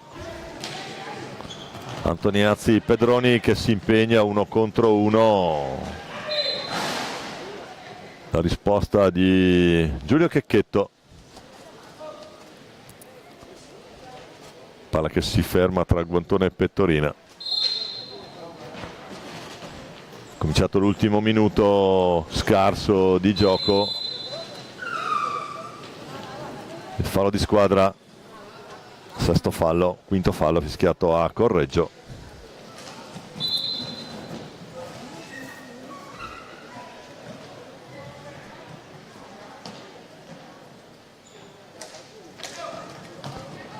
Crocco per Sanchez che prova a migliorare il suo score, cerca l'alza e schiaccia, non va.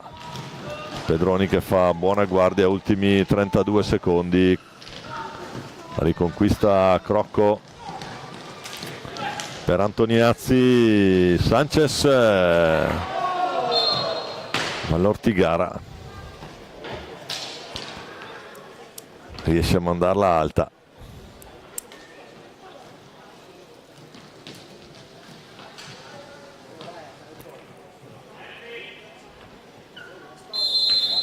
Ultimi 19 secondi e mezzo. La sparacchia lì Correggio, Sanchez per la risposta ancora di Thiago Sanchez. Ultimo secondo, finisce qua.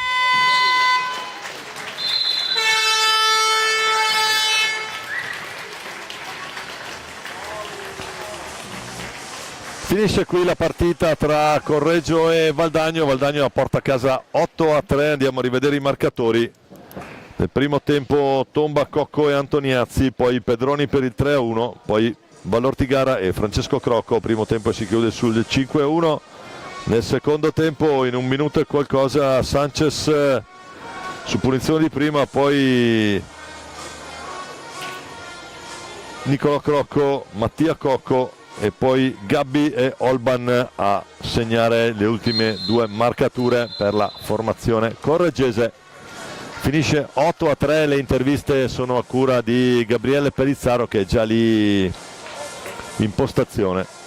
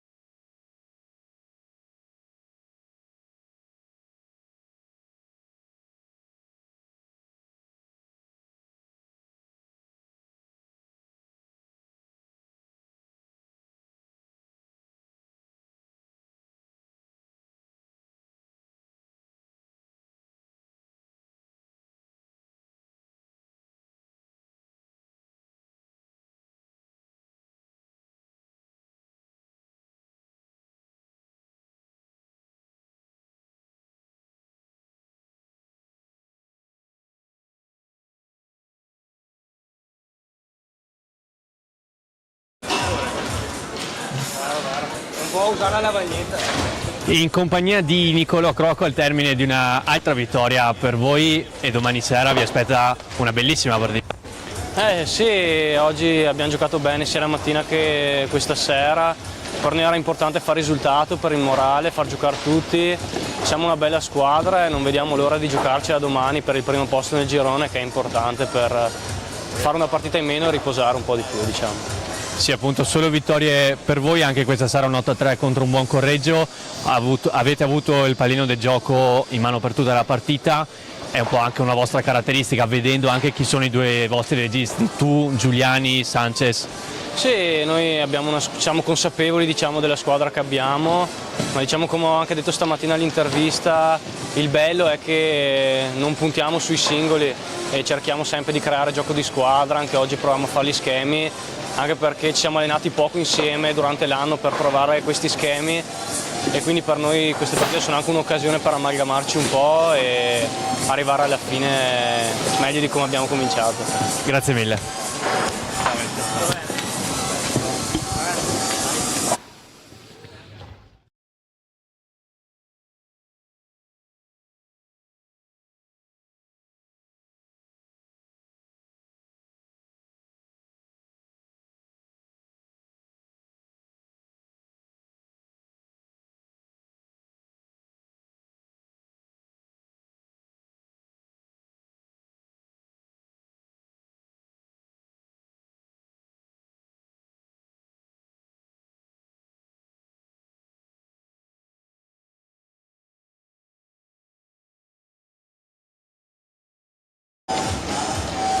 In compagnia di Federico Pedroni al termine di una partita difficile, anche delle altre partite difficili. Questa sera il Valdagno ha avuto un po' il pallino del gioco in mano per quasi tutta la partita, in casa sua non era facile.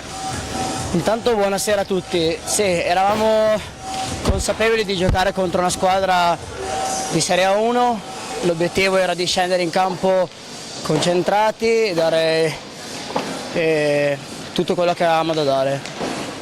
Sì, ecco, hai avuto anche il tuo bel da fare questa sera davanti a giocatori del genere. Cosa non è funzionato in questi giorni? Ma intanto sono tutte squadre molto ben attrezzate, ci sono giocatori che giocano in Serie A2, Serie A1 e arriviamo da un momento e da un periodo molto complicato. Abbiamo una squadra composta da ragazzi che hanno fatto finali di Serie B, Under 19, Under 17 e Serie A2. Arrivi alla fine della stagione che sei molto stanco, non è una scusa ma è la realtà. Grazie mille. Grazie. Ciao.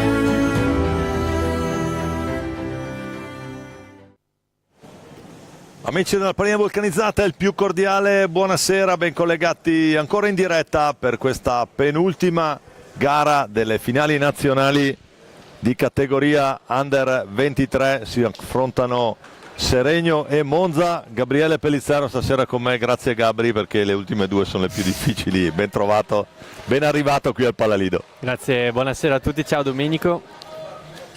Andiamo con l'aiuto della grafica subito a vedere i protagonisti di questa partita, cominciando dal Monza con il capitano e il portiere Luca Borgonovo, poi Giulio Piccoli con il numero 5, Marco Gariboldi col 4, il 7 Ottavio Ponti, l'8 Carlo Maria Riva, il 2 Tommaso San Giovanni, il 10 l'altro portiere Mattia Stien, il 6 Michele Pesavento, allenatore Richard Alberto Lorenzo.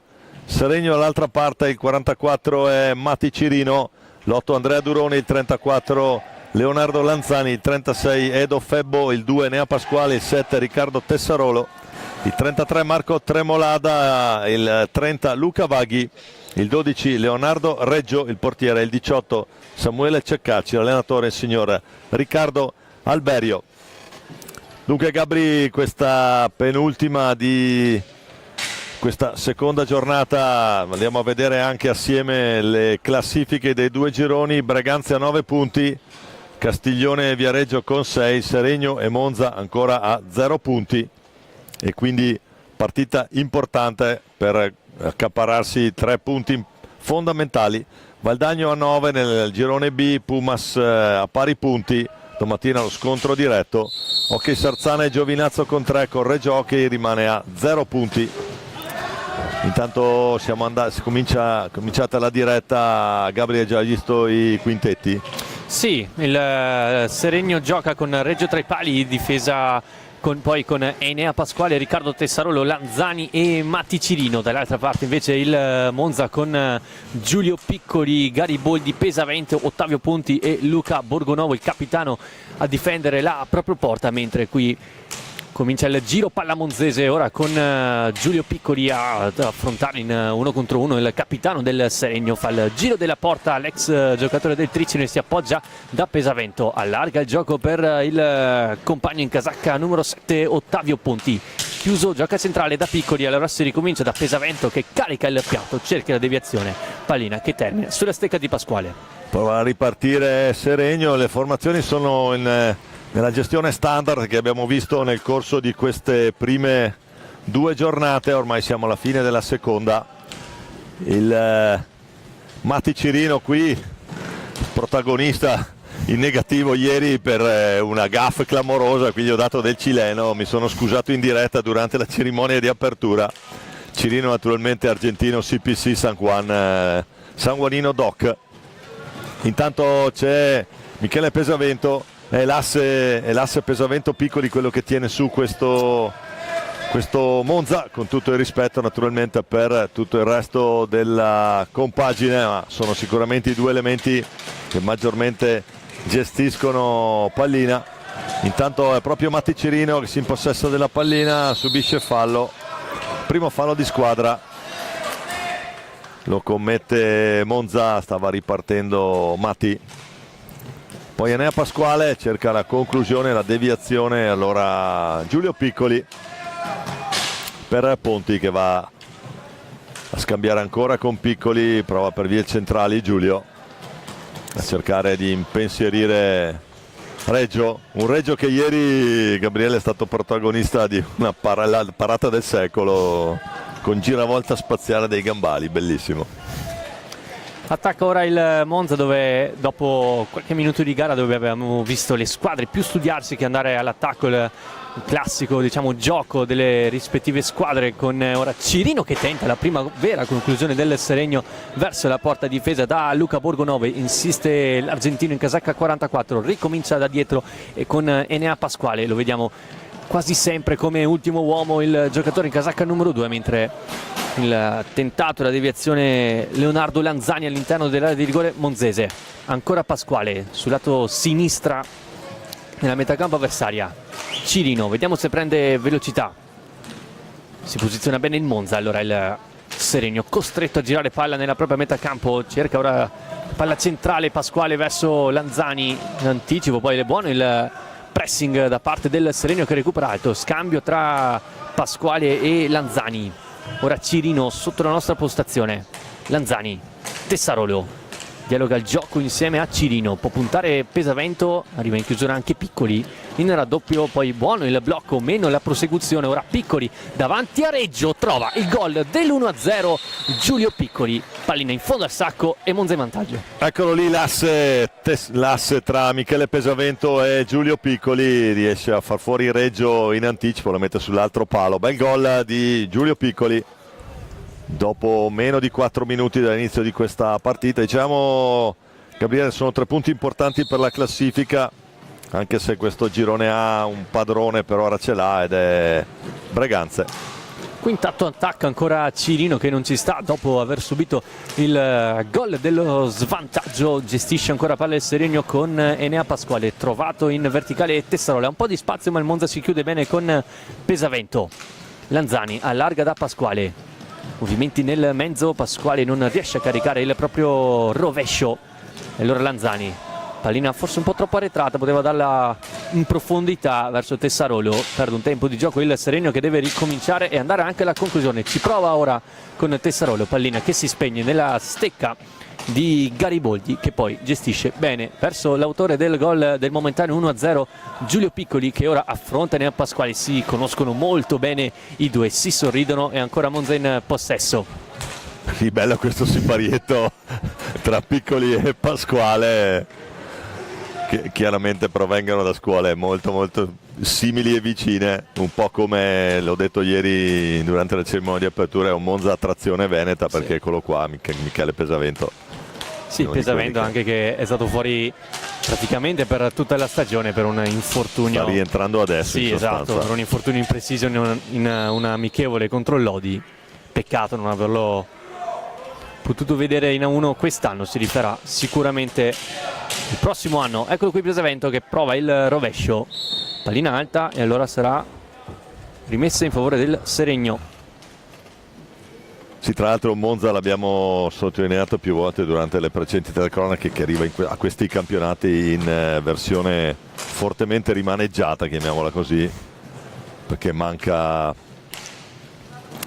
alle UVA, mancano gli argentini e quindi è sicuramente una compagine che è qui per dovere di qualifica, ma sicuramente con meno aspettative rispetto a quella che poteva essere la loro reale potenzialità se fossero stati a pieno organico. Imposta Giulio Piccoli allargando il gioco verso Ottavio Ponti che ritorna da Gariboldi, dialoga dietro porta, non un buon controllo da parte di Pesavento e allora il Serenio ha tutto il tempo per ricominciare una nuova azione nella stecca di Lanzani. Pasquale viene in blocco Cirino, ricomincia invece da Tessarolo. Pasquale, guardate come si alza sempre un giocatore su Enea Pasquale, lo conoscono i monzesi per il suo tiro dalla lunga distanza. Cirino ora sull'angolo, attaccato dall'avversario, ma Cirino alla meglio, cerca di passare, viene fischiato un fallo ai danni del Monza, è il secondo per la squadra brianzola, mentre c'è il primo cambio, è entrato Carlo Riva al posto di Ponti. Punizione al limite quindi per il Seregno, Cirino sul punto di battuta insieme a Pasquale, più arretrato Lanzani e a dare fastidio in area di rigore Tessarolo. Pasquale cerca il dialogo, non si capisce col compagno di squadra, allora nulla di fatto, può ripartire il Monza.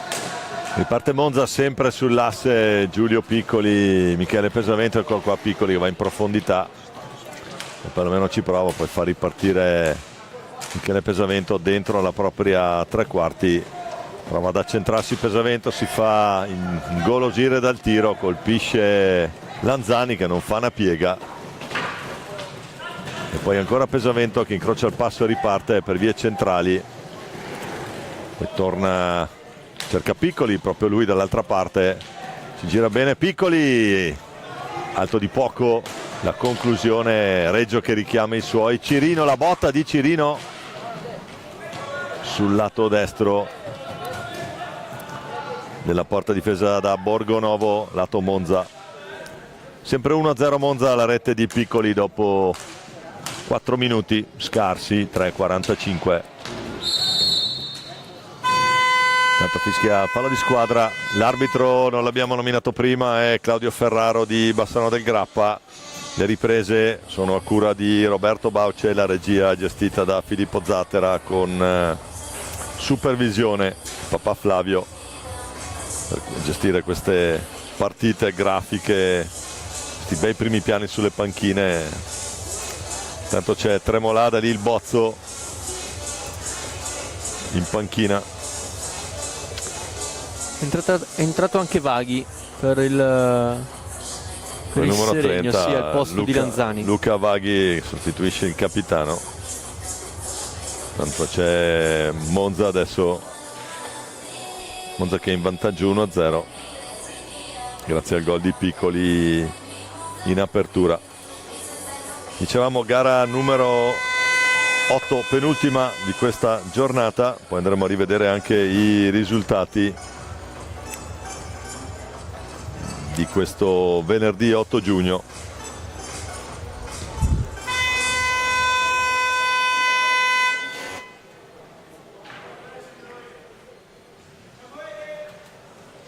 Pronto il Monza a rimettere la pallina in gioco. Piccoli e Pesavento sul punto di battuta. Preferisce gestire verso Gariboldi, non riesce a saltare l'avversario, poi pallina che finisce sulla stecca di Febbo. Pasquale, sempre lui a impostare. Cambio gioco da Cirino. Pasquale ancora, profondità a trovare Febbo, taglio nel mezzo proprio di Enea Pasquale, marcato stretto da Carlo Riva. Cirino, dietro porta, raddoppiato, riesce comunque ad andare da Vaghi. Ora Pasquale deve andare a concludere il Seregno, azione a rovescio accompagnato, che finisce poi da Febbo, va alla conclusione, Borgonovo respinge, rimpallo, ancora Seregno, rischia qualcosina Pasquale, risolve ogni dubbio Febbo. E adesso con la possibilità di controllare con il pattino, abbiamo assistito anche nella partita precedente del Valdagno a qualche controllo, attenzione, a spizzata di Cirino, pallina che si alza, a qualche virtuosismo pattino pallina per il controllo. Tanto ancora Piccoli che scende come nell'azione della prima rete. Febbo si lotta di alla balaustra, ne esce Cirino, poi Piccoli è più lesto di tutti, riconquista pallina per il Monza, scarica per Riva, Pesavento, ma anticipo secco di Mattias Cirino che poi impegna Borgonovo. Sì, qua era una via di mezzo tra un passaggio e un tiro. Ora attacca il Monza con Pesavento, allarga per Piccoli, Seregno ha il tempo di riposizionarsi all'interno della propria tre quarti, quindi il giro palla monzese a 11 dal termine del primo tempo con Pesavento a impostare. Rimpallo che non favorisce la squadra di Alberto Richard, quindi gioco passivo e sarà rimessa in favore del Seregno. Altro cambio per i Brianzoli con il ritorno in pista di Ottavio Ponti. Pasquale sbaglia il passaggio verso Chirino, facile recupero per Pesavento in diagonale a trovare Ponti, sterza e ricomincia. Piccoli, Pesavento, ancora Piccoli, taglia il campo Ponti per far muovere là davanti Carlo Riva. Eccolo qui il numero 8 che non controlla, attenzione al contropiede con Enea Pasquale, trova Febbo dall'altra parte sull'esterno della rete, colpito dal 36, ancora Seregno, sempre con Pasquale ad alimentare l'azione, non trova il momento giusto. Ora questa pallina velenosa dai pressi di Borgonovo, fischio del direttore di gara, allora sarà probabilmente ingaggio a 2 con Ottavio Ponti e Cirino sull'angolo dell'area di rigore difesa da Borgonovo. A farla meglio è l'argentino, serie di rimpalli e pallina recuperata da Pesavento. Rimane alto Cirino, recupera un'ottima sfera, a rimorchio c'è Enea, non riesce a servirlo il 44. Vaghi, Febbo, E allora Cirino stringe Febbo, stringe anche Vaghi. Pallina, una sassata con il piatto dell'argentino, finisce a fin di palo, recupera il Monza con Piccoli. Ponti, ruolo inedito da ultimo uomo, prende spazio.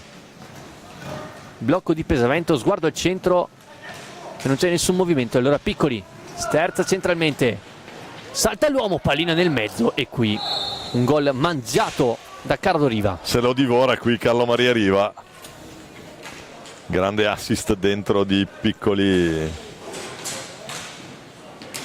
Opportunità per il 2-0. Intanto è entrato anche Tremolada, nome di battaglia Bozzo. Ora Pasquale che ci prova, ora retroporta anche lui. Si sentite come Richard continui a dire attenzione. C'è un colpo. Sì.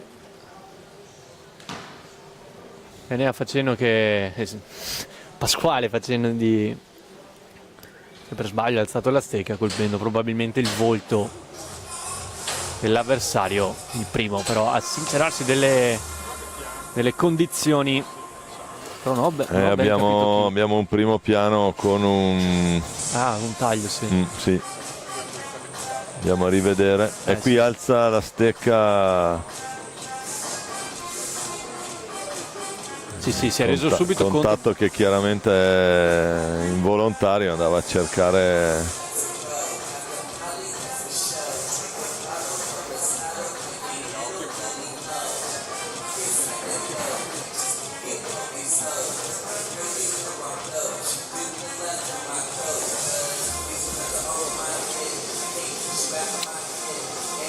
Adesso vediamo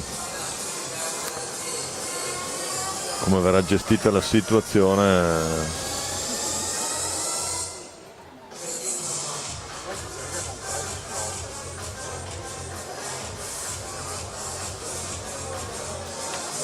Sì, bello. Enea comunque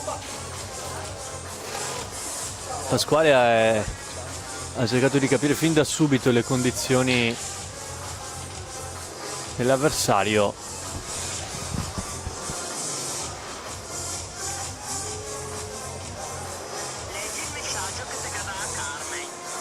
Va bene.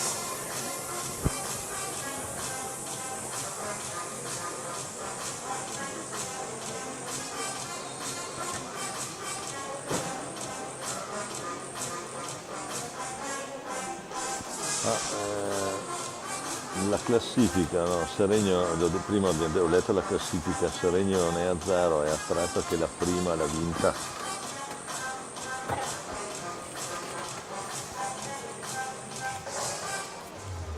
Sì, Seregno ha battuto, scusami, stiamo facendo un po' di discussioni mentre si rialza Riva, meno male, esce sulle sue gambe.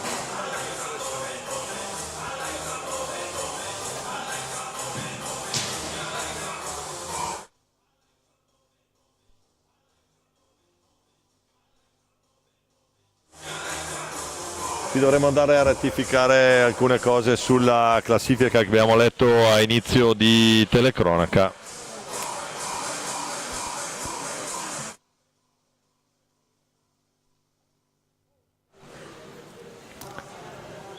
Dunque Riva deve ricorrere alle cure dei sanitari, ma sembra una situazione abbastanza sotto controllo, nulla di particolarmente preoccupante, almeno da quello che possiamo percepire qui. Ricomincia intanto l'incontro. Sì, mentre è rientrato in campo Gariboldi al suo posto, un posto ancora, Pesavento lascia sul posto, Tremolada cerca di rientrare, sterza il numero 6, Scuola Monteco Precalcino, poi bravo Febbo a saltare proprio Pesavento, poi prova il piatto raso terra, pallina larga, ma ancora Seregno in possesso con Pasquale, raddoppiato, deve resistere con il fisico il numero 2, Scuola Trissino. Febbo alza la testa il 36 e poi gioca con Tremolada, tocca all'indietro Pasquale con un cenno al compagno di Starli in area di rigore, pallina alta, ultimo tocco, pallina alta, e quindi sì, si riparte con possesso favore Monza a 8-10 al termine del primo tempo. Sempre Pesavento e Piccoli a impostare il gioco per i Brianzoli. Pesavento scarica il piatto, Reggio con il guantone ad allargare la traiettoria della sfera, riparte il Seregno con Tremolada, taglia il campo Vaghi, Tremolada non trova spazio centralmente, deve ricominciare da Febbo. Tremolada, Vaghi. Sì, qui intanto un po' di brigate che passano qui dietro la nostra postazione. Bello l'intervento di Borgonovo sul tentativo di Pasquale di sorprenderlo. Tremolada, la riprova lui, si accentra Tremolada, attenzione, non va. Recupera il Monza con Pesavento, allarga il gioco verso Ottavio Ponti. Piccoli, quasi si ferma a rombo, ora il Monza in attesa di un taglio. Ponti, rovescio, Reggio respinge e poi Pasquale, nuovamente Reggio appoggia la palla al proprio compagno che ora trova la profondità con Febbo che difende bene spalla, anzi no, commette fallo il giocatore del Seregno, secondo fallo di squadra, 2 anche per il Monza. Imposta con Piccoli, attaccato da Febbo, lo lascia sul posto, insiste il 5, allarga da Pesavento, non trova lo spazio per il tiro e allora Ponti, lui lo prova, il piatto che finisce largo e allora rimessa Seregno con Pasquale che palleggia con Reggio, profondità, non c'è nessuno, poi si fa saltare Pasquale da Pesavento, cerca l'assist, bravo a recuperare il numero 2 del Seregno, non riesce però a mantenere palla una squadra del Seregno. Ora Pesavento, lato corto dell'area, Piccoli, su di lui Pasquale, tutto chiuso il Seregno, allora si ricomincia da Ponti, rovescio, deviazione che quasi alla meglio con Pesavento, pallino di poco a lato.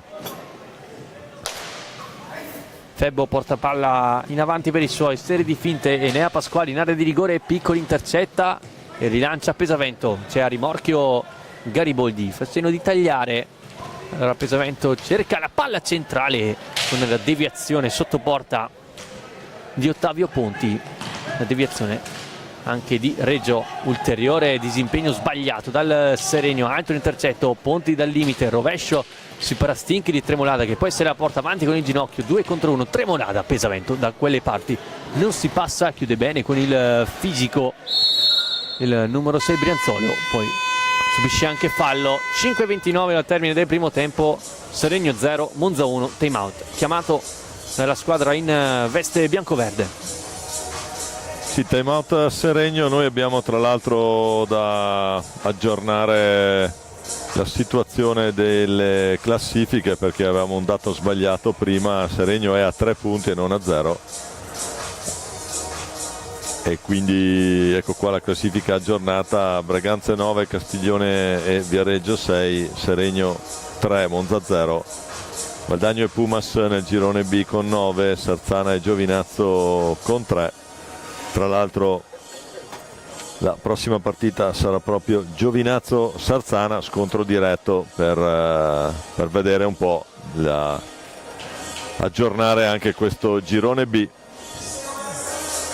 Intanto vediamo se c'è Riva che ancora, c'è Pasquale che è andato dalle parti della Croce Rossa a sincerarsi delle condizioni dell'avversario, questo per dire quello che era un po' il fair play che abbiamo chiesto, anche perché Monza ha già i giocatori contati, attualmente in panchina si ritrova solo Tommaso San Giovanni con Mattia Stien che è l'altro portiere.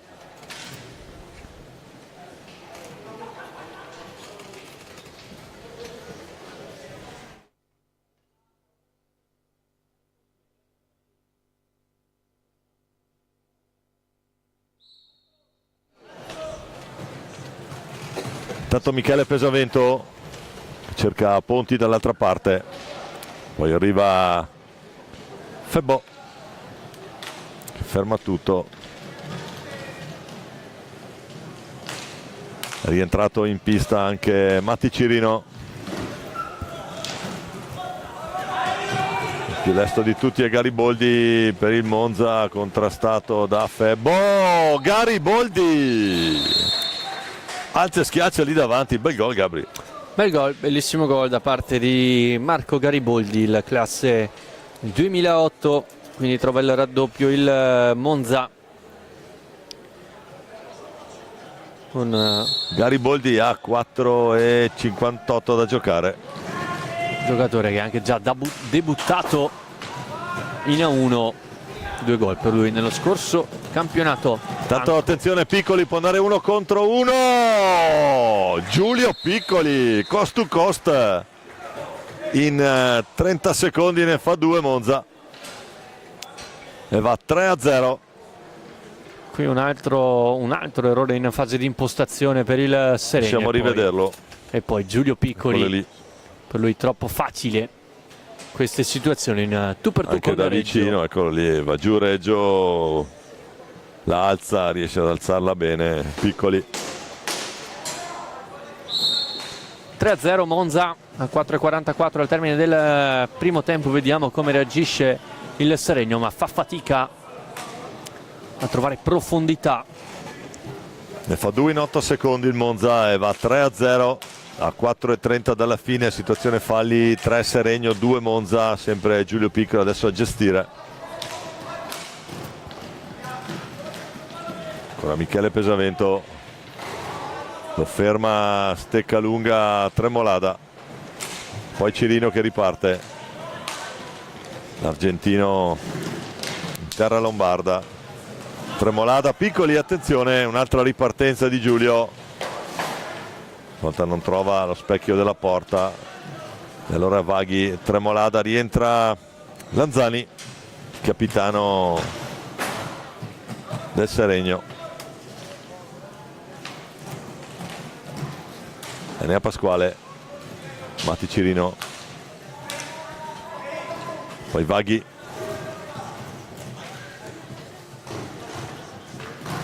Enea Pasquale cerca una conclusione, Pesavento invece trova la pallina smorzata di comoda. Ponti per Piccoli che prova a fare il bis della prima rete, palla che esce, fischia Ferraro, time out stavolta Monza.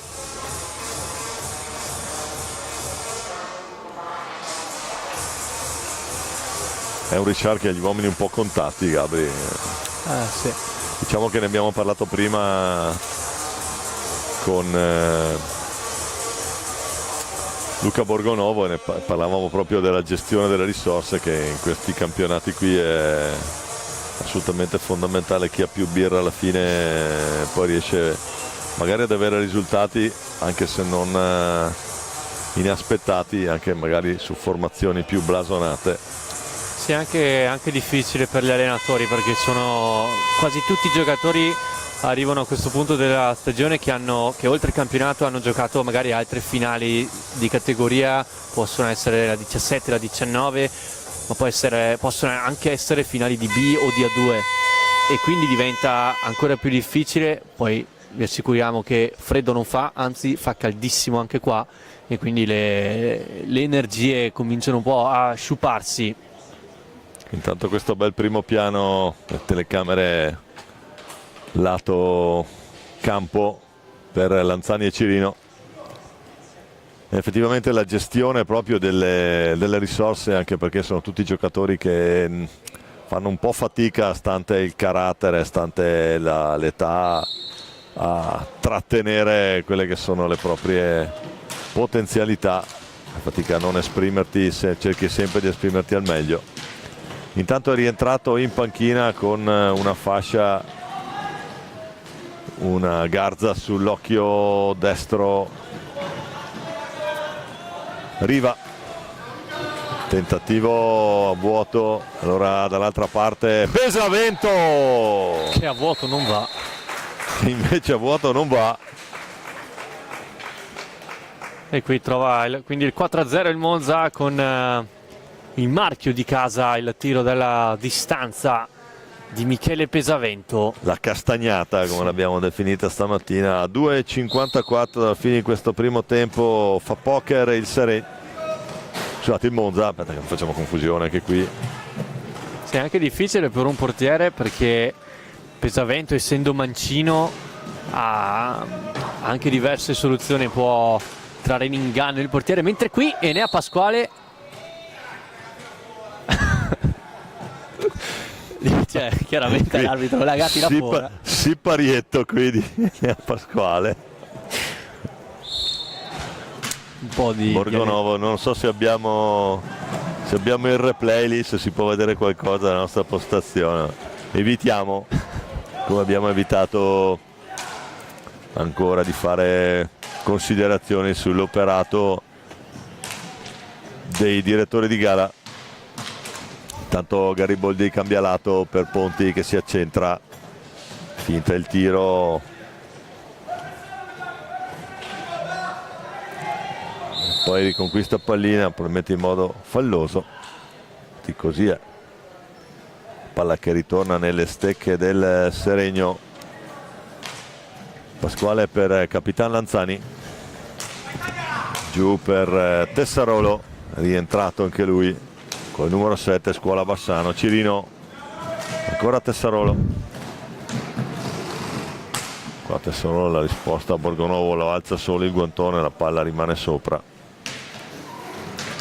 Ponti, Gariboldi, autore del gol numero 2 del Monza. Poi Ponti prova ad andare via, lo sistema su per la balaustra lì.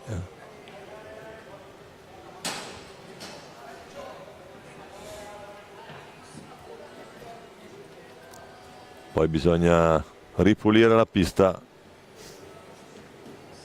Ci pensa un atleta dell'Under 19, Giacomo Baucrisciotti, tra l'altro uno degli atleti che ha vinto la Coppa Fisra con l'Under 19 del Valdagno.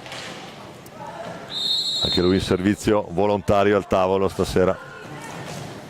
Enea Pasquale per Matti Cirino, prova ad andare. Ancora Enea, lungo la balaustra, trova spazio. Tessarolo, poi break del Monza, Pesavento.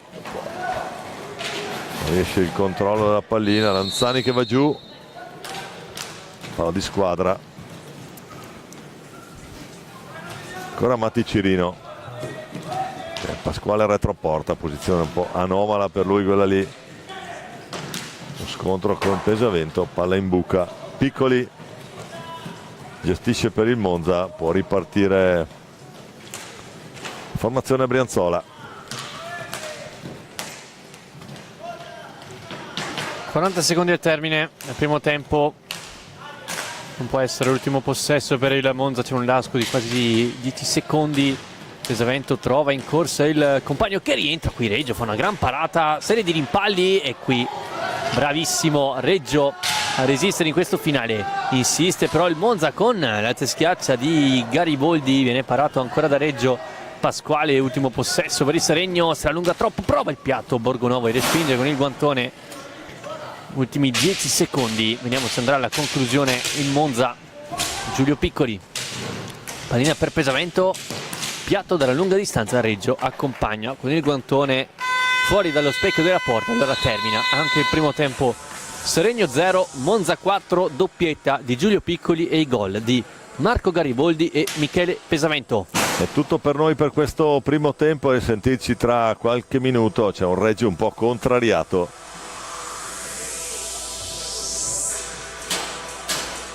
A risentirci qui in diretta dopo il riposo tra le due formazioni.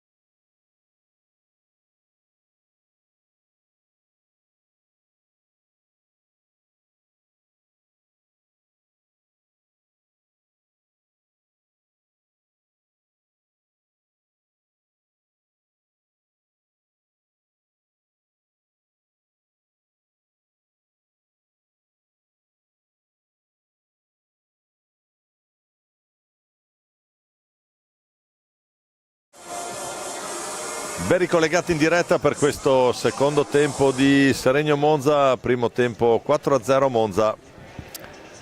Domenico Tomba assieme a Gabriele Pellizzaro per questa fine serata, questa seconda giornata delle finali nazionali Under 23 qui a Valdagno dal 5 all'8 giugno. Prima perdonerete, ho sbagliato anche la data perché ormai l'orario si è fatto tardo. Oggi è il 6 giugno, tra l'altro è l'anniversario del D-Day.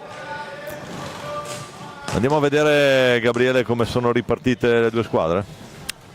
Monza sempre con Borgonovo a difendere la propria porta, poi il duo di impostazioni Pesavento e Piccoli, là davanti invece Gariboldi insieme a Ottavio Ponti, per il Seregno Cirino come punta con Tremolada, Tessarolo e Enea Pasquali invece come regista. Reggio invece a difendere la propria porta. Portapalla proprio Pasquale, cerca l'accompagnata con la deviazione che non arriva da parte di Tremolada, e allora Pesavento allarga il gioco da Gariboldi, cerca di rientrare il numero 4, autore del momentaneo 2-0, commette fallo poi Tremolada, e allora punizione dal lato corto dell'area di rigore difesa da Reggio in favore del Monza dopo un minuto esatto dal fischio di avvio del secondo tempo. Piccoli e Pesavento. Si ricomincia dalla velocità di Ottavio Ponti. Pesavento. Cirino a dare fastidio, e allora ancora Ponti, ultimo uomo. Poi bravo Gariboldi a saltare, Tremolada 1 contro 1, Reggio deve allungarsi a parare, allora contropiede gestito dal Seregno con Tremolada, prova il rasoterra respinto da Borgonovo, e allora Monza con Ponti perde un po' il controllo della palla, riesce comunque a gestire da Giulio Piccoli. Pasquale a dare fastidio, a recuperare per i suoi, ancora Enea Pasquale, non un buon controllo il suo, deve giocare centralmente con Tremolada, si chiude il triangolo con Enea Pasquale che va vicino al gol del 4-1, poi Ponti a commettere fallo. Punizione battuta veloce, ma da ribattere secondo Claudio Ferraro, poi se la ride con Pasquale. Eccolo qui, il numero 2. Allarga il gioco. Nuovamente Pasquale cerca la profondità verso Matti Cirino. Alza la testa Pasquale, serie di finte, scarica il piatto, deviazione di Piccoli che per poco mette in fuori tempo anche Borgonovo. 2 palle gol in questo avvio per il Seregno. Può ripartire anche Monza con Gariboldi, sempre l'asse principale. Eccolo qua, Pesavento per Piccoli che non trova la porta al volo. Ma bellissimo il movimento di Pesavento, che finta di corpo ha mandato completamente fuori tempo Pasquale. Ha potuto servire Piccoli per la conclusione che non è andata a buon fine. Tessarolo intanto per Seregno, poi ancora Cirino che gestisce la botta di Cirino, l'assist, qui c'è l'errore di Pasquale, allora deve metterci una pezza Matti Cirino sull'incursione sempre di Pesavento. Gariboldi, e poi bellissimo l'assist per Giulio Piccoli che lì ha appostato e fa 5-0. 5-0 Monza dopo 3 minuti scarsi questo secondo tempo. Bel gol da parte del Monza, ottimo l'assist di Gariboldi e bel gol anche di Piccoli, perché da quella posizione non è semplice, perché è andato di rovescio. Fare un tiro spazzato di rovescio non è proprio la cosa più bella da fare. Bravo Giulio Piccoli a depositare in rete la sua per la terza volta questa sera. Tripletta per Piccoli che quindi andrà a tabellino per quello che riguarda la classifica marcatori. Intanto Enea Pasquale per Tessarolo che poi la butta via.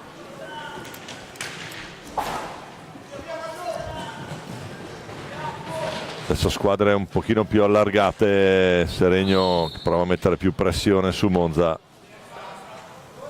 anche se il risultato manca ancora un'era geologica alla fine, ma 5 reti sono abbastanza complicate da rimontare, almeno per quello che si è potuto vedere. Bisogna anche tenere conto però che si può prevedere una sorta di calo fisico. Tanto Michele Pesavento, palo sulla sua coast to coast, simile alla rete di Piccoli prima in ripartenza. Dicevamo, Gabriele, non ci sono cambi sostanzialmente per Monza, e quindi prevedo che fra una decina di minuti potrebbero un po' calare l'energia, ne potrebbe approfittare Seregno, tant'è però che 5 reti di vantaggio. Sì, sono un buon bottino qui, palo colpito da Tessaroleo con un tiro da fuori sporcato. Poi Monza riesce a recuperare, pressing alto di Tessaroleo a dar fastidio a Riva. Pesavento trova dentro per Riva, ripristinato sembra anche il suo stato di salute, perché è tranquillamente in campo senza particolari fasciature o altro, quindi direi che allarme è rientrato per Carlo Riva. Tanto Gariboldi dall'altra parte, Riva dentro, si impegna Reggio a dire di no. Ancora Riva, trova supporto sulla linea di centrocampo con Gariboldi. Riva. sì, ora diventa quasi un 3 contro 3 perché il Cirino è altissimo su Pesavento e quindi Seregno, ma bravissimo ancora Carlo Riva davanti al portiere, cerca l'assist sul secondo palo, respinge Reggio, allora Cirino dall'altra parte, mentre il Seregno cambia, entra Tremolada al posto di Tessaroleo, mentre gestisce Pasquale. Pick and roll del compagno, non va a buon fine, recupera il Monza con la conclusione tentata da Carlo Riva, linea larga, poi sull'angolo a lottare Pasquale, un po' di confusione, Febbo e poi Cirino, rimane altissimo il Monza in 2 addirittura sull'angolo a recuperare sfera, sterzata di Carlo Riva, lato corto dell'area, c'è lo spazio, bravo a ricominciare da Ponti. Gariboldi, Ponti, ancora Gariboldi, si ferma a rombo il Monza, Febbo per un attimo e poi a recuperare Andrea Duroni, poi perde palla e rilancia il Monza con Pesavento dopo il passaggio di Gariboldi. Ponti, non c'è la profondità di Gariboldi, nuovamente una sorta di 3 contro 3. Pasquale perde la marcatura sull'avversario, Ponti al limite, tenta il rovescio, pallina di poco alta, riparte Cirino, mette il turbo, cerca l'assist, viene rimpallato, poi c'è Pasquale, lo cerca Cirino, intercetta bene Gariboldi. Legge bene l'azione qui Gariboldi, fa ripartire l'onnipresente Michele Pesavento nelle azioni del Monza. Adesso c'è anche Giulio Piccoli al cancelletto, vediamo quale sarà il cambio.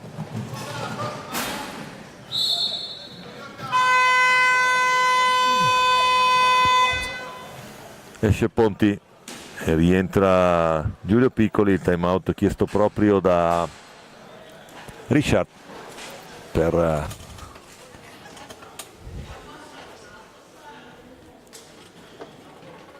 sistemare qualcosa lì nella panchina, nello schieramento monzese, con le quali 2 panchine.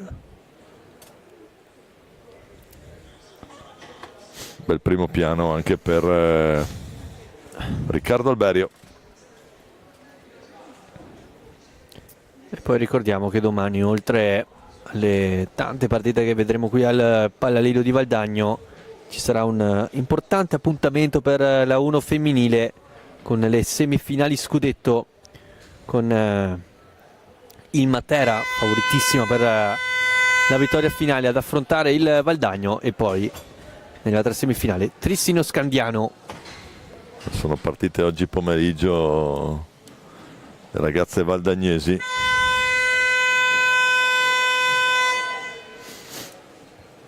penso faranno comitiva unica con Trissino, mentre domattina per via aerea qualcun altro raggiungerà la comitiva.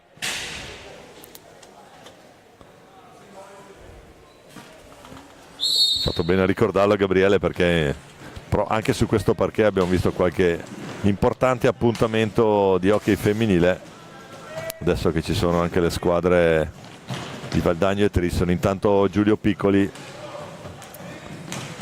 poi Riva e ancora Gariboldi, autore della seconda rete del Monza. Poi Piccoli sotto controllo, sono scaduti gli 0-0. Qui c'è qualche problema tecnico sul tabellino, sul tabellone che indica il possesso, e continua a scorrere ora. 12 minuti alla fine di questo incontro, Monza tranquillamente avanti 5-0. E nonostante l'organico non al 100% continua a portare pericoli importanti. Intanto il break di Cirino, può scaricare la botta ma non trova la porta.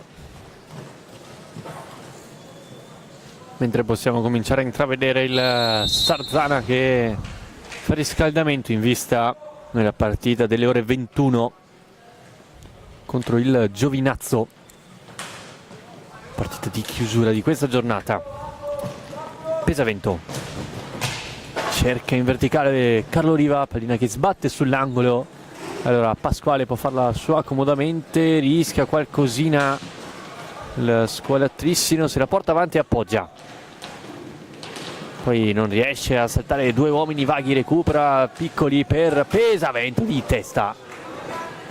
Leonardo Reggio a rispondere presente già dall'altra parte il Seregno, con Vaghi che prova, Duroni ha tentato il rasoterra, deviato dalle parastinchi monzesi che sono già dall'altra parte, con Riva forse qui un po' troppo da solo, poteva servire Piccoli dall'altra parte. Pasquale ha lo spazio per il piatto, bravo Borgonovo a chiudere il buco rasoterra e a mantenere il clean sheet a 10 minuti poco più in termine della gara, mentre c'è un cambio nelle file monzesi con il ritorno in campo di Ottavio Ponti al posto di Carlo Riva.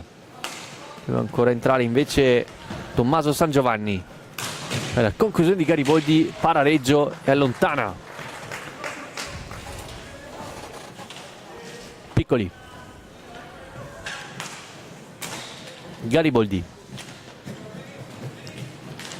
si fa vedere nel mezzo Ponti, scelto invece Pesavento, mette il corpo davanti e sfiora un gran gol. Un ottimo utilizzo del fisico da parte di Michele Pesavento.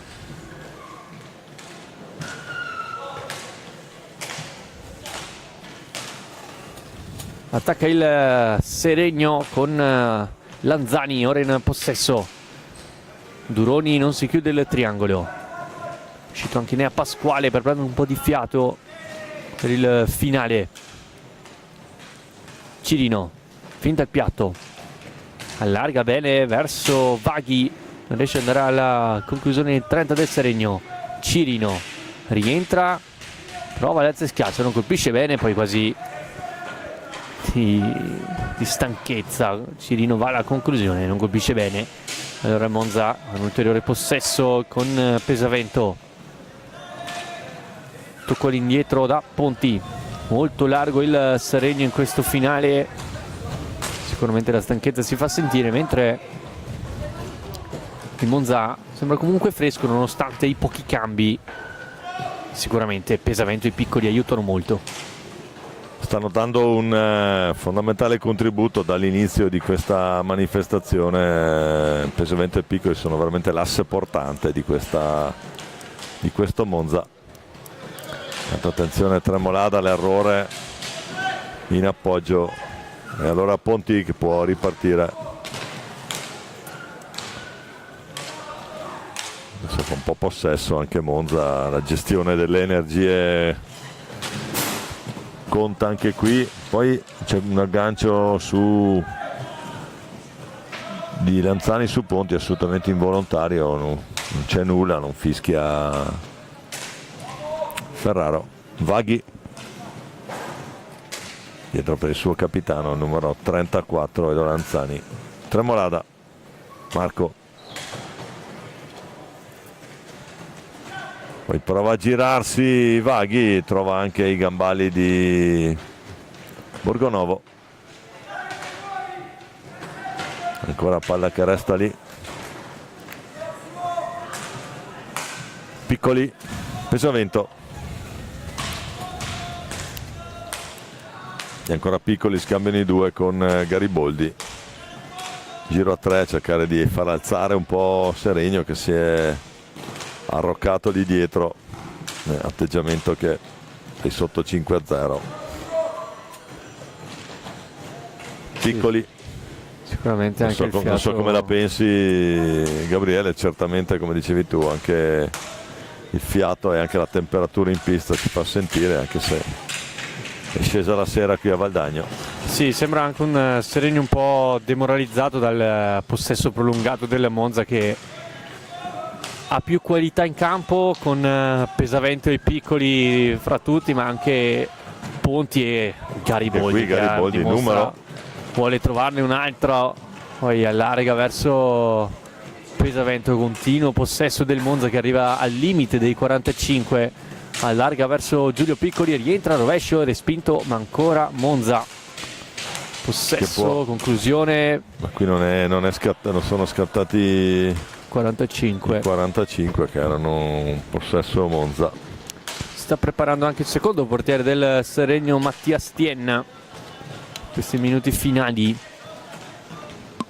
Cirino prende velocità, rientra, scarica il piatto e qui Borgonovo in pantaglia a mantenere la propria porta inviolata. Piccoli. Pallina verso Ponti, Pesavento. Sì, Seregno tutto all'interno della propria tre quarti, allora rischia anche qualcosina. Cerca di allungarsi ora con Tremolade, mezzo 2, si allunga troppo la sfera. Pallina che rimane lì, Lanzani in girata ancora. Borgonovo riesce a parare. Sì, scusate, sta preparando non Mattia Stien e del Monza, si sta preparando invece Samueli e Ceccacci. Numero 18. Casco serigrafato che ghiaccio.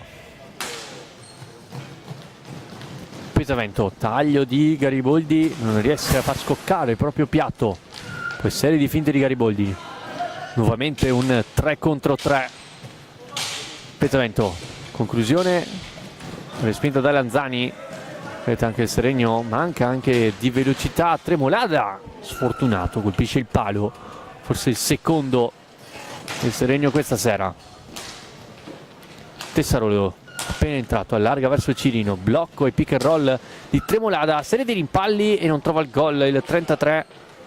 Poi recupera Ottavio Ponti che chiama i suoi a dare profondità, a uscire nella propria metà campo, lo fa ora con Pesavento. Reggio che si alza sulla sfera e l'appoggia da Tessarollo. Tremolada porta avanti sfera e allarga da Lanzani. Lo segue Gariboldi, non lo fa passare dietro la porta. Poi raddoppio di Piccoli, lotta sull'angolo ad averla meglio il capitano del Seregno. Tremolada perde controllo della sfera, ma non in possesso. La mette fuori Cirino perché altrimenti Ceccacci non entrava più. Il povero Ceccacci. Il povero Samuele Ceccacci gioca meno di 5 minuti. 4-10 fuori Reggio, dentro Ceccacci.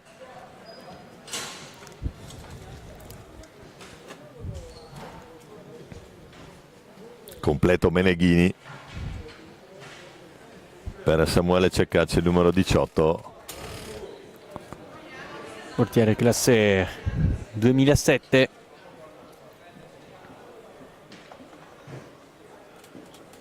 Protagonista in Serie B per il Seregno e come secondo portiere anche l'Under 23.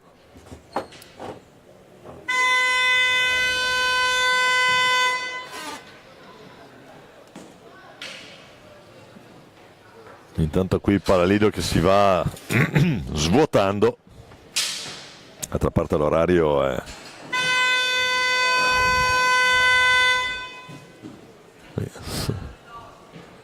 Sorride Ferraro.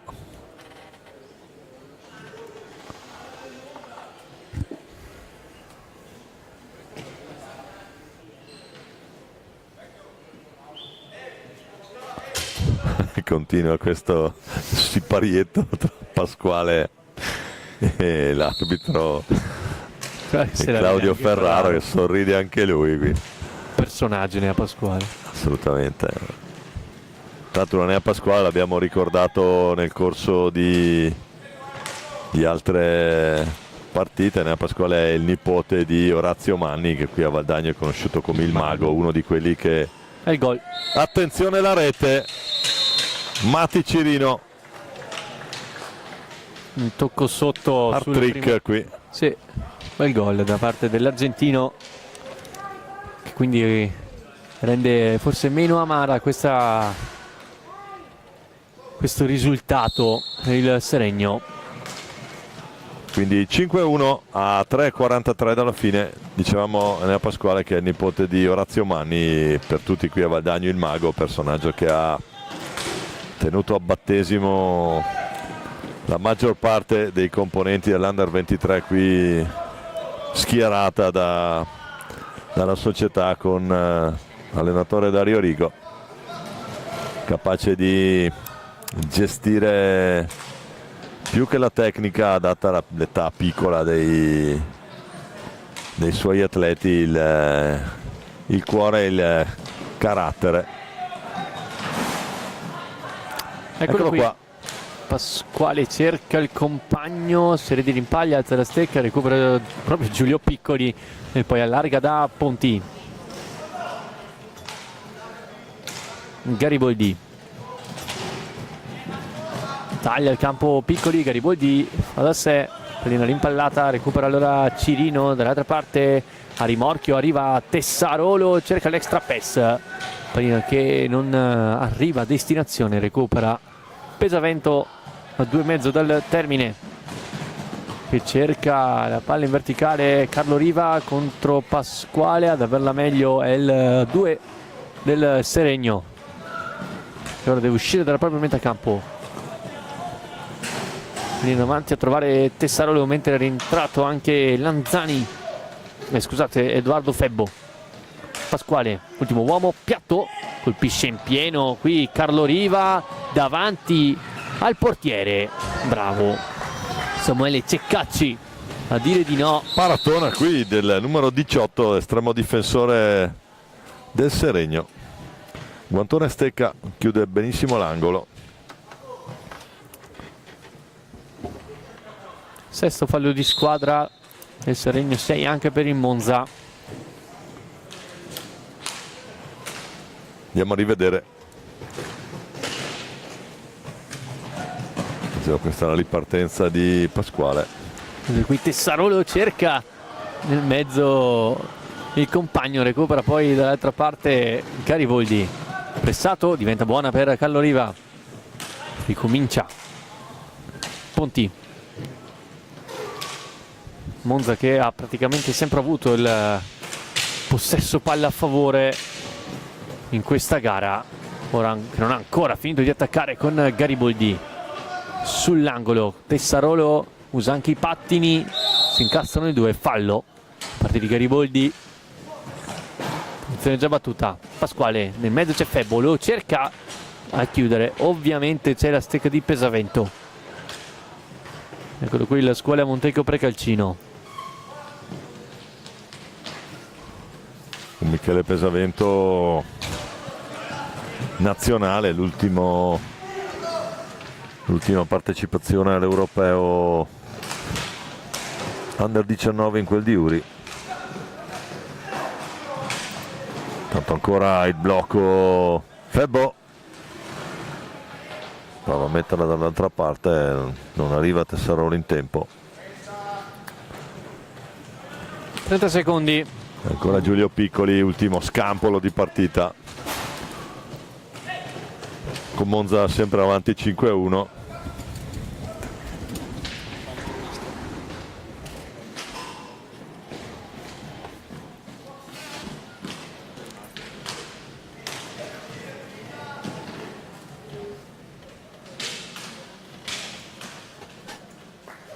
Resa con l'onore delle armi per Monza e Seregno. Monza 5, Seregno 1.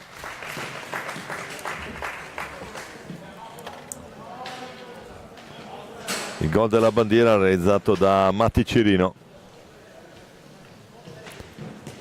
E adesso andremo a sentire le interviste di Gabriele Pellizzaro a protagonisti di questa penultima gara in programma qui al Paradiso di Valdagno.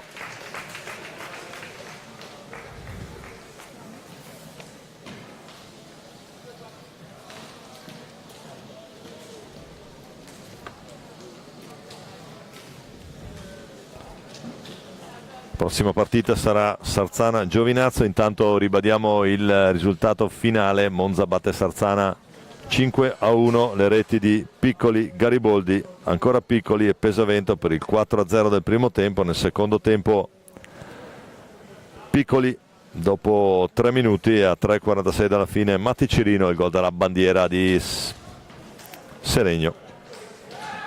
Quindi termina 5-1. È tutto per noi, siamo pronti per le interviste, ci risentiamo tra qualche minuto per l'ultima di giornata che sarà Sarzana-Giovinazzo.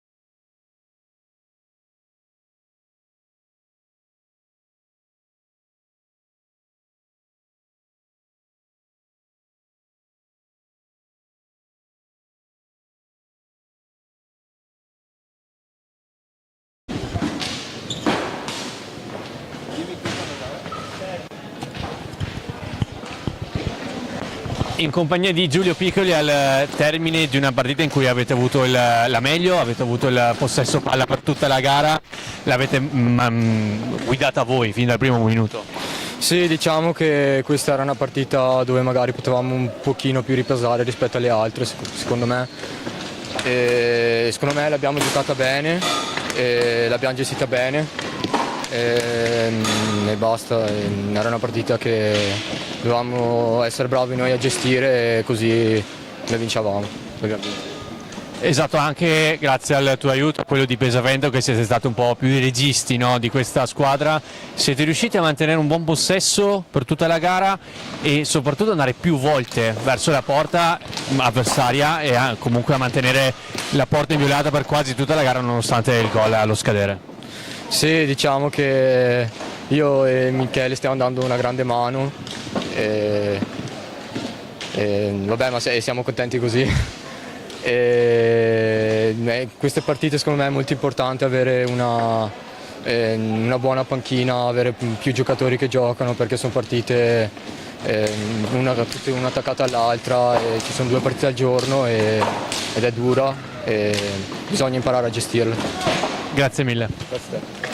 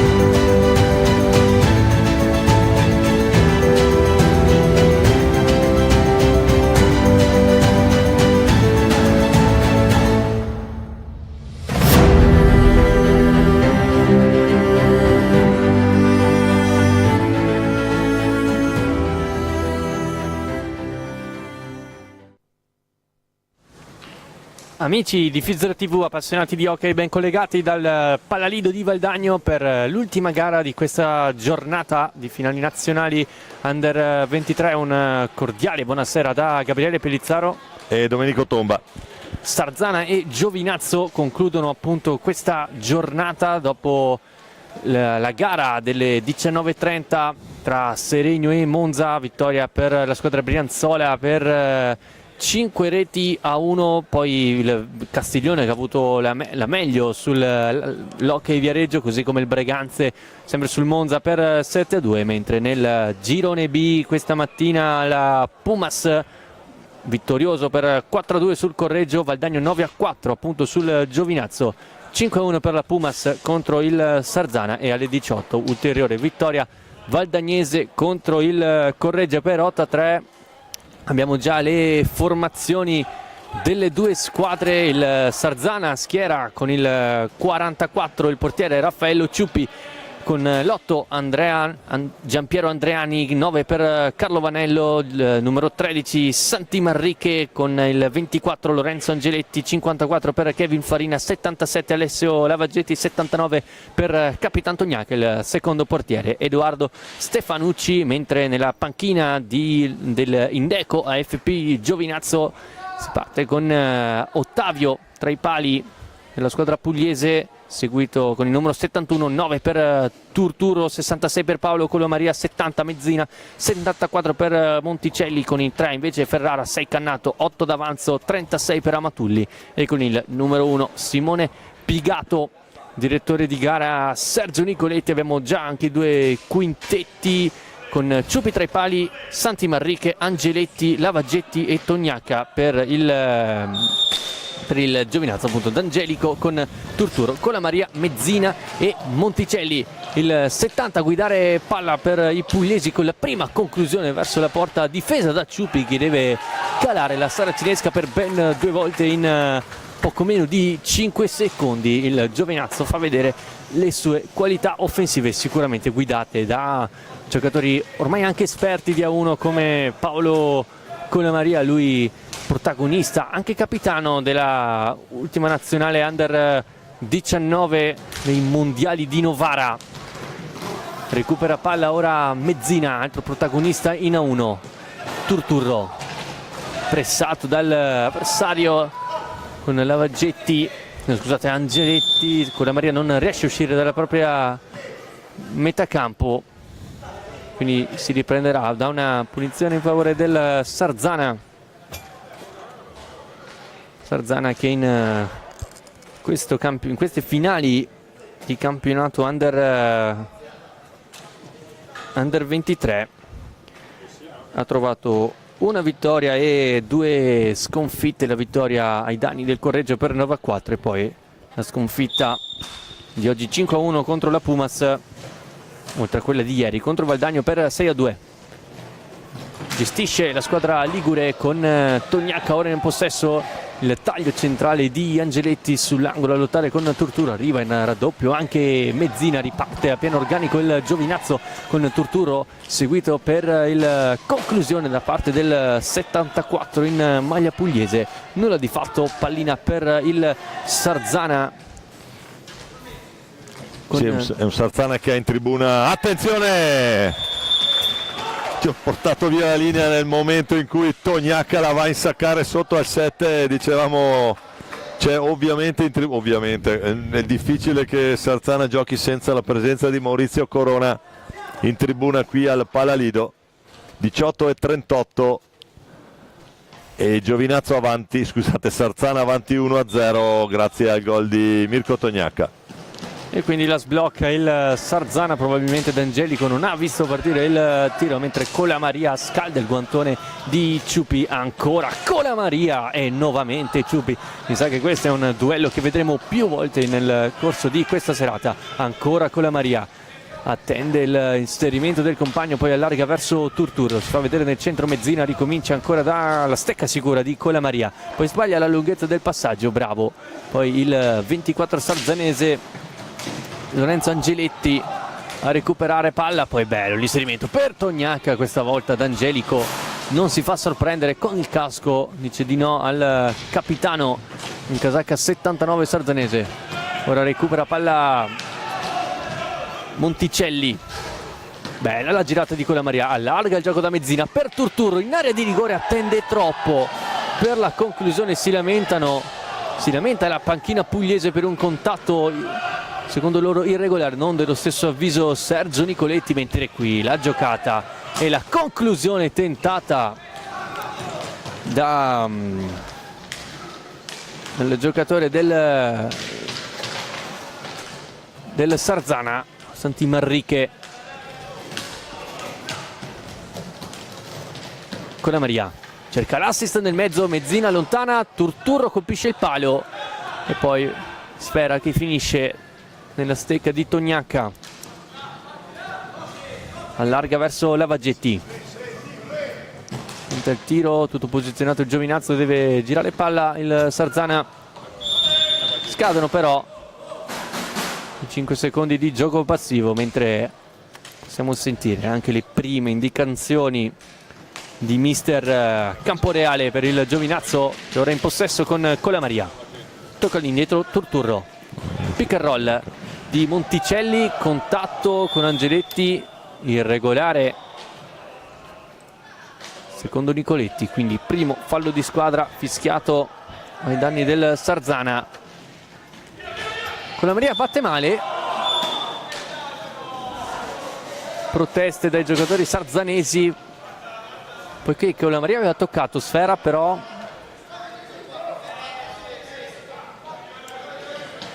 sentiamo chiaro e tondo Nicoletti dare le sue spiegazioni ai giocatori liguri. Lui stava arrivando nel punto di battute, quindi il gioco era fermo e sappiamo come Sergio Nicoletti non si faccia tanti problemi a tirare fuori eventuali cartellini. Possesso Giovinazzo già terminato con il tiro di Colamaria sui parastinchi avversari. Attacca il Sarzana con intanto ancora Colamaria di classe, poi riparte velocemente Colamaria, attacca l'area, pallina che si alza, ancora il 66 in possesso, cerca il dialogo dietro porta con Monticelli, poi fallo il 74, punizione già battuta ma male da parte del Sarzana. Colamaria, triangolo con Turturro, cerca di passare, tutto buono sotto gli occhi attenti di Nicoletti. Avvio di gara molto fisico. Sì, molto fisico, e anche uno delle attenzioni, intanto ci prova il Cino, non va Manrique, e soprattutto un grande dispendio di energia da una parte e dall'altra, accetta la corsa su e giù, qui prova col fisico, poi Turturro la butta via. Stanno spendendo molto le due formazioni in questi primi 5 minuti di incontro, e da vedere poi nel prosieguo. Intanto l'idea di Lavagetti, travolto qui da Nicola Cannato, che arriva come un treno. Strana dicitura Ungari, lì probabilmente la maglia non è certo quella di Manrique. Intanto sul punto di battuta, attenzione, pallina che centra il palo e poi non entra. Si arrabbia moltissimo con i suoi D'Angelico in questa situazione, perché la Maria manda la palla in avanti, il controllo, il compagno, ancora Maria Monticelli, l'assist è qui, Manrique salva un gol praticamente già fatto per il Giovinazzo. Altra sassata di Colamaria, Mezzina, Colamaria al limite, cerca di portarsela avanti, serie di contrasti insieme a Manrique, ad averla meglio ancora il 66 italiano che rientra, cerca lo spazio per il tiro, pallina intercettata, 3 contro 2 in favore del Sarzana. Angeletti, lato corto dell'area, all'extra, pass d'Angelico, ci mette il bastone, ancora Sarzana, schiacciato il giocatore del Sarzana da parte, da spinta appunto da parte di Cannato. Ora primo time out chiamato dalla squadra ligure, primi minuti alquanto intensi al Palarido. Intensi anche, mi sembra, di una piccola vena, un filo di nervosismo lato Giovinazzo, dopo essere andato sotto praticamente quasi subito 1-0. Viana molto più tranquillo rispetto Dino Camporeale, che sta cercando di far ragionare un po' di più i suoi, che hanno accettato un po' questo ritmo imposto dal Sarzana che comunque è avanti 1-0. Ecco qua il primo piano della panchina giovinazzese con Monticelli. Ho visto il papà prima in tribuna.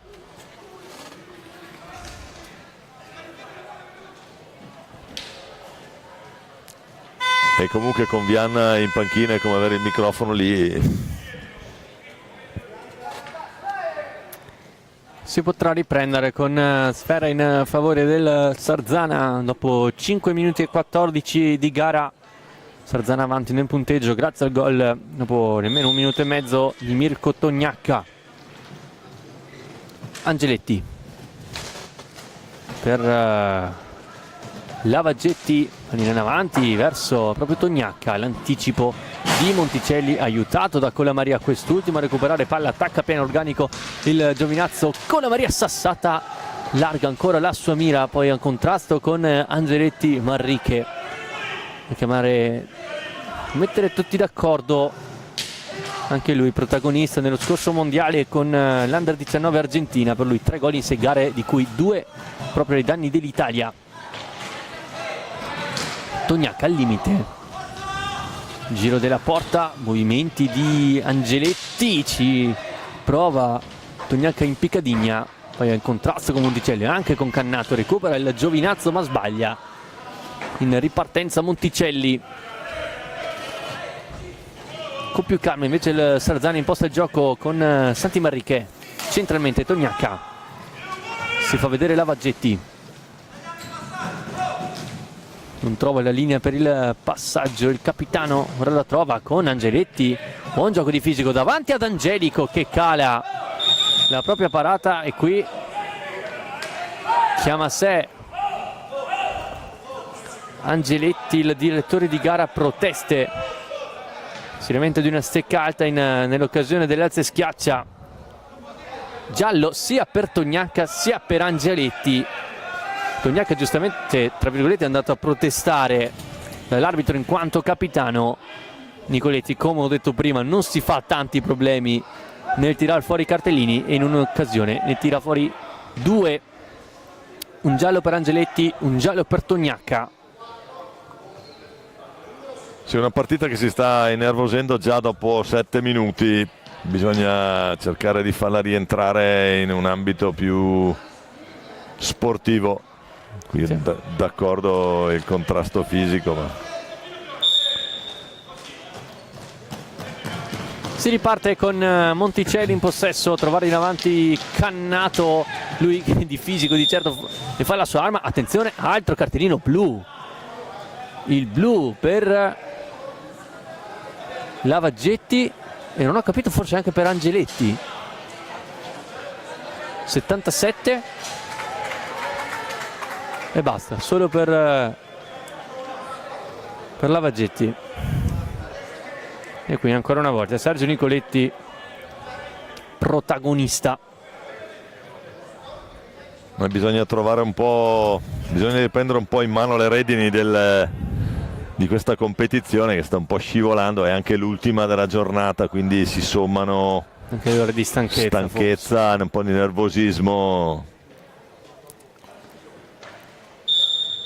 Parte Colamaria, che gol sotto l'incrocio dei pali, tiro diretto perfetto del 66 e a 7:43 dall'inizio della gara pareggia il Giovinazzo con Che gol di Paolo Colamaria. Che gol di Paolino Colamaria qui, marchio di fabbrica. Il piatto sotto l'incrocio, 1-1. Angela e Michele, potete stare contenti tutti e due, golasso di PC66 che riporta in parità il risultato. Adesso vedremo come proseguirà l'incontro, tutto come saprà gestirlo Sergio Nicoletti, che non ha un compito facile stasera, Anche perché sono due squadre molto fisiche, Sarzana e Giovinazzo. Qui Colamaria con il sottogamba a far correre Monticelli, raddoppiato l'ex giocatore del Matera. porta palla, attenzione Angeletti, tanto spazio, piatto respinto da Colamaria, raddoppiato Monticelli contro Angeletti, si rinnova il duello, arriva Colamaria senza tanti problemi, recupera palla, poi ancora Sarzana, bello il tunnel di Manrique che poi ricomincia da Angeletti, piatto nuovamente sporcato, pallina sulla stecca di Tognacca, Cannato a farla sua, allora può uscire il Giovinazzo, Monticelli, bello il passaggio per Colamaria, rovescio del 66, pallina alta sopra la traversa difesa da Ciupi, ancora Mezzina, serie di rimpalli, Manrique con calma olimpica a farla sua, Andreani, penetrato il numero 8 sarzanese, dialoga poi con Manrique, taglia Tognacca all'interno dell'area di rigore, contatto con Colamaria, tutto buono secondo Nicoletti, poi contrasta ancora Monticelli contro Manrique, bravo ancora Monticelli, può allargare verso Cannato, sporca la traiettoria Angeletti, poi pallina sull'angolo opposto, Tognacca a farla sua, Giovinazzo non pressa, allora il Sarzana può uscire tranquillamente nella propria metà campo, indicazioni di campo reale per i suoi.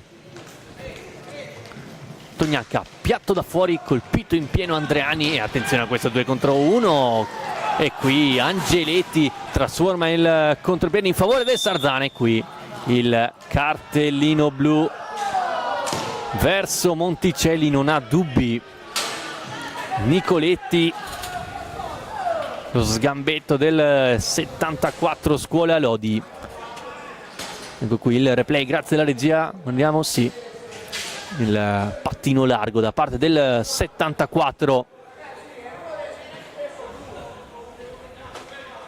sentite anche campo reale, diamo sempre 2 contro 1. Allora da punizione di prima del Giovinazzo trasformata da Colamaria, questa volta l'opportunità ce l'ha il Sarzana con la stecca di Mirko Tognacca, ecco il fischio di Nicoletti, parte Tognacca, serie di finte d'Angelico, la tiene lì con il petto e si rimane quindi sull'1-1, poi cenno d'intesa sia con D'Angelico sia con Cannato per Mirko Tognacca. Si ricomincia da ingaggio 2. Contrasto vinto da Mezzina, allarga il gioco da Cannato, ora il Giovinazzo in 3, vediamo se pressa il Sarzana. Colamaria, attenzione dall'altra parte c'è Mezzina libero, servito in corsa Ciupi, poi Colamaria, Ciupi 2 volte a dire di no al potenziale 2-0 del Giovinazzo. Ora Colamaria usa le mani per contrastare l'avversario, ora a rombo, scusate, a quadrato il Sarzana, triangolo molto stretto del Giovinazzo, Manrique da fuori, D'Angelico para, la lascia lì, Mezzina riesce a uscire da un primo pressing, salta anche il secondo, vediamo se fa anche il terzo, non ci riesce, recupera Tognacca, rimane alto Cannato per sporcare la traiettoria del tiro, Tognacca ci prova, pallina respinta, Colamaria anche lui con molta calma riesce ad uscirne il Giovinazzo nonostante l'inferiorità numerica. Cannato in mezzo a 2, sterza e recupera Lavaggetti che poi appoggia da Angeletti e allora Tognacca nuovamente quadrato contro triangolo. Angeletti, Tognacca a spazio, allarga Manrique, Tognacca, Angeletti, il piatto respinto dai parastinchi di Mezzina, che poi risulta come se ad Angelico sì, perché dice libera sta pallina, c'era Cannato libero di qua. Eccolo qui, le 6 non trova, poi Colamaria si lamenta della lunghezza del passaggio l'autore del momentaneo 1-1. 9:26 al termine, qui Tognacca rischia molto, la fa sua Colamaria dall'altra parte del campo, cerca di rientrare ma c'è la stecca di Raffaello Ciupi. Sta per finire l'inferiorità numerica, eccolo il quarto, Monticelli è rientrato, Cannato deve uscire dal pressing, lo fa molto bene, spazio ora per Monticelli, può attaccare la porta, Monticelli, Ciupi, rimpalli, attenzione, ed è il giallo anche a Cannato.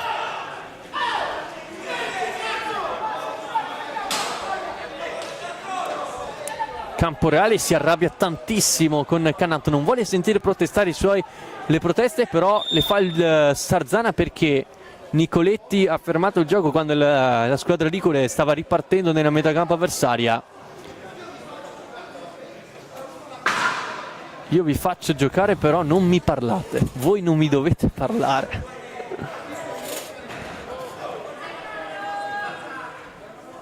E vabbè, la prendiamo come una... E gol! Che gol Lavaggetti! Siluro! Dal nulla Lavaggetti, D'Angelico non la vede partire e Sarzana ritorna in vantaggio. 8:53 dal termine, rasoterra micidiale da parte del 77. Eccola qui, giusto dalle 3/4. Probabilmente la distanza non era nemmeno stata rispettata. Fatto sta che il Sarzana è avanti. Giovinazzo costretto a inseguire nuovamente nel corso di questo primo tempo. Rimane alto in pressing. Marriche, forse non si è visto molto, c'è il taglio di Lavaggetti, questa volta D'Angelico. Cerca di allontanare sfera, la recupera Andreani. Poi Marriche, lato corto, rientra, piccadigna di Marriche, D'Angelico. Con il petto nuovamente il portiere che ha fatto da secondo a Veludo questa stagione in Serie 1. Mezzina, Monticelli, spazio per il piatto che finisce di poco a lato dalla porta difesa da Ciupi. Con la Maria cerca di passare in mezzo a due, Marriche, contropiede, Angeletti contro D'Angelico che gli dice di no. Sbilanciato in questo caso il Giovinazzo, ora sbilanciato lo è anche il Sarzana che deve ripiegarsi dopo questo contropiede. Giovinazzo disattenta invece in fase di impostazione, non è riuscita a continuare nel contropiede. Porta palla Monticelli sul retro della porta, trova il fondo campo Cannato, pensa al piatto per un momento, esce dalla propria metà campo, Cannato punta la porta, l'assist e qui mamma mia che gol che si è mangiato il Giovinazzo e Ciupi allontana da 0 metri. Monticelli si mangia il 2-2. E adesso c'è assedio, sembra un 4 contro 3, invece 4 contro 4. Giovinazzo che sta spingendo moltissimo alla ricerca del pareggio, deve prestare attenzione che abbiamo visto è un attimo scoprirsi, ha dovuto rimediare D'Angelico. Marriche, movimenti di Angeletti sulla retroporta, non lo lasciano da solo Santiago Marriche, i giocatori del Giovinazzo. Ora l'argentino in possesso sul retroporta, sempre movimenti in area di Angeletti, ulteriori 14 secondi per andare alla conclusione verso lo specchio. Si mette in proprio Santiago Marriche andandoci vicino qui. Ora Giovinazzo rischia il pasticcio per uscire dal pressing. Ora con Cannato in profondità, trovare Monticelli, pallina che rimbalza male e finisce sulla stecca di Lavaggetti. È entrato Turturo al posto di Cannato, quindi cambiano anche le qualità forse in campo, più qualità al posto del fisico di Cannato. Con la Maria, porta palla, attaccato, la perde, forse si addormenta un po' il 66. Poi Mezzina, di fisico riesce a passare, Turturro appoggia verso Monticelli, rovescio, è più un assist verso Turturro, non trova comunque il gol il Giovinazzo. 5:25 termine della gara, 2-1 al termine del primo tempo. Vuole rifiatare il Cino Marriche, dentro di nuovo Mirko Tognacca, l'autore della prima rete del Sarzana.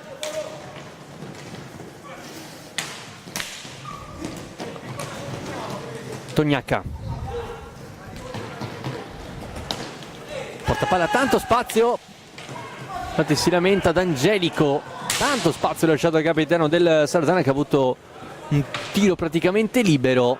Qui dall'altra parte Giovinazzo che continua il proprio assedio per cercare quantomeno il pari. Conclusione di Colamaria. Maria. Forse ha colpito anche un giocatore del Sarzana. Angeletti, movimenti di Andreani, ricomincia da dietro. Lavaggetti, piatto raso terra, Turturro se la accomoda sulla stecca, riparte il numero 9 in mezzo a 3, non passa, e poi contropiede ora solo Angeletti che si mangia, Gli rimbalza male al momento del tiro la pallina. e qui un ottimo recupero ancora del 24 sul tiro di Turturro. Colamaria riesce a passare davanti a Ciuppi. Colamaria ha tentato il colpo sotto, Mani nei capelli qui nella panchina del Giovinazzo. poi Angeletti in contrasto con Turturro, la stecca di D'Angelico fuori dalla propria area di competenza. Time out chiamato da Mister Vianna. 2-1, lo ricordiamo il risultato, le reti del Sarzana firmate Tognaca e Lavaggetti per il Giovinazzo. Il tiro diretto trasformato da Colamaria, mentre qui vediamo dei contrasti tra Colamaria. Quando si dice gioco maschio. 3 minuti e 50 secondi alla fine di questo primo tempo. Adesso partita che sembra incanalata più su un binario agonistico corretto rispetto all'inizio, molto nervoso da parte di entrambe le formazioni. Ha dovuto faticare non poco Nicoletti a rimettere ordine tra Sarzana e Giovinazzo. Sarzana sempre avanti 2-1, come ha ricordato Gabriele qualche istante fa.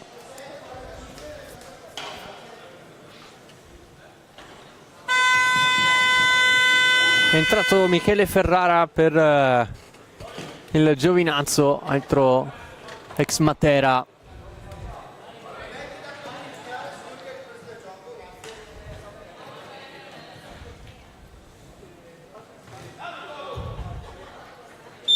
Palla Sarzana con Tognaca, poi Angeletti, allora nella propria metà campo Andreani.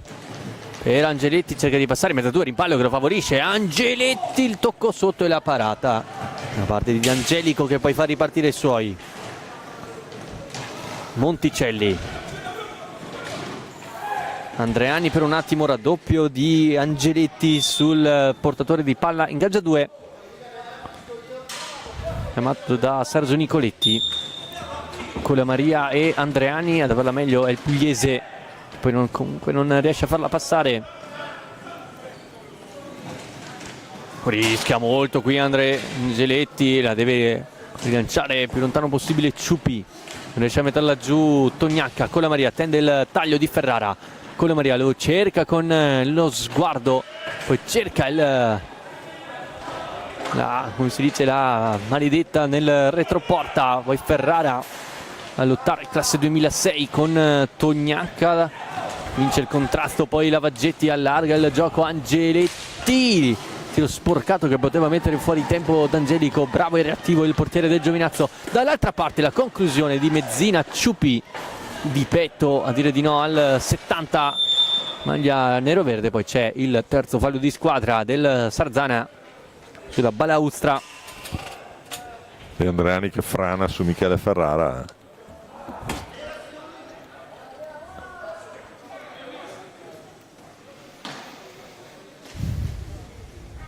Inquadrato Sergio Nicoletti,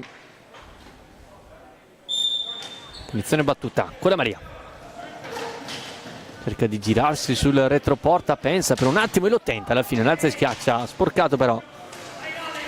Poi la conclusione, anzi nel passaggio, diventa buona per Ferrara, se la allunga ma non riesce poi a dare l'assist verso Mezzina. Monticelli allarga da Colamaria, taglia il campo ancora il 74, ha lo spazio per il piatto ma c'è Tognaca a chiudere tutto. Colamaria vuole chiudere in avanti il Giovinazzo, piatto di Colamaria largo rispetto alla porta difesa da Ciuppi, e poi Tognaca a recuperare sfera Sguardo in avanti a trovare Angeletti poi sull'angolo, 24 contro 74. Pallina per il Giovinazzo, Ferrara chiude il triangolo con Monticelli, lato corto dell'area di rigore. Non c'è spazio, allora pallina arretrata a Cola Maria e qui Ciuppi fa una gran parata di puro riflesso, il 44 sarzanese. Mezzina, Cola Maria, sempre lui come ultimo uomo, blocco e pick and roll di Mezzina, lo cerca Cola Maria, non arriva a destinazione la palla, poi Ferrara cerca di aiutarsi con il ginocchio, una serie di contrasti tra Tognac e Ferrara. Fallo di squadra intanto fischiato ai danni della Sarzana. Così di Monticelli, ma c'è da ribattere.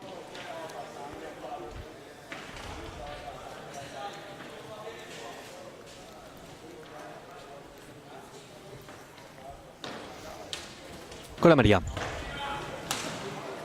Ferrara, Cola Maria, serie di tagli, attende qualche movimento,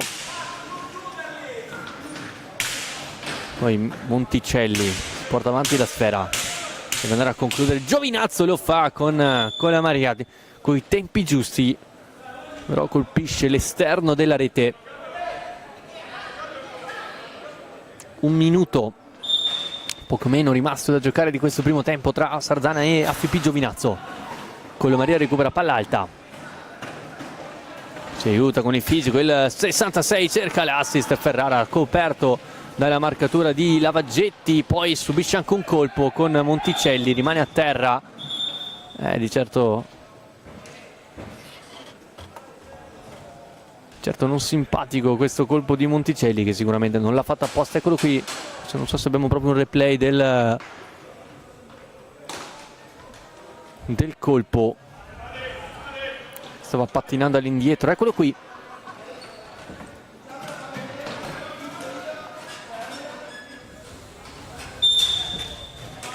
Mentre qua riparte, eccolo qui il colpo, sì, l'abbiamo visto, di Monticelli su Lavaggetti. Fatto sta che il 77 si è rialzato senza problemi. Andreani, mezza due, Cola Maria recupera palla, rientra, ultima possibilità, Cola Maria, Ciuppi, poi è rimasto a terra un giocatore del Giovinazzo, Mezzina.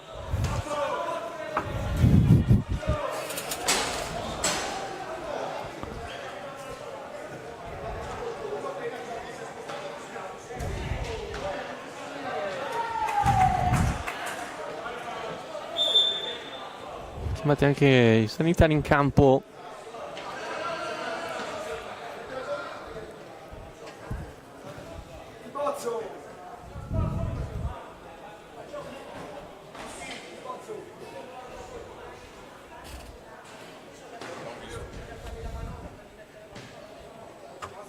(17 secondi alla fine del primo tempo).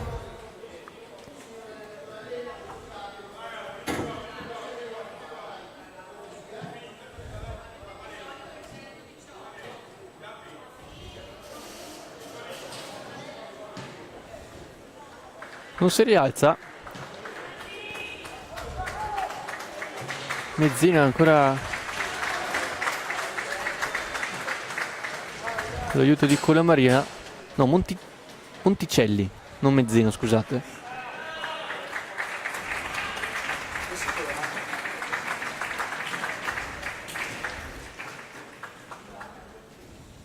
Ora esce dal campo aiutato appunto da Cola Maria.